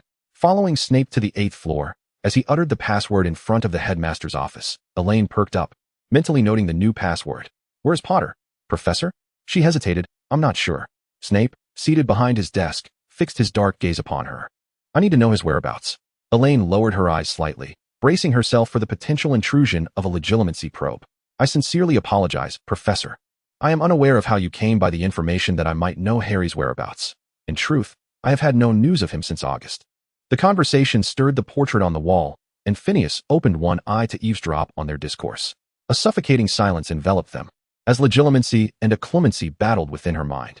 Eventually, the offensive party withdrew from this silent skirmish, his smile devoid of warmth as he commended, excellent occlumency, Miss Bird. 2 points for you. Elaine looked back at him, her mind swirling with questions. Was he unhinged, or was there something wrong with her ears? Snape offered no further explanation, coldly issuing his dismissal once more. Now, return to your designated location. Goodbye, Professor. To her surprise, there was no anticipated detention, and Elaine felt a surge of relief as she decisively made her way out. However, just as her hand grasped the doorknob, a voice called out from behind. 1 month of detention, commencing tomorrow evening. Her shoulders slumped, and her smile faded as she weakly replied, All right, Professor. Leaving the 8th floor, Elaine's dejected demeanor vanished in an instant, and as she descended, she mentally replayed the events that had just transpired. It remained unclear whether Snape was aware of the truth behind Dumbledore's feigned death, but he certainly knew of her correspondence with Harry. Otherwise, he would not have inquired so pointedly. Rather than probing, it felt more like a test to ascertain whether she could safeguard her secrets. A compelling piece of evidence for this deduction was the recent duel between legilimency and occlumency. After successfully shielding her mind from prying eyes, Snape had let her go and, astonishingly, even awarded points to Hufflepuff. Why the sudden inquiry into her occlumency skills? Did something new arise on Voldemort's end? Chapter 174, Detention Time. From 7 to 9, each evening marked the detention period, the tasks remaining unchanged from before, either processing ingredients or brewing potions, with the location still being the potions office in the dungeon. This office, long the domain of Snape, continued to be his workspace, as Professor Slughorn had another office elsewhere. After 3 consecutive days of dealing with basic potion ingredients, Elaine tentatively suggested, "Merlin knows. Professor, why should students still handle potion materials when you are no longer teaching? Could you instruct me on brewing Felix Felicis?" After leaving the headmaster's office last night, she had not only grasped the purpose of legilimency, but also the significance of her detention. Considering last night's events and Snape's previous actions when Ginny made a mistake, Elaine had ample reason to suspect that this detention had a protective undertone. After all, in a Hogwarts without Dumbledore, where could be safer than under Snape's watchful gaze? Of course, it also served as a punishment for her nocturnal escapades. In the dim candlelight, Snape stood before the cauldron, stirring the liquid within, the rising mist obscuring his features. Even upon hearing the sudden inquiry, his smooth and graceful motions showed no sign of interruption. "Miss Bird, you should be aware that brewing Felix Felicis takes 6 months. Detention lasts only 1 month. There was hope. She continued, "If you do not mind, I could come here daily or move to another location to brew." Receiving no immediate response, Elaine remained patient, methodically working on the dried nettles. Approximately half an hour later, Snape bottled the perfectly brewed potion, waving his wand to clean the cauldron and other instruments of any residue. Even first years know that potions cannot be moved during the brewing process. "Has your mind been devoured by a troll?" he remarked. "Starting tomorrow." Unimportant words filtered away as Elaine felt elated to have received the desired response, calling back, "Very well, Professor." She had consumed Felix Felicis twice, once facing Death Eaters and once again in another encounter with them. Through those experiences, she had discovered that the potion worked wonders in perilous moments, if used judiciously. It posed no harm to the body, save for its exorbitant cost. However, consider its ingredient composition: acromantula venom, a single vial costing 100 galleons. Then there were unicorn horns and unicorn blood. While the former was rare yet obtainable, the latter was priceless, as it must be given willingly by a 3-month-old unicorn. The precious materials were but one reason for its steep price. The immense difficulty in its brewing was another. Over the course of 6 months, even the slightest misstep could lead to utter failure, rendering the ingredients worthless. Hence, few could master the brewing of Felix Felicis, and those available on the market were exceedingly rare. The last time she managed to acquire some in Norway was through a connection with Honored. If she could brew it herself, that would change everything. In high spirits, Elaine concluded her detention that night and returned to her dormitory, taking out parchment and a quill to write to a potion shop owner regarding the purchase of potion ingredients. To obscure her intentions, she mixed some ingredients with others in her list. Pondering for a moment, she noted that she had ample acromantula venom on hand, but the unicorn horn and blood were too indicative. She would have to procure them through different channels. Starting tomorrow, she would brew Felix Felicis. While Snape would not permit her to supply her own potion ingredients, she could not simply take advantage of the situation. After some consideration, she destroyed the initial letter and spread out 2 fresh sheets of parchment, listing a series of potion ingredients. An hour later, at the magical study base. "So many?" Bernie exclaimed, glancing at the 2 sheets of potion materials in hand. "This is enough to make 7 or 8 portions of Felix Felicis." As someone who had participated in the advanced potion class, he recognized the ingredients mixed among the others. Indeed, Elaine leaned against the bookshelf, still holding a copy of Advanced Potion Making, which she initially intended to send to the potion shop owner, but for safety's sake, it was wiser to disperse her efforts. Not only should the purchasing channels be varied, but the receiving channels must be as well. After all, the Caro siblings would not check Slytherin's owls. Other ingredients were manageable, but unicorn horn and blood would be a challenge to acquire promptly. If worst comes to worst, we could reach out to Norway. We need to be prepared by late October. With September drawing to a close, there were a mere 20 days left, and time was indeed tight. Bernie sighed. This matter will necessitate parental assistance. Elaine flipped to the chapter on Felix Felicis in her textbook, a sudden thought striking her. Which is more challenging, acquiring materials or purchasing finished products? Perhaps I should pursue both avenues simultaneously. Silence spread through the room. Elaine chuckled awkwardly, recognizing that her request might be somewhat unreasonable, and she cleared her throat, saying, "I will ask my father. If possible, it would be best to procure the finished product. If not, then I shall buy the materials." Bernie could not help but gently remind her, Felix Felicis cannot be taken in excess, and it should not be used more than twice every 6 months. "You do not honestly think I would consume it all at once, do you?" she queried, astonished. Under the shared gaze of confusion, Bernie fell silent once more. "Oh, rest assured, my mind is still intact," Elaine laughed. "I have other uses for these ingredients." Bernie glanced at the list again, asking, "Who will brew the materials once they are purchased?" He had tacitly accepted that they would manage to acquire the unicorn horn and blood. And while it would be exceedingly difficult for 2 students who had yet to graduate to obtain such items, it would be a different story if Mr. Bird were to intervene. What do you think about placing an order with Snape and Slughorn in my family's name? She proposed.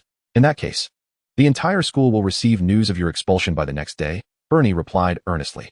Elaine approached a chair, sitting down and resting the book on her lap with a deep sigh, saying, then forget it. I still wish to graduate smoothly and do not wish to become a dropout. After much deliberation, they ultimately resolved to procure 2 sets of materials as a token of gratitude for Snape's guidance, while the remainder would be acquired as finished products, with the deadline extended until April of the following year. Upon hearing her request, Arnold readily acquiesced without a hint of hesitation, prompting Elaine to shower him with an exuberant array of compliments. Chapter 175, Daisy Evans. The next day, there was only one class of Transfiguration with Professor McGonagall. Aside from attending class and meals, she devoted the remainder of her time to completing her various essays in the library. By 6:50 in the evening, she found herself standing at the entrance of the potions office. Snape opened the door with a distinctly displeased expression, and Elaine caught a fleeting glimpse of him. His complexion was pale, and dark circles marred his eyes, a clear indication of a restless night. Without any unnecessary chatter, she proceeded directly to gather the required materials. Approaching the shelf laden with potion ingredients, she noted the presence of belladonna essence, fire ash snake eggs, lizard eggs, 8-eyed giant spider venom, and lemon juice. These were the items she would utilize that evening. Elaine placed all the materials on the table and retrieved a tin cauldron to begin her preparations. The fire ash snake eggs were to be crushed and mixed with ice flour before being added to the cauldron. Suddenly, Snape's voice resonated through the air. She paused, realizing she had erred in the first step. The textbook prescribed that the fire ash snake eggs be added whole, without the ice flour. However, in comparison to the textbook, it was evident that Snape, as a master of potions, was far more trustworthy. Following Snape's method, she added the prepared powder of fire ash snake eggs and the ice flour mixture, along with lemon juice and 8-eyed giant spider venom, into the cauldron for a low-temperature amalgamation.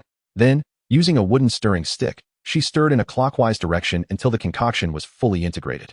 At this point, the potion within the cauldron radiated a pleasing bright orange hue.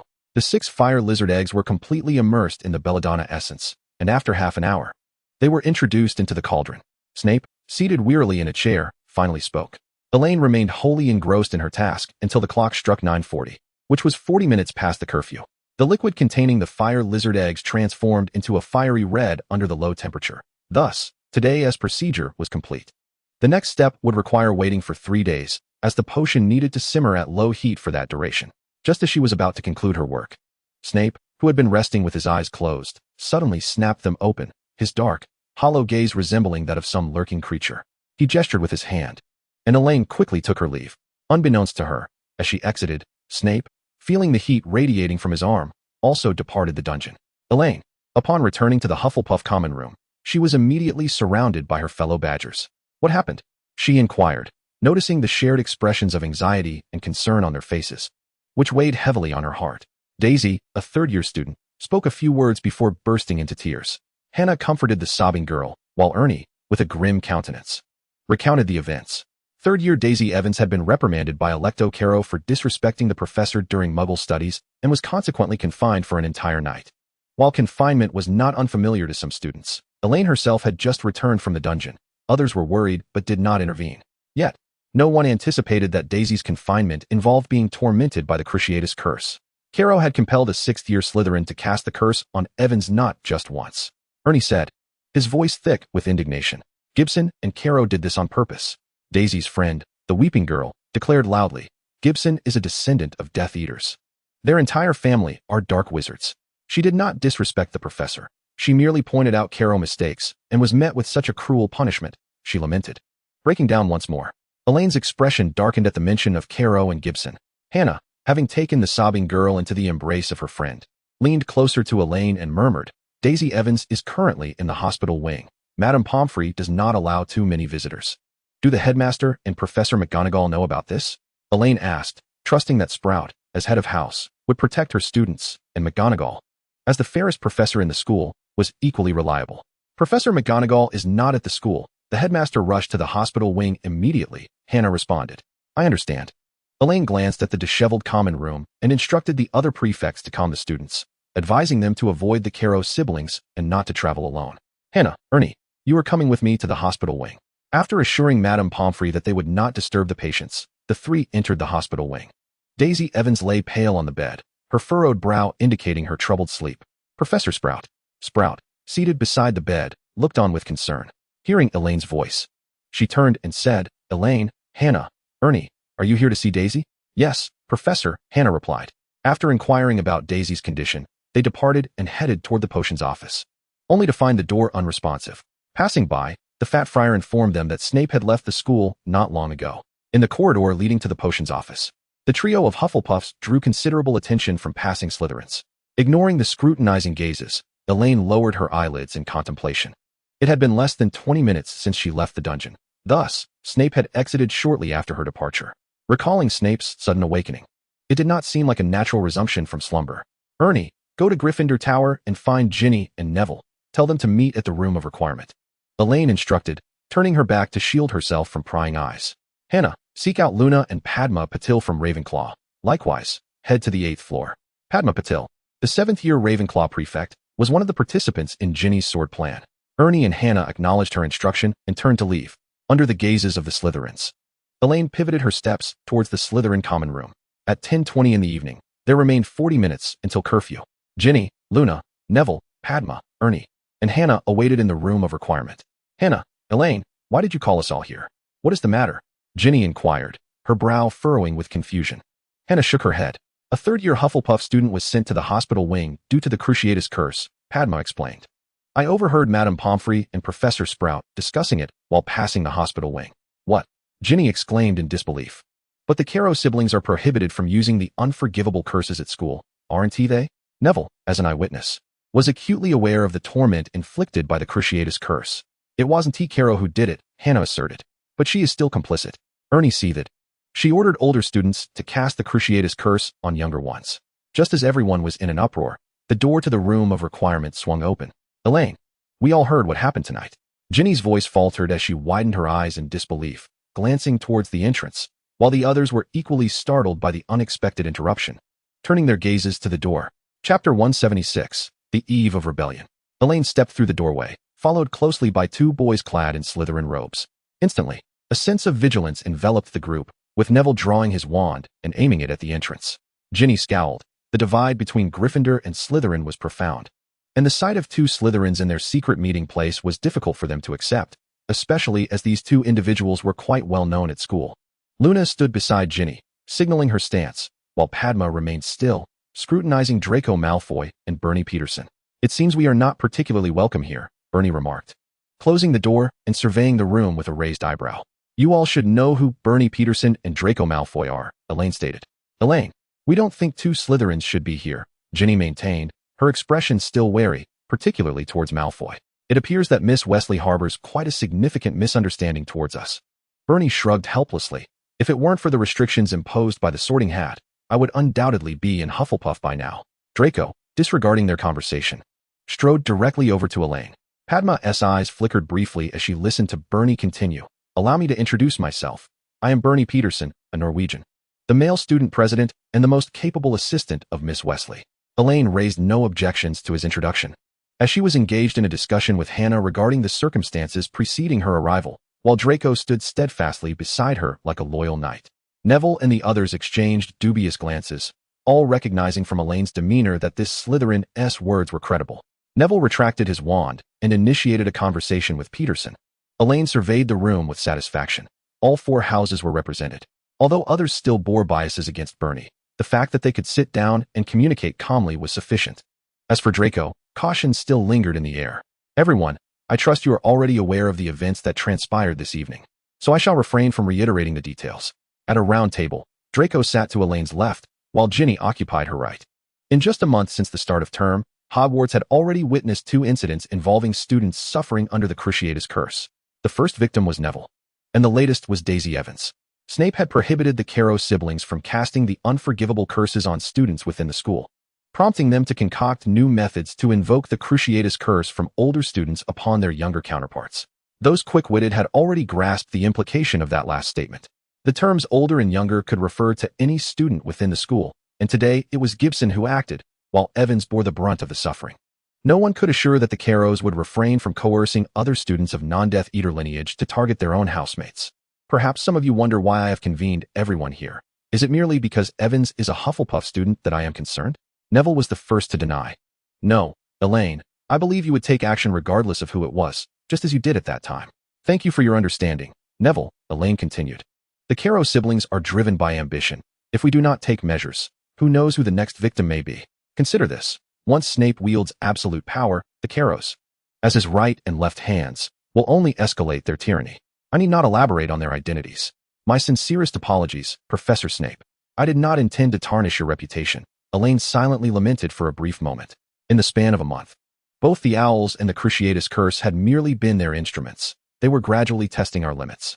If we do not resist now, we shall only face harsher circumstances. Elaine speaks the truth. We cannot allow them to seize control of Hogwarts. Ginny interjected first. Remembering Ron, Harry, and Hermione, whose whereabouts remained unknown, she exclaimed. Harry and the others have been forced into hiding by the Dark Lord and remain unaccounted for. Snape and the Caros run rampant within the school. We cannot become fish on the chopping block, waiting to be slaughtered. The others unanimously agreed. What should we do? Henna inquired. Elaine cast her an appreciative glance. Finally, someone had posed the right question. The first and foremost step is unity. It is of utmost importance. She gazed solemnly at each individual present. I am aware that there exist divisions among the houses, even lingering animosities from history. As she spoke, the gazes of everyone drifted between Ginny, Neville, Bernie, and Draco. I wonder if you have noticed that the Sorting Hat has been emphasizing the importance of unity for 3 consecutive years, Elaine remarked. Dumbledore also stated that we have a common enemy, and only through uniting all available forces can we achieve victory. Everyone comprehended this truth. Yet whether unity could be attained was not a decision that rested solely with a few of us. Padma spoke while glancing at Malfoy, her meaning clear. Who among us is unaware that Malfoy is a follower of the Dark Lord? Even Gibson, who acted against Evans, looks to Malfoy for guidance.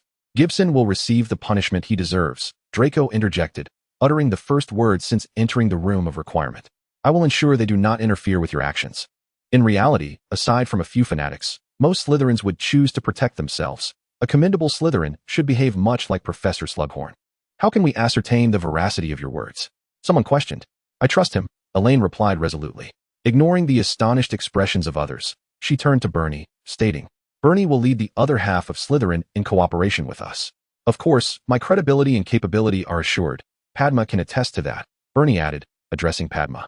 Thus, all eyes shifted to Padma, the astute Ravenclaw prefect, who nodded and clarified. As early as 5th year, Bernie had already established contact with Ravenclaw. The previous head was Senior Zhang, and after her graduation, I became the contact. Padma flashed a smile at Bernie. Following Senior Zhang's graduation, their contact frequency had notably increased, and she had gleaned much information from Bernie. With the Slytherin issue resolved, do any others have objections? Elaine inquired, tapping her finger upon the table. Ravenclaw has no objections, Padma stated. Gryffindor will also cooperate with the plan. Excellent. Let us discuss our next steps. In the ensuing period, the students of Hogwarts became increasingly unruly. The truth concerning Electo-Caro confinement of students spread like wildfire, and the notice boards in various common rooms were plastered with complaints against the Caro siblings and calls for unity. Initially, it was merely a series of minor disturbances. However, as time passed, spurred on by the professor's covert encouragement, outraged students began to openly resist the Caro siblings in class. A furious Caro glared ominously at the students standing defiantly in the classroom. Neville and Elaine stood at the forefront, wands drawn to prevent him from lashing out, while students from Hufflepuff, Gryffindor, and Ravenclaw rallied behind them, all raising their wands in unison. Even Slytherin students positioned themselves in the corner, signaling their stance. Very well. Let us see just how long you can maintain this arrogance, Caro seethed. Simultaneously, similar scenes unfolded in the Muggle Studies class. Classes in defense against the dark arts and Muggle Studies came to a standstill, their every command disregarded. Bound by Snape's warning, the Caro siblings could not openly retaliate against the students, but that did not mean they would swallow their pride in silence. However, Elaine and her companions were well prepared. All students traveled in groups, particularly the younger ones, who were invariably accompanied by several older students. Moreover, Professors McGonagall, Flitwick, and Sprout were noticeably more present within the castle. In addition, various disturbances began to manifest throughout the castle instigated by the Caro siblings, with numerous prank products being unleashed in succession, including but not limited to foul-smelling concoctions in the offices and swamp-like substances in the corridors. When the victims fell prey to these tricks, the true culprits had long since fled the scene. Upon hearing of the situation at school, George and Fred generously donated a large batch of newly developed prank products. ensuring they were particularly revolting. On a bright and sunny afternoon, Daisy Evans, having spent a week recuperating in the infirmary, finally prepared to leave. Her friend beside her recounted the recent upheavals at school, and upon hearing that Senior Bird had led the charge against the Carrows, her eyes widened in disbelief. "Oh my," Daisy exclaimed, covering her mouth in astonishment, her eyes sparkling.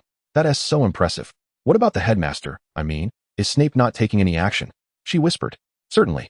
The students seized the opportunity to act while Professor Snape was absent from the school. A friend leaned closer to her ear, explaining that Snape had been away for the entire week. "Daisy, how is your health?" Hannah inquired as she entered the room. "Senior Ibois, I'm feeling much better," Daisy replied. "That's a relief." Hannah glanced at Madame Pomfrey and suggested, "Let's step outside to converse." Daisy exchanged a look with her friend before following the senior out of the infirmary. "What are your thoughts on Gibson, the Slytherin 6th year?" Hannah asked. "What?" Daisy responded, perplexed. In the recent actions against the Carrow siblings, Gibson had merely been manipulated by Draco and faced no further punishment. Elaine sought Daisy Evans' perspective. Her friend whispered a few clarifications into Daisy's ear, and she bit her lip, furrowing her brow in uncertainty. Although Gibson was indeed despicable, she could hardly retaliate with a vicious attack that would render her no different from the descendants of Death Eaters. "Let the professors handle it. I trust the headmaster and the faculty will deliver justice," she hesitated to say. Hannah nodded. "Very well. I will convey your opinion to Elaine." "Am I being too weak?" Daisy's voice dwindled, yet Hannah clearly heard her. She comforted, "We have never thought that." At 7 in the evening, Elaine stood promptly at the entrance of the potions office in the dungeons. The draft of living death. With the correct password, the serpent-shaped door handle clicked, and the door swung open. She adeptly approached the cauldron where the Felix Felicis was brewing. Snape had sent her the password with his Patronus on the second day of his absence, along with the remaining instructions. This assurance allowed her to conclude that Snape would not return shortly and enabled her to collaborate with others to orchestrate a series of events. The concoction in the pewter cauldron had transformed from a fiery red to a vibrant green. She grasped the stirring rod and, adhering to a fixed rhythm, stirred clockwise for half an hour before completing a counterclockwise turn. This stirring process would need to continue for 25 days. After completing today's stirring, Elaine did not depart immediately. She needed to observe the potion's state to remedy any potential issues promptly. With a loud bang, the door swung open. Snape stormed in, seething with rage. With a flick of his wand, the door slammed shut behind him. The illustrious Miss Bird, the highly esteemed student president, he suppressed his fury. "You have certainly given me quite the surprise." After 7 long days spent fulfilling the Dark Lord's commands in Spinner's End, he had barely gotten a moment of rest before receiving news of the Carrow siblings, compelling him to rush back to Hogwarts. Elaine remained silent. She had halted the actions of others that afternoon, and now it seemed the timing was impeccable. Disrupting classes, collective rebellion, tormenting professors. He leaned forward, pressing his hands on the desk, glaring at the witch as he enumerated her transgressions, his greasy black hair falling forward with his movement. Elaine met his gaze unwaveringly. "Professor, Hogwarts should not become a plaything for Death Eaters." He laughed bitterly in anger. "So it can become your plaything?" Snape scoffed. "Look at the events of these past days. Which of them was not orchestrated by you from behind the scenes? Those mindless students are dancing to your tune." Such a venomous accusation, Elaine thought, feeling surprisingly calm. The preceding events were merely appetizers. Tonight's confrontation was the main course. "Professor, we merely did what we ought to do," she replied coolly. "The 4 houses require a common enemy. The opportunity presented itself, and I merely seized it. Only when everyone has a shared adversary can prejudices be cast aside. Uniting against a common foe, the Carrow siblings were merely a stepping stone to galvanize solidarity. What you ought to do? A common enemy? An opportunity?" he questioned, voice dripping with sarcasm. "Are you suggesting that we should now orchestrate an even grander act of rebellion against me, your headmaster?" Seeing Snape's furious demeanor, Elaine frowned, genuinely believing this was not an opportune moment to converse. "Professor, you need to remain calm." Evading the issue. In Snape's eyes, her words undoubtedly implied acquiescence. Chapter 178, Punishment. "Do not presume that with Dumbledore and Bird's protection, you can act with impunity." Snape straightened, his wand aimed squarely at the witch's heart. "Oh right. I almost forgot you have the Dark Lord's favor as well." Elaine could scarcely believe her ears. "Do not associate me with that name. It is revolting." The speaker seemed utterly unaware of the gravity of their words, consumed by unbridled rage. He spoke rapidly. "Do you think the Death Eaters have spared you repeatedly for no reason? What makes you think Carrow refrains from targeting you? Do you honestly believe it is because of you?" Elaine struggled to comprehend how the conversation had escalated to this point. Mere dialogue and student actions could not provoke a deeply calculating double agent to lose composure. What had Snape done during his week away from school? Had he been summoned by Voldemort? She pondered coolly. Absurd. In an instant, she retorted, Professor, why do you think the Dark Lord prevented the Death Eaters from killing Harry? Surely it cannot be the protection you speak of. Silence, an oppressive silence. Snape, regaining his composure, realized he was not behaving as he should. He forcefully closed his eyes and then opened them again. Elaine gently pushed aside the wand pressed against her chest, saying softly, We do not intend to defy you. At least, I do not. When Caro incited Slytherin's Gibson to cast the Cruciatus Curse on a Hufflepuff student, I sought you out the moment I learned of it. But regrettably, you were not at school. The subsequent events are well known to all, so this is my fault. Snape replied coldly. Of course not, Elaine blinked. The Caro siblings brought this upon themselves. The students were merely justifiably defending their rights to life, which has nothing to do with you, Professor. Snape regarded her intently before turning to sit in the chair behind his desk. I do not know what has granted you a second chance at life. But I implore you, Miss Bird, to cherish your hard-won existence. Fortune does not bestow its favor repeatedly. I certainly will, she affirmed, intent on valuing her life, even without the favor of fortune. Now, leave this place. This should have been an unremarkable morning, were it not for the assembly of all faculty and students in the great hall. Students at the long tables anxiously eyed the professors seated at the staff table. Today was neither a holiday nor a feast, yet the atmosphere was heavier than ever, especially when compared to the preceding week's tumultuous rebellion. We're doomed. Snape's back to settle the score. Will we be expelled? What are you afraid of? The law does not hold the many accountable. Students whispered anxiously among themselves, hovering between the professors and the student leaders of their respective houses. Elaine sat at the Hufflepuff table, closest to the staff, and from her vantage point, she caught Hagrid's gaze. The half-giant flashed her an approving smile. Had it not been for the inopportune timing, she suspected he might have even praised her aloud. Snape waved his wand, and the hall fell silent, all eyes converging upon him. It is truly hard to fathom, he began, that within a mere week, you have managed to prepare such a grand surprise for me. The emphasis on surprise was laden with irony. Many students bowed their heads, anxiously awaiting the punishment that was surely to follow. Only the students of Gryffindor held their heads high, as if they had triumphed in a resounding victory. The collective breach of school regulations, the disruption of classroom order, and the prank played on the professor left me bewildered as to how all four houses could be labeled Gryffindor.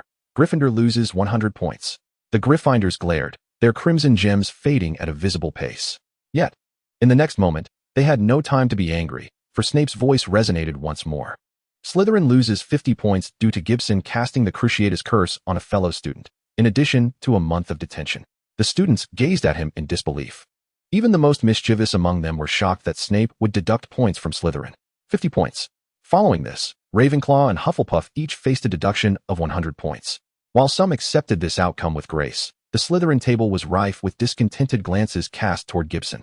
Elaine exhaled softly, fixated on Snape's grim visage. It was only a matter of time before he began his scathing admonishments. As expected, the first name he called was her own, Elaine Bird, inciting students to rebel against the professor, organizing mass gatherings to disrupt school order, violating multiple regulations, loses 20 points, receives 3 months of detention, and is prohibited from entering Hogsmeade Village. This punishment was of little consequence to her. She could easily regain the deducted house points single-handedly. And 3 months of detention merely meant a prolonged opportunity to brew potions. The ban on entering Hogsmeade Village, from another perspective, signaled that they would have Hogsmeade weekends this academic year. However, not everyone shared her outlook. The Hufflepuffs regarded Elaine with concern, believing these to be severe penalties. Even Professor Sprout cast a disapproving glance toward Snape. Ginny Weasley, Neville Longbottom, and Parvati Patil each lost 20 points and received a month of detention, similarly barred from entering Hogsmeade. The Caro siblings displayed smug smiles, relishing the punishment meted out to these disobedient students, yet their grins quickly froze. It was forbidden for anyone within the school to use the unforgivable curses on students for any reason, with all students required to monitor one another. Snape's threatening gaze swept over them, its implications clear. Elaine shot a taunting smile at the Caro siblings. Attaining this result was commendable, after all. One should not expect mere students to topple 2 Death Eater professors, even if they did succeed in expelling the Caro siblings from Hogwarts. Voldemort would merely dispatch new Death Eaters to take their place. What if the newcomer were a lunatic like Bellatrix? That would truly spell disaster. Snape registered Elaine's provocative demeanor, his furrowed brow tightening once more. Noticing the ominous gaze ahead, Elaine hastily donned a submissive expression, refraining from adding fuel to the fire at that moment. From this day forth, gatherings of 3 or more students and any informal student societies are prohibited. With that pronouncement, disregarding the buzzing discussions that erupted in the Great Hall, Snape was the first to exit, closely followed by the Carrow siblings. Chapter 179, Prelude to Christmas. Once the professors departed, the great hall erupted into a cacophony. Elaine found herself surrounded by a throng of Hufflepuffs, inundated with comforting words and praise as if they were free of charge. Had there not been another class to attend, she might have lingered there for the entire morning. The atmosphere among the Hufflepuffs was harmonious, and Gryffindor was equally exuberant, as a large group of lions regarded Ginny and Neville as valiant dragon slayers. I suppose I should return to the dormitory first. Elaine helplessly displayed the pile of sweets and biscuits in her hands, all gifts from the Hufflepuffs. Anna chuckled, stepping forward to help share the burden. Let us go? I'll accompany you. They departed the great hall, heading toward the common room. Honestly, I nearly had a heart attack today, Anna remarked. Snape's expression was darker than ever. If we caused such a commotion and he didn't react, that would indeed be frightening. True, but your punishment is excessively harsh, Anna complained. Everyone else has a month of detention. Why 3 for you? Of course, it's retaliation for what I said last night, Elaine replied, shrugging. But I can't say that outright. Well, I am the ringleader, after all. And as for Hogsmeade Village, thinking positively, isn't this indirectly informing everyone that there will be Hogsmeade weekends this year? You don't take this seriously at all. Everyone else is worried sick. What is wrong with being optimistic? It's good to be optimistic, but the Carrow siblings had been stripped of all privileges at Hogwarts, including the oversight of the owls. Now they were entirely restricted from engaging in anything beyond their professorial duties. This act of defiance had seemingly come to a close in the public eye, yet a small faction, primarily led by Ginny from Gryffindor, continued to resist Snape's governance. Due to their discretion, it had not stirred significant upheaval. Of course, other houses were not devoid of informants, but those were matters for later. That evening, Elaine received a call from Hermione. She left the potions office with an unperturbed countenance, making her way to the empty base. Elaine, Snape hasn't he done anything to you? Has he? Hermione inquired anxiously. Did the portrait inform you? Elaine asked. Harry and Ron nodded in unison. Phineas Nigellus appeared almost every few days, unable to resist the opportunity to glean news about Harry. It's just detention, brewing potions. 3.5 months will pass swiftly, Elaine reassured her. Wait, aren't you under detention for 3 months? Hermione narrowed her eyes. I still had a month of detention remaining, so it totals 3.5 months. Didn't I mention that? No. Well then, Elaine continued, Ginny, Neville, and Parvati were assigned to Hagrid. They'll be assisting him for a month. Ron sighed with relief. Just then, a faint noise echoed from the entrance of the base, and the ring on her finger began to warm slightly. Elaine quickly whispered, someone's coming. We'll talk later. She tucked the hand mirror into her robe pocket and grabbed a book from the shelf. What brings you here? Draco and Bernie entered together. We came to find you, Bernie said. Detention ends at 9, and there are still 2 hours until curfew. You're bound to be in the base during this time. Draco added, settling onto a leather sofa. You know me so well, Elaine teased, leaning against the bookshelf. Snape just said gatherings and societies are forbidden. And here we are knowingly breaking the rules. We just happen to be 3. Where's the violation? Bernie laughed in defense. You're avoiding mentioning the student society altogether. If we're not caught, then it doesn't exist, Elaine stifled a laugh, once more inquiring about their intentions. What intentions? We ran into each other and decided to come, Bernie shrugged. The implication was clear. Draco had intended to find her, and Bernie had tagged along. She glanced at Draco and indeed noticed a hint of exasperation. Now that you're here, can we leave? All right then. Bernie stood up from the sofa, squinting at the two who showed no signs of movement. Seems I'm superfluous. Go on. Just be careful not to get caught on your way out. Elaine restrained her eye roll. Bernie clicked his tongue in apparent exasperation over the young couple before hastily making his exit. The sound of the entrance closing echoed. Elaine set the book down and moved to sit beside Draco, her curiosity piqued. How did you end up with Bernie? He trailed behind me, Draco replied. Your godfather didn't give you a hard time, did he? Elaine reiterated. It was merely handling materials and brewing potions, nothing out of the ordinary. It's a chance to reinforce my knowledge of potion making. I meant last night. His long arm draped over the back of the sofa, firmly encircling her. As Elaine observed his sovereign gesture, her eyelids flickered. Nothing of consequence had transpired the previous night. She had merely elucidated to Snape the events that had unfolded during his absence from the school. Draco sighed inwardly, resting his head against Elaine's shoulder and closing his eyes. Let me lean for a moment. Witnessing the rare vulnerability displayed by Draco, Elaine's heart softened further, accompanied by an inexplicable pang of guilt. Wait, why was she feeling guilty? She hadn't done anything recently. Furrowing her brow in contemplation and convinced of her innocence, Elaine dismissed the unsettling feeling and leaned her head against her boyfriend's. As the cool autumn breeze transformed into a howling winter wind, freezing rain pelted the castle's windows, and a blanket of white snow cloaked the earth in silvery frost. Christmas arrived. Given the need to remain vigilant regarding the Felix Felicis potion, Elaine had signed the school registration form early that morning. Several noteworthy events had transpired over the past few months. For instance, Death Eaters had stationed themselves outside Hogwarts and in Hogsmeade. Neville and his friends had uncovered a secret passage from the Room of Requirement that led to the Hogshead Inn. And Harry had inexplicably retrieved the Gryffindor sword from the bottom of the lake. This year's snowfall was particularly heavy, with snow piling up to knee-height outside the castle. At the train station, Elaine buried her face in her thick scarf while bidding farewell to Anna. As the last student boarded the train, a mournful whistle echoed, and the vibrant red steam engine became the only splash of color amidst the snowy expanse. Elaine, along with a few other students who had come to see their friends off, made their way back to the castle. Chapter 180, The Old Christmas Gift. Snowflakes danced through the air, and the world seemed to fall into a hushed silence. A handful of students traversed the cleared path back to the school, large snowflakes settling on their heads, shoulders, and garments, even frosting their eyelashes.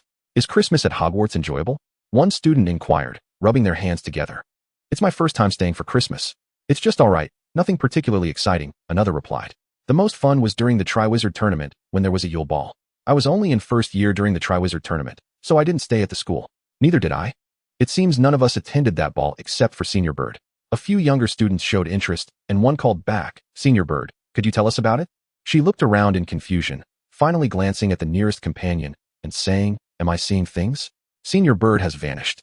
Opulent crystal chandeliers hung from the ceiling, illuminating the spacious bedroom as brightly as day. Upon awakening, Elaine was momentarily blinded by the glaring light and instinctively closed her eyes again.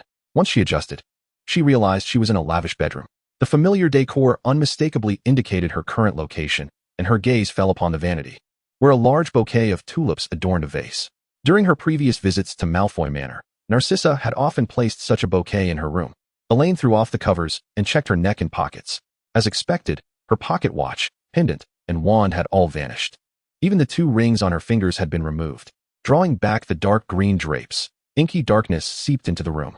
Just a moment before her consciousness faded into the void, she had been on her way back to school, only to awaken in the dead of night. Elaine was intensely curious about the means by which the person who brought her here had accomplished it. The protective pendant should have resisted most attacks, and a stunning spell was certainly not beyond its capabilities. Yet, at the time of the incident, the pendant had shown no signs of reaction, and she felt no sense of impending danger. At that moment, the door opened. Narcissa entered, placing a tray laden with food on the small round table in the bedroom. Elaine, having slept for so long, you must be hungry. Thank you, Aunt Narcissa. I am indeed a bit peckish, Elaine replied with an awkward smile, obediently walking over to pull out a chair and taking a sip of the warm milk. After swiftly and elegantly finishing her dinner, Narcissa exited with the tray. Aside from the initial exchange, neither of them spoke further. Elaine stared at the closed door, contemplating her strategy. The mastermind behind all this was, of course, all too apparent. Everything that could connect her to the outside world had been thoroughly stripped away, leaving her with nothing but the clothes on her back. After much contemplation, she resolved that the best course of action was to face challenges as they came. With that thought, her earlier anxiety dissipated. Opening the wardrobe, she found it filled with various garments and selected a comfortable nightgown before stepping into the adjacent bathroom. The following morning, Narcissa reappeared. The Dark Lord wishes to see you, she said, her lips pressed together, her eyes betraying genuine concern. Elaine maintained her composure as she replied, then let us go. Wait. Elaine looked at Narcissa in confusion as a house elf suddenly appeared, cradling 2 gift boxes in its hands. What is this? Christmas gifts. After seeking Narcissa's approval, Elaine opened the 2 boxes. Inside lay a sleek black evening gown and an old yet exquisite crystal brooch. Noticing Narcissa's anxious expression, Elaine concealed her distaste and stated, tell him I will comply. The velvet drapes, opulent carpets, and silver decorations adorned the room, with even the dim chandelier failing to obscure its grandeur. Merry Christmas. Do you like your gifts? A voice, hissing like a serpent, emerged from the shadows of the room. Narcissa had already departed upon approaching the chamber. Elaine surveyed the furnishings and remarked, a gift can be sent multiple times? Voldemort turned around from behind the desk, his pale and terrifying face slowly breaking into a smile that only amplified the horror of his visage. Elaine, cast-off items inevitably return to their masters, whether the masters desire them or not. Elaine, fixated on the brooch, remained silent. Good girl, you will return to your master, yes? Just like this reclaimed gift. Even with her head bowed, Elaine could sense the malice in his gaze. She had no doubt that should she utter a denial, a green light would await her. She lifted her head, slowly smiling at his grotesque face, but suddenly yanked the crystal brooch from her chest and hurled it forcefully to the ground. The anticipated, excruciating pain engulfed her entire being as Elaine collapsed onto the carpet, much like the discarded brooch. She curled up in a heap, her muscles feeling as though they were tearing from her bones, her senses blurring until, ultimately, her consciousness faded into darkness. After what felt like an eternity, long enough for Elaine to believe she had perished from the pain, she realized she had not. Her faint breaths attested to her survival. She gazed at the familiar crystal chandelier and smiled again, even finding time to think. No wonder they are master and servant. Their methods of torment are strikingly similar. The magnificent Malfoy manor seemed to have transformed into a den of filth, as Draco swept his gaze over the patrolling Death Eaters with a flicker of disdain. Passing through the corridor adorned with portraits, he arrived at the marble fireplace in the sitting room, where his father, Lucius, lounged in an armchair before the fire. "Merry Christmas, Father," Draco greeted as he settled into a chair beside him. "Merry Christmas, Draco," Lucius replied languidly, tossing a small, exquisite gift box to Draco. A Christmas gift. As Draco unwrapped the delicate box, his complexion paled instantly upon revealing its contents. It was a simple silver ring, identical to one he already wore on his left hand. His lips quivered. "Father." "Lucius, my little dragon, Merry Christmas," Narcissa interjected, positioning herself beside the two and blocking the prying eyes from afar. She affectionately kissed Lucius on the cheek before turning to Draco. "Did you like your Christmas gift?" "I do." He clenched the box tightly in his hand, forcing a smile. "As long as you like it, hurry back to your room. Where have you placed your gifts?" Narcissa remarked with a smile. "Merry Christmas, Mother. I shall return to my room to unwrap my presents." Draco, suppressing the terror within him, rose and made his way towards his bedroom. The scrutinizing gazes of the Death Eaters swept over Draco, whose expression remained unperturbed. Upon finding no anomalies, they resumed their patrol elsewhere. Chapter 181, Escape. 3 days had elapsed since that excruciating ordeal. During this time, apart from Narcissa bringing meals, Elaine had not ventured a step outside her room. Narcissa silently watched her eat before departing. There were no signs of the items taken from her being returned, and worse yet, she felt her magical energy gradually depleting. Even if she were given a wand now, she lacked the power to cast spells. She was not oblivious to the fact that the food was problematic. Yet she could not starve herself, especially with Narcissa supervising closely. All she could do was hope that the few classmates who discovered her absence would be astute enough to inform Snape, or perhaps, in the early hours of the morning, around 3 or 4, when one is typically at their most fatigued, the Death Eaters stationed at the manor also succumbed to slumber, leaving Malfoy Manor enveloped in silence. A faint creak of the door at this hour was particularly pronounced. Elaine stirred from her shallow sleep, her senses heightened. "Shoo, it's me," Draco whispered cautiously as he shut the door behind him. At that moment, Elaine had never felt such solace in his voice. She leaped from her bed and threw herself into his embrace, tears brimming in her eyes. "Draco."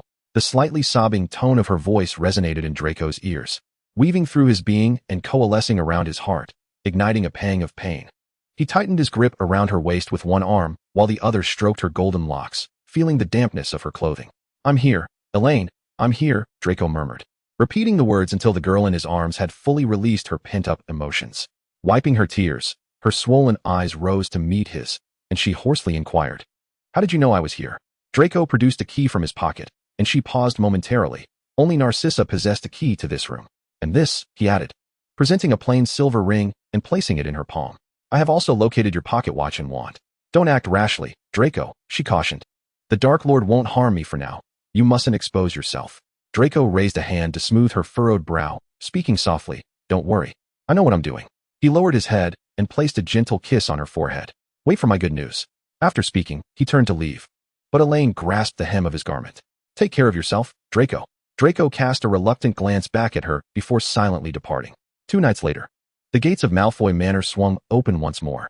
"Follow me," Greyback commanded, his subordinates escorting 3 captives into the estate, their footsteps muffled by the towering hedges. Harry, bearing a swollen and contorted face, cautiously surveyed the surroundings, a blinding light illuminating everyone present. "What is going on?" a voice inquired. "We're here to see the Dark Lord." Greyback growled. "Who are you?" "Fenrir Greyback. We demand to see the Dark Lord. We have captured Harry Potter." The werewolf roughly dragged Harry forward, revealing his pitiful visage. Through his swollen eyelids, Harry caught sight of Narcissa Malfoy assessing him. "This is Harry Potter, madam. We have also captured 2 others," one of Greyback's minions announced, having seized Hermione and Ron to present to Narcissa. "Bring them in," Narcissa commanded. The werewolf shoved and kicked the trio into the spacious foyer. Come with me. My son is home for Christmas, and he will recognize Harry Potter. Narcissa led them through the foyer into the brightly lit hall. Hermione silently surveyed her surroundings. The deep purple walls were adorned with numerous portraits, and beside the opulent marble fireplace sat two figures. As they approached, the two stood from their armchairs. What is happening? A familiar, terrifying voice pierced the air. They claim to have captured Harry Potter, Narcissa replied coldly. Lucius squinted, scrutinizing Harry's utterly unrecognizable face. Draco, come here. Harry dared not meet Draco's gaze. Out of the corner of his eye, he glimpsed the pale, gaunt visage. Greyback shoved Harry beneath the chandelier, bellowing, well, do you recognize him? Draco's gray-blue eyes swept over Ron, then locked onto Hermione's gaze, finally settling on Harry. In Harry's frantic prayers, he uttered, I can't be sure. What have you done to him? Lucius demanded of Greyback. It wasn't us, the werewolf replied impatiently. To me, it resembles a stinging hex, Lucius remarked. Greyback, eager to expedite the process, was solely focused on delivering Harry Potter to the Dark Lord. The hall erupted into chaos. At that moment, the door at the back of the hall swung open, and another voice escalated Harry's inner terror. What's the matter, sissy? I heard a commotion. Bellatrix sauntered over, stopping before the prisoners. Quick, Elaine, Draco urged as he swiftly closed the door. Elaine immediately tensed. What's wrong, Draco? He draped a black cloak over her, handing her the pocket watch, ring, and wand, quickly explaining, an hour ago, Greyback captured Hermione and the others. This afternoon, the Dark Lord left with his followers. Now only Bellatrix and 5 werewolves remain in the manor. What? Are they unharmed? Elaine inquired anxiously. They are all locked in the dungeons, alongside Lovegood and another Gryffindor. He grasped Elaine's shoulders, fixing his gaze on her blue eyes. In 10 minutes, Potter will burst forth from the dungeons. Hermione will be waiting for you in the foyer. And then you must exit through the back door. Elaine nodded resolutely, eschewing any theatrical displays. She swiftly donned the pocket watch around her neck. Without magic, the watch was merely a common timepiece to her, its contents irretrievable.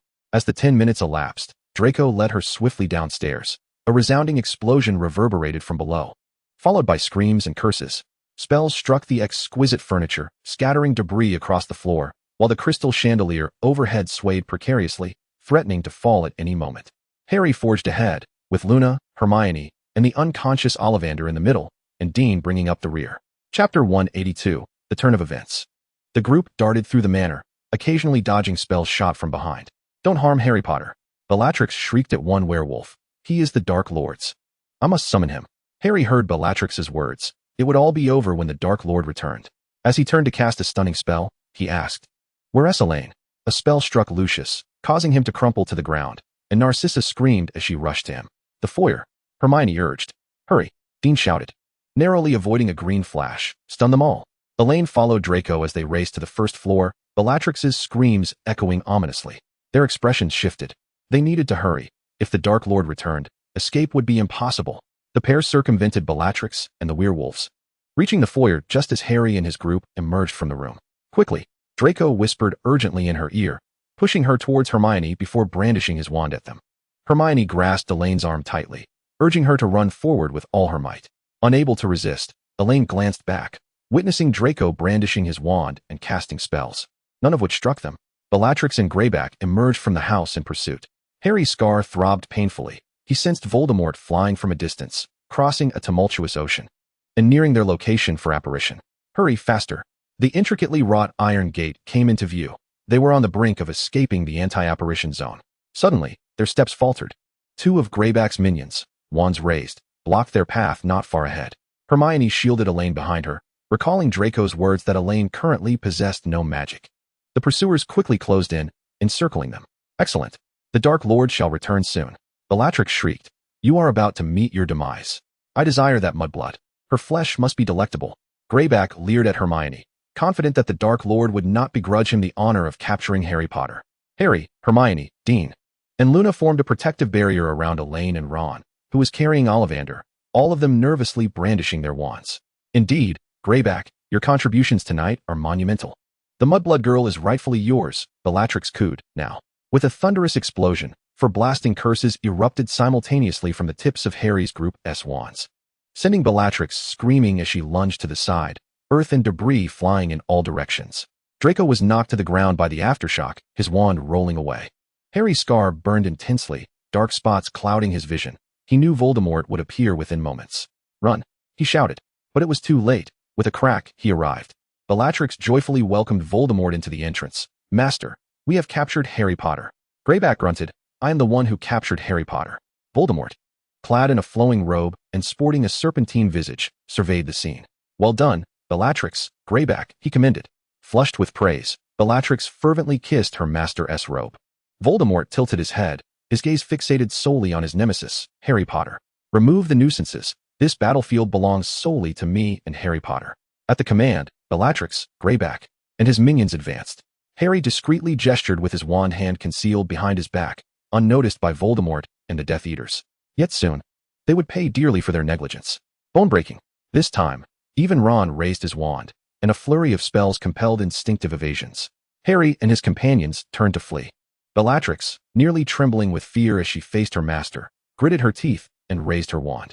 Bone-breaking. "Elaine!" Hermione screamed.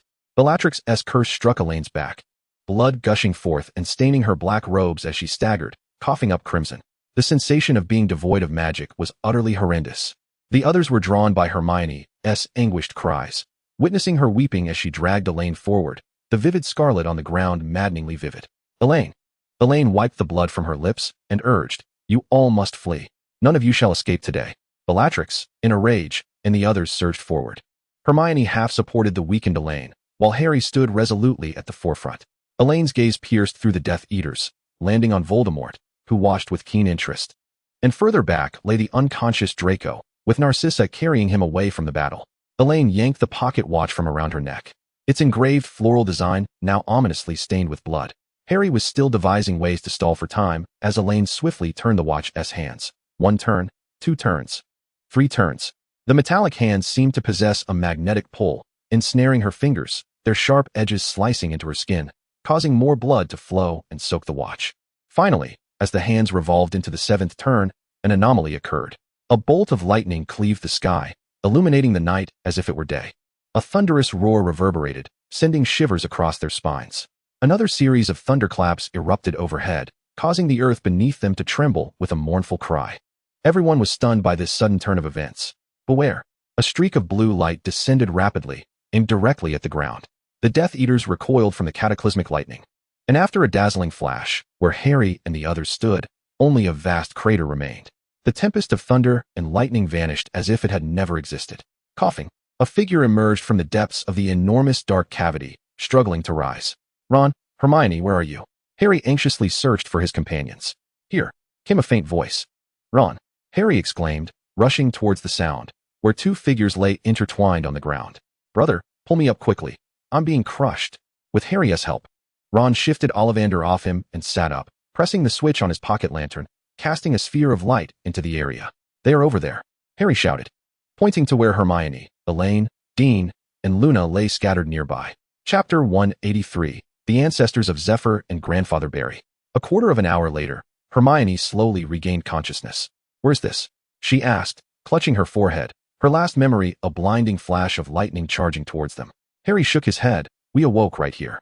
The hard rock, the coarse earth, and the echoes of their voices suggested they were in a cave," Ron remarked.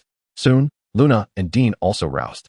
2 hours passed, and they unearthed their fallen wands and various belongings within the seemingly endless cave, including Hermione's beaded bag. They set up a tent on the spot. Hermione and Luna tended to the unconscious Elaine and Ollivander inside the tent. Hermione retrieved a vial of white healing essence from her bag, and the 2 witches worked together to treat Elaine's wounds. "Hermione, is this pocket watch Elaine's?" "I found it outside." Ron hurriedly entered, clutching a blood-stained pocket watch. Hermione took it and examined it closely. A line of incomplete small text inside the cover caught her attention. "Erica. Erica." Luna suddenly spoke up. "Can I see it?" Hermione handed it to her, and after a moment, Luna pointed to the design above the text, saying, "This is the pattern of Erica flowers, if I'm not mistaken. It bears the crest of half the bird family." "Half?" Ron inquired. "This pocket watch must be a pair," Luna replied. "I remember," Hermione exclaimed, while we were surrounded. "Elaine was turning this pocket watch." "What are you talking about?" Dean and Harry entered. Ron turned to ask, "Did you find the cave's exit?" "No. We discovered a long corridor that we walked down for a while, but didn't find an end, so we returned just in case of any surprises," Dean explained. "Also, apparition doesn't work here." The atmosphere grew tense instantly. "I just heard something about a pocket watch." Harry asked. Hermione recounted their earlier conversation. Could those inexplicable flashes of lightning be related to this pocket watch? Harry pondered. Elaine turned the watch. Lightning appeared. And then we found ourselves here? Ron speculated. We will only know once Elaine awakens, Hermione said. Elaine remains trapped in a void. When the pocket watch she used for storage became tainted with her blood, an enigmatic voice echoed in her mind, inquiring whether she wished to enter the Heather realm. In a flash, the watch, the realm, and the blood became interconnected. The two pocket watches served as keys to enter and exit the Heather realm, while the blood of the Bird family members acted as the medium to activate these keys. However, when Honored entered the realm, he did not utilize the watch. It was the Harbinger who sought him out first. Did that imply there was more than one pair of keys? According to the Bird ancestors, the Heather realm was the ancestral home of the Birds, the birthplace of their lineage. Yet, what was this indescribable void before her? Puzzlement enveloped her. Elaine seemed to split into two halves. One was her physical body, feeling the itch of healing wounds. The other was her consciousness, adrift in this void. Suddenly, a luminous sphere, resembling a shooting star, streaked rapidly past her. Instinctively, Elaine pursued the trajectory of the star, and gradually, more and more stars traversed before her. Which branch do you belong to, little girl? The shooting star spoke. I'm talking to you. Why is the younger generation so impolite, not answering a simple question? Elaine halted, suppressing her astonishment, and pondered the implications of the words before responding. I do not entirely grasp your meaning, esteemed elder. A star came to a stop before her, circling around her a few times before exclaiming, Barry, Barry, your descendant has come to find you. Barry? Barry Bird? Before she could inquire further, she saw a star reversing direction towards her. The star burst apart before her, transforming into a hazy white figure. Grandfather? Elaine tentatively called. You must be Elaine. The nebulous figure replied. Honored has mentioned you to me. You are the descendant of that rascal Honored. I am Zephyr, your ancestor from centuries past. The previous star also morphed into the form of a youthful white figure, scrutinizing her from head to toe. Zephyr Bird, who entered the Heather realm in 1153. His remains later carried back by the Harbinger. The family history flickered in her mind. Countless shooting stars darted past. As Elaine mingled with the starry crowd guided by Barry and Zephyr. Is this the Heather realm, Zephyr? Grandfather? Elaine inquired with curiosity. Zephyr chuckled heartily. This is merely the final portion of the Heather realm. You could consider it the family cemetery. Cemetery? Barry elaborated. Every shooting star you see is the soul of a deceased bird. One day, when you pass on, you too shall return here. Elaine's expression momentarily faltered. Her soul had already been sacrificed to a deity, so she doubted she could return. The souls of the departed family members automatically return, but there are exceptions, Barry explained. Those who successfully pass the trials may briefly visit here before leaving the realm. I still vividly remember when Honored came. It was quite a commotion, Zephyr said cheerfully. It was my first time witnessing a Harbinger in such a fluster. They practically hurled Honored at us like a troublesome package. Thus, Elaine learned from them about her father's remarkable achievements at that time, which included, but were not limited to, repeatedly participating in trials to enhance his power, destroying a significant portion of trial equipment, and causing chaos in the trial grounds. Elaine blinked, noting how dissimilar this was to her composed, reserved father, who held considerable authority. Don't let Honored's imposing demeanor fool you. Barry spilled all the silly antics his son got up to as if pouring beans. Laughter resonated through the space. After the mirth subsided, Elaine inquired, what exactly is my situation? I neither participated in the trials, nor have I perished. The watch is with you, isn't it? Barry asserted, though it was phrased as a question. If it's the watch inscribed with the family crest and the words Heather Realm, then yes, it is indeed with me. That is correct. It brought you here, Zephyr remarked. I crafted it as a special key during my time in the trial grounds, and the Harbinger returned it alongside my remains. As he spoke, he suddenly fixed a serious gaze upon Elaine. The watch can only be activated with the blood of a bird. Have you encountered any danger, Elaine? Chapter 184, Leaving the Realm. Elaine recounted the encounters her friends faced with Death Eaters and Voldemort.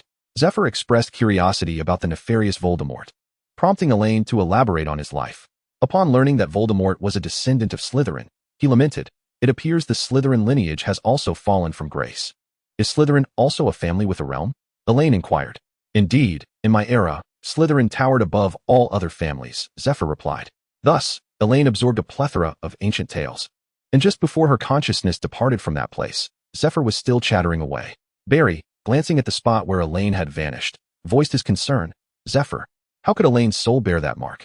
What they had not disclosed to her was that, for centuries, Elaine was the only one who successfully activated the watch. The will of the divine, how can we comprehend it? Elaine, you're awake. Hermione exclaimed joyfully, helping Elaine to her feet. As the others who heard the commotion quickly gathered around. How long was I unconscious? Elaine assessed the weakness coursing through her body. An entire day, Harry replied. Hermione used her hand mirror to contact Honored Bird. Elaine felt her soul, freshly returned to her body, was still unstable. A wave of dizziness threatened to plunge her back into unconsciousness. Hermione hastily produced her hand mirror to reach Honored, and within 2 seconds, he appeared in the mirror. Greetings, Miss Granger. Honored paused as he beheld his daughter, who should have been enjoying her Christmas holiday at Hogwarts, now weakly leaning against her friend Hermione Granger. Elaine, what has transpired? Father, we are at the realm's entrance. Elaine's pallor suggested she might faint at any moment. I require a soul stabilization potion. Just as she finished speaking, darkness enveloped her, and she fell into unconsciousness. Elaine, came a chorus of exclamations. The winter sun shone like a golden sword, its sharp edge piercing through the cold clouds, casting brilliant light upon the white expanse below, bringing a subtle warmth. Gathered around the cozy fireplace were Elaine, Hermione, Ron, Luna, and Dean, engaged in hushed conversation. While Harry stood alone at the window, gazing vacantly at the icy landscape. Elaine nestled within her fluffy cloak, the firelight dancing in her eyes. Father's assistant mentioned that the Weasley family has relocated. They are at Aunt Muriel's, Ron said. Thank you, Elaine, he added. The Dark Lord is now aware that Harry, Ron, and Hermione are together. Grimmauld Place is no longer safe. A few days prior, Honored personally led his subordinates to find several individuals at the entrance of the Heather Realm and brought them back to Norway. They then took up residence at Bird Manor. Shortly after Elaine returned to Norway, she awoke, but Ollivander had been gravely injured, having endured a year of torture in the dungeons. He was little more than skin and bones. After the wand maker regained consciousness, Harry inquired about the twin wands and the Elder Wand. Hermione silently stared at the flickering flames. During their time on the run, they had not been idle. With a bit of simple deduction, one could conclude that the last master of the Elder Wand was Dumbledore. But Harry remarked that it was too late. The Dark Lord already knew its whereabouts. A house elf appeared with a tray with a pop, causing Elaine to frown immediately. She picked up a bottle of emerald green potion from the tray, saying, Go about your business. I shall drink this later. The house elf exclaimed in a high-pitched voice. Master has commanded that I must witness the young master consume the potion. Hermione and Ron could hardly contain their amusement. Who would have imagined that the most outstanding witch of Hufflepuff, an idol for younger students, would be so fearful of taking medicine? Elaine shot them a glare. I have seen it myself. If you don't drink it soon, the house elf will start to cry. Hermione teased, gazing at the potion. Its color reminiscent of witch's brew, Elaine steeled her resolve, closed her eyes, and downed the soul-stabilizing potion in one gulp.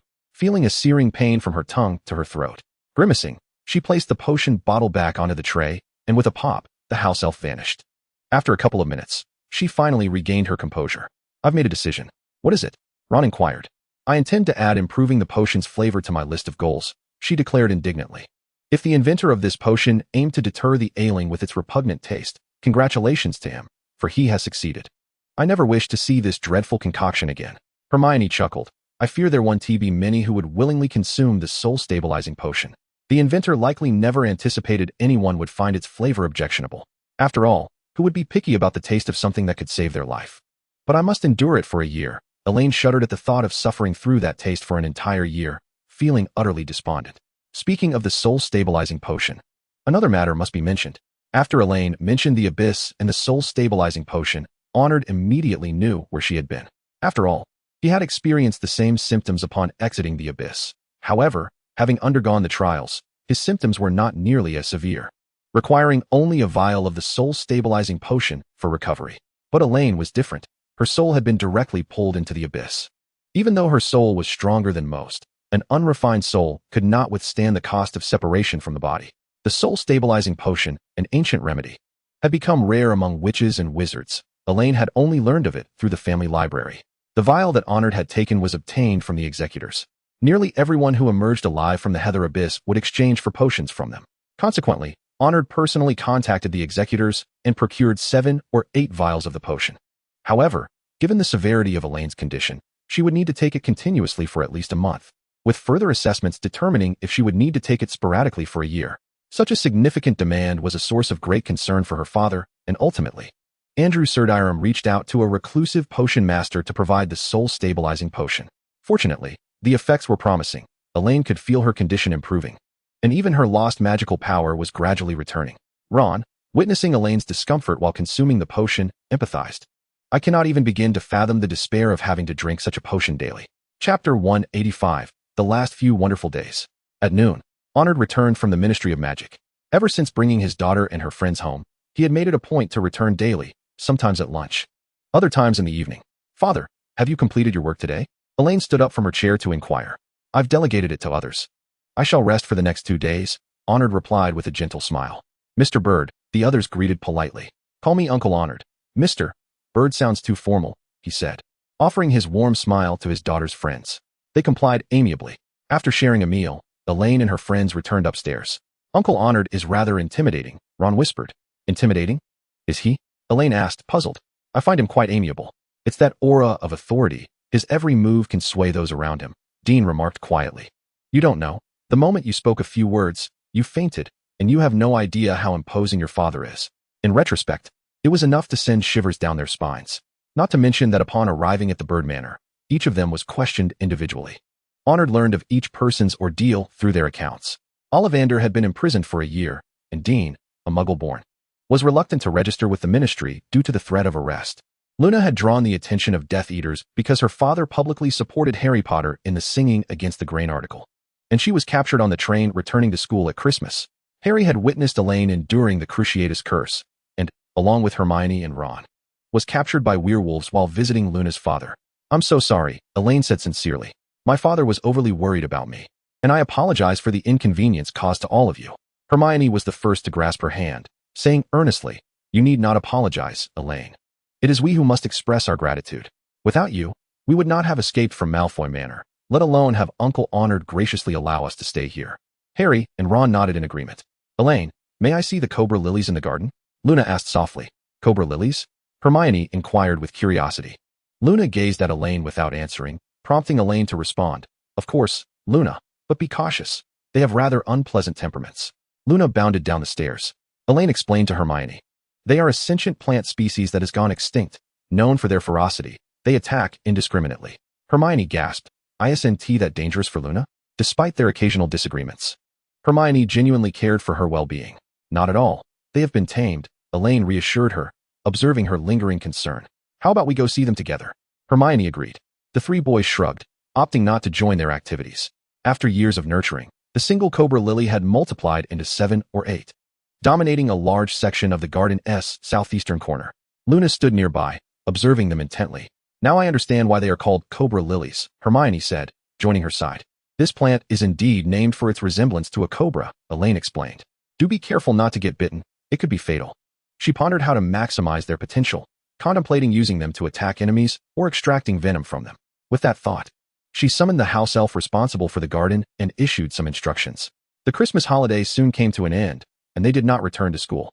Having escaped from the Death Eater stronghold, returning to Hogwarts was not safe, especially after Harry mentioned seeing Voldemort retrieve the Elder Wand from Dumbledore's white marble tomb.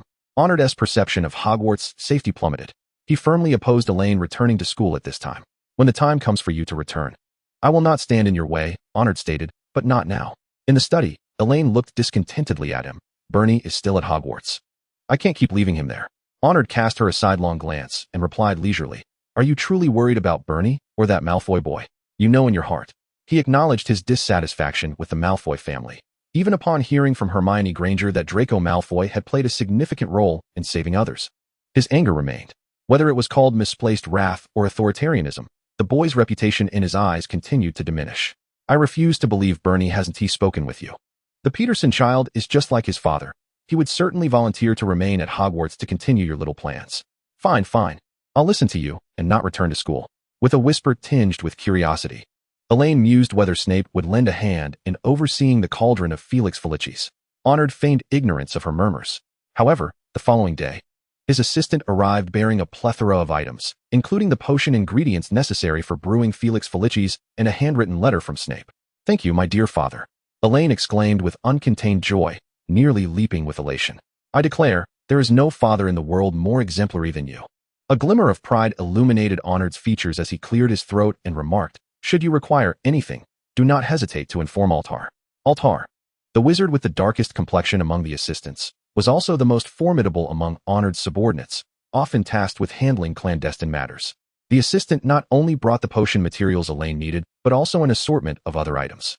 These included alchemical tools and tomes, of which only she and Hermione were adept, several of the latest model broomsticks, and a complete set of Quidditch gear intended for the three boys, and a collection of whimsical items that particularly delighted Luna.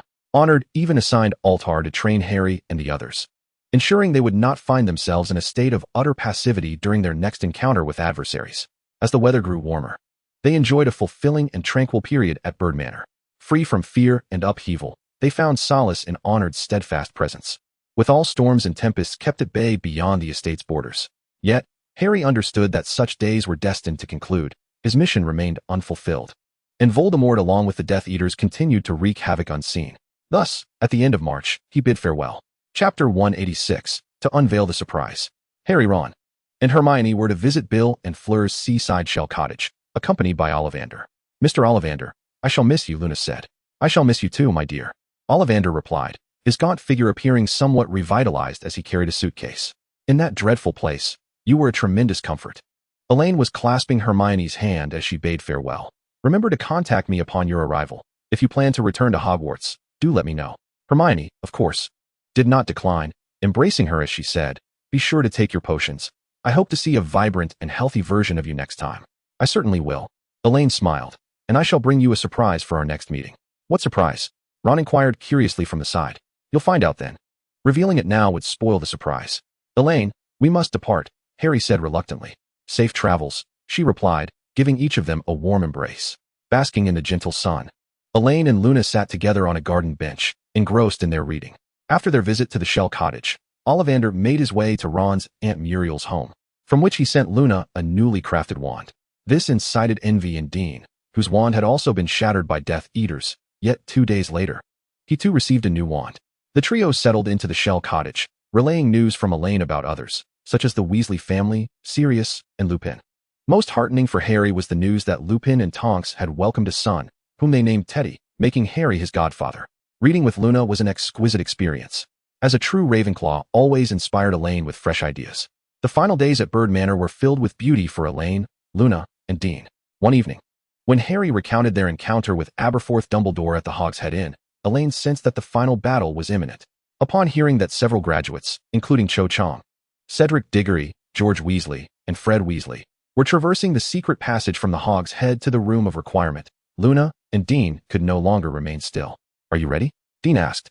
Elaine touched the pocket watch around her neck, confirming she had gathered all necessary items before nodding. The three joined hands and apparat into the interior of the Hogshead. Elaine, welcome back, Bernie said. Neville was equally delighted, exclaiming, Elaine, you have no idea how much of a role Bernie has played these past few months. Bernie beamed with pride as Elaine stepped forward to embrace him, saying, thank you for your hard work, Bernie. Since Elaine's disappearance during the Christmas holidays, the students of Hogwarts had suffered greatly. The Caro siblings had grown increasingly brazen, and the Death Eaters had sealed all ancient passages within the school. While pureblood students faced little adversity, those of Muggle descent experienced a different reality. At this juncture, it was Bernie who stepped up to unite the four houses, taking over Elaine's previous responsibilities, particularly in soothing Hufflepuff, which had required immense effort on his part. We've all missed you, especially the Hufflepuff students, Bernie conveyed. All right, Aberforth gruffly interjected. We must move quickly. The Death Eaters could invade at any moment. Aberforth. There might be 2 more coming, Neville said. 2 more? Aberforth barked. You say there are 2 more? The Death Eaters are patrolling outside in waves. I know, Neville replied. They will apparate directly into the inn, just as Elaine did. If they arrive, allow them entry, will you? Thank you. Aberforth waved his hand in annoyance. Neville was the first to climb onto the hearth, where a portrait of Ariana hung, behind which lay the tunnel leading to the Room of Requirement.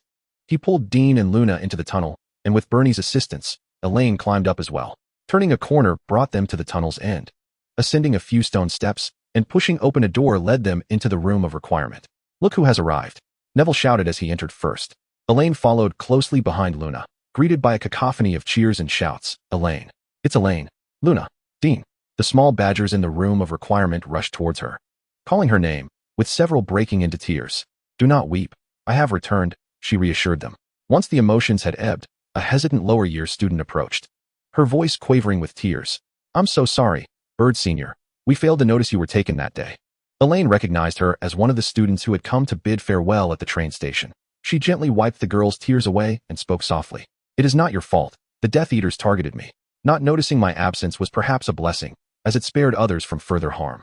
Elaine, I have heard of your deeds at school, Cedric interjected, alongside his romantic partner, Cho Chang. Everyone in Hufflepuff is proud of you. The affirmation from an upperclassman brought warmth to Elaine's eyes. As more and more individuals filled the room of requirement, Hermione, Ron, George, and Fred greeted Elaine briefly before she took Hermione aside. Where are you going?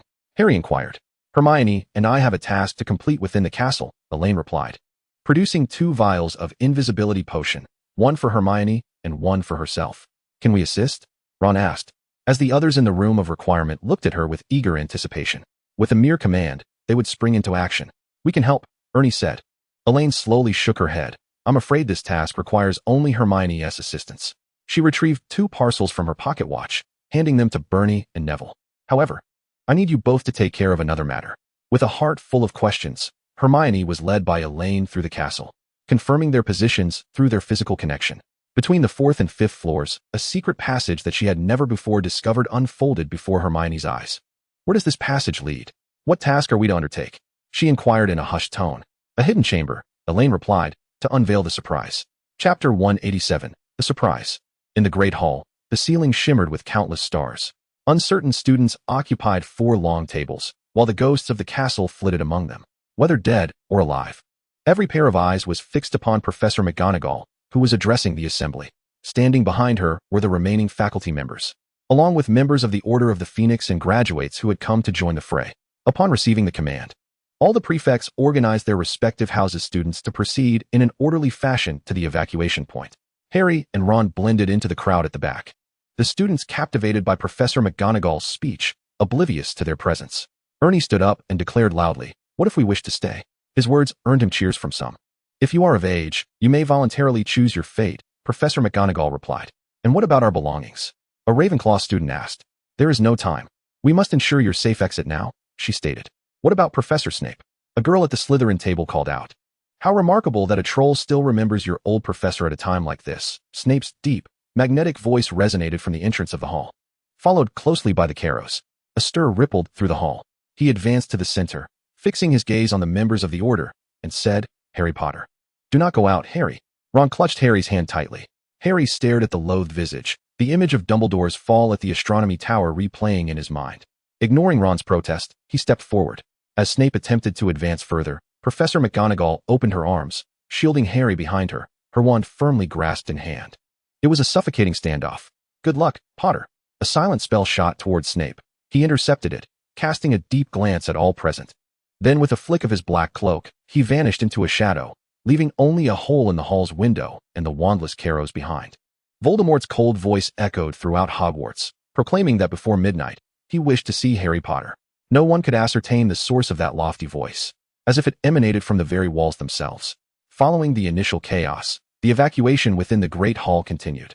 Bernie and Neville distributed small vials of Felix Felicis and pendants to each student willing to remain and to those joining the battle. "What is this for?" a student inquired. "Prepared by Elaine for everyone. Felix Felicis and alchemical pendants. The pendants offer decent protection and may prove invaluable at a crucial moment," Bernie explained succinctly. "Where is Elaine?" Blaise asked, his typically raised brow now furrowed. Behind him stood about a dozen Slytherins. As Elaine had hoped, more students than in the original narrative chose to stay. Nearly all eligible Gryffindor and Hufflepuff students remained in place, along with several younger students clamoring to stay, though they were forcibly expelled by Professor McGonagall. Ravenclaw also had older students seated and unmoving. Furthermore, the portion of Slytherins inclined towards Bernie, comprising half-bloods and non-Death Eater descendants, also retained a considerable presence. This dramatically altered the perception of them among the other 3 houses. Bernie handed Blaise the corresponding number of pendants, saying meaningfully, "The Bird family will not be stingy with our chosen allies." "It had better be so," Blaise exhaled. Members of the Order and professors led the group towards the most open vantage points of Gryffindor Tower, Ravenclaw Tower, the Astronomy Tower, and the courtyard. As midnight approached, the battle commenced. The entire castle trembled, with explosions resounding and dust swirling in the air. As green and red lights shot near the castle, Death Eaters were about to breach the defenses. "Where have they gone?" Harry shouted. I asked others. "And no one has seen Elaine and Hermione," Ron replied. Tonks and an elderly witch wearing a pointed hat exchanged hurried words with them as they headed towards the battleground. Harry recognized her as Neville's grandmother. So where, indeed, were Elaine and Hermione, the subjects of Harry and Ron's concern? The silver light illuminated the rough-hewn hidden chamber, the hexagram at the center of the magical array pulsating with energy. Elaine, Hermione, and Theodore continuously channeled their magic into the array, until the silver radiance emanating from the hexagram stabilized. Then, a familiar, kindly, wise figure, one they missed dearly, materialized in the center of the magical array. Professor Dumbledore. Hermione cried out. Miss Granger, it has been quite some time, Dumbledore said gently. Ah, and Mr. Knott, good to see you again. Professor, welcome back, Elaine smiled. I believe this is not the time for nostalgia. Another figure emerged from the magical array, stepping forth gracefully. The little bird. I heard you spent Christmas with the noseless one. Dumbledore cheerfully conversed with Hermione. Elaine nearly lost her smile, managing to say, Grindelwald. I trust you spent a splendid Christmas with Professor Dumbledore. Grindelwald shot her a knowing glance. Not to mention the shock on Theodore and Hermione's faces upon hearing this. Another figure stepped out from the magical array. It was Onod Bird. Following him, more wizards emerged from the magical array. Hermione thought she caught a glimpse of a familiar face among the wizards trailing them. Altair, who had been training everyone at Bird Manor. Elaine, they Dumbledore and Grindelwald. She hesitated. Just as you suspect, Elaine winked. So, do you like this surprise? I absolutely love it. Hermione gritted her teeth in a whisper. The astute witch suddenly connecting the dots of previous inconsistencies. You must have known from the start that Dumbledore was faking his death. No, wait. You were surely involved in orchestrating Professor Dumbledore's feigned demise. Dumbledore turned back, playfully winking. Miss Granger, please refrain from spreading that news just yet. Our appearance alongside Gellert must be delayed. Of course, Professor, Hermione readily agreed. She turned to glance at the smiling Elaine. You will be bombarded with questions from Harry and Ron. For a moment, Elaine felt a headache, but in the next, she smiled again. Don't you want to see their reactions? Hermione raised an eyebrow. Of course I do. Unbeknownst to her, from the moment Dumbledore appeared, her taut nerves began to relax. With Dumbledore present, the Death Eaters and the mysterious one outside ceased to feel threatening. Chapter 188. The Stone Guardians Mobilize. I have always wanted to use that spell. Professor McGonagall and Neville's grandmother stepped out of the Great Hall. Death Eaters, giants, werewolves, and others were launching frenzied attacks on Hogwarts, with colorful spells flying outside the walls as the castle trembled. A breach appeared. Death Eaters had broken through the defenses. Professor McGonagall raised her wand, declaring loudly, Stone Guardians. Mobilize. An excruciating sound resonated from all corners of the castle, akin to rusted gears and chains that had not turned in centuries coming to life. As statues began to move, their weapons aimed at the invaders. The castle was filled with combatants. The faculty and students fought desperately against the intruders, while the portraits on the walls overflowed with people, loudly shouting ideas to assist. The teams stationed in the three towers occupied advantageous positions, driving back the assailants from above. George and Fred were fiercely battling two masked Death Eaters, while Cedric and Cho-Jean confronted another formidable giant among them. Charlie Weasley and Professor Slughorn were engaged with two additional Death Eaters. In the pitch-black corridor, a dim blue light flickered incessantly as two oblivious Death Eaters lay defeated. A magical array pulsating beneath them. Come on, I fear you not. Professor Trelawney commanded from the marble steps of the Great Hall, directing a sturdy crystal ball to crash into an invading Death Eater. Neville hurled several potted venomous tentacula at him, and the unfortunate Death Eater, having just shattered a crystal ball, found himself ensnared by the poisonous tendrils. Well done. Peeves tossed pods of the bubotuber at the Death Eater's head, burying him in a mass of writhing green lumps resembling a multitude of caterpillars. Harry and Ron, cloaked under the invisibility cloak, maneuvered stealthily, accompanied by Hermione, who had just rejoined them. Hermione appeared rather peculiar, refusing to divulge the nature of her mission with Elaine, insisting only that the time was not yet ripe and that a surprise awaited them that evening. If being murdered by Voldemort could be considered a surprise, Harry thought sadly. The enemy forces invading the castle were increasing, comprising not only Death Eaters but also werewolves, giants, and dementors. They even encountered a giant spider with 8 eyes.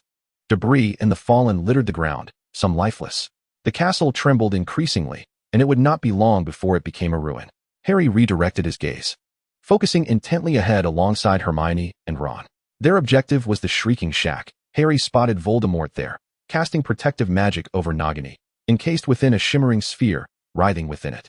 There's an invisible person, a Death Eater shouted, pointing at a floating lump. Ron attempted to shake them off, but the repugnant creatures absurdly clung to the invisibility cloak.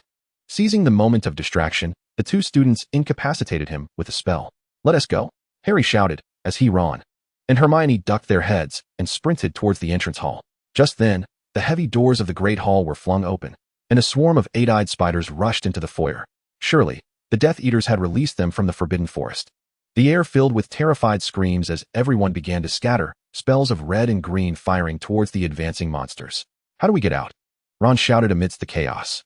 Before Harry and Hermione could respond, Hagrid thundered into the mass of spiders, brandishing his pink umbrella. Don't harm them. No. Hagrid, come back. Hagrid vanished into the throng of spiders, which, with their prey in tow, retreated under the onslaught of powerful spells. Harry, Hermione, and Ron dashed from the Great Hall, racing to the grounds, where they witnessed two giants battling outside the school in the most primal and savage manner. We must hurry to the Shrieking Shack, Harry urged. But Harry, the Patronus. Quick, Ron stammered in panic. The air suddenly froze. Inside the dimly lit Shrieking Shack, the great serpent Nagini remained safe within the magical protective sphere, excitedly twisting and coiling. At the edge of the table, a long, pale hand was manipulating a wand, and Snape stood respectfully before its owner. My lord, their resistance is crumbling. This is not your doing, Severus, Voldemort replied, his voice icy. Though you are a skilled wizard, you are of no use to me now. We were so close to success, just a hair's breadth away. Allow me to find Harry Potter. I can bring him to you, my lord. Please, I have a dilemma. Severus. Voldemort rose elegantly, delicately gripping the Elder Wand as if it were a conductor's baton. Harry crouched at the end of the passage leading from the Whomping Willow to the Shrieking Shack, separated from the conversing Snape by merely a wall. He held his breath, peering through a narrow crack. The long night had reached the cusp of victory. Yet here I sit, Voldemort whispered, pondering why the Elder Wand refuses to yield its power to create miracles for its master. Now, I have my answer. Snape remained silent. Severus, you are a clever man. Because I am not the true master of the Elder Wand. It belongs to Dumbledore, the one you killed. My lord, Voldemort murmured, as long as you live. I can never truly be the master of the Elder Wand. My lord, Snape protested, raising his wand. I must conquer this wand, Severus. To conquer it is to conquer Potter. Voldemort struck the air with the Elder Wand. Snape remained unharmed, seemingly believing he had been forgiven. Then Voldemort's intentions became clear. Nagini slithered from the protective sphere. Voldemort hissed in Parseltongue, kill. A dreadful scream pierced the air as Harry witnessed the last vestiges of color drain from Snape's face. I am regretful, Voldemort coldly stated without turning back. Departing with Nagini in the protective sphere, Harry stood frozen, his body chilling as he watched that loathsome figure topple to the ground, blood gushing from his neck. He felt as though his throat was constricted, unable to utter a single sound. Chapter 189, The Death of the Serpent. With a pop, two familiar figures apparat into the Shrieking Shack. Altair, quickly, Elaine urged, one hand pressing against the bloodied wound on Snape's neck. While she took the potion from Altair and poured it over the injury, the sickly green liquid sizzling upon contact with the flowing blood. Harry trembled as he emerged from the passage, staring in shock at the scene before him. Snape's wide, dark eyes reflected Elaine and Harry's faces, and he emitted a labored sound from his throat. Harry was at a loss for his emotions, bending down in a daze to gaze into the dying man's green eyes. Hold him down. Altair's voice jolted him back to reality, and Harry instinctively pressed his hand against Snape. There were violent convulsions and feeble struggles. Snape's features contorted in agony. Altair waved his wand, murmuring an incantation. At the peak of Snape's struggles, Elaine forced a vial of potion into his mouth, commanding, drink. In the next moment, those hollow, bewildered black eyes slowly closed. Harry felt the body beneath his hand gradually grow still, and he managed to ask, is he dead? Elaine collapsed onto the ground, gazing at the now bloodless wound, saying, for now, he still lives. Help me up, she said, looking at Harry. After using Harry's strength to rise, she turned to Altair. Altair grasped Snape's wrist, and in the next instant, they all vanished from the Shrieking Shack. A high, cold voice echoed throughout Hogwarts and the surrounding area. All combatants and villagers in Hogsmeade could hear this voice, as if it were right before them, the breath chilling the napes of their necks. You have fought valiantly, it proclaimed. Lord Voldemort admires courage. However, you need not make futile sacrifices. Every drop of a wizard's blood is invaluable. Now, I grant you 1 hour to treat the wounded and tend to the deceased with dignity. The merciful Lord Voldemort now commands his followers to withdraw. Harry Potter, I shall await you in the Forbidden Forest for 1 hour. If, in 1 hour, you have yet to surrender, I shall personally take it upon myself to punish every single individual who attempts to harbor you, be they the elderly, men, women, or children. Each and every one. Voldemort's words echoed relentlessly in Harry's mind. 1 hour, just 1 hour until Voldemort would extinguish the lives of all his friends, obliterate his classmates, mentors, and all who had ever aided him. A swarm of Dementors roamed the forbidden forest. As Harry threaded his way through them, their frigid aura failed to conquer him. For within his chest resided a far more fervent essence: will, hope, love. He traversed the starry, velvety night, weaving through the gnarled thickets, step by step delving deeper into the forest, marching towards the end of his life. Harry Potter was dead. Voldemort's exalted voice reverberated once more over Hogwarts, within the castle, and across the grounds, causing all resistors to freeze in their actions. No one possessed the strength to divert their attention elsewhere. Their hearts and minds were wholly consumed by the news of Harry's demise. Even the previously unexpected presence of unfamiliar rebels within the castle failed to garner their notice. The headmaster's office on the 8th floor welcomed its former master once more. Dumbledore and Grindelwald stood before the window, gazing down at the clearing beneath the castle, where Fawkes perched upon a gilded branch. Voldemort, flanked by his followers, stood there, while Hagrid laid Harry's lifeless body upon the lawn. The steps at the castle's entrance overflowed with Hogwarts faculty and students, their anguished screams, sorrowful wails, and furious roars filling the air.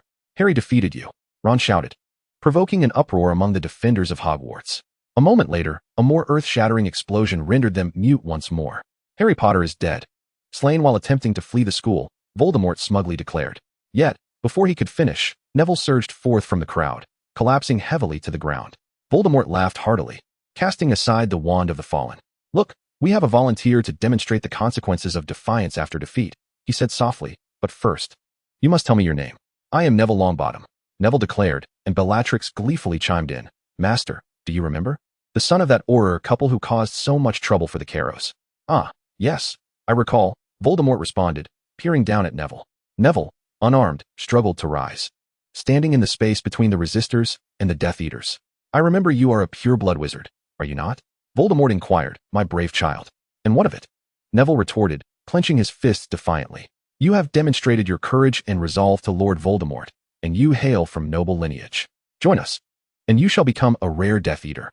"I would join you only when hell freezes over," Neville boldly countered. "Very well." Voldemort's voice lost its softness, as Nagini slithered beside him. He turned to the ranks of Death Eaters, addressing Malfoy. "Now, Neville Longbottom must learn how an exceptional pure-blood wizard chooses his allegiance." "Yes, master," Lucius replied. Narcissa gripped her husband's hand tightly, trembling as she gazed toward the resistors. The others also searched for the boy's figure. At last, Draco Malfoy emerged from the back of the crowd. Then, a multitude of events unfolded simultaneously. They heard commotion from beyond the school's distant walls, as if hundreds, perhaps thousands, were charging toward the castle. The giant Grops staggered from the other side, shouting, "Hagrid!" Hippogriffs and Thestrals circled above the castle. House elves brandished their weapons, appearing in droves, shouting, "Fight! Fight! Fight!" The sound of hooves, the twang of bows, and a swarm of arrows rained down upon the Death Eaters. No one noticed that Harry, lying on the ground, had vanished. Amidst the clattering of centaur hooves, the clash of giants, and the roars of Death Eaters and resistors, Neville seized the sword of Gryffindor hurled by Draco, raising it high. The blade gleamed with a chilling light in the air, captivating every pair of eyes present. With one swift strike, the serpent's head spiraled into the sky. Voldemort let out a furious scream, but no one paid him any heed, for all were consumed by the fierce battle. Chapter 190, The Dawn of the Phoenix. It is our turn to take the stage. The Phoenix's clear cry pierced the long night as Fawkes soared from a window high above the castle, his fiery tail feathers trailing a splendid arc in the air. Accompanying Fawkes was his master, Dumbledore. "Dumbledore is alive," someone shouted, igniting a wave of excited cheers from faculty and members of the Order. Hidden beneath the invisibility cloak, Harry's chest heaved violently. The figure struck by the killing curse, the one who had plummeted from the astronomy tower, the one who had appeared countless times in his mind, was now gently gazing at him through the cloak with those wise blue eyes. Harry could no longer contain himself. He forgot everything else and flung off the cloak. The crowd erupted in even greater cheers. "Harry is alive. Harry! Harry!" The morale of the resistors surged, emboldening them further. Elaine dodged her allies to hurl two venomous lilies into the heart of the Death Eaters, the frenzied plants unleashing indiscriminate attacks upon landing. A masked Death Eater found his left leg ensnared by the vines, tightening mercilessly. He felt something pierce his skin and inject venom within. Within a minute, he collapsed, his lips turning blue. George, Fred, and Lee Jordan worked together to bring a Death Eater to the ground, while another cried out in agony at the hands of Professor Flitwick, collapsing in defeat. The moment Draco unsheathed the sword, Narcissa and Lucius had distanced themselves from the ranks of Death Eaters and the Dark Lord, anxiously evading and searching. Sirius deftly dodged a red beam. Not far away. Bellatrix was frantically casting killing curses, contending with Ginny, Hermione, and Luna. Don't you dare touch my daughter. Mrs. Weasley charged from another direction, calling to the three girls. Get back. With a flick of her wand, she joined the fray. Bellatrix met her end at the hands of the formidable Mrs. Weasley. All who witnessed this were stirred into a frenzy, a cacophony erupting. Elaine and Draco confronted the Caro siblings, their faces twisted with cruel hatred. You two wretches. They spat simultaneously, their wands raised, silent spells hurtling toward their targets. Alecto was petrified one moment, only to shatter into dust the next. Alecto's brother, Alecto, let out a furious roar, his hatred and anger heightening his emotions while consuming his reason, as he unleashed curse after curse at the instigator. Draco's eyes widened as a malevolent green light shot straight toward Elaine's face. He pushed with all his might, and the green light struck his chest. A thunderous explosion resounded. Alecto Caro's smug expression was swiftly replaced by terror as he was launched into the air by a powerful blasting curse, crashing down again. His bloodied and mangled limbs sprawled grotesquely across the floor. Onod walked up from behind, his expression dark. Are you a fool? Elaine exclaimed angrily, rising from the ground. That killing curse would never have claimed my life. I prepared that protective pendant for others. How could I not have one myself? As she scolded him, Draco chuckled, gazing up at the towering Elaine, his voice soft enough to seem as if it could drip water. From the moment you first fell before me, I vowed to keep you safe from harm. To this day, Draco still vividly recalls the scene of the girl collapsing under the killing curse. A haunting image that has invaded his mind during countless sleepless nights, a masochistic recollection that invariably accompanies him with heart-wrenching pain and overwhelming terror. At last, beneath his smile, Elaine could no longer contain herself. Tears streamed down her cheeks as she collapsed against Draco's chest, emitting a faint sob. Meanwhile, Honored halted abruptly, his icy, piercing gaze stabbing fiercely at Draco, who was embracing his daughter. Suddenly, a brilliant gold-red light erupted in the air, heralding the emergence of a small segment of the sun from the horizon. Sunlight bathed every face, including those of Harry at the center of the battlefield, Voldemort, Dumbledore, and the rarely recognized Grindelwald. Avada Kedavra, Expelliarmus. Golden flames ignited at the point of collision between the spells, shining brighter than the sun itself. Everyone witnessed Voldemort's green light colliding with his own curse, saw the Elder Wand, flung away, caught in Harry's grasp, and beheld Voldemort stagger back, mortally wounded by his own rebounding spell. A moment of spine-chilling silence ensued, followed by an eruption of thunderous cheers. A throng of people surged forward, encircling Harry and Dumbledore, their jubilant roars shaking the very heavens. The radiant sun ascended over Hogwarts, the song of the Phoenix ringing in everyone's ears. Elaine and Draco kissed passionately beneath the dawn, affirming once more that victory was still theirs. No longer was it a fight to the bitter end. The great hall overflowed with light and joy, with no regard for house divisions, as students mingled freely. Teachers and pupils, ghosts and parents, centaurs and house elves all shared in the news flooding in from all directions. Those under the Imperius curse had returned to normal, Death Eaters were fleeing or being captured, and the innocent prisoners of Azkaban were being freed. Emotions of sorrow, joy, and celebration erupted, with Harry as an indispensable part of it all. He was the spiritual leader and symbol, the savior and guide. Everyone yearned to converse with him. Just as Harry emerged from the enthusiastic throng, Dumbledore caught him, with Hermione and Ron in tow. Harry, we were just about to find you, Dumbledore remarked. Following closely behind the headmaster, Harry cast a glance at Hermione, recalling her earlier hint of surprise, and quietly asked, "Did you know beforehand, Hermione?" "A few hours before you," Hermione replied. "And Elaine?" Hermione's gaze faltered slightly. Truthfully, after years of knowing Elaine, she could piece together some truths, but she said, "Why don't you ask her directly?" Dumbledore, leading the way, remained silent with a smile.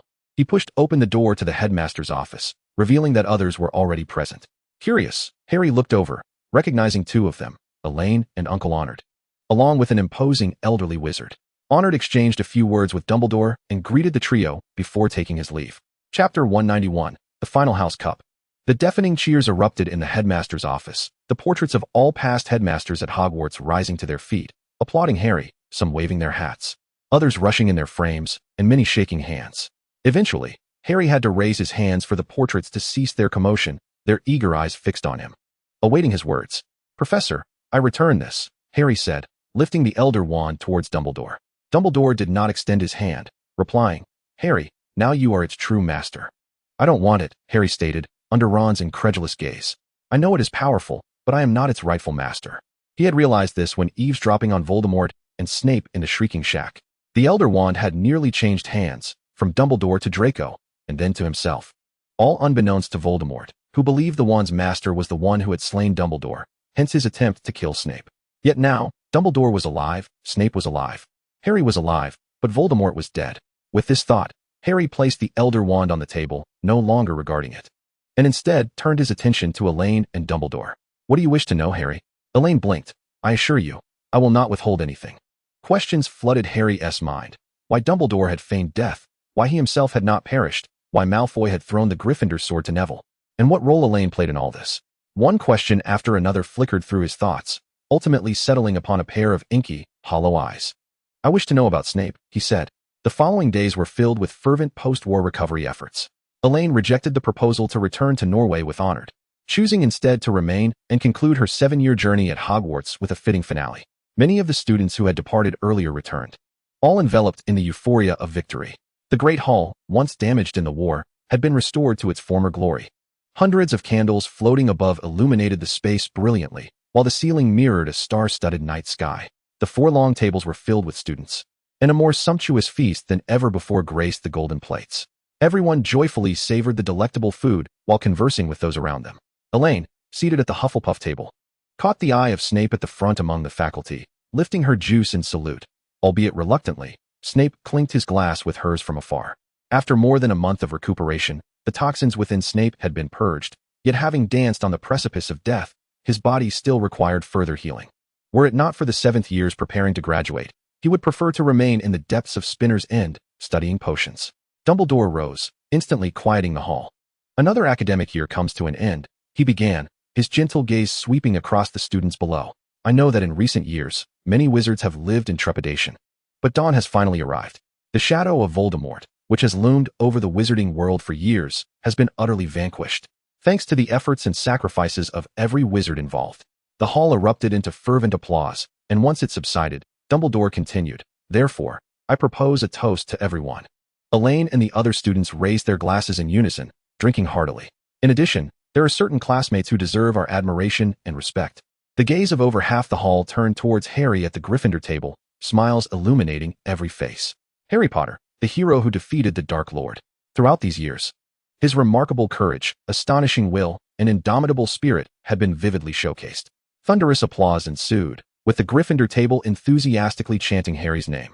Hermione Granger, one of the wisest witches in Hogwarts history. Ron Weasley, Hermione, Ron, Neville, Ginny, Dean, and nearly every Gryffindor who had participated in the battle received accolades and applause, as Dumbledore recounted each student's contributions and efforts in detail. Next, he addressed the finest female student president Hogwarts has seen thus far, Elaine Bird. In the past year, she successfully thwarted the Caro siblings' cruelty against students through her capability and intellect, and organized large-scale student activities encompassing all 4 houses. During the final battle, Miss Bird's performance was equally remarkable, exhibiting extraordinary wisdom both in preparation and in combat. Under the watchful gaze of the entire school, Elaine's cheeks flushed a deep crimson, while Anna, standing nearby, teased her, eliciting a chorus of good-natured laughter from the crowd. Following Elaine were Ernie, Hannah, Anna, and many other equally distinguished Hufflepuffs, along with the already graduated Cedric. Ravenclaw was no different, with Luna receiving accolades more splendid than those bestowed upon her peers. As the applause subsided, all eyes turned toward the Slytherin long table, where, amidst the anxious and expectant gazes, Dumbledore began to speak. In the past, many of us have held differing views of Slytherin, even leading to various conflicts. His gentle gaze encompassed them all, yet none could deny that, as part of Hogwarts, Slytherin House has also nurtured numerous exceptional wizards, such as Professors Slughorn and Snape, both of whom are distinguished sorcerers and masters of potions. Professor Slughorn, seated at the staff table, dabbed at the corners of his eyes with a handkerchief, while Snape's lips twitched slightly, the coldness and bitterness in his eyes dissipating somewhat. Dumbledore conveyed his trust and esteem for Snape, subtly mentioning the latter's contributions, prompting Harry to observe Snape and Dumbledore with thoughtful intrigue. Aside from the already graduated wizards, this house had also produced many outstanding students. The Slytherins instinctively straightened in their seats, especially those who had participated in the final battle. First among them was Bernie Peterson, the remarkable male student president, Draco Malfoy, Theodore Nott, and Blaise Zabini. With each name Dumbledore uttered, applause erupted in the hall, continuing until it became a resounding crescendo. Elaine watched Draco applaud with particular enthusiasm from across the way. Lastly came the traditional segment of the year-end House Cup. This year's House Cup would require a slight alteration. With a wave of his wand, Dumbledore transformed the hall's decor. Yellow and black, green and silver, red and gold, blue and bronze, alongside the elements representing the four houses, badger, serpent, lion, and eagle, simultaneously adorn the hall. Chapter 192, Graduation. This year's House Cup was awarded to Gryffindor, Hufflepuff, Ravenclaw, and Slytherin. An unexpected yet fitting outcome. The most extraordinary House Cup in Hogwarts history had been born. Let us all rejoice. The hall erupted into a fervent sea of celebration, with ghosts merrily floating about. The seventh-year students, in particular, shouted with fervor. As the joy subsided, a sense of sorrowful farewell crept in. Hundreds of Thestrals pulled carriages laden with students toward Hogsmeade Station. Elaine turned back for one last glance at the castle as she clutched her suitcase, then boarded the train. No longer needing to conceal or hide, Elaine and Draco sat hand in hand, the very image of a couple deeply in love. Bernie and Theodore occupied the seats opposite them. The red train whistled and puffed white smoke as it gradually began to move, leaving behind the land they had called home for 7 years. Shall we add one more to our company? Not long after the train had set off, the carriage door swung open from the outside, and Blaise raised an eyebrow as he entered. Be my guest. He unceremoniously took a seat beside Bernie and asked Elaine, are there any fun places in Norway? Draco regarded him with a wary eye. Blaise innocently spread his hands, stating, my mother and I are planning to visit Mr. Bird in half a month and will be in Norway for a few days. The Bird estate welcomes your arrival, Elaine replied with a smile, adding, as for places of interest, Bernie probably knows more than I do. Indeed, Norway has plenty to offer. Bernie eagerly began to share recommendations with Blaise. After a while, the carriage door opened again. Hermione? Facing the scrutiny of the others in the carriage, Hermione cleared her throat and said, Draco, may I borrow your girlfriend for a moment? Under Elaine's expectant gaze, Draco reluctantly released her hand. Don't worry, I'll return her shortly, Hermione cheerfully declared as she pulled Elaine away. Theodore and Bernie exchanged knowing glances, while Blaise appeared intrigued. Draco, when did you become so familiar with the Gryffindor know-it-all? Guess, Draco replied, lifting an eyebrow. Meanwhile, Elaine followed Hermione to a carriage at the rear of the train, where Harry and Ron were seated. After exchanging greetings, Elaine and Hermione took seats opposite them. What are your plans after graduation? Elaine reached into her pocket and pulled out a box of handmade sweets to share, sent by Narcissa. Ron popped the candy into his mouth and said, in a few months, Harry and I will report to the Ministry of Magic as Aurors. He beamed at this prospect. Typically, becoming an Auror requires 3 years of training post-graduation and passing at least 5 NEWT exams along with various evaluations. However, a recent decree from the Minister of Magic allowed those who participated in the Battle of Hogwarts to join the ranks of Aurors without undergoing assessments. Congratulations. You've achieved your wishes, Elaine smiled in congratulations. And you, Hermione? I need to go home first, Hermione replied, to spend time with my parents. After Voldemort's demise, she had swiftly sought out her parents, restoring their memories before returning to school for the ultimate wizarding exam. What then? Harry inquired. I will also be working at the Ministry of Magic. Hermione tilted her head and asked, and you, Elaine? Will you stay in England or return to Norway? Elaine should return to Norway. Her home is there, Ron muttered. Ron is correct. I will first return to Norway. Elaine gazed out at the receding hills and fields. And then I will visit my teacher in Bavaria. She turned to Hermione and asked, do you have time? We could go together. Hermione wore a knowing expression. Are you trying to divert attention? Both Elaine and Hermione felt a twinge of guilt. Over the past year, they had both fallen behind on numerous tasks. Not to mention that even Bernie, who had been at the bottom of their group, had made significant progress.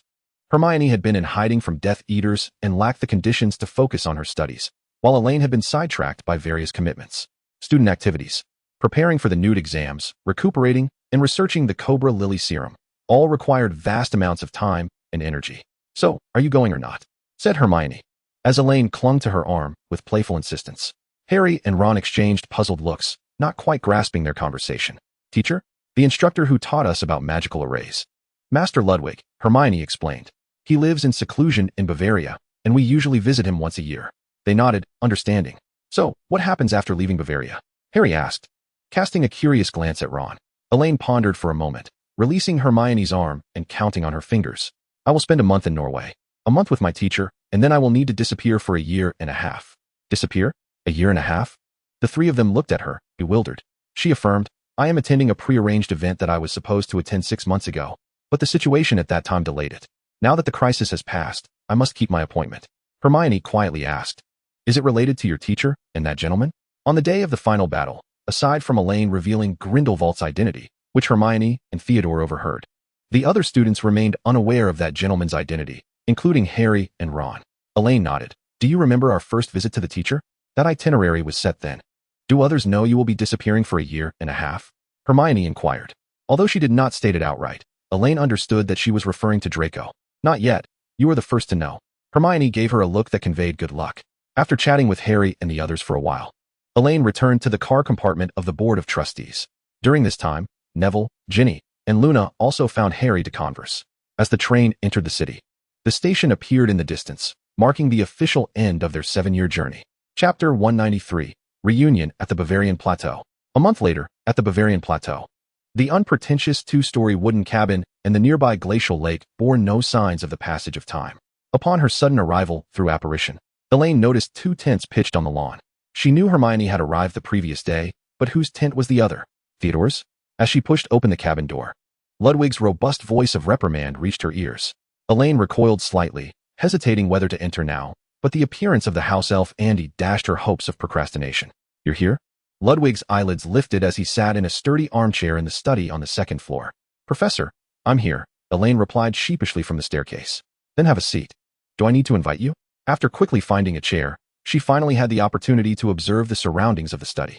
Hermione and Theodore sat opposite each other, each with a book resting on their knees. After quietly greeting them, Ludwig spoke. Complete the unfinished tasks in your own time, and once the other 2 arrive, we will conduct an assessment. Assessment? What assessment? Elaine inquired. Of course, it is to evaluate how much you have progressed over the years. Ludwig fixed his gaze on her, especially emphasizing, particularly you, who appears to have been slacking off. I am curious to see your capabilities. That's unfair, Professor. Elaine felt utterly wronged. More so than snow in June. I have been diligently studying every day. Just ask them. Without hesitation, she dragged Hermione and Theodore into her defense. Ludwig huffed. Then how do you explain those unfinished tasks? Well, Elaine's eyes darted as she began to fabricate an excuse. After stepping out of the cabin, the sky was painted with a pinkish-purple dusk as Elaine, Hermione, and Theodore strolled around the glacial lake. Theodore, how long have you been here? Elaine asked curiously. 20 days. Theodore replied. Isn't that soon after the holiday began? Theodore nodded slightly, explaining that his father was imprisoned in Azkaban awaiting trial, leaving the vast Nod estate to him alone. So it was better to come to the Bavarian Plateau. I heard from the professor that Bernie and Draco will be coming too. Hermione noted. They'll arrive in a couple of days, Elaine responded. Eric, Bernie's father, has taken him for training. As for Draco, the Malfoy family still has some matters to settle. In the aftermath of the war, all Death Eaters who could be captured faced scrutiny from the Ministry of Magic, with Dumbledore and Snape as guarantors, alongside testimony from many Hogwarts classmates including Neville and Harry. Draco's action of throwing the Gryffindor sword to Neville during the final battle stood as his best evidence of innocence and even merit. However, Lucius's situation was different. He would need to exert considerable effort to extricate himself. Dumbledore showed no intention of resuming his position as headmaster of Hogwarts, leaving the principalship in a state of uncertainty between Snape and McGonagall. Hermione glanced at Theodore's silhouette, aware that the impending trial of Old Not must weigh heavily on him. Elaine patted her hand and suggested, how about we share a tent? We can have our little secrets. The magical tents were spacious enough that there was no concern about accommodation. Hermione beamed. I prepared for this. I even brought some treats made by my mother, specifically for you. I shall savor them, Elaine replied. 2 days later, Bernie and Draco arrived in succession, and the assessment that Ludwig had mentioned was set to commence. An ancient piece of parchment contained the entirety of the assessment's content. Is it incomplete? Bernie inquired. Ludwig, leaning on his cane, responded. Your task is to complete this fragmented magical array within 7 days. Elaine stared at the parchment in her hand, feeling that the professor was setting them up for a challenge. From the smudged writing, she could barely discern a dozen runes, but deducing from the scant information, it was clear that the complete magical array required at least 100 different runes. This meant they had to extrapolate from a mere 10% to a full 100. Most crucially, the center position was blank, leaving them uncertain whether it was a pentagram or hexagram. The reason they did not consider a heptagram was that it was beyond their current level of understanding. To be frank, Elaine felt utterly unprepared for the upcoming endeavor. This concerned an altar and a heptagram magical array that held the fate of the entire wizarding world. Any misstep could render them, the wizards participating in the restoration, as loathed criminals. However, should they succeed, the benefits were abundantly clear. Setting aside the impact of activating the altar, the most evident outcome would be their names etched into the annals of magical history. But I digress. The most pressing matter at hand was to fulfill Professor Ludwig's assessment. After 7 days of tireless effort, the group presented a scroll of parchment to their professor.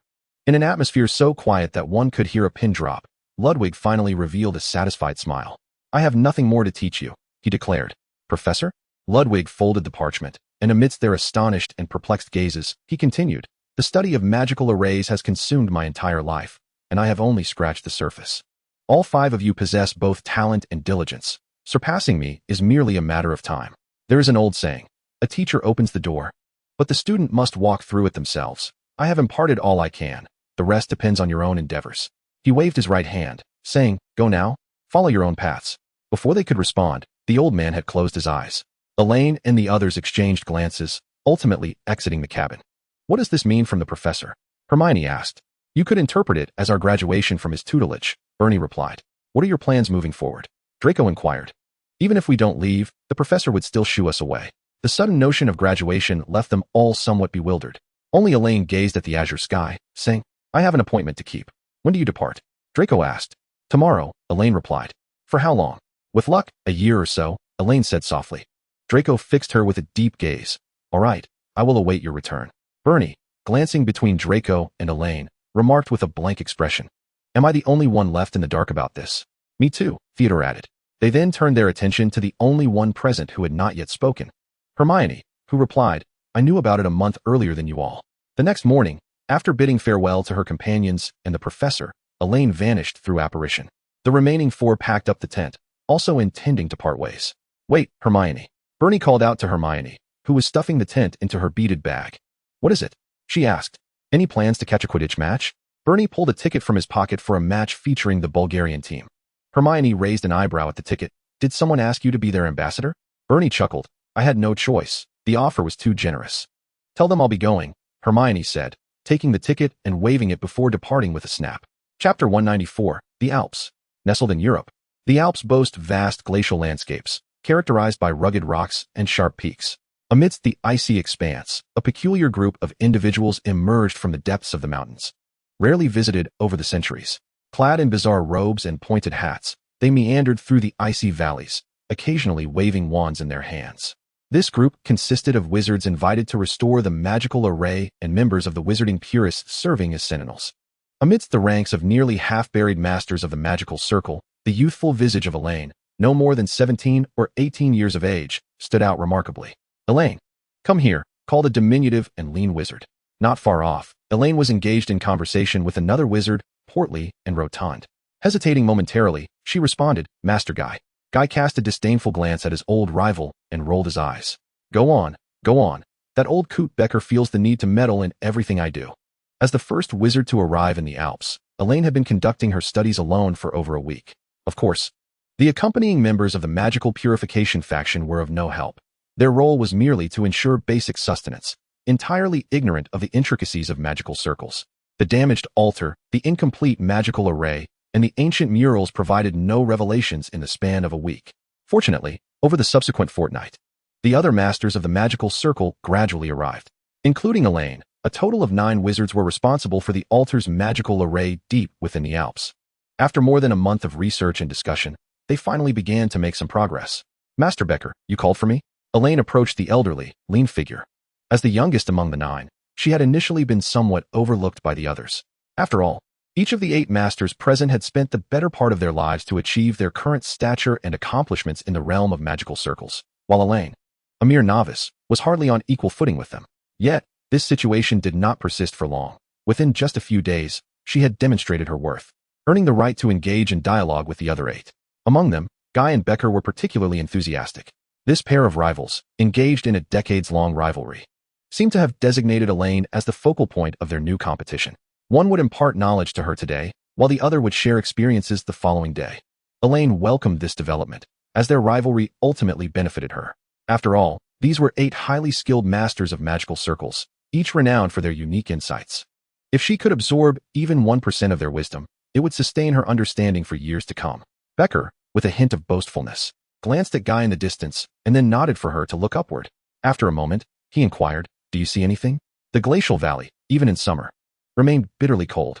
They stood in the low-lying area of the ice valley, surrounded by perilous peaks and cliffs blanketed in ice. Elaine furrowed her brow, scrutinizing the scene for a long while before responding uncertainly. The shape of this valley seems familiar. Let me think. The altar, she declared confidently. There is a mural in the cave housing the altar that resembles this scene exactly. The altar and the incomplete magical array were situated within a vast cave beneath their feet, which had been cleared of debris by the magical purification faction prior to their arrival. Among the many ancient murals, some were particularly striking. Becker pointed toward a cliffside, urging, "Look over there. Doesn't that resemble a magical array rune?" Flurries of snow drifted past the window. A lavishly adorned Christmas tree stood in the corner, and the marble fireplace crackled with warmth. Draco sat in an armchair, toying with a crystalline gem. The gem, uncut and retaining its sharp edges, radiated a chill from the ancient glacier, sending shivers through his palm and coursing through his body. This was a Christmas gift from Elaine, in which she had mentioned discovering the stone beneath a collapsed glacier. She had not discerned its purpose, only that it would surely provide a cool sensation if carried in summer. Draco tossed the gem up and down, catching it effortlessly. Their correspondence was infrequent, but he gleaned from Elaine's brief words that her endeavors were fraught with danger. Upon returning to England from the Bavarian plateau, he had not followed his father's expectations to join the Ministry of Magic or immediately take over the family affairs. Instead, he immersed himself in the study of magical circles, maintaining close relations with Bernie, Hermione, Theodore, and others, much to the discontent of Lucius and Narcissa. This Christmas, not only Draco received Elaine's distinctive gifts, Harry, Ron, Hermione, Anna, and many others received various Christmas presents infused with glacial elements. In the preceding months, Neville, Harry, and Ron successfully secured positions as Aurors in the Ministry of Magic, while Hermione joined the Department for the Regulation and Control of Magical Creatures, and Anna traveled with her family across various countries. George and Fred's prank shop business flourished, and Ginny and Luna were enjoying their 7th year. Meanwhile, Arnold, the father without his daughter by his side, toiled diligently on business trips. As winter yielded to spring, the snow across the British Isles melted, and Norway basked in the warmth of the sun, yet the ancient glaciers continued to glisten coldly under the sunlight. Today was destined to be a momentous day in history. Upon the restored ancient altar, the 7-pointed star magical array began to activate, with the 9 masters positioned at each cardinal point to maintain its operation. In a corner, Grindelwald and Dumbledore observed the unfolding scene with grave expressions, accompanied by 2 mysterious wizards clad in white robes, their faces obscured. As the final rune of the magical array illuminated, a golden beam surged skyward, saturating the air with an almost palpable density of magical energy, causing a momentary breathlessness. Elaine, who sustained the magical array, endured the painful phase of having her internal magic drained before entering an enigmatic state. Incomprehensible murmurs seemed to emanate from the depths of her soul, her essence enveloped in a soft, cottony embrace that rendered her powerless. Then, a surge of rich magical energy flooded into her being, akin to a dried sponge greedily absorbing water until it could absorb no more. The world of wizards would forever remember this day. At noon, 3 colossal golden beams of light ascended from the Himalayas, the Alps, and the Central Pacific, overshadowing the sun hanging in the sky. "What is that?"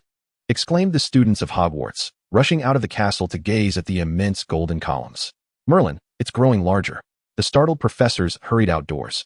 Snape furrowed his brow in contemplation, while Professor McGonagall urged the students to return to the castle. At the Norwegian Ministry of Magic, Arnold reassured the panicked staff, then closed his eyes, directing his focus toward the origin of the golden columns. The beams of light expanded outward at an unfathomable speed, enveloping both Britain and Norway in a radiant golden glow. An hour later, the spreading beams appeared to converge, creating a golden tide at their intersection, sending waves unseen by Muggles. Alongside the golden light, an overwhelming surge of magical energy spread forth, as quick-witted wizards began to absorb this power capable of cleansing the heart.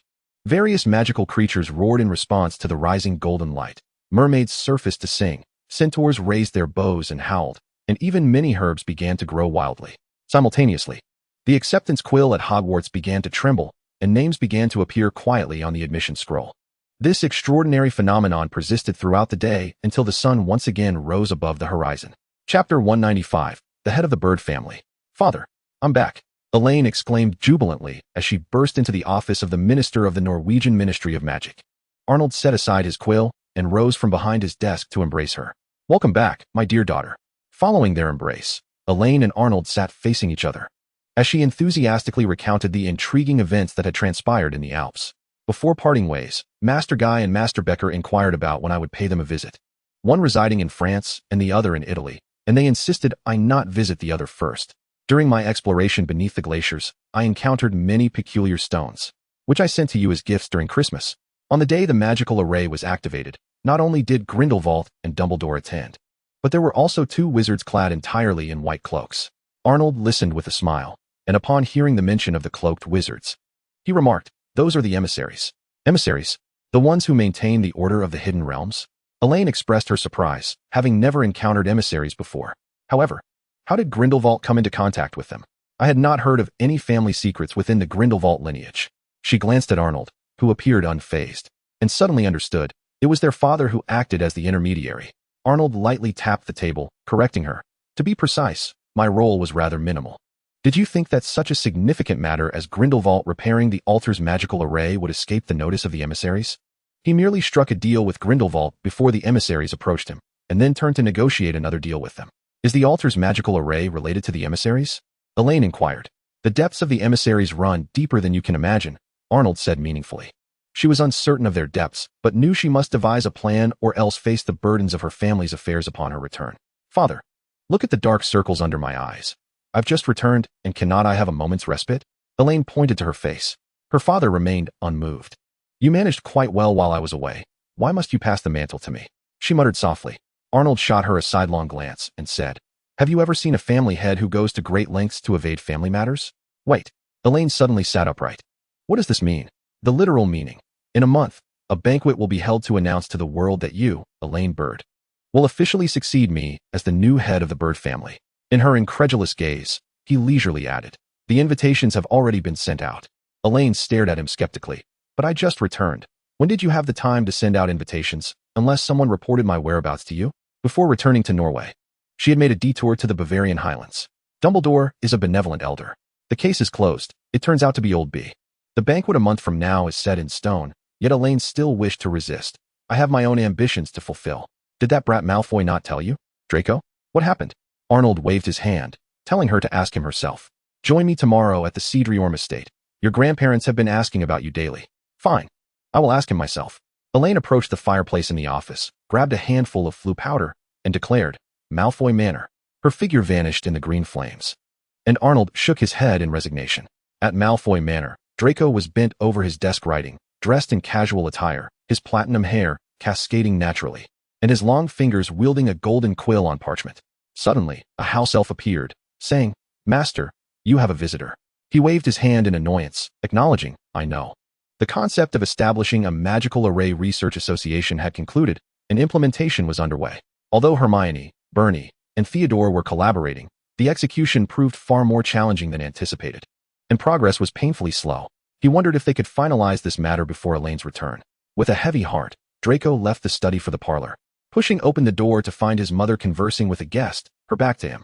His eyes widened, utterly captivated by the graceful silhouette of the golden-haired figure beside her. Elaine. Turning from her chat with Narcissa, Elaine beamed, Draco, I'm back. As night fell, countless candles were lit, their flickering light blanketing the Bird Manor like starlight, transforming it into a realm of enchantment. The elegantly dressed wizards mingled with fervent smiles, engaging in conversation. Draco held a glass of champagne, dismissing yet another witch who approached him for a chat, when Hermione, linking arms with Crumb, approached. Draco, where is everyone? She asked. Theodore is over there. He nodded towards the corner, where Theodore sat alone, while Bernie greeted guests at the entrance. Hermione nodded slightly, and Crumb smiled at Draco. At a Quidditch match last year, after catching the golden snitch to win, Crumb had flown to the stands and presented the snitch to Hermione as a token of his desire for her to be his girlfriend. Hermione. So this is where you are. Harry arrived. Hermione glanced at Harry, who was without a companion, teasingly asked, Why did you come alone? Harry smiled bashfully. A year as an Auror had made him more composed, yet he remained much the same in front of familiar faces. Ginny and her family should be arriving shortly. Over the past year, Ginny and Harry had begun dating, prompting Ron to express considerable displeasure. At that moment, a commotion arose at the entrance of the banquet hall. Drawing everyone's attention, Arnold entered, flanked by 2 distinguished wizards. Who are they? Harry inquired. The Deputy Minister of the American Ministry of Magic, Torfer, and the head of the pure-blood wizarding family, Garfield, Draco replied casually, noting that Garfield was a formidable figure in America, akin to the birds in their cooperative relationship. How do you know that? Harry examined him closely. Draco smirked. The Malfoys and birds share a close bond. Naturally, I am aware of such news. Look, Snape and Dumbledore have arrived too. Hermione interjected hastily. Snape, still clad in his perpetually dark robes, maintained his customary aloofness even amidst the lively gathering. As a renowned potion master, especially after his identity as a double agent was revealed post-war, Snape's reputation had soared, drawing many wizards to him, while others lamented their own sluggishness. Dumbledore, adorned in a purple robe embroidered with stars, caught Hermione and Harry's attention, prompting them to rush over. Once all the guests had arrived, the banquet officially commenced. Arnold stood at the center of the circular platform, his voice resonating in every guest's ear. Ladies and gentlemen, welcome to this grand banquet.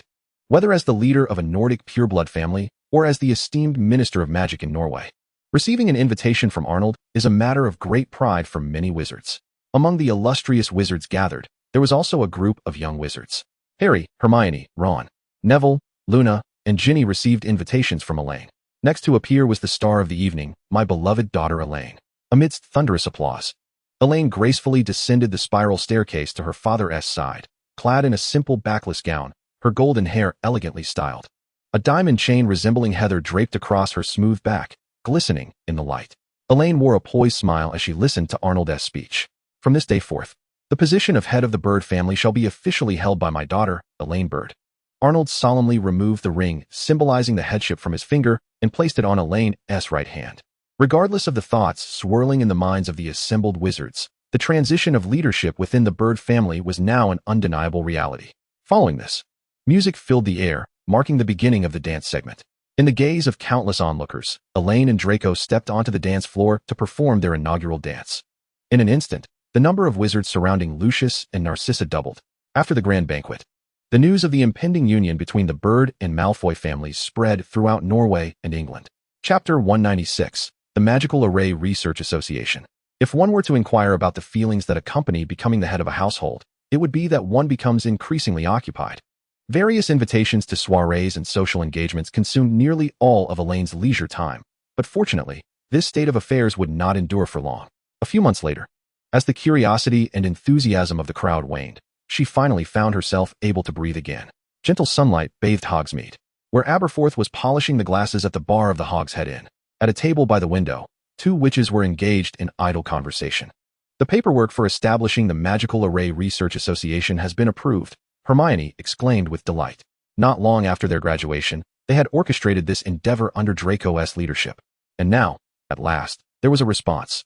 How could one not be overjoyed? Thank you for your efforts. It was my lack of time before. But now I can make time to join in, Elaine remarked, taking a sip of her drink. Tomorrow, I shall write to those masters of magical arrays to inquire about their willingness to participate. It would be splendid if we could have a master on board. Hermione inquired. Have we informed the professors? Elaine blinked, her voice slightly sheepish as she replied. Why not surprise them once everything is finalized? Hermione pondered for a moment before agreeing. What a splendid idea. I heard that you and Draco are to be wed, she asked, her expression brimming with curiosity. Indeed, our families are already in preparations, Elaine replied, resting her chin on one hand. The ceremony is expected to take place next summer, and just so you know, you are to be my maid of honor. I would have volunteered to be your maid of honor even without your prompting, Hermione laughed. Where do you plan to hold the wedding? In Norway or England? Both locations will host a ceremony, Elaine said. Now that I am the head of the family, it would not be appropriate for the Bird family to adopt the Malfoy name post-marriage. I can only imagine the scolding I would receive from my ancestors. To avoid future discontent, it is better to establish equality from the outset. Hermione, her mouth agape, continued to inquire, what will you do after the wedding? Which estate will you reside in, Malfoy Manor or Bird Manor? At the mention of this, Elaine's interest peaked. What do you think of Godric's Hollow? Are you planning to settle in Godric's Hollow? Hermione asked, astonished. Draco and I have discussed it and decided to construct a house there. After all, with the wizarding network and apparition, traveling to either Malfoy Manor or Bird Manor is merely a matter of seconds. Elaine observed Hermione, who appeared lost in thought. Have you encountered a disagreement with Krum? It's not quite a disagreement, merely some differences with his family, Hermione confessed, taking a hearty sip of her drink. Victor's mother wishes for us to be closer to them. He plays seeker for the Bulgarian team, while I have my own career at the Ministry of Magic. With the additional responsibilities of the Magical Array Association, I cannot simply abandon my career. Of course not. You are destined to become the Minister of Magic. How could you let that slip away? How can you be so certain I will become the Minister of Magic? Because I believe in you. Look at the current state of the Ministry of Magic. It is in dire need of revitalization. You, Harry, Ron, and Neville, new recruits who are essentially my peers from our school days. Who else among them could be more suited to the role of Minister of Magic? Elaine asserted with conviction. Hermione chuckled. In that case, I shall trust your prediction. When I become Minister of Magic, I will certainly seek you out for a grand celebration. What are you two discussing? What celebration? Bernie, Draco, and Theodore appeared silently behind them. Elaine and Hermione exchanged glances before bursting into laughter. It's our secret. Very well. Your secret? Bernie shrugged, turning to signal the bartender for drinks before taking a seat. Elaine and Draco sat closely together. Have you decided on the headquarters for the association? Bernie asked. Bird Castle would be quite suitable. It is vast and sparsely populated, with no muggles nearby, and with a few modifications, it could be utilized directly, Elaine replied. Isn't that your ancestral property? Hermione hesitated. No, the castle was acquired by an ancestor whose identity has been lost to time. It has remained unoccupied for a century or two. Had I not come to England for my studies, it would have continued to lie dormant. Malfoy has 2 other properties that would also serve well, Draco added. Not Hassan as well. Let us not argue. Let us settle on Bird Castle, Elaine declared decisively. Bernie had no objections, having eyed the castle from the very beginning. Take a look at this. Bernie produced a stack of parchment and distributed it among the group. I've compiled previous suggestions and opinions and added some new regulations. Please review it for any necessary additions or amendments. Aside from Elaine, the others were seasoned participants in such discussions, moving with practiced ease. However, Elaine was taken aback as she received the parchment. Am I the president? Of course. Time swiftly passed to the day the association was officially established, and the majestic, ancient castle was now formally renamed the headquarters of the Magical Array Research Association. Elaine, Hermione, Bernie, and Draco awaited at the entrance of the bridge leading to the island in the lake. I heard you invited several masters who are renowned in the field of magical arrays. Will they truly come? Hermione asked, a hint of worry in her voice. Here they come, Elaine said, gazing at the 2 carriages approaching from the horizon. The carriages came to a stop, and from the first one emerged a short, stout wizard with a white beard, while the second bore a rotund, jovial wizard. Each was accompanied by 2 or 3 students. Master Becker, Master Guy, you have finally arrived. Elaine greeted them with a beaming smile. The students trailing behind the 2 masters exchanged glances, their minds racing with a singular thought. Is this the culprit who has caused our teachers to hold us in such disdain? Where's Ludwig? That old fellow didn't show up for an event as significant as the establishment of the Magical Array Research Association? Becker inquired, surveying the surroundings. Who says I'm not here? Theodore appeared, supporting Ludwig as he approached. Guy frowned upon seeing his old friend's frail form. You've aged considerably since we last met. I'm old, Ludwig replied. Elaine couldn't help but smirk at the irony, considering she had never heard him lament his age when he was scolding others. The 3 old friends soon began to boast about their students. Becker, my student has already created their own magical arrays. Guy, my student is ready to graduate. Ludwig, the Magical Array Research Association was founded by my students. Becker, my new students are exceptionally gifted. Guy, my new students are surpassing Becker's students. Ludwig, the Magical Array Research Association was founded by my students. Becker, my student. Guy, my student. Ludwig, the Magical Array Research Association was founded by my students. Becker and Guy, is that all you ever say? Ludwig, the Magical Array Research Association was founded by my students. In this round, Ludwig emerged victorious. Becker and Guy, in a fit of frustration, turned to their students. Look at what they've accomplished. Elaine and the others stifled their laughter and moved to rescue the innocent students, Masters Guy and Becker. Why don't we head inside to discuss? Let us go, let us go. I'll go in. You all figure out how to enter on your own. Guy glanced at the castle in the center of the lake before turning back to his students. Huh, what do you mean? You are not allowed to use the bridge. You must cross the lake via the magical array. Becker squinted at the lake and gave his students similar instructions. I knew we couldn't deceive the 2 masters. Elaine chuckled. Besides the bridge, there are other methods to enter the castle. Through the teleportation array, they were directly transported to the grand hall of the castle. However, the teleportation array was not easily discernible. The seemingly tranquil surface of the lake was intricately inscribed with numerous magical circles, each varied in type and purpose, interlocking seamlessly. Elaine and Theodore guided Guy, Becker, and Ludwig across the long bridge into the castle, leaving behind the students who gazed at the lake with furrowed brows. Miss Granger, a sweet-faced witch, hesitated before stepping forward, her expression a mix of concern as she implored, could you offer us even the slightest hint? Just a morsel would suffice.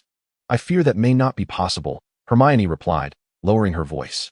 Master Becker is watching us. The witch gasped, turning abruptly to find her teacher indeed observing them. 10 minutes later, as a few students began to grasp the situation, several carriages appeared on the horizon. After some inquiries, more students were left stranded on the shore, delving into the study of the magical circles. The entire day buzzed with activity within the castle, as masters of magical circles from various regions arrived with their students to partake in this grand event, fostering exchange, collision, innovation, and development. Chapter 197, The Wedding. The early summer sun was not yet oppressive. By 3 o'clock in the afternoon, Malfoy Manor was already teeming with guests. Exquisite flowers in the garden bloomed vibrantly, and on the manicured lawn, rows of delicately carved chairs were arranged neatly, separated by a spacious aisle. Attendants clad in white robes moved gracefully across the lawn, guiding guests to their seats. At the end of the aisle stood a heart-shaped floral wall composed entirely of blush-colored roses. Golden ribbons and balloons adorned the columns encircling the lawn, while several white peacocks strutted elegantly upon the grass. "Darling, you look absolutely stunning. Draco will be completely entranced by your beauty," Hermione exclaimed in admiration. "Elaine, if I were a man, I would certainly compete with Malfoy for your affection," Anna remarked, her eyes sparkling with delight. Elaine accepted their compliments with a radiant smile. Meanwhile, a nervously pacing Draco, now groomed and ready, drew no notice from Theodore and Blaise, who had grown accustomed to his anxious demeanor since early morning. Initially, Blaise had attempted to console him, but after his efforts proved futile, he chose to ignore it. Beneath the warm sunlight, the hum of conversation was occasionally interrupted by bursts of excited laughter. Narcissa appeared at the aisle, linking arms with Lucius, on this splendid day. The pride and aloofness in their eyes were replaced by joy and contentment. They wholeheartedly approved of Elaine and their union. Moments later, Draco, Theodore, and Blaise positioned themselves before the floral wall, with Draco adorned in an exquisitely luxurious white robe, each of their buttonholes embellished with large white roses. As melodious music filled the air, a band clad in golden attire began to play joyously on the right side of the lawn. The guests fell silent. "Oh!" A collective gasp of awe erupted from the seated wizards as Elaine and Mr. Bird made their way down the aisle, adorned in a pristine satin mermaid wedding gown. Elaine's sleek design showcased her graceful figure. As she walked, the gown shimmered with a delicate radiance reminiscent of rippling water, as though she were draped in moonlight traversing the night. Her radiant golden hair was elegantly styled in an updo, crowned with a tiara crafted from gems and mithril by fairies. Some wizards felt she eclipsed even the beauty of the most enchanting of beings. Even Hermione and Anna, clad in golden gowns, appeared more enchanting than usual. Elaine, linking arms with her father, proceeded slowly towards the end of the aisle. Fragrant petals rained down from above, enhancing the beauty of the moment. With a heart full of joy and bittersweet emotion, she approached a new chapter in her life, wishing the path were shorter. For at the end of the floral wall stood her youth, her beloved, her husband, brimming with happiness. Yet, she also wished the journey were longer. As a father prepared to entrust his daughter to another, regardless, the path was ultimately traversed. Elaine arrived before Draco. "Ladies and gentlemen," a kindly voice resonated, drawing the guests' astonished gazes towards Dumbledore, who stood before Elaine and Draco in a richly embroidered purple robe adorned with silver thread patterns, a gentle smile gracing his face. Inviting Dumbledore to officiate the wedding had been Elaine's idea. The wise elder, a great white wizard and a pillar of strength in the hearts of many wizards, had readily accepted her invitation. "Today, we gather to celebrate the union of two devoted souls. Draco Malfoy, do you take Elaine Bird to be your wife?" Draco's gray-blue eyes held only Elaine, and he solemnly replied, "I do." "Elaine Bird, do you take Draco Malfoy to be your husband?" "I do." Joyful tears welled in Narcissa's eyes as she sat in the front row. Eva Cedirum dabbed her tears with a handkerchief, and even Honored felt a twinge of emotion, receiving a comforting pat on the shoulder from Andrew. He reminisced about the sorrow he felt when Vivian married Honored all those years ago. Time had flown, and now Elaine was getting married. "I declare you lifelong partners." Golden starlight swirled around Elaine and Draco as they embraced amidst the roaring cheers and applause of the crowd, the band striking up a jubilant tune. Draco leaned down, extending his hand. "My dear wife, may I invite you to share the wondrous moments to come?" "I would be delighted, my beloved husband," Elaine replied softly, placing her hand in his. As their hands touched, a pair of identical serpent-shaped rings revealed themselves. The chairs on the lawn had vanished, replaced by a spacious dance floor. To the enchanting melody, they began their first dance of the day. The wedding festivities continued from day into night, with guests arriving in succession to offer their blessings, dancing exuberantly and elevating the joyous atmosphere to its zenith. As the guests gradually departed and the lights dimmed, the white peacocks in the garden settled into slumber, marking the conclusion of the grand wedding. Yet for the newlyweds Elaine and Draco, the night was just beginning. In the dim light of the room, an intoxicating tension hung in the air, simmering uncontrollably. Elaine found herself gently pushed onto the bed by Draco, their proximity igniting a spark. His warm breath caressed her cheek, sending delightful shivers coursing through her. The surroundings blurred in her vision as a heated hand roamed freely, emotions and desires flickering in their eyes. In a fervent kiss, the dim light extinguished silently. The night was still young. Epilogue: Hesperl and Scorpius. Shortly after Elaine and Draco's wedding, Hermione and Crumb, as well as Harry and Ginny, also tied the knot. The Magical Array Research Association flourished, evolving into a hub for wizards across Europe to learn and exchange knowledge on magical arrays. Over the years, beyond the association, Elaine had strengthened the ties between the bird family and the Muggle world, acquiring numerous Muggle enterprises and, leveraging Honord's influence, gradually infiltrating the Muggle governments of several Nordic countries. Under her influence, Draco expanded the Malfoy enterprises into Muggle society. Since the successful restoration of the Altar Magical Array, an increasing number of young wizards from Muggle backgrounds emerged like mushrooms after rain. Astute individuals recognized that the bygone era of bloodline supremacy had long since faded. Wizards clinging to the notion of pure blood would only lead themselves to ruin. In 2006, the first cries of a newborn echoed in St. Mungo's Hospital, heralded by the first rays of spring sunshine. Outside the delivery room, a husband anxiously awaited news of his wife's safety. As the door swung open, a figure swiftly flashed by. The doctor cradled a wrinkled infant, ready to hand it to the family, yet found no one outside. Where's everyone? Fortunately, Narcissa and Lucius hurriedly arrived to receive the newborn. The sun shone brightly, and the melodious chirping of birds echoed from the branches outside. Exhausted, Elaine dozed peacefully, while Draco remained steadfastly by her side, gripping her hand as he watched over her. "Draco, where's the baby?" Elaine inquired, awakening from her slumber. "Over there," he whispered, gesturing towards the crib in the room. "I'll bring him over for you to see." "No, don't disturb him," Elaine gently cautioned, halting her husband's movement. Draco's expression bore a hint of peculiarity, yet she remained oblivious, tenderly envisioning the delightful surprises that little Scorpius's arrival would bestow upon their lives. "Darling, it's him and her," Draco reiterated under the gaze of Elaine's astonishment. In the crib, their newborn twins were peacefully slumbering. To be candid, nurturing new life and caring for an infant are no trifles. Managing even one can be overwhelming, let alone a pair of twins connected by a psychic bond.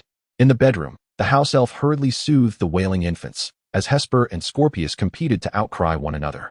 Hearing the cries, the new parents rushed into the room. "What's wrong? What's wrong?" The house elf quickly explained the situation. Elaine cradled the tear-streaked face of Scorpius and gently cooed, "Oh, don't cry, Scorpius. No need to weep."